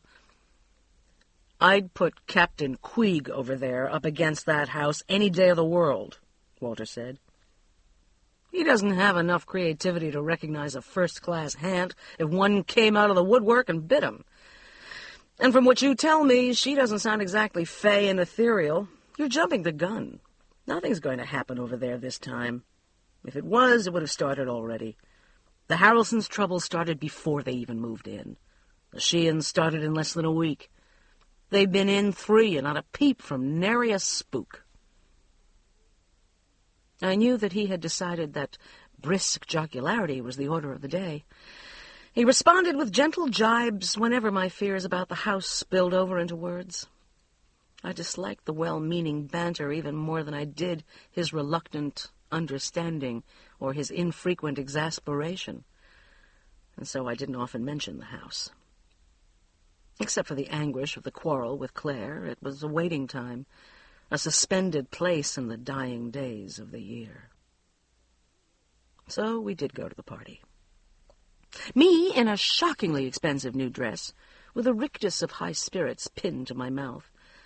Walter in the formal evening wear he purports to loathe, but looks elegant and saturnine in, on the 2 or 3 occasions during the year he puts it on. Claire stood in the foyer with Roger and Norman and Susan Green, waiting while gentle, elderly Black Henry took their wraps. Roger looked like a rumpled parody of George Raft, as he always does in evening clothes, and Norman Green looked magisterial and perfect in his white tie. Newness puffed from him like a cloud of smoke. I thought he should have a scarlet military sash, medals, a saber, orders of some splendid martial fraternity pinned about him. Claire and Susan looked as though they had bought their floor-length silk sheaths at the same discreet designer's salon of the city's most glittering emporium. Claire had chaste beading around the hem and neckline, and was blue. Susan's had fox fur on the cuffs and was green. That was the only noticeable difference. Although Susan wore a simple choker of startling emeralds and kept moving her neck as though they were uncomfortable against her throat. I'd seen few other emerald necklaces besides Virginia Guthrie's, but these looked to be flawless. "Hello, fellow voyagers. Merry Christmas," Walter said, determined cheer puddling in his voice. "Hi, everybody," I said, looking only at Claire. She hesitated for a moment, and then came and gave me her little hug. Her cheek was very cold against mine. "Hi, Carl," she said. "Hi, Walter, baby. You know the Greens, of course." "Yes," I said. And, "Not yet," Walter said. And there was a flurry of introductions, and we walked into the drawing room to greet Gwen and Carrie. It's the only room I've seen in the city that can properly be called a drawing room. Anything else would be ludicrous. We went on into the great paneled library, where the bar had been set up, and a giant spruce glowed against a bay of windows overlooking the blackened garden. Gwen, or the servants, had festooned it with exquisite carved wooden ornaments and madonnas and cherubs made from painted papier-mâché. It had an exotic, old-world air about it. The whole house did. I thought of the garden of the Finzi-Continis, as I always did in Gwen and Carrie Parsons' house. We got drinks from the young man behind the bar and took them over to a low oak table in front of the baronial fireplace, where a great apple log fire hissed and snapped on the hearth. We dropped onto the facing sofas on either side of the fireplace. It was early yet, and there were no other people in the room. "I always expect to see a whole steer sizzling away in there, or a boar," Walter said, gesturing with his martini at the fire. "It is a beautiful house, isn't it?" Susan Green said, with nothing in her voice but pure pleasure.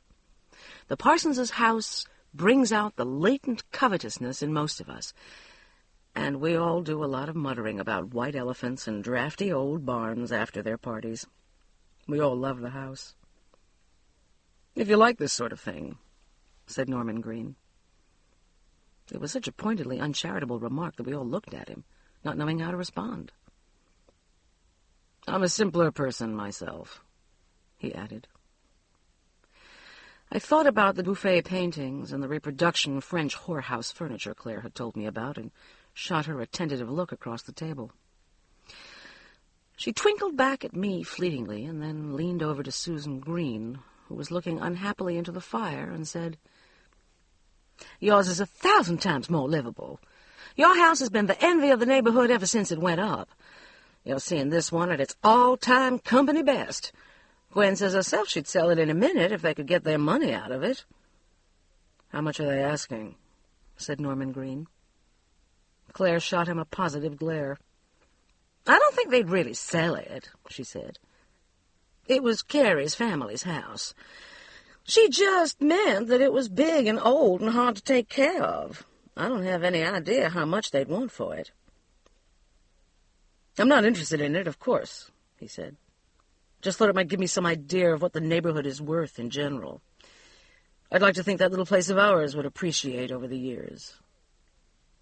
I don't think you have to worry, Green, said Roger, in a drier voice than he normally uses. The street's not Park Avenue, but it's not Tobacco Road either. Who's with Melissa tonight, Susan? I said hastily. And how's she feeling now?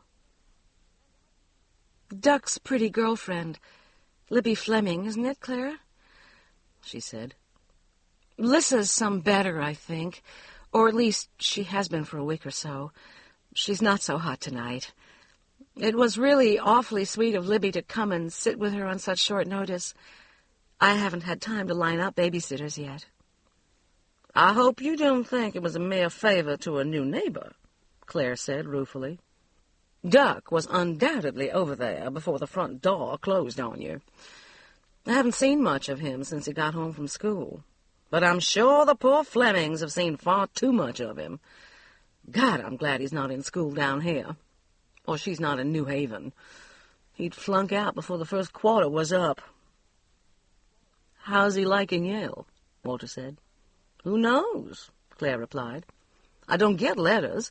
I just get collect phone calls saying he's out of money, or could use a couple of new shirts, or wants to spend Thanksgiving in New York with some person named Animal. Pride shone softly out of her eyes. Duck's full scholarship to Yale was one of the great things in Claire and Roger's life. He wanted to be a research biologist.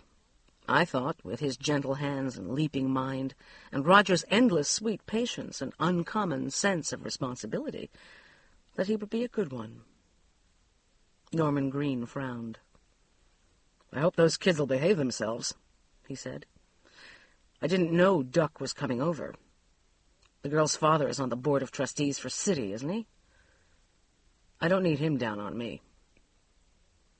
We've known Libby's father longer than we have Duck, Claire said tartly to Norman Green, and almost as well. And Libby, too. She and Duck have gone together longer than anybody can remember. Ford Fleming has been stricter with her than a convent school. He seems to approve of Duck. I don't think you have to worry about either of the children. Both of them were raised pretty well. I didn't mean to imply that anything out of the way was going on, he said quickly. He seems a fine boy, and she's a nice little girl. Susan has been fussing over Melissa far too much lately, and she needs to be quiet is all. Duck and Libby won't bother her, Claire said briefly. She turned to Susan. Still the same business with Lissa's stomach? Susan wrinkled her nose, but I thought her blue eyes clouded a little. Off and on. I don't think it's anything much, but if it isn't better after Christmas, I'm going to take her to your doctor, Claire. It's probably only the excitement of Christmas and moving. Stomach ache, some diarrhea. That's hardly appetizing cocktail talk, is it, Susan? Norman Green smiled thinly. Melissa is overindulged, that's all. Come on. I see Dr. Holderbein from City over at the bar. He wants to meet you. He's the president, you know. Susan Green gave us a little girl's rueful smile all around. Excuse us for a minute. Certainly, I said. They rose and walked away toward the bar. Norman Green was talking into his wife's ear, emphatic words we couldn't hear, punctuated by little jerks of his cropped head. She ran her finger inside the emerald choker as though it were too tight. Turd, said Claire, clearly, as the Greens joined the crowd around the bar. In spades, Walter said. No redeeming social value at all that I can see. What's a nice girl like her, etc.? I wonder what he calls diarrhea. Poo-poo, like Eloise does? Gastroenteritis, probably, said Claire. The more I see of that Nazi, the less I like it. She came over the other afternoon, almost in tears, wanting to borrow some cleaning fluid. He'd come home the night before and found some stains on his clothes in the big closet. You know, that cedar closet the Harrelsons had built in? Well, that's for his clothes. And just jerked them all off the hangers and dumped them on the floor in their bedroom and said he was going to sleep in the guest room until she got the stains out. On the floor, please. What kind of stains? I said. I don't know. Something that must have gotten on him at the cleaners in Boston before they moved, because they were still in the plastic hangers. But, of course, it was her fault. I sent her up to that place in the shopping center we use. She just hadn't had time to find a dry cleaner yet. And then there were the bedroom curtains. What happened to the bedroom curtains? Walter said. I could tell that he was enthralled. That's really pitiful. Melissa was pulling on them, and they fell. And before Susan could get them up again, he came home and found them in a pile on the floor, and he was so angry, Susan was afraid to tell him how it happened. So she said she didn't know why they fell. He told her that if she couldn't hang curtains properly, to get someone to come in and do it professionally. Know any professional curtain hangers? No, but I've got a good connection for a professional hitman, said Walter. Maybe that's what she needs. I'd be glad to do it myself, should the need arise, which it already has, as far as I'm concerned, said Claire. I didn't appreciate that little insinuation about Duck and Libby one bit. They're so chaste they almost scare me. And imagine punishing Susan because his clothes got dirty by saying he was going to sleep in the guest room. I should think that would be a treat instead of punishment. God, all I can see is years ahead of trying to be her friend and dodging him at the same time.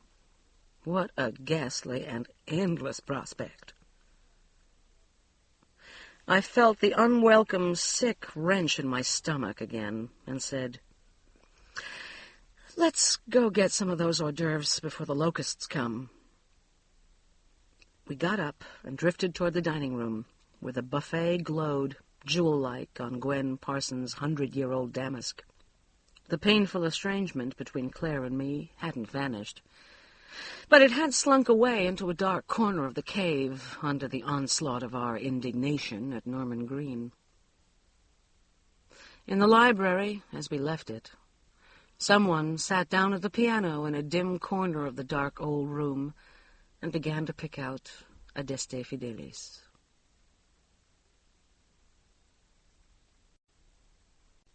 Chapter 20. The week after Christmas, an ornate, gold-scrolled invitation came from Susan and Norman Green. Join us for a 12th night celebration, the message said in curly black script. Walter ran a thumbnail over the letters. Engraved, he said. 12th night. Jesus, it sounds like Shakespeare. What the hell is 12th night? Epiphany, you heathen. When was the last time you went to church? Never, if you mean C of E, he said. Good God, when he climbs, he goes all the way to the top, doesn't he? When's the last time you got an engraved invitation to a neighborhood party? Maybe it's more than neighborhood. There are bound to be some college people there. The president and the board of regents, no doubt. Lord, that poor woman. Shall we go? He said. Of course we'll go. We can't not go. It would break her heart. I'm sure the engraved invitations and the 12th night business were his doing, not hers. She must be embarrassed practically to tears. Besides, I'm dying to see the inside of the house. Claire said it looked like a French bordello. I guess you'll have to dress, though it didn't say so. But with an engraved invitation. Shit, said Walter. We had a quiet New Year's Eve with Charlie Satterfield and his wife eating turkey chow mein in front of their fireplace. At midnight, Charlie opened a bottle of champagne, and we toasted the coming year. To a good year for all of us, said Charlie, lifting his glass. I'll drink to that, said Walter. I said nothing. We exchanged comfortable midnight kisses and went home early. The next day, we walked over to Claire and Roger's to their small, traditional brunch and bowl games affair. The aroma of black-eyed peas curled into the foyer. Claire met us at the door and gave Walter an exaggerated smack on the cheek, leaving a coral lip print. I asked you early, just so the first person over my doorstep on New Year's Day would be a dark-haired man, she said. I'm going to have a lucky year. It wasn't an unpleasant afternoon. Claire and I avoided being alone with each other by tacit agreement, but we bantered determinedly and good-naturedly with each other, as we'd always done. And if there was a tension, a fine-nerved edge in the air between us, no one else seemed to notice. The Greens were not there. Claire said they'd gone to a reception at the home of the City College chancellor, but were coming by for an early supper. Melissa was supposed to start Chase day after tomorrow, but she's still a little under the weather. The doctor couldn't find anything much wrong, but I think Susan's going to keep her home the rest of the week, Claire said. We refused her invitation to stay for supper. I didn't want to spend much time with Susan Green, and felt small and guilty that I didn't. Part of me liked her enormously. Part of me shrank from becoming intimate with her. I felt no compunction about my growing dislike of Norman Green. Once, during the week after Christmas, I'd heard him shouting in their backyard and had leaned back to look out my office window to see what was going on. It was dusk and cold. He was standing at the wooden enclosure that housed their garbage cans, throwing something that I couldn't identify into the cans. Melissa, in a long nightgown, stood on the back deck watching him, shrinking back against the railing. "If you can't take care of them, you don't deserve to have them," he was shouting. "You haven't had them 3 days and they're absolutely ruined." "I didn't break them, Daddy," the child sobbed. "I promise it wasn't me. I didn't break them." "Don't lie to me, Melissa," he roared. "Now stop that whining and go in the house. I want you to go straight up to your room and think about little girls who tear up presents their parents work hard all year to give them." He slammed the lid on the garbage cans and took the child by the shoulder and pushed her through the back door. It shut with a glass-rattling bang, and I could hear no more. My stomach worked with anger and dislike. "Damn tyrant," I muttered aloud, and turned back to the work I was doing. I made a mental note to stay at the Greens' 12th night party only as long as decency decreed. We were late getting to their house on the night of the party, and it was in full swing when we walked into the living room. Norman Green met us at the door. He wore the first and only burgundy velvet smoking jacket I have ever seen, and had a sprig of holly in his lapel. His dark hair was even shorter, new-mown, and his scalp looked like polished ivory. His eyes glittered blankly, reflecting light, and his mouth was stretched into a caricature of good cheer. "Welcome to our humble abode," he said. "Come have some of your grandmother's eggnog you were so kind to tell us about. I made it myself, and it's first rate, if I do say so. Those old Southern aristocrats really knew how to live, didn't they?" Walter gave him an exaggerated leer and said, "Oh, to be sure. Carl's grandmother was known far and wide for her 18-inch waist, and her family silver, and her eggnog. She made a batch every day for 40 years until they locked her in the attic for good. For medicinal purposes, of course." Norman Green looked at him closely, decided he was joking, and gave him a startling, conspiratorial wink. He led us into the living room, where Susan Green, in a long velvet skirt and a white satin shirt, stood with her daughter. Melissa was enchanting, dressed in a long blue taffeta dress with a starched white pinafore over it. Her chestnut hair curled round her small pointed face, and her smile was quick and sweet, a carbon of her mother's. She had clear, lambent green eyes, sheltered under feathering lashes, so lovely and startling, and unlike her father's silver-gray ones, or Susan's dancing blue, that I wondered how I had failed to notice them before. There were tender, mauve shadows under them. I thought she looked like a Kate Greenaway miniature, and said so to Susan. "She does have a funny, old-fashioned look about her, doesn't she?" Susan said. "She really likes dresses and ruffles and frills. I have a hard time getting her into blue jeans. Listen, honey, show Mrs. Kennedy where to put her coat. Norm will take yours, Walter." I followed the child into the downstairs bedroom. I hadn't seen it since the night I had stood in its doorway, stricken to stone, seeing Buddy Harrelson and Lucas Abbott frozen like statues beside the bed, and Matt Gladney on the floor. The bed had been piled with purses then, too, and light spring wraps. I forced myself to look long around the room, to superimpose normalcy over that awful remembered image. An enormous white and gilt bed, teeming with cherubs and rosebuds and swags and garlands, dominated the room. Lavender taffeta shrouded the bed and made a canopy. Lavender taffeta hung in carved folds at the windows and covered the padded cornices. Lavender pettipoint covered the vanity bench, which was white and gilt, too, and there were lavender velvet pillows on a chaise longue in a corner of the room.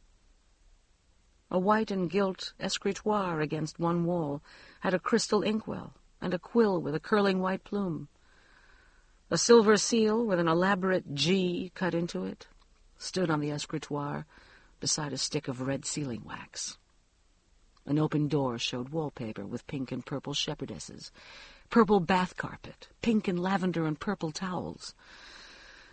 I'll bet it has gold fixtures, I thought, and peered around the door.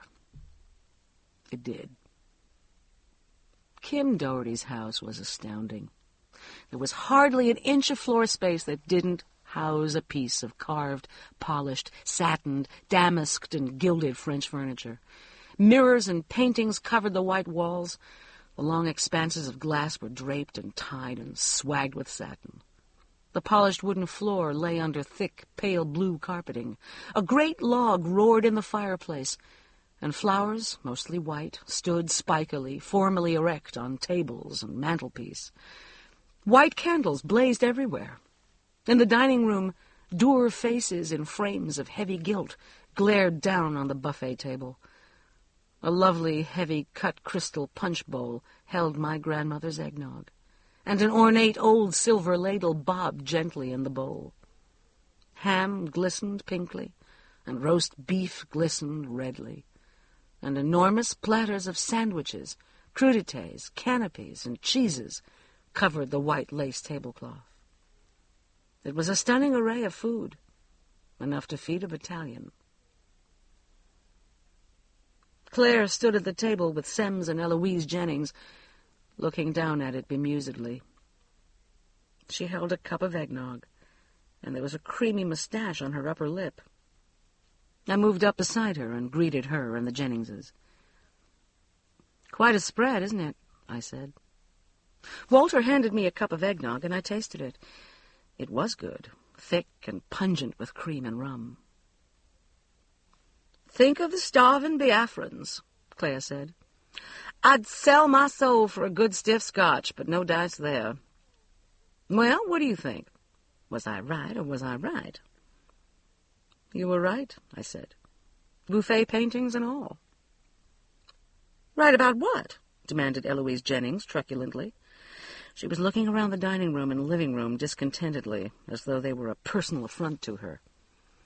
"I told Colquitt it looked like a French whorehouse," Claire said, and I could tell by her voice that she and Roger had had a fortifying snort of something before they came. "Well, I think it's sensational," Eloise said. "I never did care for that stark stuff the Harrelsons had in here, and I never saw what the Sheehans did with it. Funny people, weren't they? I never did think she was all there in the head, and I hear I was right. That's a pretty little girl of the Greens, too, but it's so sad when people dress children up like little adults. I've always thought so. Children should be free to express themselves. I'd never dream of putting an outfit like that on any of mine.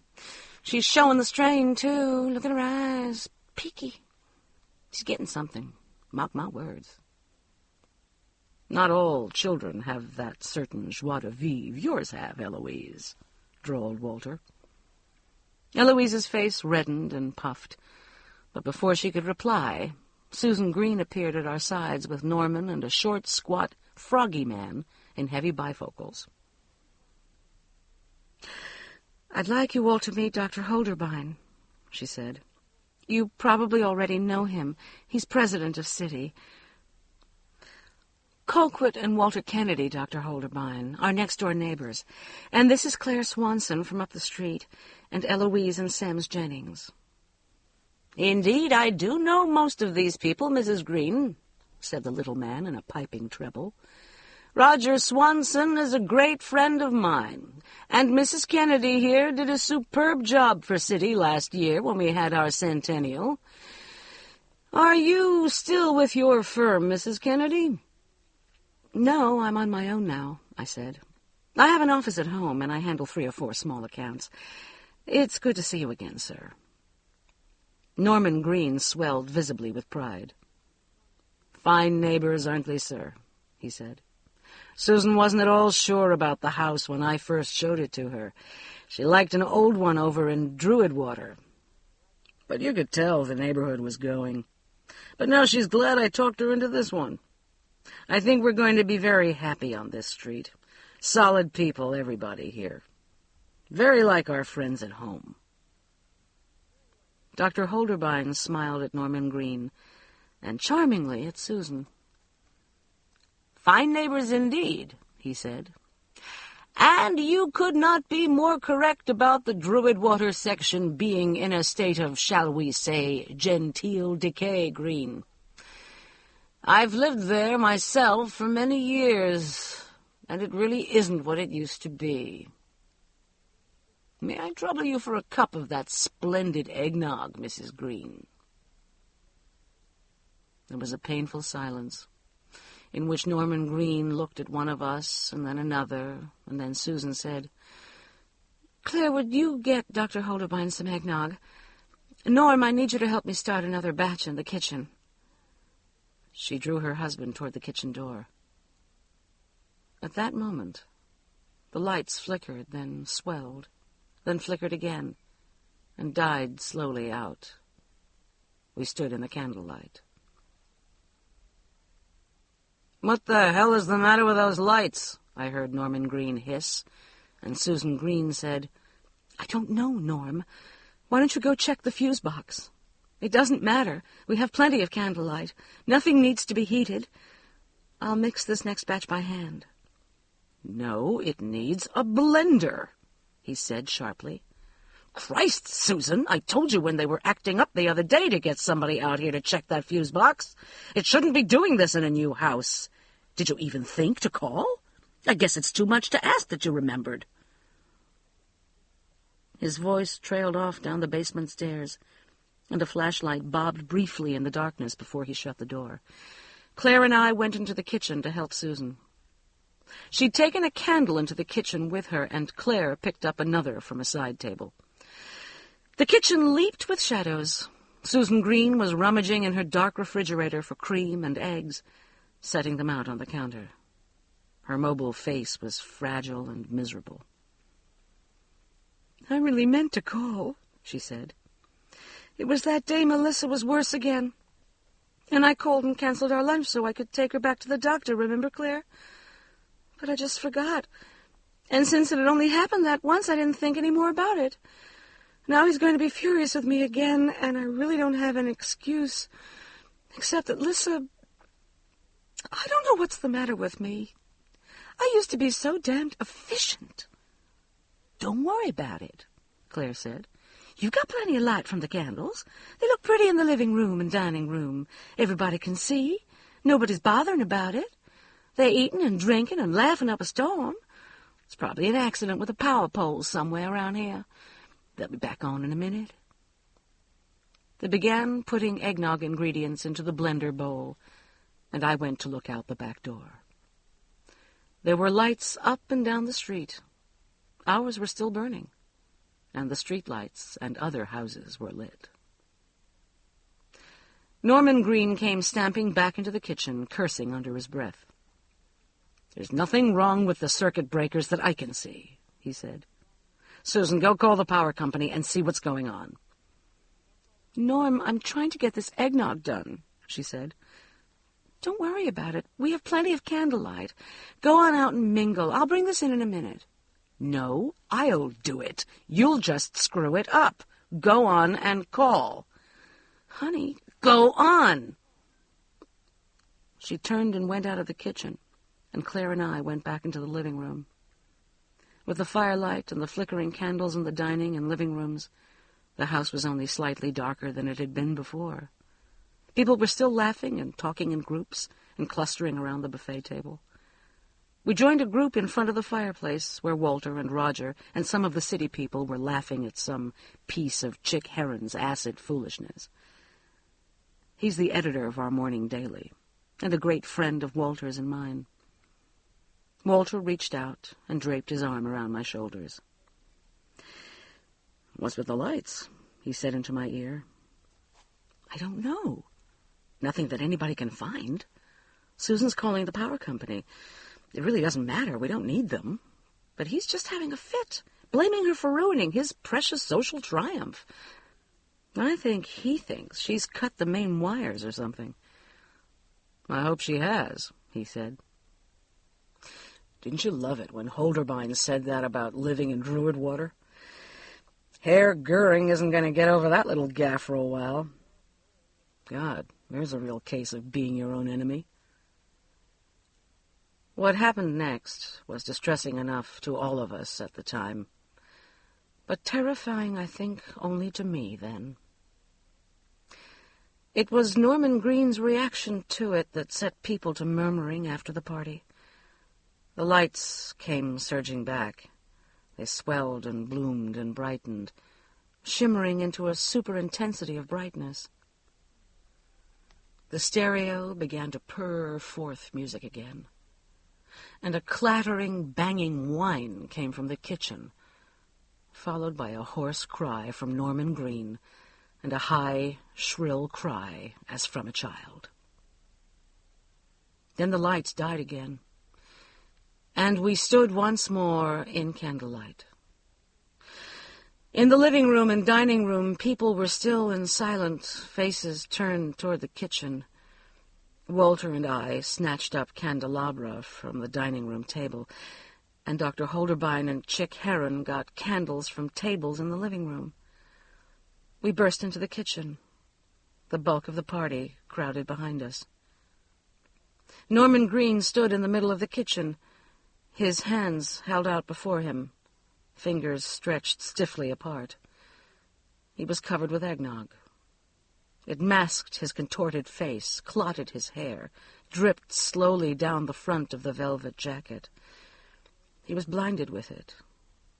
The runaway blender, untended when the lights had come surging back on, had spread it all over the walls, the ceiling, the counters, the floor. In a corner of the room, beside the refrigerator, Melissa Green crouched. She was drawn into a fetal position, head on chest, arms crossed over her stomach. She was whimpering and grunting with spasms of pain, and her taffeta skirt was drawn up around her waist. Excrement smeared her clothing and pooled on the floor around her. While we stood in mute horror in the doorway, another spasm racked her, and another loose flood of feces splattered onto the floor, and she fell over onto the white Italian tiles and lay there, full length, crying monotonously, as though she would never stop.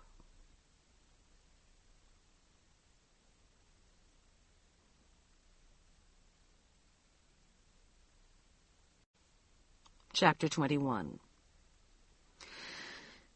The next weekend, on a Saturday afternoon, Walter went to Norman Green and told him what we thought about the house. He hadn't wanted to. Despite the fear that had gripped and shaken me like a demented terrier during the days after the party, despite the murmurings that swept the street, despite Norman Green's half-mad fury and humiliation, and Susan's bewildered anguish, I don't think he would have spoken if it hadn't been for the child.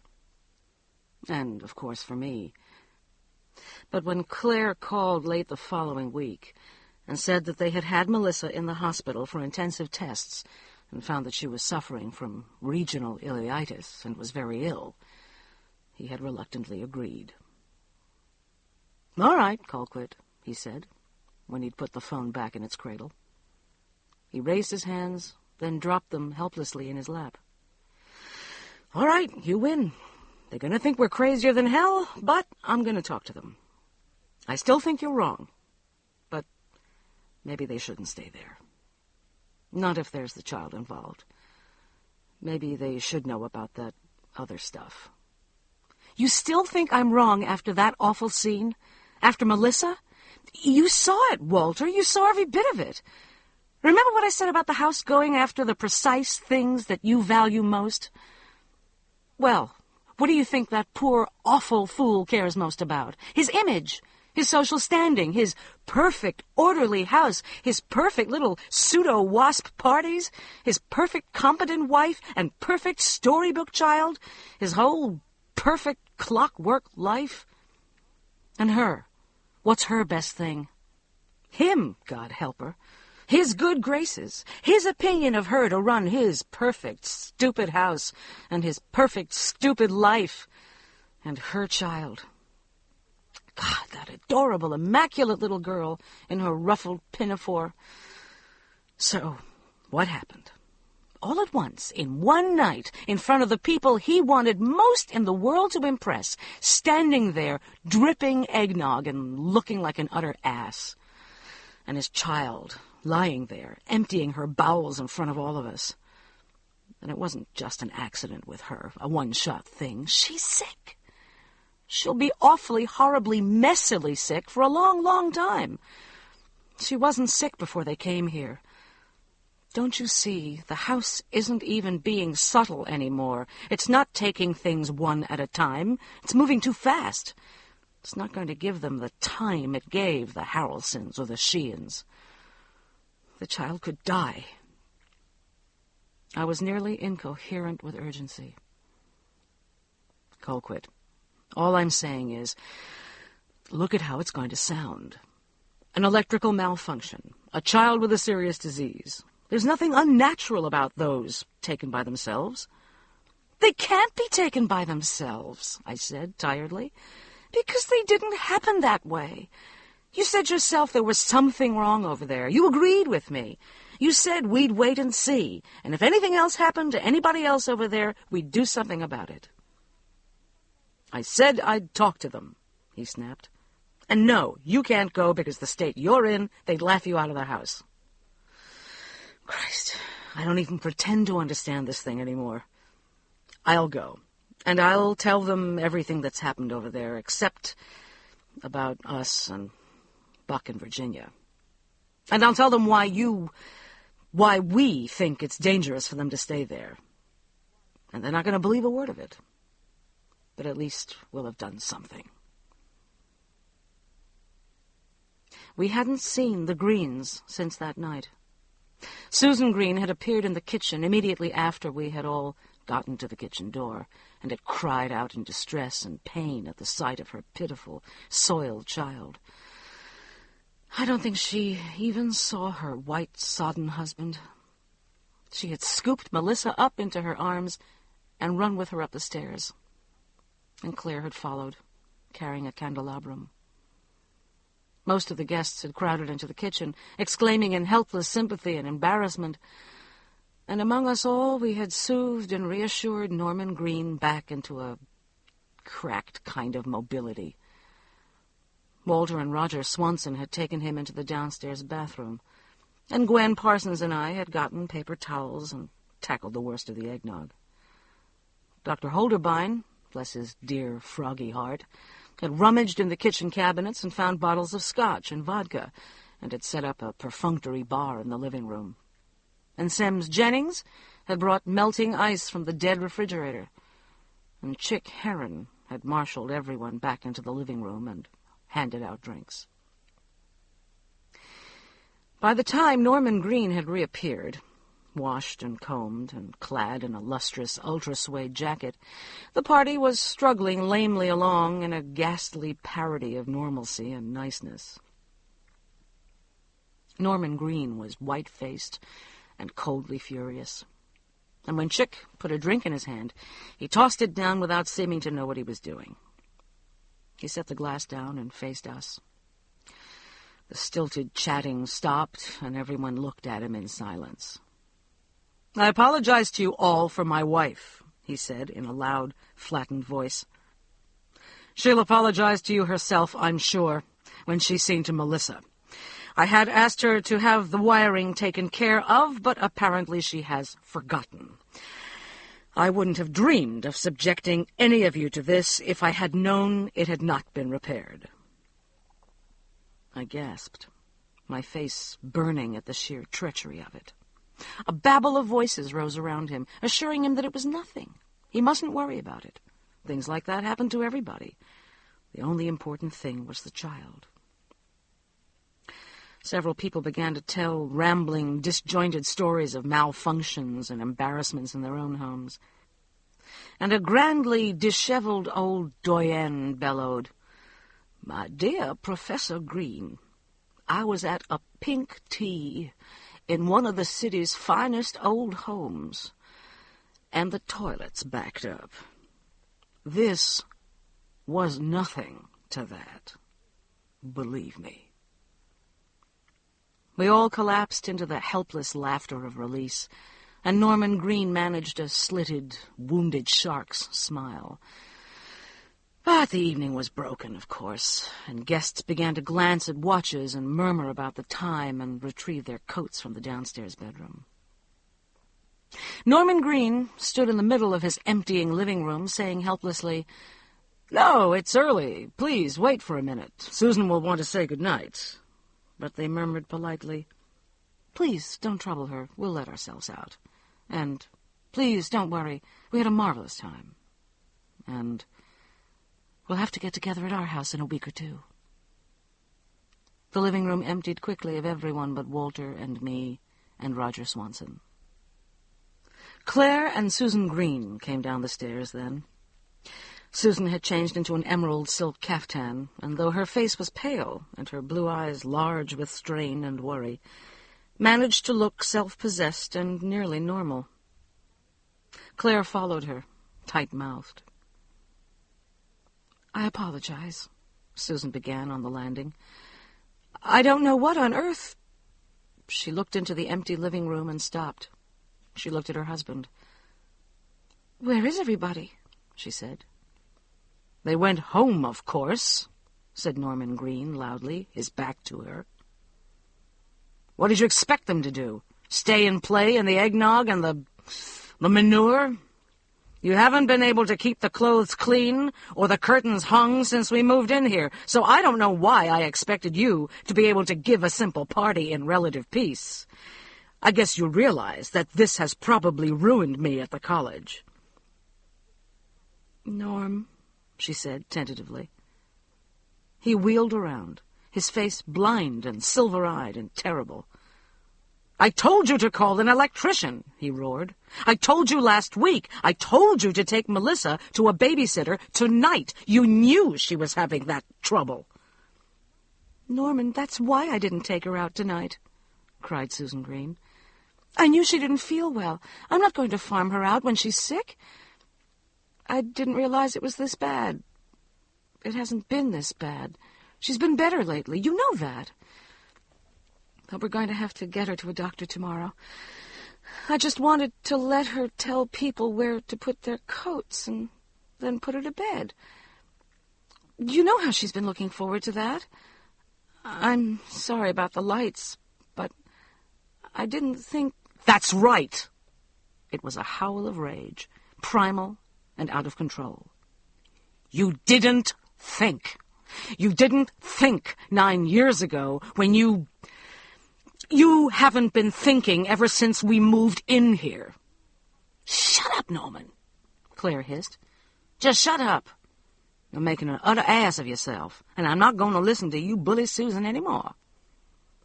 She stood, breathing heavily for a moment. looking up into his face. He said nothing. "I'm sorry, Susan," Claire said. "I have an awful mouth. I'll call you in the morning to check on Melissa. You ought to go back to her now. I think we should go home." She went into the bedroom and returned with their coats. She and Roger walked to the door. Susan and Norman Green looked after them. "See you folks later," sweet Roger Swanson mumbled. "I'm sorry, Norman," Claire said briefly, and they went out. "We'd better go, too," I said, looking desperately at Walter. His face was remote, and I knew that he had simply gone away to some private place inside his head, as he does when he's angry and upset and doesn't want to show it. We went home. We did not talk about it that night. At 2:00 the following Saturday afternoon, Walter looked out to see if both the Greens' cars were there, and then shrugged on his sheepskin jacket and slogged reluctantly across the sodden driveway and up the rhododendron bank to their house. I looked after him, watching while he rang the doorbell, thinking how alone he looked with the house towering around him and the wet, green-black winter trees, dwarfed. I was suddenly and terribly, childishly frightened for him and wanted to call him back. Let the stupid, intrusive Greens wrestle it out by themselves. I hadn't wanted them there. Norman Green was an impossible bully, a mean-spirited, rigid tyrant, a voracious climber. Susan Green was a spineless jellyfish to take his abuse, and take it, and take it. I thought of the subterranean estrangement between Claire and me, and flushed with anger. And then I saw again the embarrassed love, the hurting incomprehension in Susan's plain, pleasant face, and I thought of the child. No, we were right. They had to know. I went into the kitchen and made a batch of red clam sauce for spaghetti and riffled through the record albums and found the florid, familiar Chopin etudes that have soothed me through more than one crisis, and settled down on the den sofa with the New Yorker. Raz and Foster curled up in an elaborately ignoring heap at my feet on the Afghan, and we all fell asleep. When Walter let himself back into the house, it was close to 5:00, and dark was falling down through a rising wind. His face was burned red with wind and cold, but there were vertical white furrows on each side of his mouth. He passed through the den without a word and went to hang up his coat. I heard him back in the kitchen getting a glass out of the cupboard, and ice clinked and a cork funked. "Bring me one," I said, in sleep-distorted dread. He came into the den carrying 2 scotches. "Well, what happened?" "He showed me the door is what happened. Ordered me out of his house. Said to never darken his door again. Said he'd call the police if he ever caught me with so much as a foot on his property. Fini. End of song."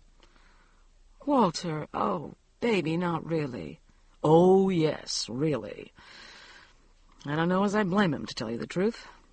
I mean, it was a bad overreaction, but I could hear my own voice going on and on for almost 3 damned hours, and I sounded crazy. Just crazy. Worse than I thought I would. I know how I sounded. I knew I was screwing it all up. There's no way you can get across the horror of the stuff that's happened over there unless you've lived in the middle of it from the beginning. I could hear how I sounded to them. I should have just apologized and cut it short and come home. "Oh, honey, I'm so sorry. I should have gone. It's me who really thinks all that stuff, not you. I wouldn't have cared how I sounded." "Yes, you would. Because you'd have sounded just as flat-out insane as I did. Those people had no idea what's happened over there.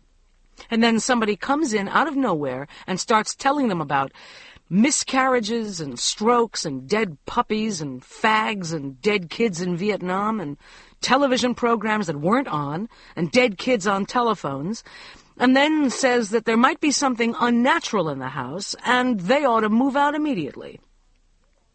You try saying that to people who don't know anything about that house, who haven't lived through some of this, and see what kind of reaction you get. Jesus H. Christ on a crutch, Colquitt. Even Claire wouldn't listen to you, and she knows about that stuff. Not about the last thing. Not about Buck and Virginia. Not about us. She'd believe that. Tell her, then. Tell the Greens if you want to. We probably should have told somebody about them in the very beginning.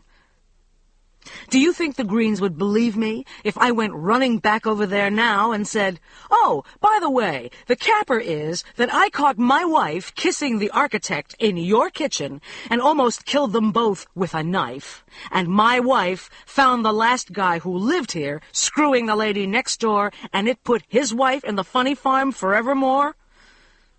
Do you think that would change anything now? But they didn't know Virginia. They didn't know Buck. They couldn't know how impossible it would be for them to do that. They didn't know Kim. And they don't know us, not really. Claire did. Claire does. You want to tell Claire? No, I moaned. I can't tell anybody ever. You know we can't do that. I know. He slumped back against the sofa cushions and rubbed his eyes tiredly. My heart strained. But Walter, why did he get so mad? I mean, even if he thought you were a stark raving lunatic, he must have seen that you were serious, that you were terribly concerned for their welfare. I mean, he could have just thanked you and not believed you. Colquitt. He chose to think that I came over and told him that because we couldn't stand him and wanted to scare him out of the neighborhood. He got hysterical, just went bananas.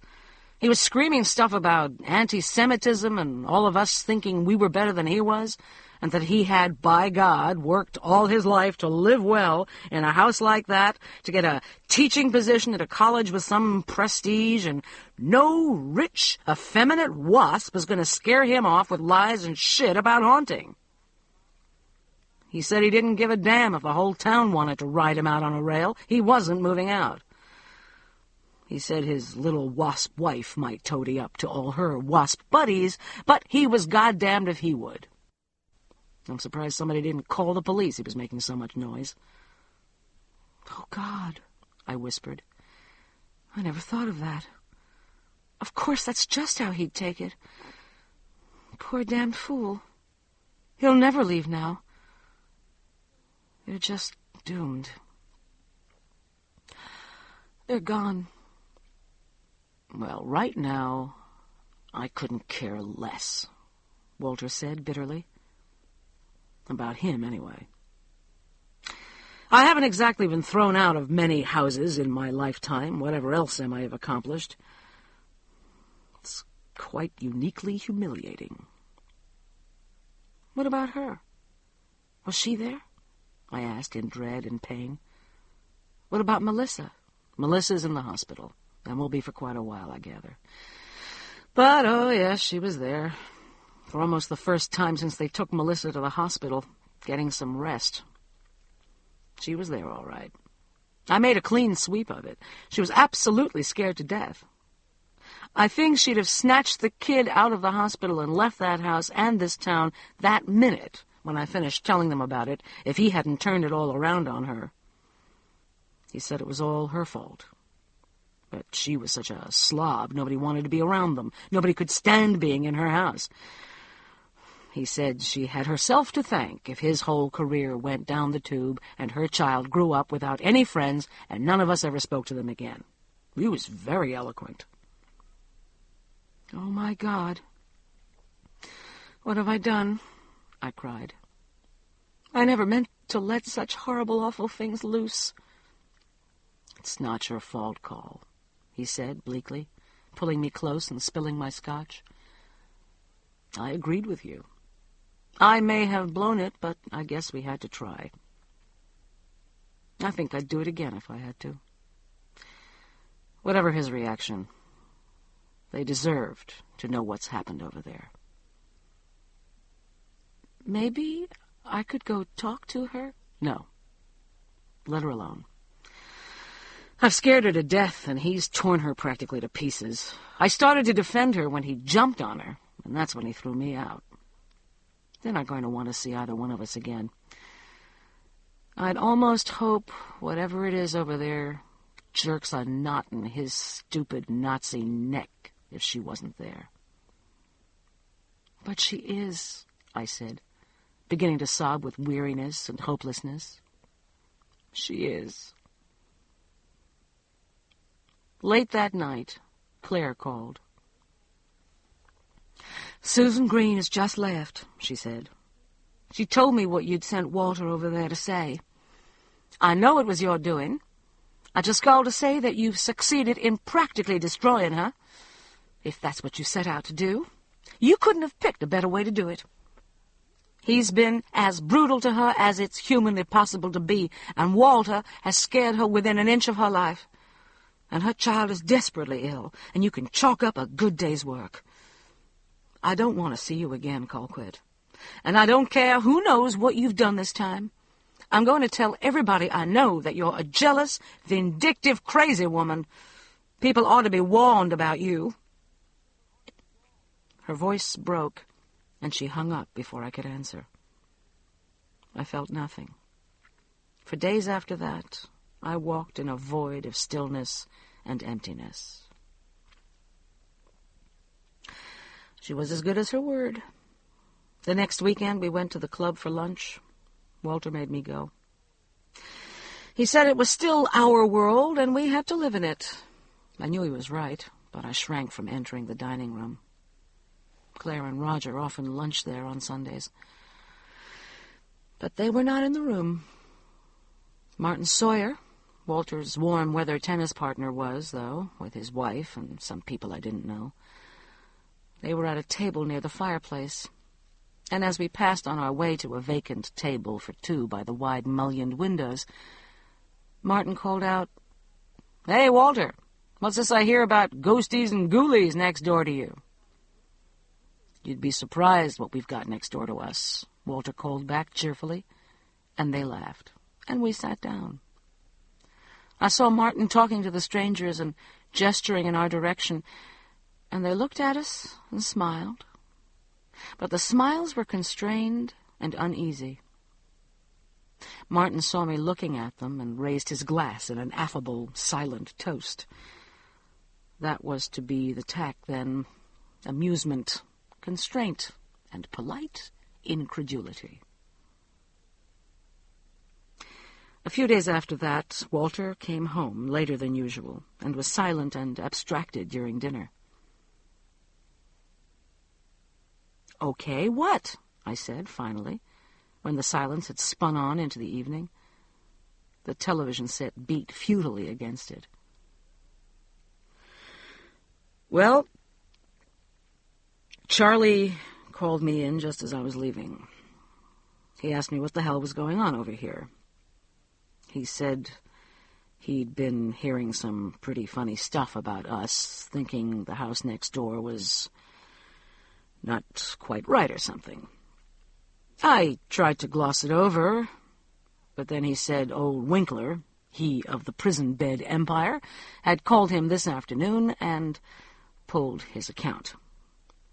Said he didn't want his firm's impeccable old name connected with weirdo goings-on like that." "Oh, Walter. Oh, dear God." "Oh, it's no great loss." Charlie was laughing about it. "The guy's been a royal pain in the ass ever since we got the account.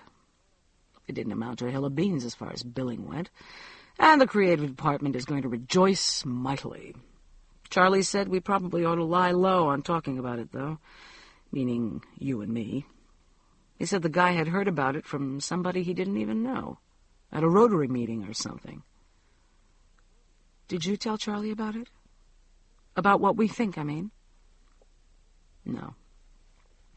I'm going to have to, though. I made a date for drinks with him Friday after work. You want to come along? I guess I ought to.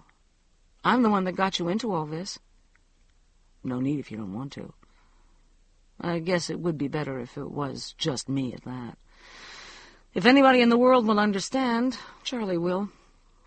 I should have told him everything tonight, but I just didn't feel like talking about it. No, of course you didn't. Another card came from Kim Doherty the next day. I read it up in my office, with Vivaldi splashing from the radio and my coffee pot bubbling, and Foster's grating, sleepy purr, making a cozy counterpoint to both. Outside, the late January wind prowled and fingered the shutters and ticked the bare, wet twigs of the big water oak against my windows. But inside it was warm and rosy lit, womb-like. I was spending a lot of time up there during those weeks, the still weeks of waiting again. "Things are looking up," wrote Kim in his sprawling flyaway hand. "I'm on staff now in restorations, in strictly a lackey's position. I have a room in the old section, in a funny, narrow old house that leans right out over the Arno. And I've met me one tough lady. I'll write more later. I just wanted you to know I'm alive."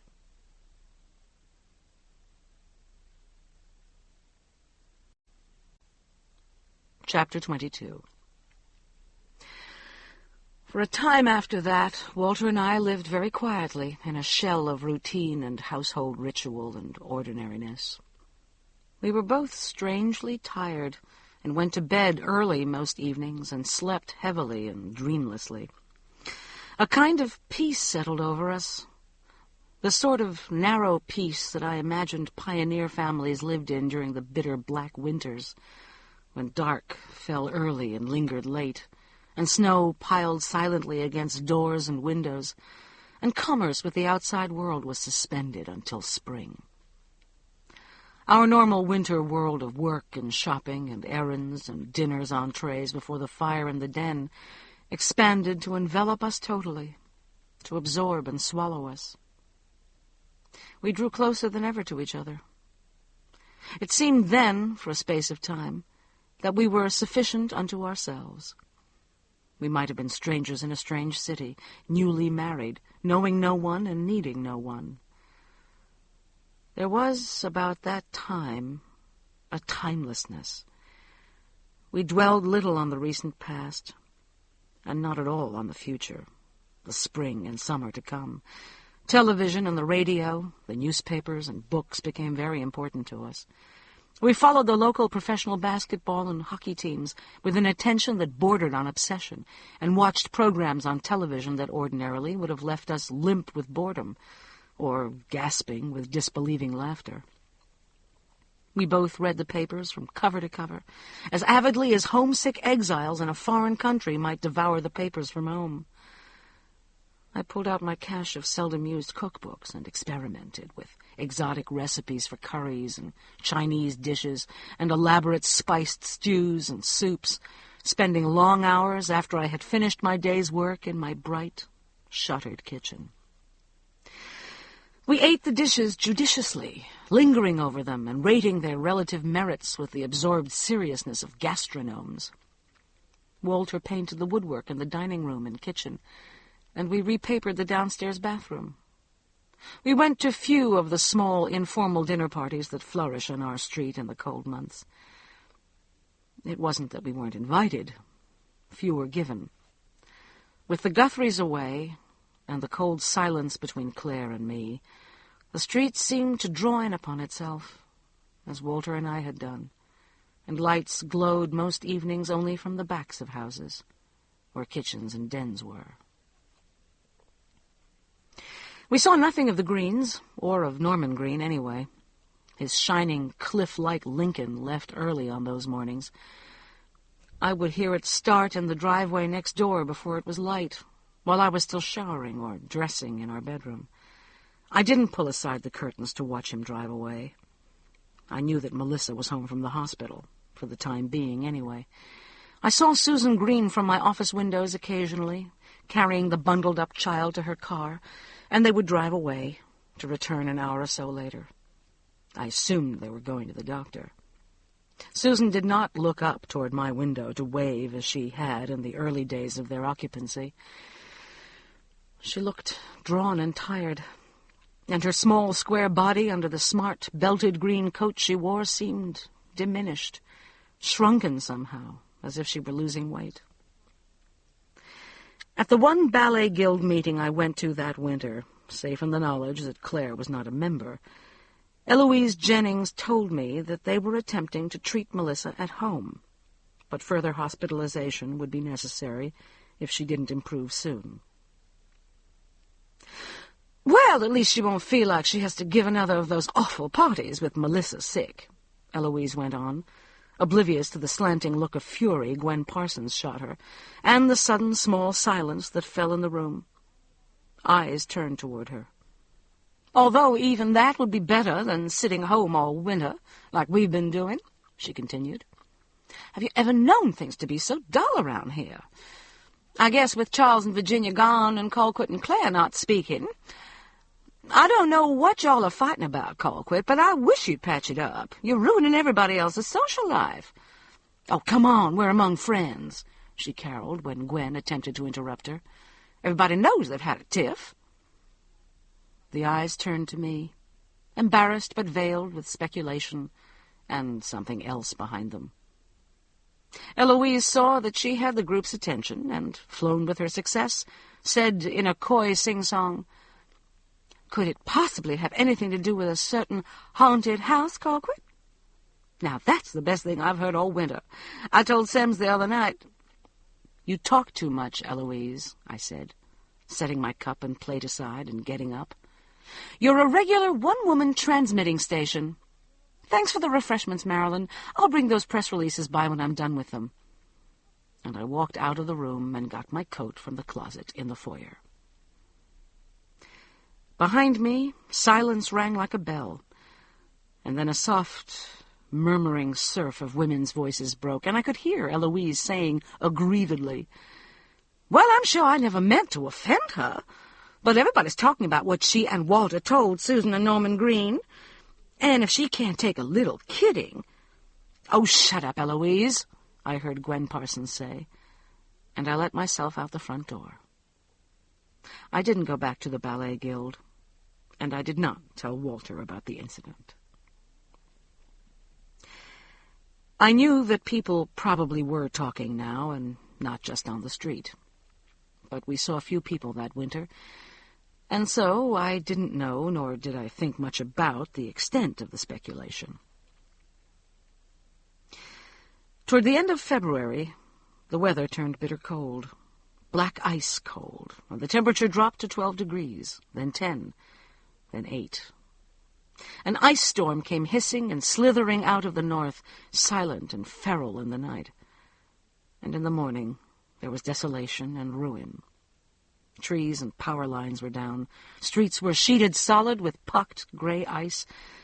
Lights and heat were gone from many homes and businesses in the city. Our neighborhood was not so badly hit as some, but it was 2 days before we had lights and heat. Walter couldn't get to work, and judging from the cars parked in driveways on our street, neither could anyone else. We lost no trees, but a monster oak was down in the Guthrie's garden, and a great limb had crashed through the roof of the Jennings's house.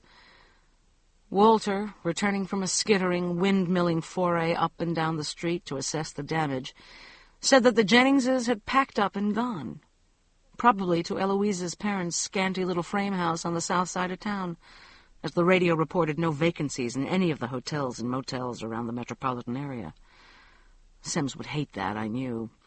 He saw as little of his in-laws as decency allowed, and the children would whine and weep and overflow the little house, and would probably all catch sodden, nose-running colds. I was unashamedly delighted at the thought. Walter reported that several other houses looked to be empty, but that both Claire's and Roger's cars were parked in their driveway, and smoke was coming from their chimney. Smoke plumed from the Greens' chimneys, too, and flickering lights appeared in some windows and disappeared and reappeared in others. I thought the Greens were making do, as we were, with candlelight and the fireplaces, and I knew that Susan's stove was gas. In any other time, I would have gone over to see if they or the child needed anything we might have to offer. But of course I didn't. If the child worsened, I knew they'd take her back to the hospital. We closed off all our rooms but the kitchen and den, and kept a fire roaring and slept the first night on sofa cushions pulled up in front of the fireplace. My stove was gas, too, and it generated enough heat, if we left the door open, to warm the kitchen and cook simple meals.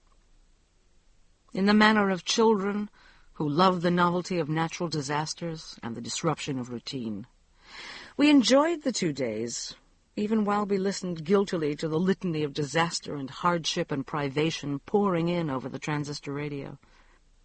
Nothing had to be thought of but warmth and survival. The enforced isolation gave a sort of sanction to our own self-imposed exile.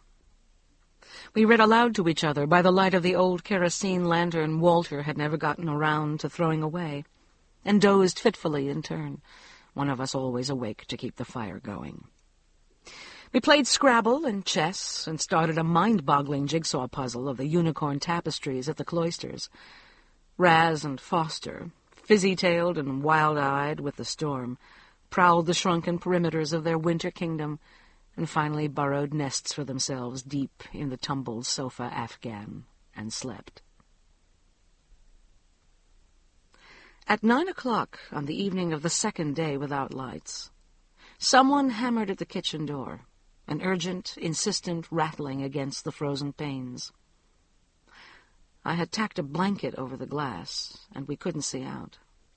Having heard radio accounts of sporadic looting in the blackened ghetto neighborhoods, we hesitated for a moment, looking at each other, and then Claire's voice came, calling, "Colquitt, Walter, are you there? Let me in." Her voice sounded strange and high. We scrambled for the door and pulled it open, and she stumbled into the kitchen, her hair wild around her face, dressed only in woolen slacks and a sweater and sneakers. I pulled her stumbling into the den and pushed her down onto the cushions in front of the fire, and Walter dislodged the cats and draped the sofa afghan around her shoulders. She was shivering so hard that it was a moment before she could speak. Fire, I thought. Their house has caught fire and their phone isn't working.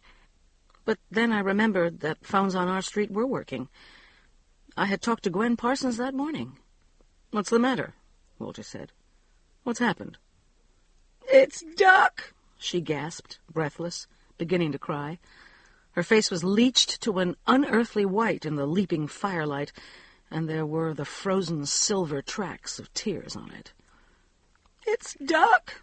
He called. He just called." She couldn't go on. "What's the matter with Duck?" I said, my heart cold and still with dread. "Claire, is he sick? Has there been an accident? What?" She drew a deep, shuddering breath and looked up at me. Her face was ravaged, wrecked, blasted, ruined. "Duck is married," she said, her voice trembling like a hurt child's. "Duck got married 3 days ago, and has dropped out of Yale, and isn't going back. They drove to Maryland and got married, and they're staying with their sister in Alexandria until he can get a job and they can find somewhere to live. He isn't coming home. He isn't even coming home. I don't even know where he is now, because he wouldn't tell us. Roger was going to go there. Roger was going to go get him and bring him home, but Duck said if he came, they wouldn't be at the sisters. They'd go somewhere else, and we wouldn't be able to find him. Oh, Colquitt, he's just thrown it all away. All of it. Everything." She was crying with the deep, tearing, uncontrollable sobs that don't allow even breath. And I held her and rocked her shoulders and murmured to her in distress and grief, until the awful keening slid into soft, tired breathing. Walter went into the kitchen and brought back the brandy bottle and 3 glasses. In a little while, she was able to sip some and to talk again. "Tell me, Claire. Start from the beginning," I coaxed. "Who did Duck marry? Do you know the girl? Was it Libby?" "Oh, of course it was Libby," she said. "Who else? We knew they would one day, and that was fine. That was perfectly all right. But not like this. Not just throwing away his whole future. Not running off in the night, dropping out of school. What kind of life can he possibly have now with no education, with no money, with a baby?" "A baby?" "Oh, yes, a baby. She's pregnant. Why else would they? And besides, he told us she was. About 3 months pregnant, and never said a word to Ford and Anne. Afraid to, I guess. You know how Ford has always been about her, how terribly strict. Roger's gone over there now to see what we can do about it, but Duck said they didn't know about the baby. Libby wouldn't let him call them. Libby told them she wanted to visit Dorothy. You know, the oldest Fleming girl, the one who works in Senator Gordon's office. And since it was finals week at Chase and she'd finished, they let her go. And she and Duck met in some terrible little town in Maryland and got a justice of the peace to marry him. And that's that. He asked us to tell the Flemings. So I guess Roger's done that by now." Walter and I looked at each other. Claire's labored breathing was the only sound in the room for a time.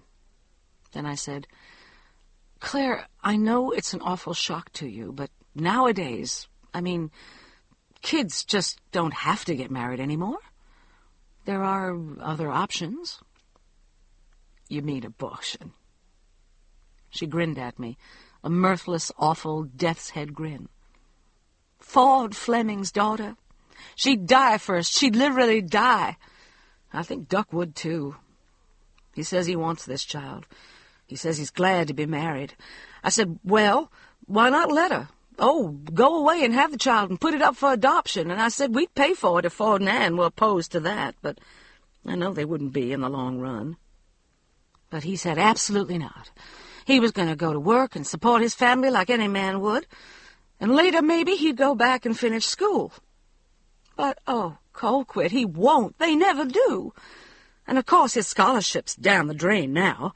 So we said we'd pay their living expenses if he'd just stay in school and finish and pay for the baby and all, but he wouldn't hear that either. Oh, my God, my baby. My good, bright boy. "You couldn't stop it somehow? Are they both 18? Walter said. "Yes, both of them. Libby's birthday was right after Christmas. It's legal. It's perfectly legal, and there's not a thing in the world we can do about it.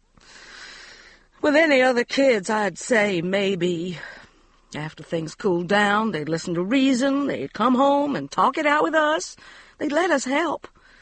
But she's so afraid of her father, and you know Duck. He does what he says he's going to do. He always did, from the time he was a little boy. He was always so honorable." I said nothing, because there was nothing to say. I did know Duck. Claire was right. Having done this thing, he would see it through. He would accept no help. He had never been a childish child. He was Roger to the core. I remembered a summer day when he was about 10 and had been cleaning debris out of our creek and had brought a slim, vivid green whip of a small snake, cradled carefully in his hands, to my back door. "I found him in the creek, Mrs. Kennedy," he'd said, "and I thought I might take him home and see how he works. It's really neat the way all those little bone things fit together, like a zipper, see? But I wanted to ask you first because he's your snake." My eyes filled at the memory of the small boy and the little snake and the gentle cupped hands.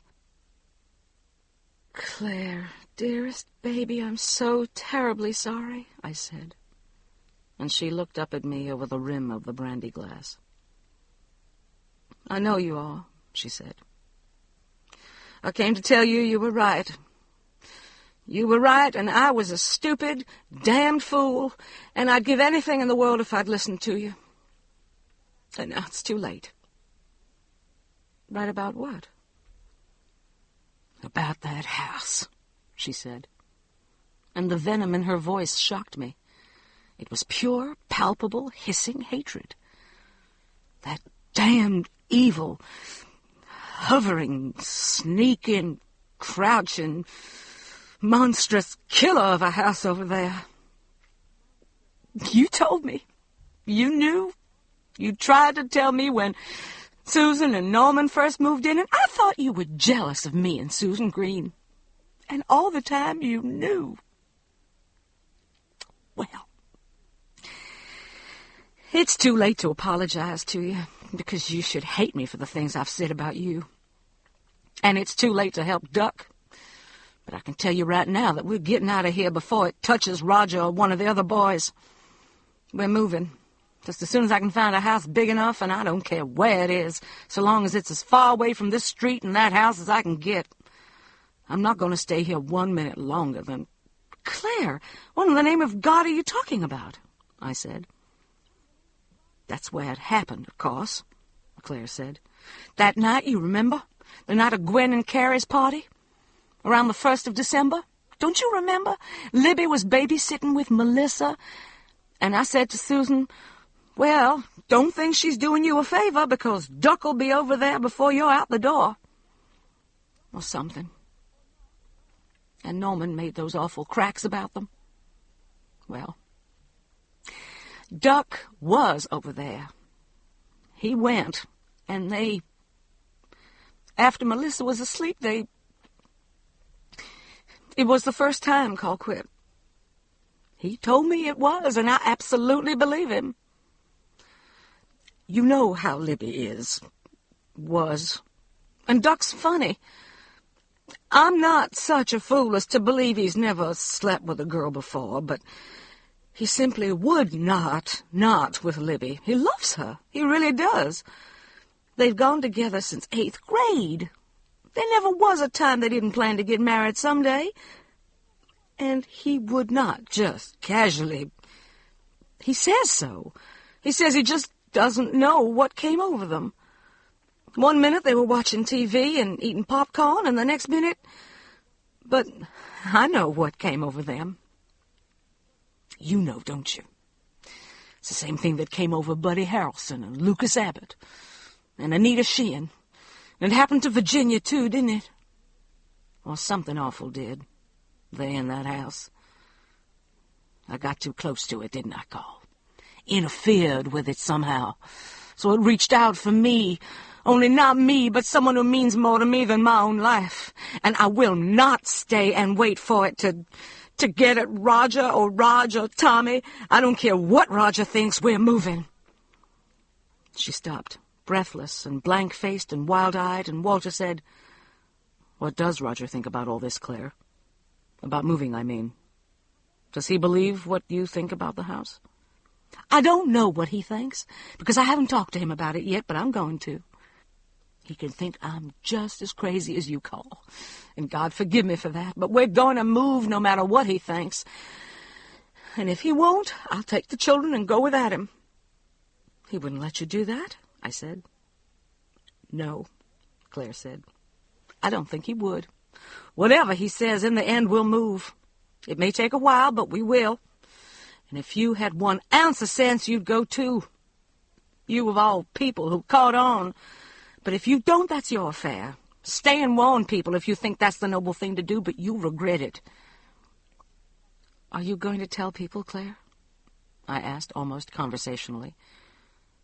We 3 might have made a scene from an 18th century madhouse, sitting there in the primal firelight talking of unutterable things. A tableau out of Bedlam. I felt only bone-deep fatigue and a ghost of remembered grief and fear. No. I'm not going to tell anybody. We're just going to move and live our lives and not say another word ever about it to a living soul. I don't want to talk about it anymore.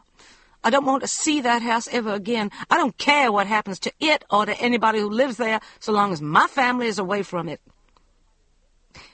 It's insane and crazy and awful. Things like this don't happen. I don't have the equipment to deal with this, but I wanted to tell you. I wanted you to know that I know. Don't say anything more about it. We won't talk about it anymore. I promise we won't ever mention it again, but Claire, please, don't just move out tomorrow. Think about it when you feel better. I'm not ever going to feel better about this, she said. What do you think we ought to do about the Greens, then? Walter asked. I don't care what you do about them. You warned them, didn't you? You saw how far that got you, didn't you? I care about her and the child, but not enough to have everybody in town talking about me and my family the way they are about you and Colquitt. And I know I'm responsible for that. Do you think that's not going to haunt me to my grave? I can never, never make that up to you, but it's not going to happen to us, not to my children. If you ever tell anybody what I've told you tonight, either of you, I'll swear you're lying. I will. I'll swear you're lying and crazy and anything else in the world I have to swear. I know that makes me the lowest crud who ever walked the earth, but I'm going to salvage what's left of my family's normalcy while there still is some, and we're going to have a decent, sane life if it kills me. If you still won't be my friend on those terms, I'd be proud to have you. But I wouldn't deserve it. But those are the terms. I accept them, I said. Any terms you want. No mention of the house ever again. No mention of any of it. I've never been so miserable in my life as I have these past few weeks when you were so gone away from me. There isn't anything worth that. She began to cry again and put her arms around me and hugged me. So have I been, she said, weeping. So have I. I love you, Colquitt. I couldn't stand it if anything happened to either of you. Please, God, listen to me and get out of here before something terrible happens to you. I can't lose you twice. When she was quieter, I bundled her into one of my coats and a scarf, and Walter got the flashlight and walked her back home. I went with them to the edge of the driveway. The clouds had parted and the moon sailed high and white and dead among the flying tatters.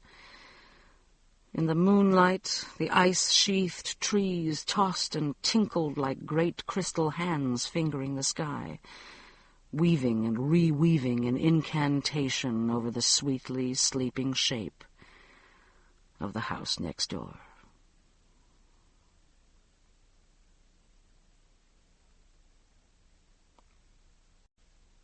Chapter 23. Claire did not change her mind about moving, as I had thought she might after the initial pain and shock of Duck's marriage subsided. The next week she began looking for another house, poring over the Sunday real estate sections of the paper and driving through the neighborhoods she thought might be compatible, following the winding streets that had home for sale signs on the corners. She did not go to Margaret Matheson, who handled most of the buyings and sellings in our set, or to any of the other brokers she knew. I didn't ask her why, but I thought I knew. She wanted no explanations, no more talk.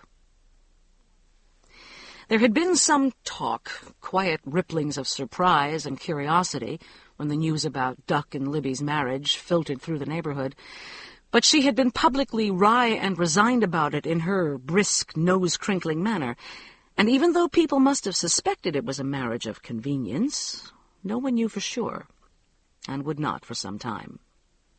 So there were tentative congratulations, too, and no real surprise.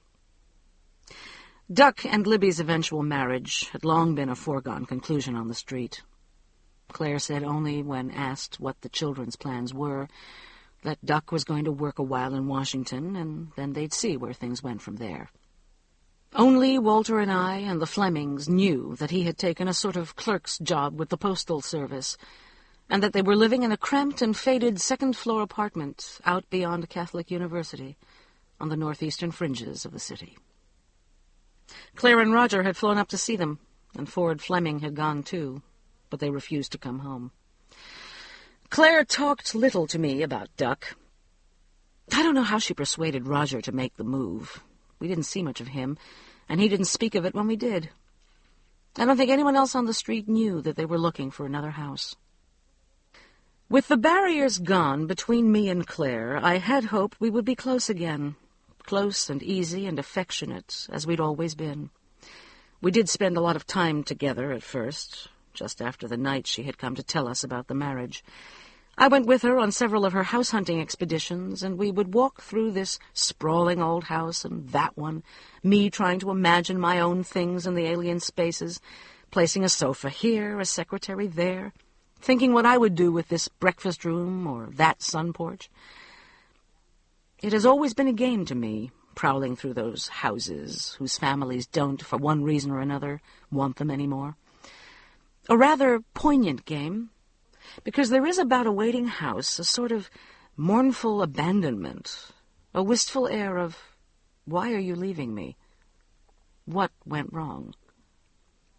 Even when the families are still in residence, their possessions still in place, their dishes still in cabinets, their clothes still in closets, there is a melancholy air of finish, a breath of ending.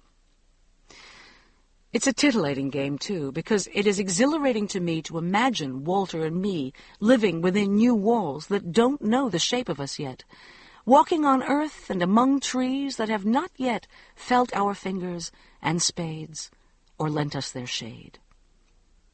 But it is, in the end, only a game, because it's unimaginable to me, even now, that we should live anywhere other than where we do. It wasn't a game to Claire. Armed with lists and pages of measurements and stern requirements, she would work her way through the houses, eyes measuring as coldly and precisely as a computer, making a note about peeling paint here, about small closets there, about an extra generous dining room or kitchen in yet another. She would consult her lists and check off her requirements one by one. Outside in the car, or when we had stopped for lunch, she would study her notes and discard this and that house and make a check mark on the ones she wanted to come back to. There were few of those, and in the end there were none. I said nothing, even when we had just been through a house that seemed to me altogether splendid and perfect for the Swansons. Many of them were out of Walter's and my range entirely, but money was hardly an object to the Swansons. The simple fact was that, for all her clear-eyed efficiency and matter-of-fact demeanor, Claire loved her house and was bleeding inside at the thought of leaving it. But she didn't say so, and so the search went on. When we first picked up our mended friendship, I had felt almost giddy with it, as I remember feeling in the early days of college, when I had left home for the first time in my life, and everything and everybody was as new as I was, and anything was possible. The city seemed a totally new and provocative territory to me, misted in a kind of glamour, with promise and portent dancing around every corner, glancing with the sun off every soaring downtown tower. After the numbed days spent alone with Walter or the few clients I had seen, Claire's company was like that of a companion only recently met, but with whom you know a sweet, strong alliance is going to develop. I felt absurdly young and gay, and chattered and laughed with sheer silliness. Claire did too for a time, even when I knew the pain and unease were weighing heavily on her. We laughed at the people we saw in restaurants and joked cruelly about the owners of the houses we inspected. And once we spent an entire afternoon in a scarred and carved-back booth in a drive-in that was the province of students from a local engineering college, drinking beer and talking about our own college days. I would come in from those afternoons flushed with the raw March cold and the unburdened closeness, and Walter would look at me and smile and say, "You look like a kid who sneaked off from the sorority house and drank a six-pack behind the stadium." "I feel like it," I said to him once, early on. "I feel 20 years younger and have been making a perfect ass of myself." "It's about time," he said, but his smile was guarded. But you can't go back, not really, not at our ages, Claire's and mine. There was too much weight of living, too much history between the people we were now and the times we had struggled back to. We couldn't really reach those times, and we had nothing else of substance to talk about. Too much that was forbidden, taboo, lay between us. Our communal histories were what we had had in common. What we had loved about each other was what we had become because of our histories, and we had agreed not to speak of the most recent portions of those. The house, the horror, the pain, the unbelievable that we both now believed lay between us like the carcass of a great dead animal. It could not be spoken of, and it could not be gotten around. It cancelled our mutual past, and it lay over any mutual future we might have, like one of those black holes in space that had frightened me so unreasonably and awfully when Walter read about them to me from time. Finally, we found ourselves lapsing into small silences, and casting about for something else to talk about, and meeting, then shying away from each other's eyes. The aching void of loss I felt when I thought of Claire and Roger gone from the street would swim over me, and she, catching my thoughts, would snap back into the rigid grid of her steely efficiency and say, "Well, there's time to look at one more. There's one over on Maidstone that sounds interesting. See if you can get the waiter while I run to the ladies." And we would shrug back into our coats and our years and go out into the wind once more. I didn't go out with her so often after the silences began, and she didn't call so frequently. Once, desperate to get her back, to rebuild what we had had, I broached the subject of Norman and Susan Green. They weren't strictly on the forbidden list, but we hadn't talked about them. I knew that she hadn't seen Susan Green since the night at our house, and I thought that Susan must be hurt and bewildered by the defection. I thought that Melissa must be better because I didn't see Susan take her to the car so often these days for the trips to the doctor. But still, worry must hang heavy over her sandy head, and she would wonder why Claire didn't come any more. "Have you seen anything of Susan Green lately?" I asked, over the last lunch we were to share together. Claire frowned. "No," she said. "I've talked to her a couple of times, but I've been so busy with this house hunting. I really ought to have her over, but she doesn't like to leave Melissa." "Is she better?" "Susan says she thinks so.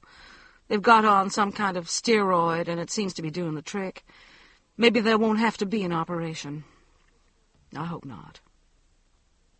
She might have been talking about an acquaintance, someone she hardly knew. I remembered their two faces together in my kitchen on the day I had met the Greens. So alike. The leaping closeness, the back-and-forth flame of compatibility. The house had taken more from Claire than she knew. Or perhaps she did know.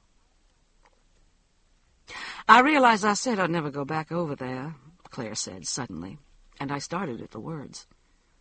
Were we going to speak of it then? Perhaps we should after all.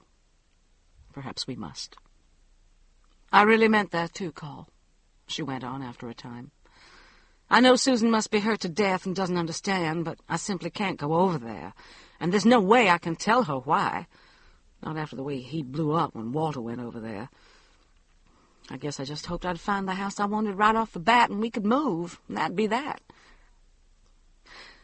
Moving would be my excuse for not going, but it hasn't worked out that way. And now something's come up that I just don't know what to do about."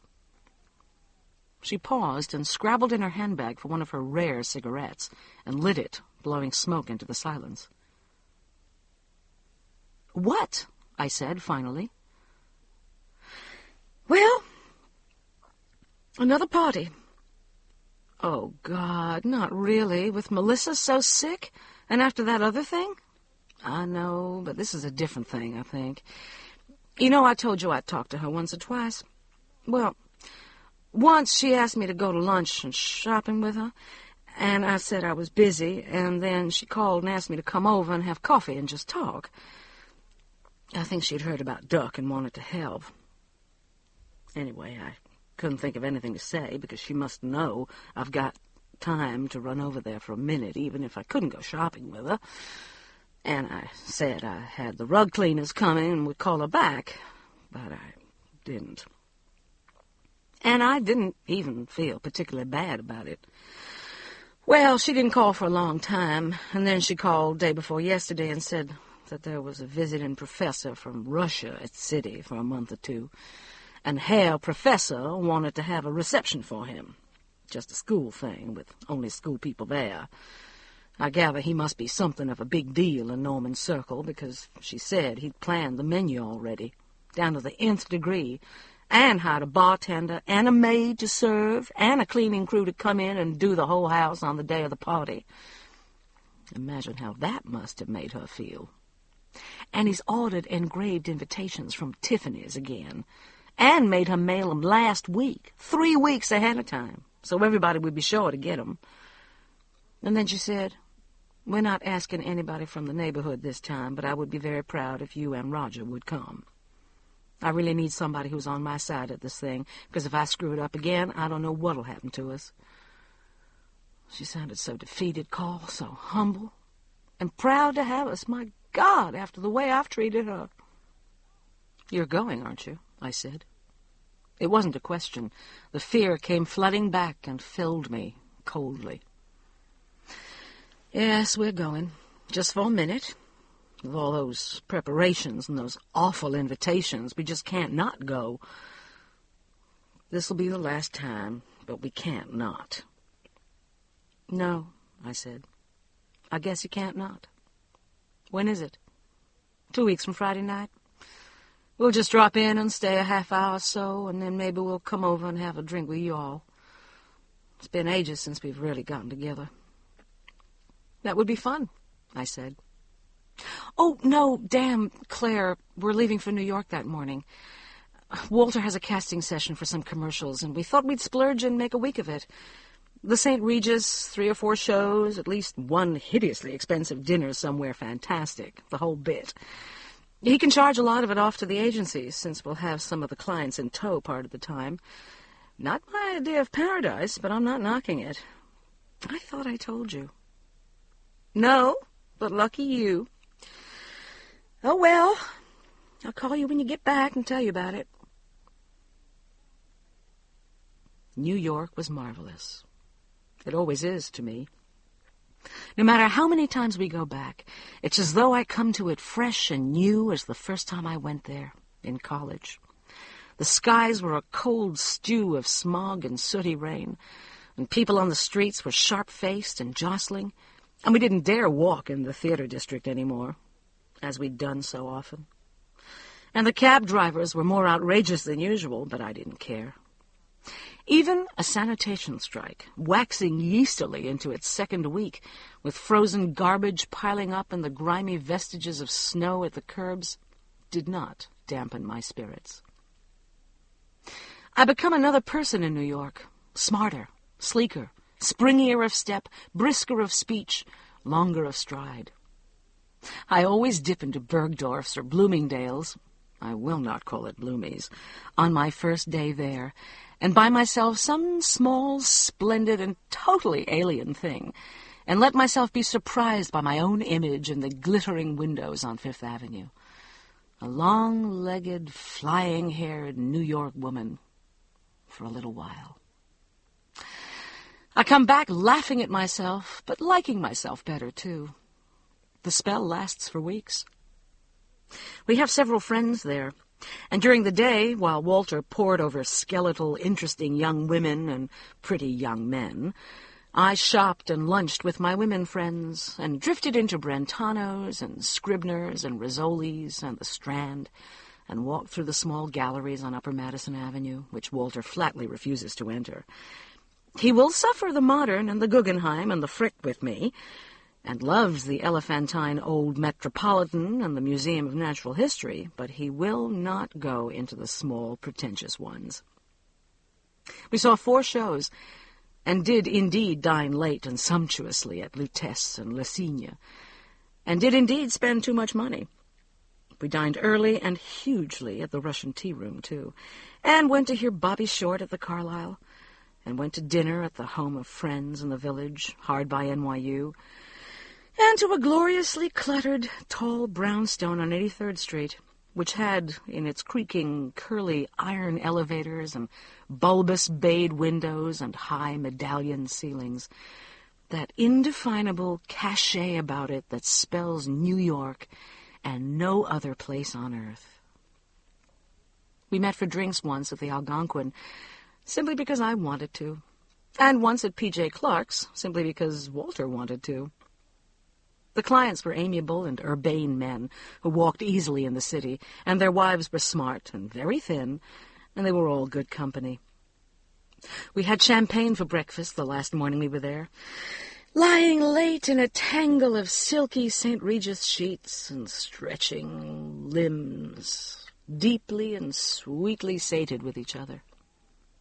I bought boxes of Godiva chocolates to take home to my clients and Claire and Roger, and we left on a 6 o'clock flight from LaGuardia, scrubbed and scoured clean of fear and strangeness and inwardness, filled instead with the city we were leaving behind.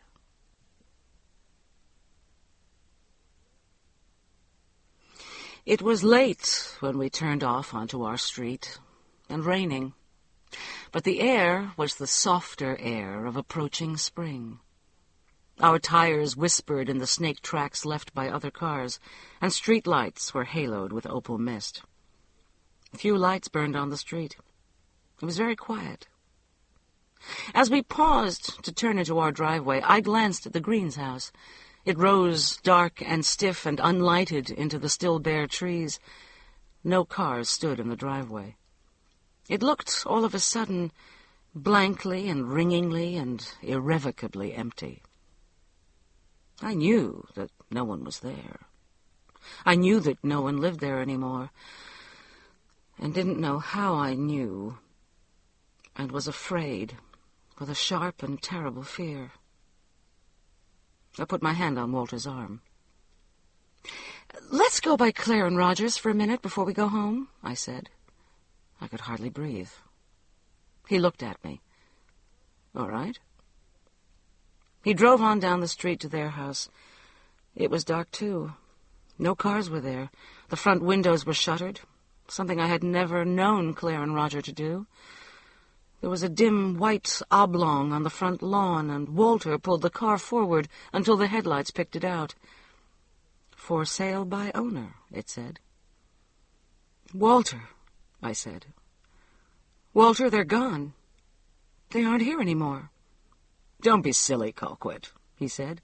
"She's probably found something she liked, and they've put the house on the market. But they wouldn't have moved away this soon. That takes weeks." "Their cars aren't there." "Well, good God, they've probably gone to a movie, and the boys have the other one out. We'll give them a call later on." "No," I said, and was out of the car before he stopped it, and running across the wet night lawn. I couldn't see through the shuttered windows, and the front door is solid, but I knew that the French windows from the den onto the back patio had shutters, and I ran around the house, stumbling down the little flight of brick stairs at the side, and onto the patio. The shutters on the back windows weren't fastened. I pressed my face to the cold glass. The light from the Harpers' upstairs bedroom window next door filtered wanly through their drawn curtains, and after a moment I could see into Claire and Roger's house. There was nothing there. Claire's prized old random oak boards, polished lovingly once a week and left bare, were empty of furniture, and drifted with a fine skin of dust and balls of slut's wool. The walls were naked except for light, ghostly rectangles where pictures had hung. A roped bale of magazines stood in the middle of the emptiness. Nothing of Claire and Roger remained. I met Walter in the driveway coming after me. I snatched his hand and pulled him back to the car. "Get me home," I gasped. "Right now. They're gone, and the Greens have gone, and something else has happened. I know it. I've got to find out where they are." He said nothing. He drove back to our house, and I was into the kitchen and dialing information before he'd wrestled the first suitcase into the house. I stood there in my coat and dialed. It seemed forever before the operator answered. "A new listing for Roger Swanson," I said. There was a long silence, and then she was back. "Would that be Roger Swanson on Marywood?" "No, I don't know. They've just moved in the last week. It might be R.C. or maybe Roger C. This must be it," she said. "Roger C. Swanson on Brittany Village Way. It's a condominium development." I knew the place. Shoddy, pretentious, cramped, and overpriced. It had been built a couple of years before, when a great old estate on the fringes of our neighborhood was sold to a developer and carved into a ghastly rococo parody of a Breton fishing village. We had all mourned when the great old hardwoods had come down, and the red earth had bled through, and the sterile, ridiculous townhouses had begun to rise. Claire hated it so much that she found another, longer route to the shopping center. "That can't be right," I said. "It's the only Roger C. Swanson in new listings, ma'am." I dialed the number she gave me. It rang and rang, and then Claire answered. "What in the name of God has happened to you?" I shouted, without identifying myself, weeping without knowing that I wept. "Colquitt," she said after a moment. Her voice sounded frail and thin. It was the way Claire would sound when she was very old. She told me then, briefly and remotely. It was only later that I learned any details, and then mostly from the newspapers. She and Roger had gone over early on the night of Norman Green's reception for the visiting Russian, and had waited with them in the living room, with the house glowing and immaculate around them, the child sleeping peacefully upstairs, the bartender busily polishing and repolishing his glasses, the uniformed maid shuffling primly behind the laden buffet table. They waited for the guests to arrive. They never came. The minutes stretched out and conversation died. Norman Green's face had swelled, gone radiant and incandescent with rage. Susan Green had brought drinks and passed nuts and chattered desperately, and then had fallen silent. Norman Green had gone to the telephone and made a call, and then another, and had come back into the living room, his face wiped clean of anything but a pure silver fury. "They didn't get their invitations," he said. "The invitations never got there." Stiffly he had wheeled and walked to the silly fantasy of an escritoire in the downstairs bedroom, and opened the drawer, and brought the double handfuls of creamy, stamped envelopes back into the living room. Susan had dropped her head and begun to cry silently. "I thought I mailed them," she said. "As God is my witness, Norman, I thought I mailed them 3 weeks ago at the post office at the center. I was on my way to the doctor's with Melissa and—" "Melissa!" he howled. "Melissa! It's always Melissa, isn't it, Susan? That dirty, stinking, reeking, whining little bastard.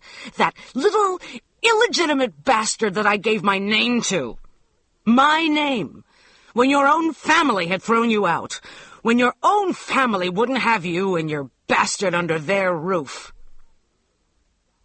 "That was it all along, Colquitt," Claire said dully into the telephone. "That was why she put up with him all along. It was gratitude. She had a child out of wedlock, probably while she was in art school, and kept it, must have been practically over her family's dead bodies. And he met her and married her, and gave her illegitimate child his name, and she was grateful to him for it. On top of all her money, she gave him her gratitude. Her own family threw her out, but he took her in, and she spent the rest of her life being grateful. Norman Green had started to scream then. Claire and Roger hadn't stayed to soothe, to mediate. They had snatched their coats from the bedroom and fled blindly into the night. They were almost to their own driveway when they heard the shots. 3 of them, 2 close together, and then, in a moment, another. Flat, trivial poppings that might have been firecrackers, but couldn't have been anything but what they were. They had stood still in the street until they heard the high, endless screaming begin, and then they had run back to the house and into the empty living room, where the hired maid was pressed against the wall, eyes closed, screaming as though she would never stop. They heard the bartender on the telephone. They had run up the stairs to the bedrooms on the 2nd level, but they were empty. They climbed the stairs to the child's room on the 3rd floor, the room that hung cradled so gently in the enfolding trees. Pye Harrelson's baby's room. The Greens were there. Norman Green lay on his back, one arm dangling into the open toy chest that stood against the inside wall. Susan Green lay on the bed, on her side, one arm flung across the child, who lay with her arms still reaching out toward her mother. Her eyes were open, as if in surprise. The newspapers reconstructed it neatly the next day. After a domestic argument, Mrs. Susan Green of 1114 March Valley Road Northwest had shot her husband and her 8-year-old child with her husband's service revolver, and then had turned the gun on herself. All 3 were dead on arrival at Townsend Memorial Hospital.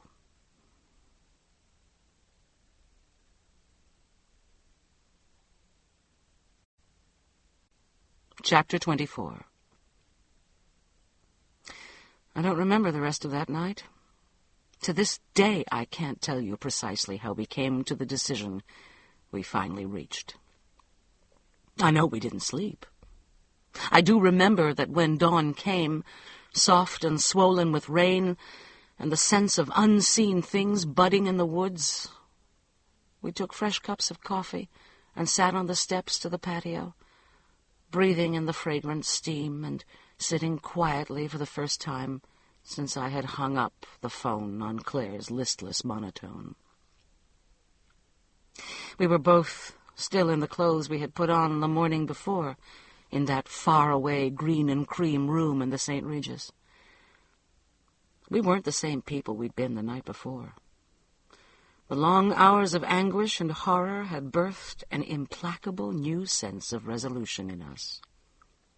We became a simple, one-purposed organism. Time, our past, our future, ceased to exist for us that night. There was before us only a single, unending now. When Walter said, irrelevantly, pointing to my barren zinnia beds, "That should all be dug up and fertilized before we plant this spring," I looked at him as though he were discussing a rice paddy. Flowers and tennis and shopping and Colquitt and Walter, the appreciators, the enrichers, were gone. I did not mourn them then, and I don't think he did either. There was nothing left to mourn with. We've both had flashes of regret for those vanished golden people since. But they've been only that, flashes. A gently aching nostalgia as for people known and loved long ago in a distant youth. It isn't nearly so bad as I'd feared it might be. You only grieve for roads not taken by choice, not for those you've passed by because only one is left to you. I went first to Claire. The Breton fisherman's cottage was just as awful inside as out. Roger and the boys were out, and Claire was still in her flannel nightgown. Her hair was bent into spikes around her face from her pillow, and her face was dull and old. She looked at me for a moment, as if she didn't know me. "Colquitt," she said. And finally, "Would you like to come in?" She murmured something about coffee and disappeared into her kitchen. I looked around the living room. A few of her lovely old pieces stood about the walls, lined up as if they'd been left where the movers set them down. They dwarfed the low-ceilinged little room. There were piles of newspapers and magazines on the sofa and coffee table, and overflowing ashtrays, and a pair of sneakers and a hockey stick on the credenza in the little foyer. The carpet was the raw, opaque green of unwashed emeralds. I could see down a narrow hall and through the kitchen out to a small walled patio. Roger's and Tommy's bicycles leaned against the wall, and 2 plastic garbage cans sat in square cement holes, dug apparently for the purpose. A flash of wiry brindle whisked through my line of vision. Buzzy. A chain affixed to his collar, and some out-of-sight tethering post.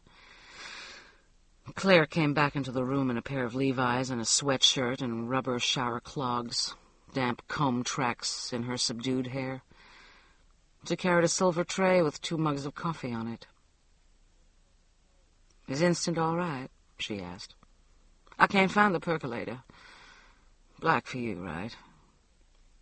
She shoved a pile of magazines off the coffee table and set the tray down. We sat facing each other at opposite ends of the sofa. "Well, what do you think of our new little nest?" she said. It's not bad at all. It's a goddamn horror, and you know it," she said.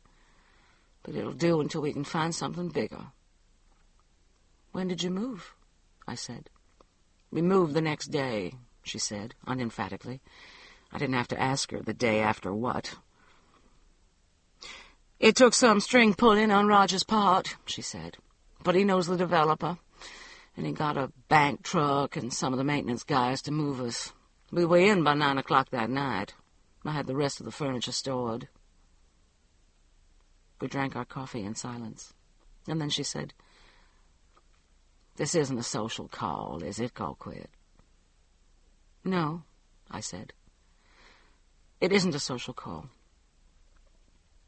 I came to ask if you'd help us, Claire. It's time now." "No. No, I won't help you. Whatever it is you're planning to do, I told you that before, I'm not going to help you. I'm not going to talk about it. I'm not going to think about it." "I guess you mean to try and warn people now, don't you?" "Yes. We're going to see Chick Heron at the paper first, and then the radio and TV stations. I don't know who after that, but whoever it takes. But, Claire, we need your help. We need it desperately. You're the only ones who've been touched, who are around to corroborate what we say. People might pooh-pooh Walter and me, but they couldn't ignore you and Roger, too. It's not enough just to say the house is dangerous, unfit to live in. We'll have to tell why. We'll have to show how it happened." "No." "Claire, that house has killed now. It's done the worst thing. It's taken life. Do you think it'll settle for anything less next time?" Her face lit into fury. "Are you telling me it's killed? Do you think I'll ever forget what we saw in that bedroom for 1 minute as long as I live on this earth? Do you think I want to come in one day and find Roger and Tommy and Raj with their heads splattered on the wall? Leave me alone, Colquitt. You do any damn thing you want to do about that house. You say anything about it you want to. Rent a billboard, hire a skywriter, write your congressman. I don't care what you do. Just leave me and my family alone." She began to cry. I moved to touch her shoulder, but she shrugged away. "Oh, Claire, baby," I said, "you don't have to be afraid of it anymore. You're away from it. It can't hurt you if you don't go near it. You don't know that. You don't know what it can do. For all I know, there's some kind of contagion that comes from it. Some horrible kind of virus. Some thing that spreads in the air. I could be carrying it right now. You certainly could be, as close as you are to it. She lifted her streaming eyes to me, and they were not quite sane. At least, I said, let me tell people what you believe, if you aren't willing to tell it yourself, Claire. What if it goes on the market again? What then? What if somebody buys it? What about those people? I don't care about those people or any other people. Hear me well, Colquitt, because I'm not going to say it again. If you mention my name in connection with that house, I will swear on my mother's grave that you are lying and crazy and whatever else I have to say. If I ever hear that you have said one word about me and my family, we will sue you. We will take you to court. I want you to leave now. And I don't want you to come here again. I don't want to see you again. I don't want you to call me. If we run into you anywhere, we will leave that moment, because you are too close to it. And if you stay there, you are both as good as dead, and I will not let it get at my family through you. Claire, I said. Claire. She jumped up from the sofa and balled her small hands into fists and began to scream. She started toward me, her fists raised, her eyes blind. I backed toward the door. Get out of my house, she shrieked. Get out of my house! You're dead, Colquitt! You're a walking dead woman! Get out of my house! I turned and ran through the door and slammed it and stumbled down the little cobbled walkway to my car. Behind me I could hear her still screaming, You're dead. You're walking around dead. You're dead. I drove home thinking only mildly, Claire's gone. I'm going to miss Claire. That was on Sunday morning. That afternoon, Walter and I went up to the big Safeway in the shopping center that's open 24 hours a day, every day, and stocked up on groceries. We were out of nearly everything, since we'd been away a week. I had a list, and we went methodically up one aisle and down another, slowly filling the cart with the items I needed. The store had that damp, dingy, white Sunday look to it, and the people who were shopping were not the same people I ran into during the week. There were no tanned, hard-legged matrons in tennis clothes, no harried young mothers with small children in tow, no shoals of drifting blue-haired old ladies, no gray-faced chauffeurs with lists. The people were young, and many of the men were bearded, and all had the same damp, dingy, white look the store wore. It's a whole different subculture, said Walter, looking around. I caught sight of us in the mirror over the meat counter. Two tall, slender, graceful people in well-cut slacks and heavy sweaters. I thought we looked like attractive strangers. People you see on the streets and in restaurants or passing cars, whom you don't know, but know instinctively are of you, one of your own. I thought, too, that Walter and I looked far more alike than I had ever realized. Perhaps it was true. Perhaps the single-minded unity that had sprung between us that night showed somehow on our faces. In the gourmet department, where Walter was foraging for the almond-stuffed olives he favors for martinis, we ran into Eloise Jennings, clutching a round wooden box of brie. Sam's touch, I knew. Eloise is cheese whiz material. Call quit. Have you heard about that perfectly awful thing with the Greens?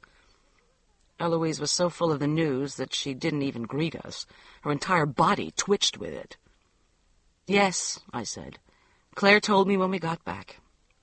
It's horrible, isn't it? I glanced desperately at Walter to see if he was through and we could escape, but he was studying a display of mustard pickles with his back to us, across the alcove. His back was rigid with interest and concentration on the pickles. He couldn't have failed to hear Eloise's piercing voice, and I could have shaken him. "Oh, it's just dreadful, just unbelievable," shrilled Eloise. "She seems so normal. But of course you can't judge a book by its cover, I always say. And the poor little girl. Have they been fighting, do you know? The paper said there was an argument." "Not that I know of," I said. "Well, you're lucky you were gone. Otherwise you might have been the ones to... I understand Claire and Roger found them. I wonder if there was a lot of, mess." "I expect so, Eloise.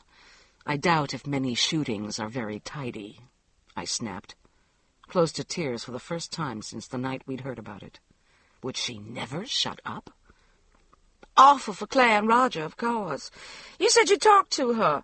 Where on earth are they? They didn't tell a soul they'd moved. I guess she just couldn't stand living there with that house to remind her every time she passed it." "They've taken a townhouse nearby. They had a buyer for the house, a very good offer, and the people wanted to take immediate occupancy, so they got out as quickly as possible. The townhouse is just temporary," I lied. "Well, you'd think she'd tell somebody. I never heard a word about it.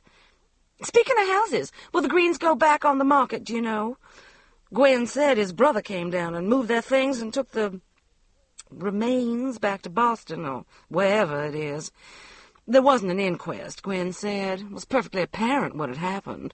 The gun was still in her hand. I suppose the house will go to the brother." "I don't know about the house." "I don't know a thing more than you do," I said. "Walter," I called, "hurry up. I want to get this frozen stuff home before it melts. Will you excuse us, Eloise?" "Wait a minute. I won't tell you what the police said." "Well, I don't want to hear it. You wallow in it, Eloise. It's your natural milieu." I turned and wheeled the cart toward the checkout counter, not waiting for Walter.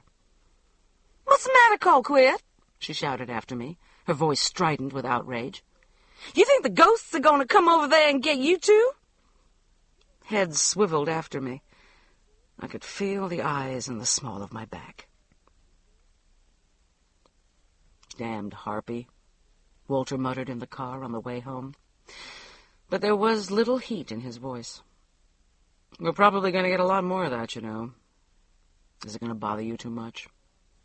"Not in the least," I said. Chapter 25. We went together to Chick Heron. Walter called first, and Chick was waiting for us in his corner office in the newspaper building downtown. His feet propped up on the elderly roll-top desk he had salvaged from the old building. He grinned a friendly greeting, but there were questions behind his sharp blue eyes. "What brings you two downtown on a school day?" he said, when we'd seated ourselves on the sagging couch across from his desk. "A scandal among the advertising fauna? A hot tip on a new lipstick?" Like most newsmen, Chick suffers advertising and public relations people with offhand indulgence. "It's important, Chick," Walter said formally. "It better be. I've got old man Thornton and his crazy sister waiting for me in the boardroom, probably all ready to sign over half their stock to that half-wit nephew." "It is." Carefully, clearly, logically, and coldly, Walter spelled it all out for Chick Heron. He began with the murdered animals, the scene in the Harrelsons' bedroom, her father's death. He fitted in the withering of Kim's talent and his flight to Europe. He told of the Sheeans and their history before they came, of Anita's shock at seeing Duck Swanson, the television movie, the telephone call. He didn't, of course, mention the incident with us and Kim Doherty, or the one with Buck and Virginia Guthrie. And I could see clearly, hearing it all so precisely and unemotionally like this for the first time, in sequence, what gaping holes in the fabric of slowly building terror the missing incidents left. But we'd agreed. He moved on to the Greens and told of the child's illness, the ludicrous mingling of pity, embarrassment, and horror of that first party. He finished with the unmailed invitations to the second one, and the final blind rage that had led to the shootings, though he did not mention what Claire had told us about Melissa's illegitimacy. We had agreed about that, too. He did not elaborate on Claire and Roger's trouble and their fears and their move, but he did say that something else pretty terrible had happened to neighbors who had had contact with the house, and that they had moved away and were unwilling to talk about it. I knew that Chick would know whom we meant. Walter's even voice brought them all vividly before me again, the Harrelsons and the Sheeans and the Greens. They breathed and walked in the room, their quirks and vulnerabilities, their pains and weaknesses, the tools with which the house had destroyed them, so clear as to be almost palpable. We had rehearsed what we would say and how we would make our presentations, but I felt a wondering admiration at Walter's skill and clarity. I had never seen him make a new business presentation for the agency, but I understood then why Charlie Satterfield said he was the best in the business at it. The horror hung there in the air, whole and living. In short, Chick, we feel that it would be fatal for anyone else to occupy that house, he finished. We're not sensation seekers, you know that, of course. But we can't sit by and let anything else happen over there. If we could afford it, we'd buy it ourselves and tear it down. I'm trying to locate Green's next of kin, or whoever owns it now, and I plan to call them and tell them just what I've told you. I'll go there and talk to them if it's necessary. The house must not sell again. We don't pretend to understand what it is over there. We can't explain it. We think that it operates by isolating the most important things in people's lives, their vulnerabilities, and turning them around and using them to destroy. We think it needs that sort of primal vitality for sustenance. And it has killed now. It won't stop short of anything else next time. We feel that people must be warned. There doesn't seem to be anyone else to do it except us. We know the risks we're running. Not a few people in town already think we're playing with half-full decks, to put it mildly. That's why we came to you. I can understand why we wouldn't be believed, but a public warning, printed as straight news coverage in a reputable medium. He stopped. Chick Heron was looking at us intently, without expression. That's it, said Walter. That's all. I can't do it any better than that.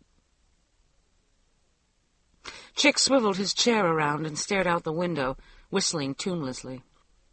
He waited. He turned around again. Walter, he said, call quit? I can't print that.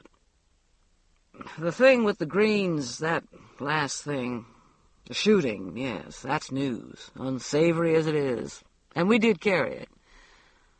The other things, they're explainable in a terrible kind of way, aren't they? Products of the weaknesses, the flaws in those people. I know they happened. I've no quarrel with that. I know you're not liars or sensation seekers. You know I know it. But they're not news. And what it all adds up to, what you think it adds up to. A malignant house, a haunted house, if you will, that's Halloween stuff at best. It's a nasty story. The hair stood up on my neck listening to you, but it is a story. Any of it, all of it, could be put down to coincidence. Grisly and 1 in a million as it is. Don't you see that? It's too awful even to make a feature of. We have run features on haunted houses, but they're Robert Louis Stevenson stuff. A ghost in crinolines flapping around an old antebellum wreck. A place where somebody's crazy old great-great-grandpa stomps around scaring shit out of whoever sleeps in the blue room or whatever. And we ran those practically over my dead body. This isn't funny. It's unspeakable. I can understand how you might think what you do, living so closely with it, watching it all happen bit by bit. But I can't print it. We'd be laughed out of business. His face was seamed with concern and distress. His whole body was bent forward with it. Chick is a thoroughly nice man. "What if something else happens over there?" I said. "What if it does go back on the market, and somebody does buy it, and they die?" We could report the deaths, and that's all I could do. Or anybody else, I guess. I'm sorry, Colquitt, I really am. Even if I did run it, old Thornton would print a retraction the next day and fire my ass. I just can't help you. "Do you believe us?" Walter asked. "I don't know. I believe you sincerely believe it. That must be all you can handle on your plates right now. My whole life is facts, Walter. It's what I live by, for better or worse. Sometimes I think we news people shut ourselves off from half there is to this existence. There are more things in heaven and earth, Horatio. But there it is. I don't know if what you say is true or not, but I do know that I simply cannot help you, and couldn't if I flat out knew it was true. I'm really sorry. It must have been a year of hell for both of you. What do you think we ought to do, then? We're not going to stop with you, you know, said Walter. We're going to the television and radio stations next, and we'll find somewhere else to go if those fall through. Chick sighed. I wonder if you know what you're letting yourselves in for. What life is going to be like for you if you spread this stuff around. We pretty well know, Walter said. We're getting some of it already. Don't you see, Chick? It just can't matter. This could go on and on. We can't just sit over there and watch it keep killing and destroying. Have you thought about moving? If I felt the way you two do, I'd move in a minute. Like those neighbors of yours. Just get out. Who would be there to stop it then, Chick? I said. He took off his glasses and rubbed his eyes. Who indeed, he said. Okay, I guess if I were you, I'd do the same thing you're doing. Go ahead and go to the stations. I don't think you'll get anywhere, but one of the wacko ones might give you some feature time. Talk to Ernest Lipschutz at KMO. I'd say he's your best bet. I really think the best thing to do is find whoever inherited it and see if you can convince him not to put it back on the market. That or burn the damn thing down. Walter laughed mirthlessly. Don't think it hasn't occurred to us. We rose to go, and he walked with us to the elevator. Be careful, you two, he said abruptly as the doors began to close. He was still looking after us, his face troubled, when they slid shut and we started noiselessly down toward the street. We got much the same reception from Howard Ogletree at the Afternoon Daily. Since both papers are owned by the same communications group, we might have guessed that we would. We saw the general managers of 2 of the network television affiliates the next day. The first a civic legend with more awards and plaques and public service trophies than Bob Hope, fidgeted unhappily in his bescrolled office and slid shearing glances at his telephone, obviously hoping he could reach it and summon aid should we become totally irrational. "I don't think it would be in the public's best interest to disclose this theory of yours, Walter," he said carefully. "The station's reputation has been painstakingly built over the years on the foundation of service to the community." "Morris," Walter said tiredly, "that's what we're trying to do." But it was no use, and we went away, leaving him regarding his citadel as though the walls had turned to some sort of extraterrestrial jelly and betrayed him. Clark Massengale, the manager of the CBS affiliate, was more sympathetic and blunter. "I can't touch it," he said, when we'd gone through our paces once again. "Morris Leonard called me a while ago, right after you left his office, and I thought he was going into cardiac arrest on the telephone." "What could it hurt, Clark?" I asked. "If it's really so unbelievable, then what's the harm in it? And if even a few people did believe it, we'd be that much to the good." "For starters, it could hurt the station pretty badly," he said. "Our credibility would be zilch overnight." He didn't seem to disbelieve us, or think we had some sensational axe to grind, or even seem to suspect that we were mildly demented. I suppose most newsmen are beyond surprise. He simply wasn't going to help us. We almost did not go to talk with Ernest Lipschutz at KMO. He's a newcomer to the city, a pale, finger-snapping, ferret-minded man brought in to shore up the station's sagging ratings. He speaks in terms of packaging images, marketing news, audience awareness.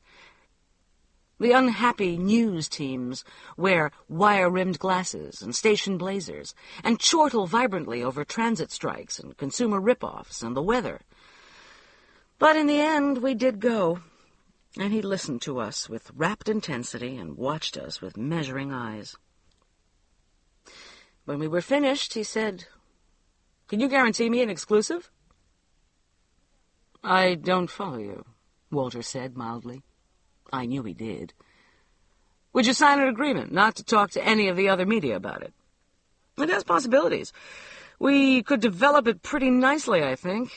Maybe the two of you out in front of it, telling your story, some interviews with neighbors, the sort of thing. Maybe even a tour of the house if we could get permission. Show where all those things happened and so on. What about those first two families, the ones who lived in it before the Greens? Could you put me in touch with them? We could afford a little something for everybody who'd agree to appear. Not much, but—" "Shove it, Lipschutz," Walter said conversationally.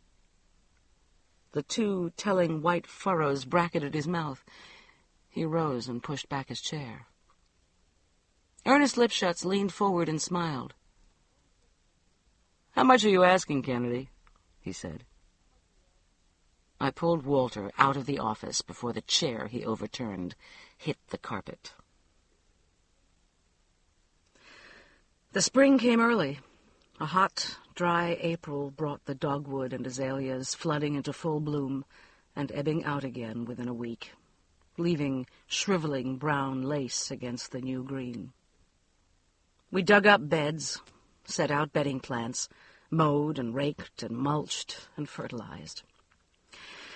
Without the Swanson boys on weekends, the yard work expanded to fill most of our free time. We did it slowly and thoroughly, and with absorbed relish. We did little else. With Claire and Roger gone, and the Guthries, the street seemed as silent and lifeless as though it lay under deep snow. In the soft, fruity air of April, under the tender new blue of the sky, it was as disturbing and out of context as a ghost street. Women didn't seem to go often on their morning rounds to grocery stores and hairdressers and meetings, though I might not have noticed if they had. I was spending a lot of time in my office, submerging myself in the swelling spring tide of promotions and projects. There was a new formality between my clients and me now, They didn't come so often to my office.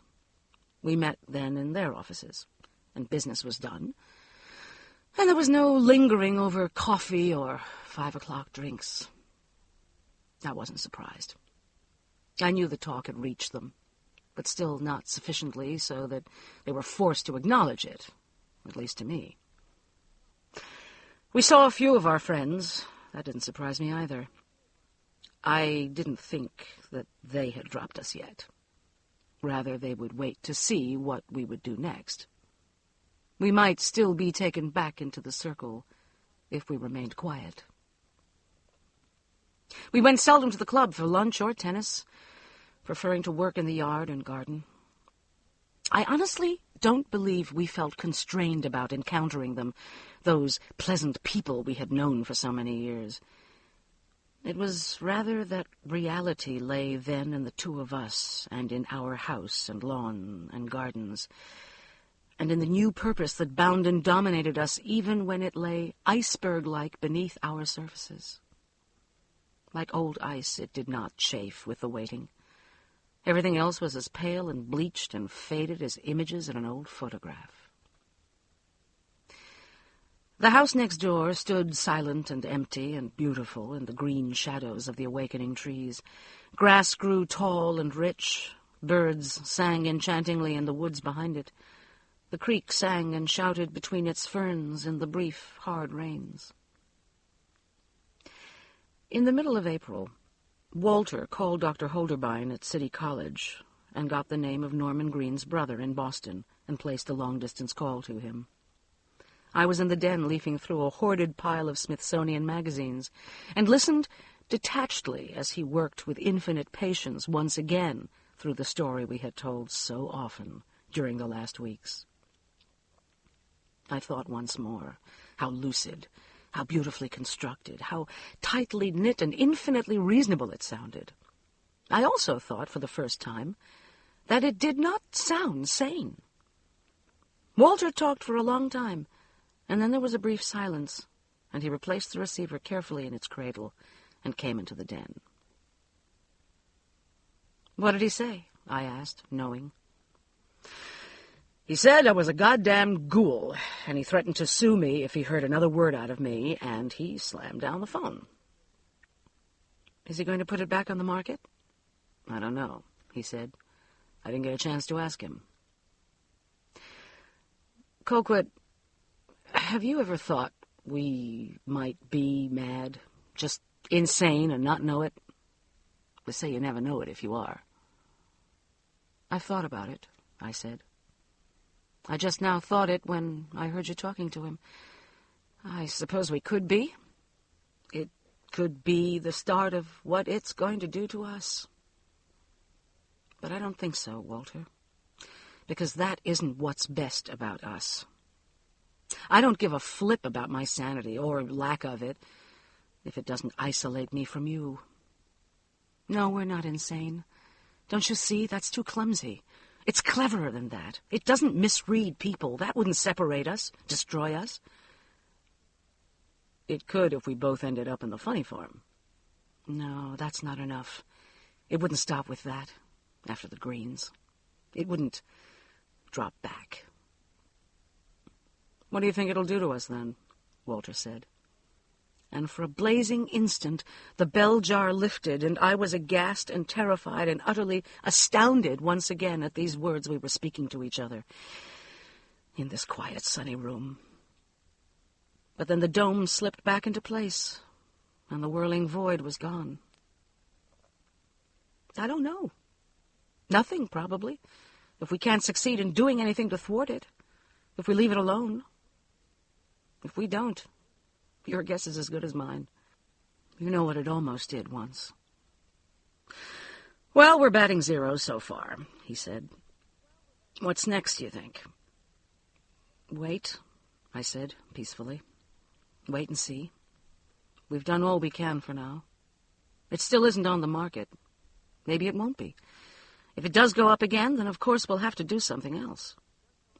"Yes," he said. "There are other things. Listen, you want to go see the new Woody Allen movie?" The next week, Walter and Charlie and 2 or 3 of their young creative staff flew down to the South Carolina coast to make a new business presentation to a carefully rustic new resort that had sprung full-blown from the deep forest and scrub palm of that gentle, tawny shore. They'd been invited to make the presentation, and I knew that hopes for it ran high at Kennedy and Satterfield. It would add in excess of $1 million to the agency's billing. They had worked on it for months, and advance intelligence had it that they were a virtual shoo-in, that the presentation was a mere formality. They were to be gone 2 days. When the phone rang at 9 o'clock on the first evening he was gone, I was surprised to hear his voice. "Where are you?" I said. "Aren't you supposed to be plying the brass with their own liquor tonight?" "I'm at the cottage," he said. "The cottage?" "Our place on St. Agnes. We wound up faster than we thought, and I thought a day or 2 down here wouldn't be amiss, seeing as how we've all busted our asses on this thing for so long. I rented a car and drove down. Why don't you get the noon plane down tomorrow, and we'll fly back Sunday?" "Walter?" Strangeness spun out over the wire from the island. "Did you get the account?" "No, we didn't. Listen, I'll tell you about it when you get here. Come on down, Call. The weather's fantastic." It was as hot as summer on the island, the sun blazing out of a vast blue sky, the surf booming in under a freshening wind. We didn't talk about the resort account until we had stocked up on groceries in the shabby little village, and I'd made us tuna fish sandwiches, and we'd struck out up the empty April beach. They had gotten through the presentation, Walter said, and had gone for drinks to the absurd little thatched restaurant on the beach. The official word wouldn't come until the next day, but everyone was full of high spirits and hearty mutual admiration. The development's president, a squat, fish-like man who hadn't been in the meeting, joined them. Midway through the first drink, he turned to Walter and said, Walter Kennedy, I think I know someone who knows you." "Who's that?" Walter said. "Ernie Lipschutz," the man said neutrally, looking out over his beach to the slice of his sea that was visible through the overhanging thatch. "He was one of our first property owners, has the big contemporary on the beach on the other side of the inn.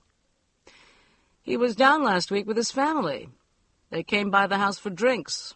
His wife was in school with mine. A real go-getter, Ernie is. He mentioned you." "Yes," Walter said. He knew then that the account was gone. Back in his room in the inn, he had called Charlie in and told him about our meeting with Ernest Lipschutz and what had led to it and what had happened in his office. So, the brief phone call from the resort's marketing manager, half an hour later, had not taken Charlie by surprise.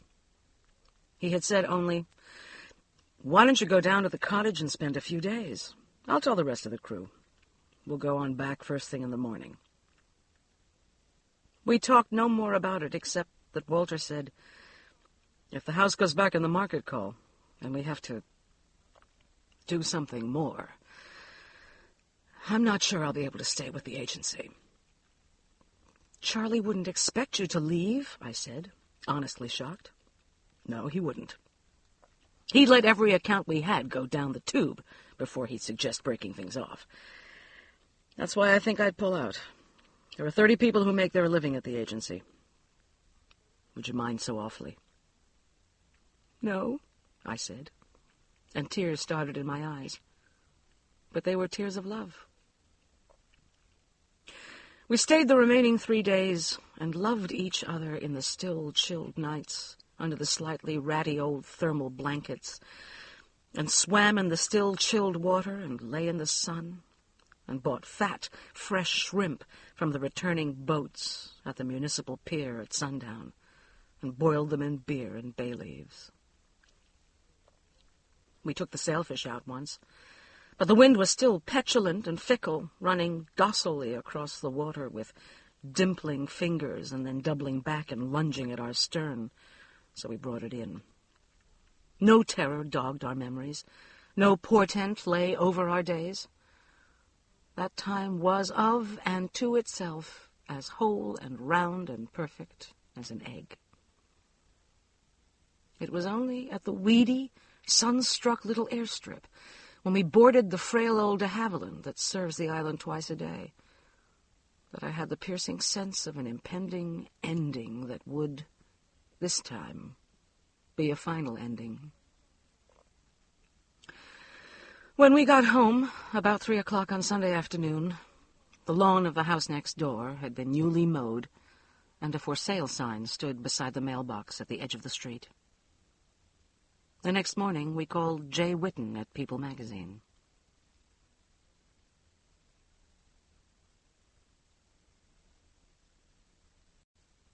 Chapter 26. When the story appeared a couple of weeks later, the response was swift and ugly, uglier than we could have anticipated. As People stories go, it wasn't all that sensational. Certainly it wasn't National Enquirer stuff. There was a large photograph of us in our patio chairs, looking grave and rather ridiculously well-bred. We had dressed carefully for the photographer, in conservative sports clothing, seeking to preserve every small shard of credibility we could salvage, and only a small photo of the exterior of the house next door. Even flattened into black and white banality, it looked full and vibrant and exquisitely dimensional, seeming, as Walter said, to preen for the camera. The terrible, spiraling saga was all there, but it hadn't been distorted or personalized, and the only direct quote was one from Walter. "We are telling this story solely to warn the public. We consider this house extremely dangerous and unfit to live in. We have no explanation for what has happened there. Our theory is that there is some sort of voracious, malignant force operating in the house which requires for its sustenance the essence of each person who occupies it. We think it obtains its sustenance by preying on the weaknesses and inherent flaws in the characters of the people who live there. The fact that these incidents may then seem to be explainable in human terms, and the number and sequence of them merely coincidental, makes the house doubly dangerous, in our opinion. If you examine each instance of tragedy, you can see that the things that each individual held dearest were taken and turned around and used for his destruction. We do not know what this force is, or how it works, or why. We deeply regret that we may have caused any person's embarrassment or harm in disclosing this story. We have done it in order to prevent far greater harm." I thought it a formal and dignified statement. It might as well have been an open invitation from the Manson family to drop in for a tour of the commune. The cars began arriving early that morning. Do people get up early on People Day? Most of the cars slowed down in front of the house next door, paused for a while, slid on to pause before our house, and then drove away. But many of them stopped, and people got out and stood in silent knots at the edge of the lawn, staring solemnly up at the house. Most of the people I saw from my office window that morning were women, many with children by the hand or in backpacks or toting infants in plastic carriers. Some of the other children made elaborate, jeering forays down the driveway toward the house, and their mothers would call them back sharply. The women wore polyester pants or shifts, and some had fat plastic curlers in their hair. They gazed impassively at the house and looked with slanting suspicion over at our house and at the other houses on the street, as if knowing their paths would never lead them to streets and houses like this, and resenting it. Once or twice I saw two women murmuring to each other, and then looking around at all our houses and laughing. I wondered if they were glad that trouble and sensation could strike here, too, among the mailbox names that they had seen in society and financial pages of the newspapers. Some brought out Instamatics and took pictures. Around mid-morning, I saw Gwen Parsons' car come down the street and pause, blocked by slow traffic and parked cars. She backed into the Swansons' still empty driveway and turned around and drove off in the other direction, and the crowd on the lawn in front of the house jeered and catcalled. I grimaced in brief pain.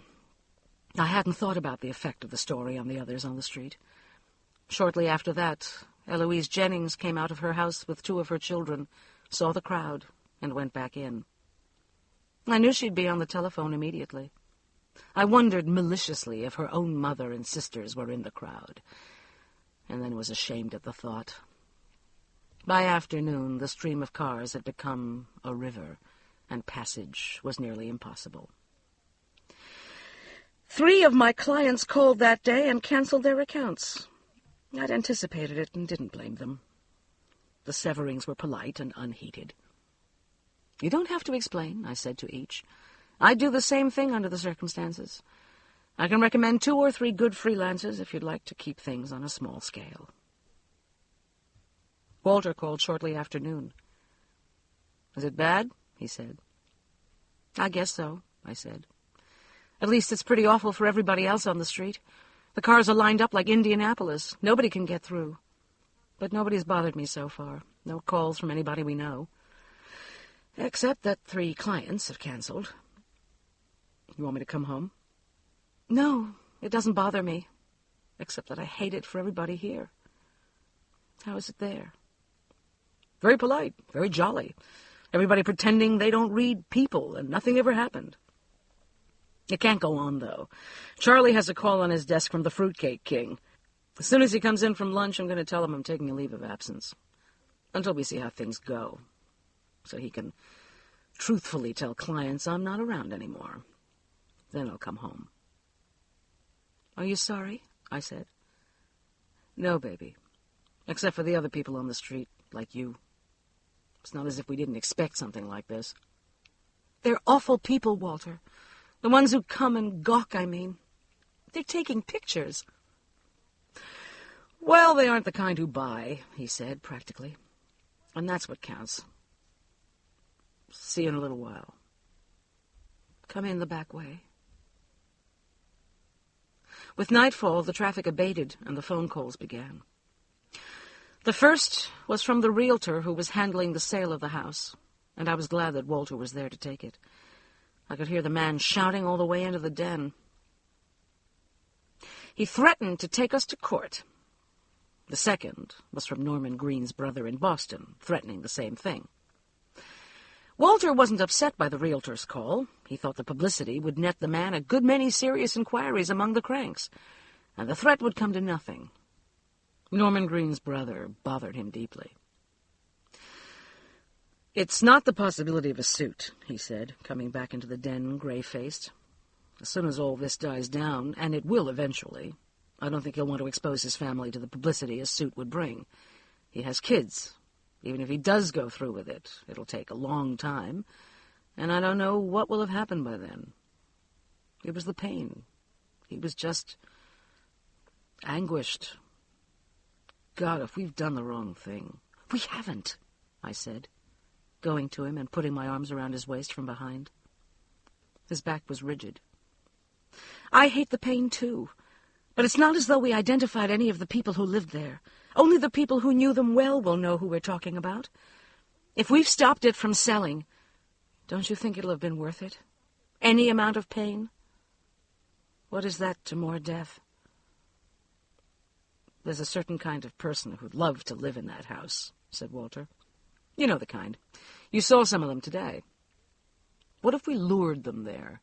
What if it's working through us to get people? I couldn't live 5 minutes with that." My heart froze. I hadn't thought of that.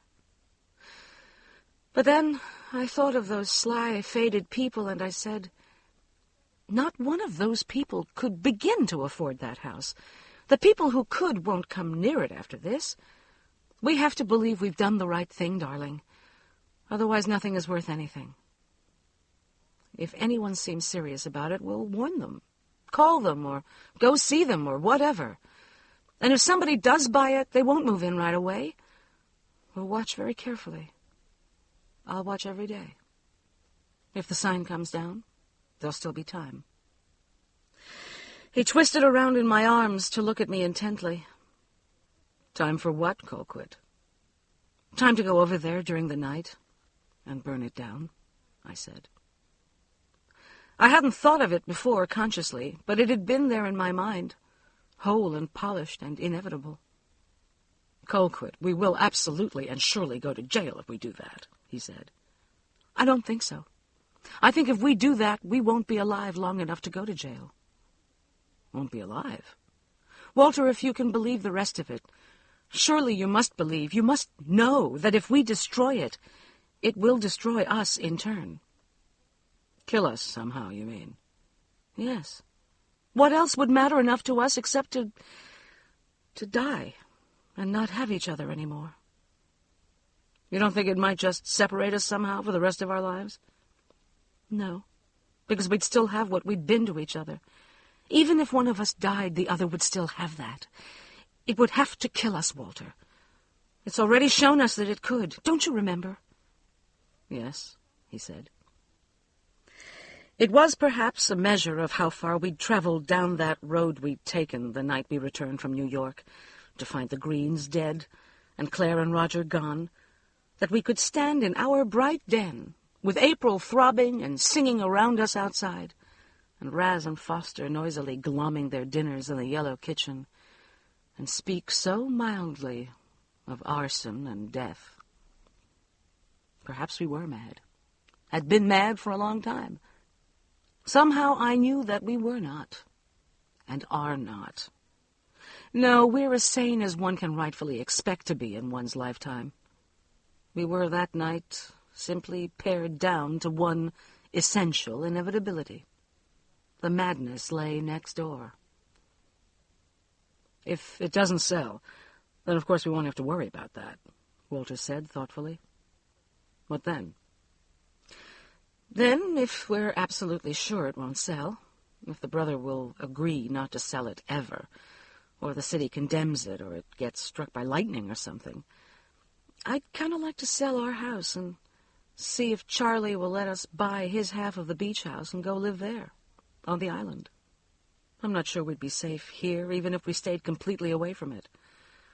But we'd have to stay until we know for sure, one way or another." "Yes," he said, "I see that." "The island, that would be nice, wouldn't it?"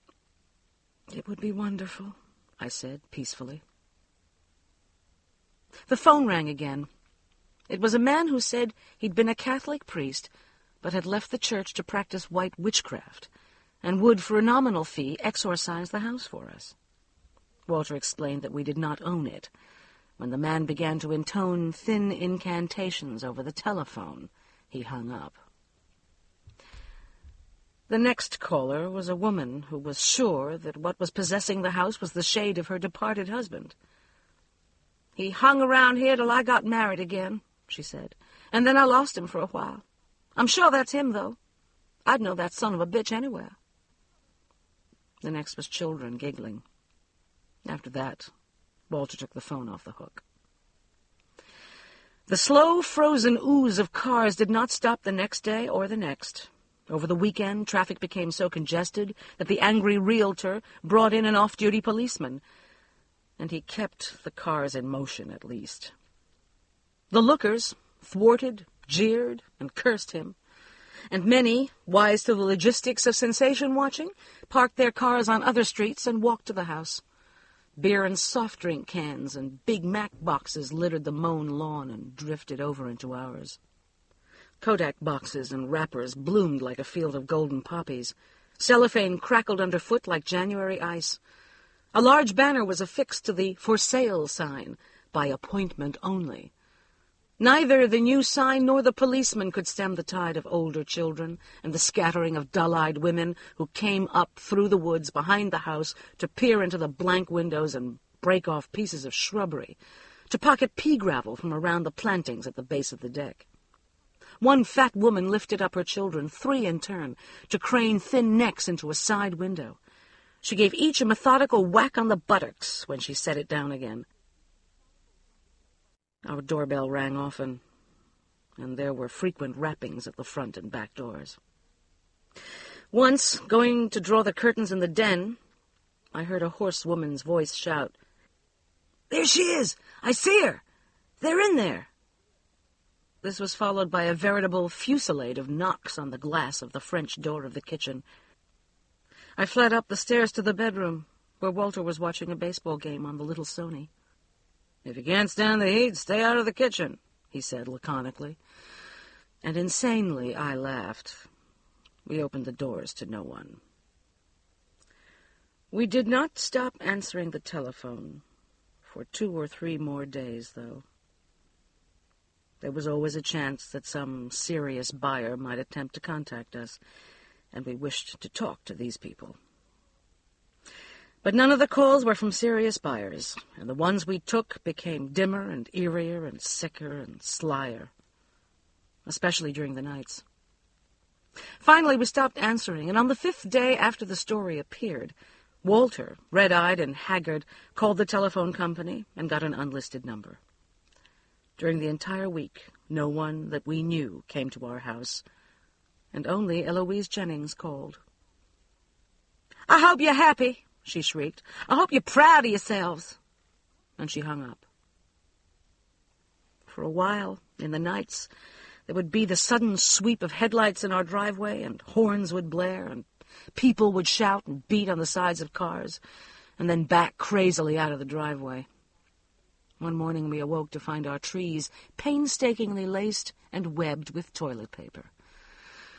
After a horrifyingly loud, heart-stopping 3 a.m. report that I took to be a shotgun blast but Walter said was a firecracker, Foster Grant came streaking up the bedroom stairs, eyes wild, tail blooming, ears back, fur singed.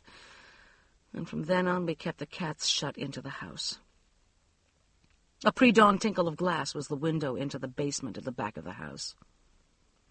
After a couple of windows were broken in the house next door, patrol cars made regular silent sorties up and down the street, and the nighttime cacophony gradually dwindled to an occasional squall of tires and horns. Our mailbox had been painted with orange obscenities the first night, but we went out to collect the mail only after nightfall, so it didn't matter so much. Most of the mail was the type you throw away, face flaming after reading a sentence or two. We didn't go out until the household supplies were depleted, and then we found a 24-hour colonial many miles away in a scanty alien shopping center, and stocked up as for a siege. We didn't call the police. We hardly even spoke of the daytime invasions and nighttime terrors. We both felt obscurely that we must take our medicine, tough it out, endure it. We'd known, after all, that there would be reaction. It was the sheer malevolent gaiety of those faceless invaders that left us weak and sickened behind our closed doors and curtained windows. We had expected alarm and indignation and certainly derision. We hadn't expected primal hunting joy. A few likely-looking prospects did come to see the house, marching erect and expressionless through the fluid crowd at the street, the agent nipping at their heels like a sheepdog. The crowds howled and crooned. None of the likely-looking ones came back. I was glad. These were the people whom, had they returned, I would have felt compelled to seek out and warn. I had meant to do just that with everyone who came to see the house, everyone who called. But except for those few, there could have been no ken between me and the people who came. Ashamedly, I realized that I'd never in all my life really known that those others existed. I couldn't imagine their lives. We could not have spoken. As in the winter, after Walter had gone to talk to Norman and Susan Green, and Claire had broken off our friendship, we drew into each other again. We slept long in the hot days, not knowing precisely what time it was when we awoke, because of the shrouding curtains. In the nights we sat on the darkened patio. Television and magazines and the newspapers drowned us once again. Crossword and jigsaw puzzles and books from the central library downtown, which stayed open until 9 in the evenings, opened arms to us. We talked a great deal, but I don't remember much of what we talked about. The island and New York, and our courtship and the early days of our marriage. Things far enough in the past for safety. Nothing ahead. We laughed a lot, and it didn't seem strange to us that we did. I wrote cards with our new telephone number to a few people. My remaining clients and the Parsonses, and a handful of out-of-town relatives and friends. Walter called and gave the number to Charlie. No one called. No one we knew wrote.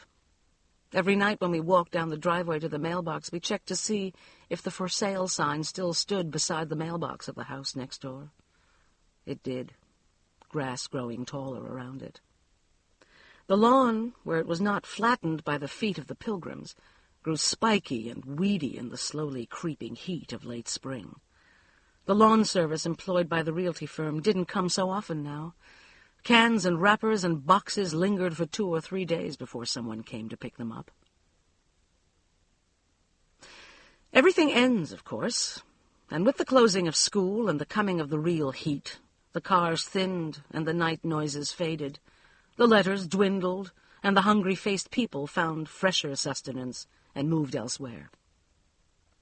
We began to go out again during the daylight hours, to the market and the drugstore and the dry cleaners, though in other neighborhoods. Once or twice we went to lunch in little places out near the river or in the heart of downtown where we hadn't been before. We talked a lot and drank a good bit, but we did not get drunk. I remember that we had a very good time at those lunches and at the movies we went to. Once we drove to a new singles bar that I'd read about in the newspaper, and we drank and danced until almost 3 a.m, and laughed giddily in the car all the way home, and laughed in a nearly forgotten kind of simple, unencumbered joy in our lovemaking that night, like pagan children beside a warm ocean. If the physical boundaries of our lives were narrowed and straightened, the pleasures of us, one to another, stretched to infinite new horizons. There was a joy and contentment, and a rich enoughness to the things we said and ate and read and watched and did. I don't remember it as a bad time at all. I'm very grateful, glad for those days of proving. A letter came from the president of the club, formal and symmetrical, and freighted with genuine regret. The executive committee felt it was in the best interest of the club that we resign. Walter wrote back doing so. He was on the phone a good deal with Charlie in those days of early summer. Negotiations for the sale of his half of the business were underway and could be handled by mail or phone. As Walter had expected, Charlie's offer was more than generous. We shall have enough. Charlie offered to come by with the final papers when they were ready, but we didn't want to see anyone from that other time, the time before, and they arranged to meet in the office of Charlie's lawyer. We saw Eloise and Sems at the farmer's market one Sunday afternoon, staggering under baskets of snap beans and squash.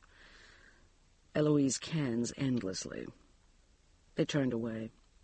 I saw Gwen Parsons coming out of the dentist's parking lot as I was driving in. I waved and she did too, and we both smiled, but she did not slow her car alongside mine as she would have done once, and I couldn't see her eyes behind the dark glasses she wore. My last 2 clients called and canceled their accounts. The summer drew in around us and snapped shut. No one called, no one wrote, no one came. We lived. We watched the sign on the lawn of the house next door. By the middle of June, it had not sold. Still, we watched. On a Friday evening in the 3rd week in June, there was a strangely familiar knock on the glass of the French door in the kitchen. 2 slow, 3 fast, 2 slow. I was upstairs, zipping myself into shorts. In mid-stride down the stairs, I realized that it was Kim's knock, and stopped, my heart squeezed with joy and dread. Joy won, and I ran to meet him. Walter was in the basement foraging for the power drill. I could hear his feet hurrying up the basement stairs. He knew, too. I flung the kitchen door open and had my arms around Kim before I noticed the tall girl who stood beside and a little behind him. I stared insanely at her over Kim's shoulder, the shoulder of the arm that hadn't moved to embrace me back. She gave me a small, uncertain smile. I released Kim, who stood still, and I stepped back and looked at the girl and at Kim. "You've come home," I said stupidly. "I knew you would." Walter came into the kitchen and stopped, saying nothing, looking at silent Kim Doherty and the pretty, embarrassed girl beside him. He reached out to me and put an arm across my shoulders. "Come in," he said to them, and stood aside so that they could enter. Kim hesitated, then came into the kitchen, pushing the girl lightly ahead of him. Still, he said nothing. Then he said, "I brought Hope to meet you. I'm going to marry her." In a flurry of congratulations and the small business of shepherding them into the den and the bringing out of ice and drinks, the dreamlike, one-celled calm in which I had moved for so long split, and unreality rang high and chime-like around me. I didn't know where I was. Frames of reference were gone. I moved around my kitchen by rote, assembling cheese and crackers on a tray without knowing where I'd gotten them. The den looked strange, not mine. Walter, passing drinks, was a stranger in a strange room. How handsome he is, I thought. Kim looked fine, tanned and hard-muscled, his red beard neatly trimmed, his gray eyes unshadowed. But there was distance in them. The girl was tall and slender and auburn-haired, like Kim. A dusting of coppery freckles lay across her straight nose and high, pure cheekbones. Her face was strong and almost masculine, but it was the grave, delicate masculinity of a very young page boy or a medieval saint. When she smiled, as she did often, hesitantly and sweetly, it softened into a hoydenish pre-adolescence. She looked a lot like Kim. Beautiful children, I thought. They will have beautiful children, tall and coppery like good colts. We sat in the late afternoon sunlight. Ice tinkled. "How long you been back?" Walter asked. 2 or 3 days, Kim said, rubbing Raz gently with the toe of his shoe. Raz crouched at his feet, roaring an anthem to renewed friendship. "We've been up with the family for a day or 2, and to see Hope's folks," Kim said. "They're old friends of my folks, it turns out.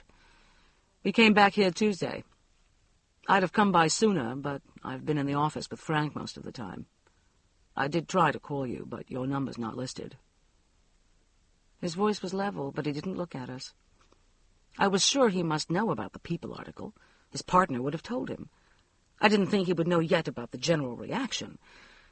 I felt no way at all, except a waiting. "You're going back into the partnership, then?" Walter said. It was not a question. "Yes," he looked up. The specter of his old white grin flickered, was gone. "You were right about one thing, Walter. It came back. All of it. Sometime during the winter. Just pouring back. I'm designing faster than I can get it down on paper almost, and it's good. It's some of the best stuff I've ever done. I've got 3 or 4 ready to go right now, and Frank's got the clients for them. I don't know if it was Italy or Hope, or just getting away for a while. I suspect all 3. But I think it's really this lady here. You know, she lived about 30 miles from me all my life. And then I have to find her in a damp, smelly sub-basement of a museum in Italy, with spider webs in her hair and rose madder on her nose." He smiled at the girl, and she smiled back. And there was such an envelope of rightness and youngness and joy around them that pure terror stopped my breath. "How did you come to end up in the basement of the Uffizi?" Walter said politely to the girl. "I took part of my senior year abroad in Florence," she said. "The usual spoiled rich kid trip, as Kim never ceases to point out to me. And it just got to me. I couldn't leave. I was a fine arts major at school, and I talked my way into the most menial staff position they had, for no pay. And here was this grim-faced, hollow-eyed lout tramping around day after day with a sketch pad and huge, big feet, threatening 2,000 years of priceless treasures. And one thing led to another, and here I am. Well, Kim is just shot through with luck, and I hope he deserves it. I smiled at her around the choking terror. Will you be staying a while, or going back east, or what? I don't imagine you've had time to find a place to live yet. Maybe I could help. You'll be married at home, I suppose, but you'll want a place to come back to. Until Kim can design your dream house for you, of course. I managed another smile. There'd be plenty of time for me to scout around for you, if you'd like. There was another silence, and then Kim said, We have a place. I closed on it this morning. Oh, well then. Where? I bought the house next door, Colquitt. The Harrelson place. My house. No! I screamed. No! No! No! No! Redness broke around me, and then darkness that whirled and shrieked with wind and endlessness. I could hear my voice weaving in and out of it. When I came back to myself, Walter was shaking me by the shoulders, and Kim was on his feet, his face whitened under the tan with fury and a sort of child's grief. The girl still sat on the sofa, her face stiff with embarrassment. I stopped, silent, and looked up at Kim Doherty. Why? I said, but only my lips made the word. No sound came from them. Because I read that goddamn crazy malign bitchery of an article you all cooked up. Oh, yes, we get people in Italy. And I could not stand what you had done to my house. How could you do that? You of all people, Colquitt. You loved it. You understood it, right from the beginning. You were my friends. You understood what I was trying to do, what the house was saying. And you killed it. It was made for people to live in gracefully and comfortably. Good people who'd appreciate what it stood for. And you've driven them all away now. Who would want it after all that stinking shit about hauntings and forces and... God damn, I couldn't stand it. It's still the best thing I've ever done. It always will be. And by God, Hope and I are going to live in it and love it and show the world what malicious, crazy, warped people you are. He stopped and took a deep, ragged, tearing breath and did not go on. Kim, Walter said very slowly and distinctly. Listen to me, Kim. Those things, they happened. Other things did, too, that we aren't at liberty to talk about. One of them happened to you, don't you remember? Do you think we would ever in this world have taken such a drastic step if we were not absolutely certain we were right? You know about some of it. You were here the whole time, the Harrelsons. You saw it all that night. You lost your own juices because of it, and you can't have forgotten that night that you and Colquitt and I... Please, let us tell you everything we... No! He roared. God damn it, no. No way am I going to listen to any more of that shit. If awful things happened to people over there, it was because they were awful people to begin with. People who didn't understand it, who didn't deserve to live there. There is nothing wrong with that house. You are both crazy, and there is nothing wrong with my house. Kim, I said, and my voice sounded cracked and high and silly in my ears. You said it yourself. You said it before any of us really caught on. Don't you remember? You said it was a greedy house, that it didn't bring out the best of everyone who lived there. It took the best. He looked at me in real astonishment. I never said that, he said. I wouldn't have. I couldn't have. I never thought that. Nothing's gone. I'm going better than ever. I just needed the change. Everybody dries up now and then. You told me that yourself. Both of you did. I just don't understand what's happened to you. The anger had drained out of his voice. A child's profound hurt and bewilderment remained. You don't remember, I said dully. Of course you don't. That's how it's going to get at you. That's what it's wanted all along. You! That's why all that other stuff, all those other things bad enough so that we had to make it public enough to reach you in Italy and get you back. Because nothing else would have, would it? You wouldn't have come back here after what happened to you. But you don't remember. And that's how it's going to get you. And that's how it'll get us. By knowing that we were the ones who brought you back to it. That's it. That has to be it. Call quit. There was fear and sorrow and weariness in his voice. Kim thought we were mad. Dullness and lassitude turned my lips to stone. I could hardly push the words past them. It was as if I were very drunk or had been given Novocaine.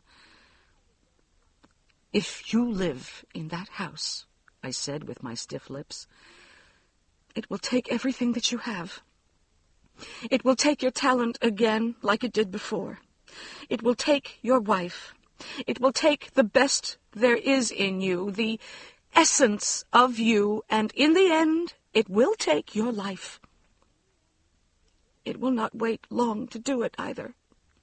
It'll be very quick this time. I will not let you do this.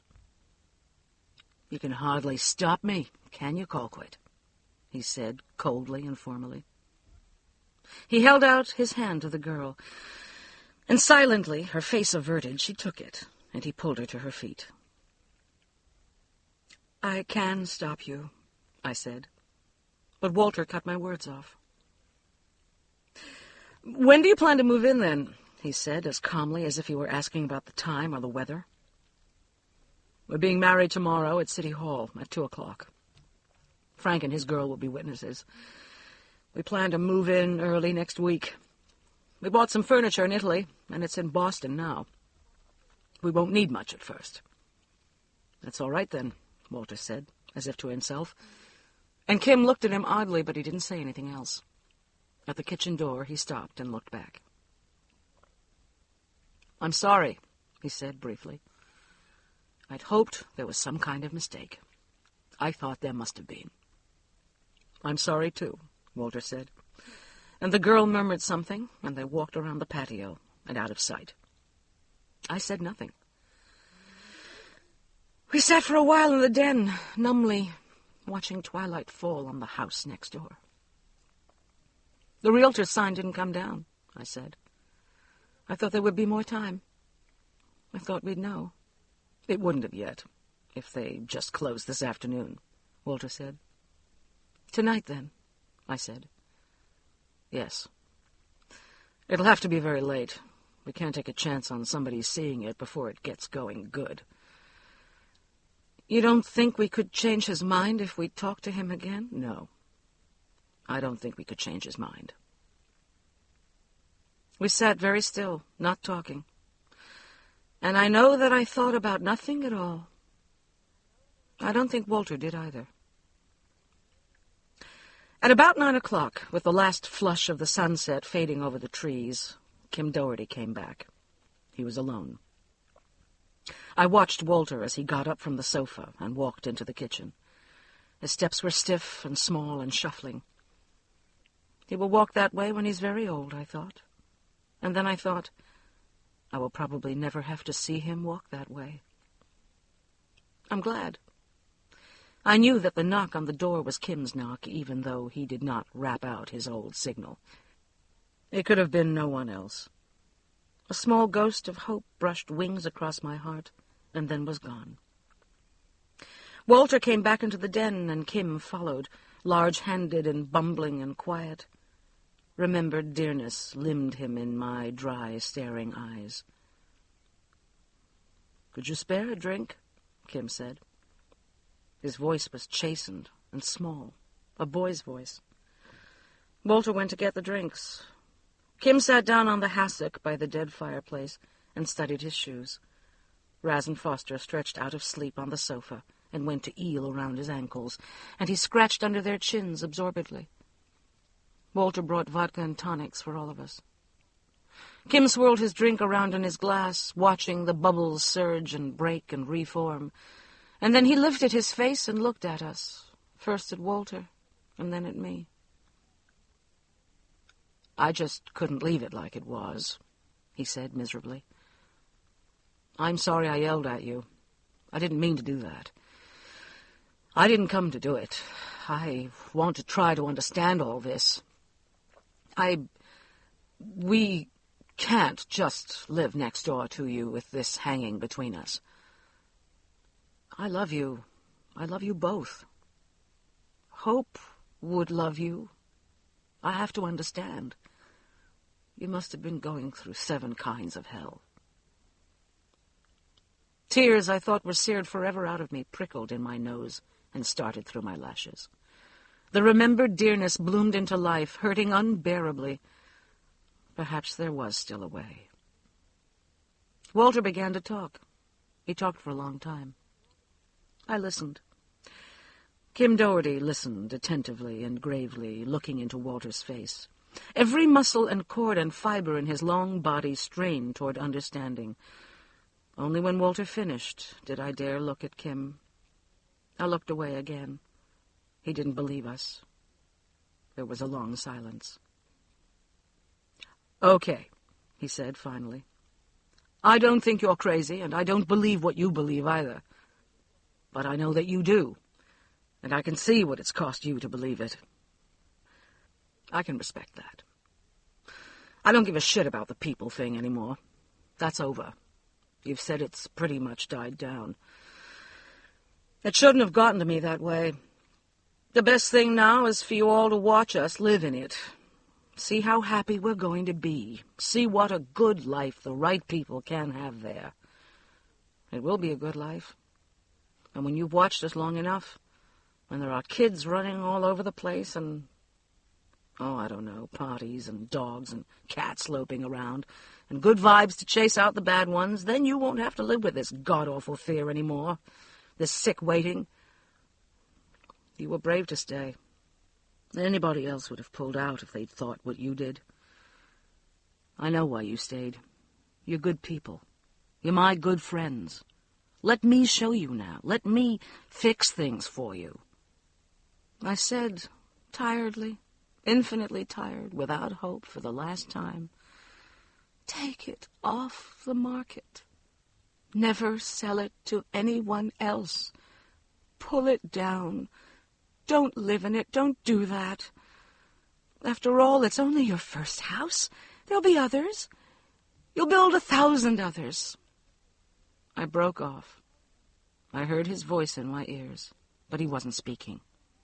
It was a younger Kim's voice, and it was saying something about other buildings, buildings that weren't finished. So long, it seemed so long ago. I remembered then, and something began to coil into my head like smoke. Something white, something that could blind. "Kim," I said, "once, a long time ago, when we just met you, you said something about having had 2 other projects while you were in school, but that they weren't finished.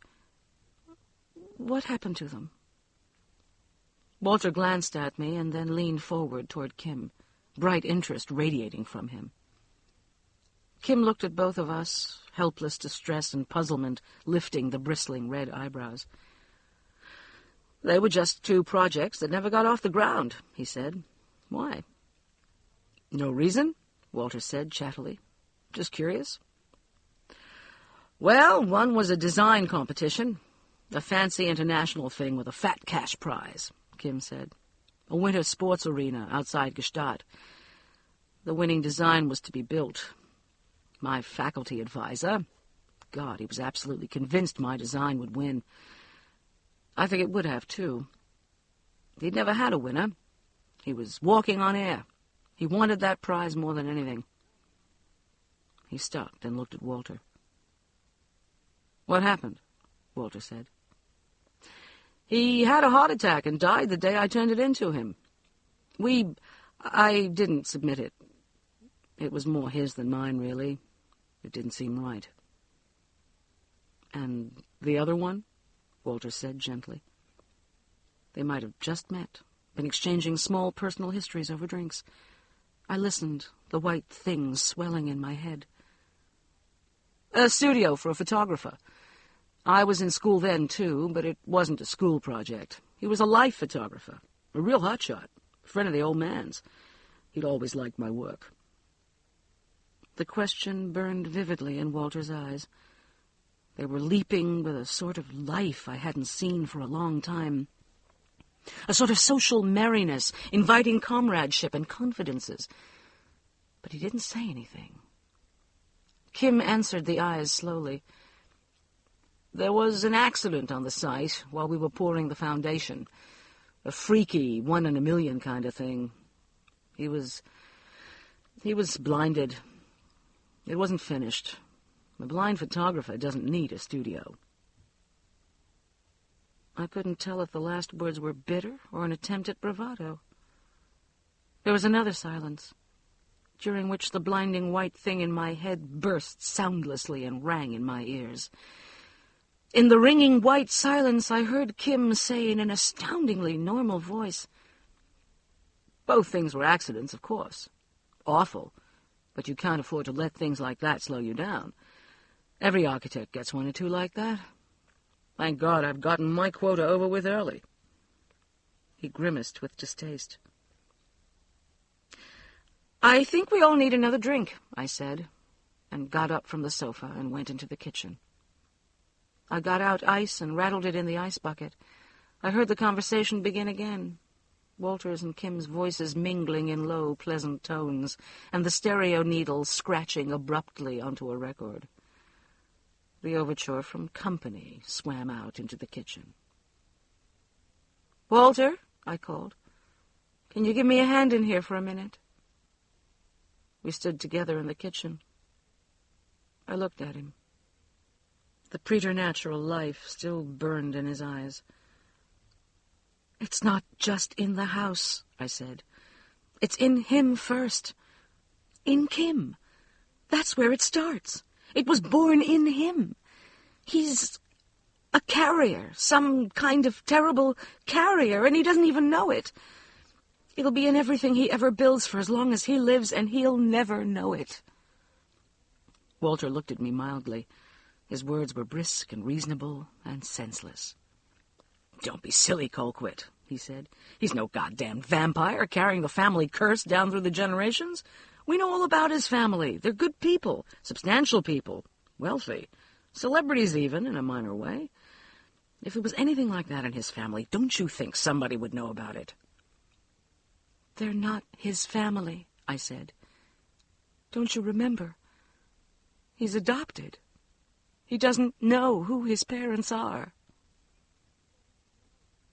We stared at each other. I watched as the life wavered and ebbed out of his eyes. He nodded finally. When he spoke, his voice and his eyes and words were perfectly, endlessly flat as the misted place where a hot summer sea meets the sky. "Okay," he said. "Call him in here. Just give me a minute."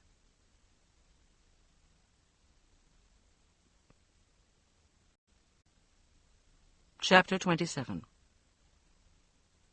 It is very late. From the position of the moon, I'd say it was past midnight at least. We've been sitting on the patio for quite a long time. I don't know how long. We sit in the 2 white wrought iron chairs that we sat in the day the people photographer came. Our hands are clasped between the 2 chairs. Occasionally one of us will swing our joined hands, and the other will give back a small squeeze. It's very quiet, except for the song of the katydids in the trees, and the liquid trill of the diminished creek where it goes over the small waterfall in its bed next door. Hot summer sounds, both. We've said very little while we sit here. Once Walter said, "I think you were the prettiest thing I ever saw when I first met you. You had on a white dress made out of some thin kind of stuff, and about 1,000,000 crinolines. You had a gardenia in your hair, of all goddamn corny things. Do you still have that dress?" "Of course not," I said. "I gave it to Goodwill 1,000 years ago." "You idiot. What would I be doing with a white voile dress and all those crinolines? There are only a few lights on the street now. Since it is a weekend night, they will burn later than usual. I'm uneasy about that, but it can't be helped. We must wait until they all go out, and then wait at least another hour after that. The fire must get that much start anyway. I wonder who'll see it first. With the Guthries gone, it'll probably be the Jenningses across the street and down a little way. That'll be all right. Their bedrooms are in the back of the house, and it'll be a while before they notice. I hope we haven't waited too long. Already it is reaching out across the rhododendron hedge. Already it has fingered here and searched and found. The bodies of Raz and Foster lie in the basement of the house next door. We found them on the deck, unmarked, looking at us open-eyed and waiting as they did in life when we took Kim's body there earlier and carried it between us down the basement stairs. We didn't have to break a window after all. I remembered that I still had the spare key that Anita Sheehan had given me. They are all three there now in the basement, at the foot of the stairs, beside the pile of newspapers and kindling, and the yellow drifts of desiccated old sheer curtains I found in our attic, and the cans of lawnmower gasoline that Walter took there earlier. We carried the cats down last. We made several trips, in the dark, being very quiet. It took us a long time. It is there in the basement that the fire will start, though not yet. But we cannot wait much longer. It will not wait. I hope there'll be time. The last of the lights are going out now.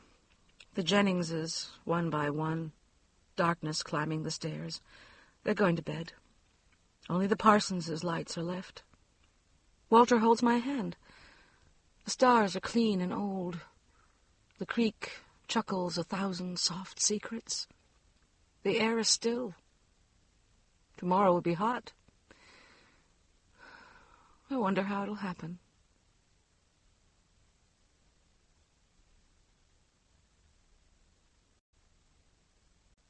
Epilogue. Light from a hanging copper lamp spilled down onto a round oak table, and the girl pushed back a cup and saucer to make room for the drawings unrolled there amid the clutter of a small dinner party. "Get that over there, will you, Peter?" she said to her husband. The young man reached over and pinned a curling edge of tracing paper down with his flattened hand. The paper was rather brittle. Flecks powdered the tabletop. The other couple leaned over the girl's shoulder to look. The female guest gasped a small, soft, involuntary sound of pure pleasure, and the girl lifted her face to her friends and smiled radiantly. The last of November's leaves scratched and rattled at the window of the dining L in the small apartment. "Isn't it super?" said the girl. "It's just exactly what I've always wanted, right down to the ground. I didn't even know exactly what I wanted until I saw it. And then that was just it. Even with all the looking we've done, we'd never have thought of building a house if these plans hadn't just fallen into our hands. We got them from this young architect Peter knows. His partner did them, some time ago, I guess, when he was in Europe. I don't know who he is, or was. Peter's friend said he died not long ago. Isn't that awful? The guy didn't say how, and since it was so recent, we didn't want to ask. Anyway, this Frank somebody, Peter's friend, said when he heard Peter talking about the house we've been looking for, he remembered these plans, and he dug them out of the files. I don't know if the guy had ever done another house or not, but he would have been a dynamite architect if he'd lived. Just look at it. It looks like it's growing right up out of the ground, doesn't it? It looks like it's alive."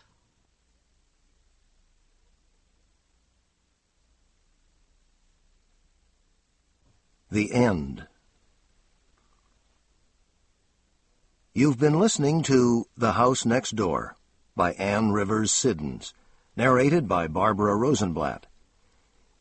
If you've enjoyed this book and this performance, Recorded Books recommends Don't Look Now, a collection of tales of the unexplained by Daphne du Maurier, narrated by Barbara Rosenblatt and Michael Sinclair. You'll find a wide selection of titles, including bestsellers, mysteries, classics, histories, and more in the Recorded Books catalog. So to order another recorded book, or for a copy of our latest listing, call us toll-free nationwide at 1-800-638-1304. You can order by phone with Visa or MasterCard, or by writing to us, or by faxing us at 410-535-5499. Don't forget to ask about easy 30-day rentals by mail. And thank you for being a Recorded Books reader.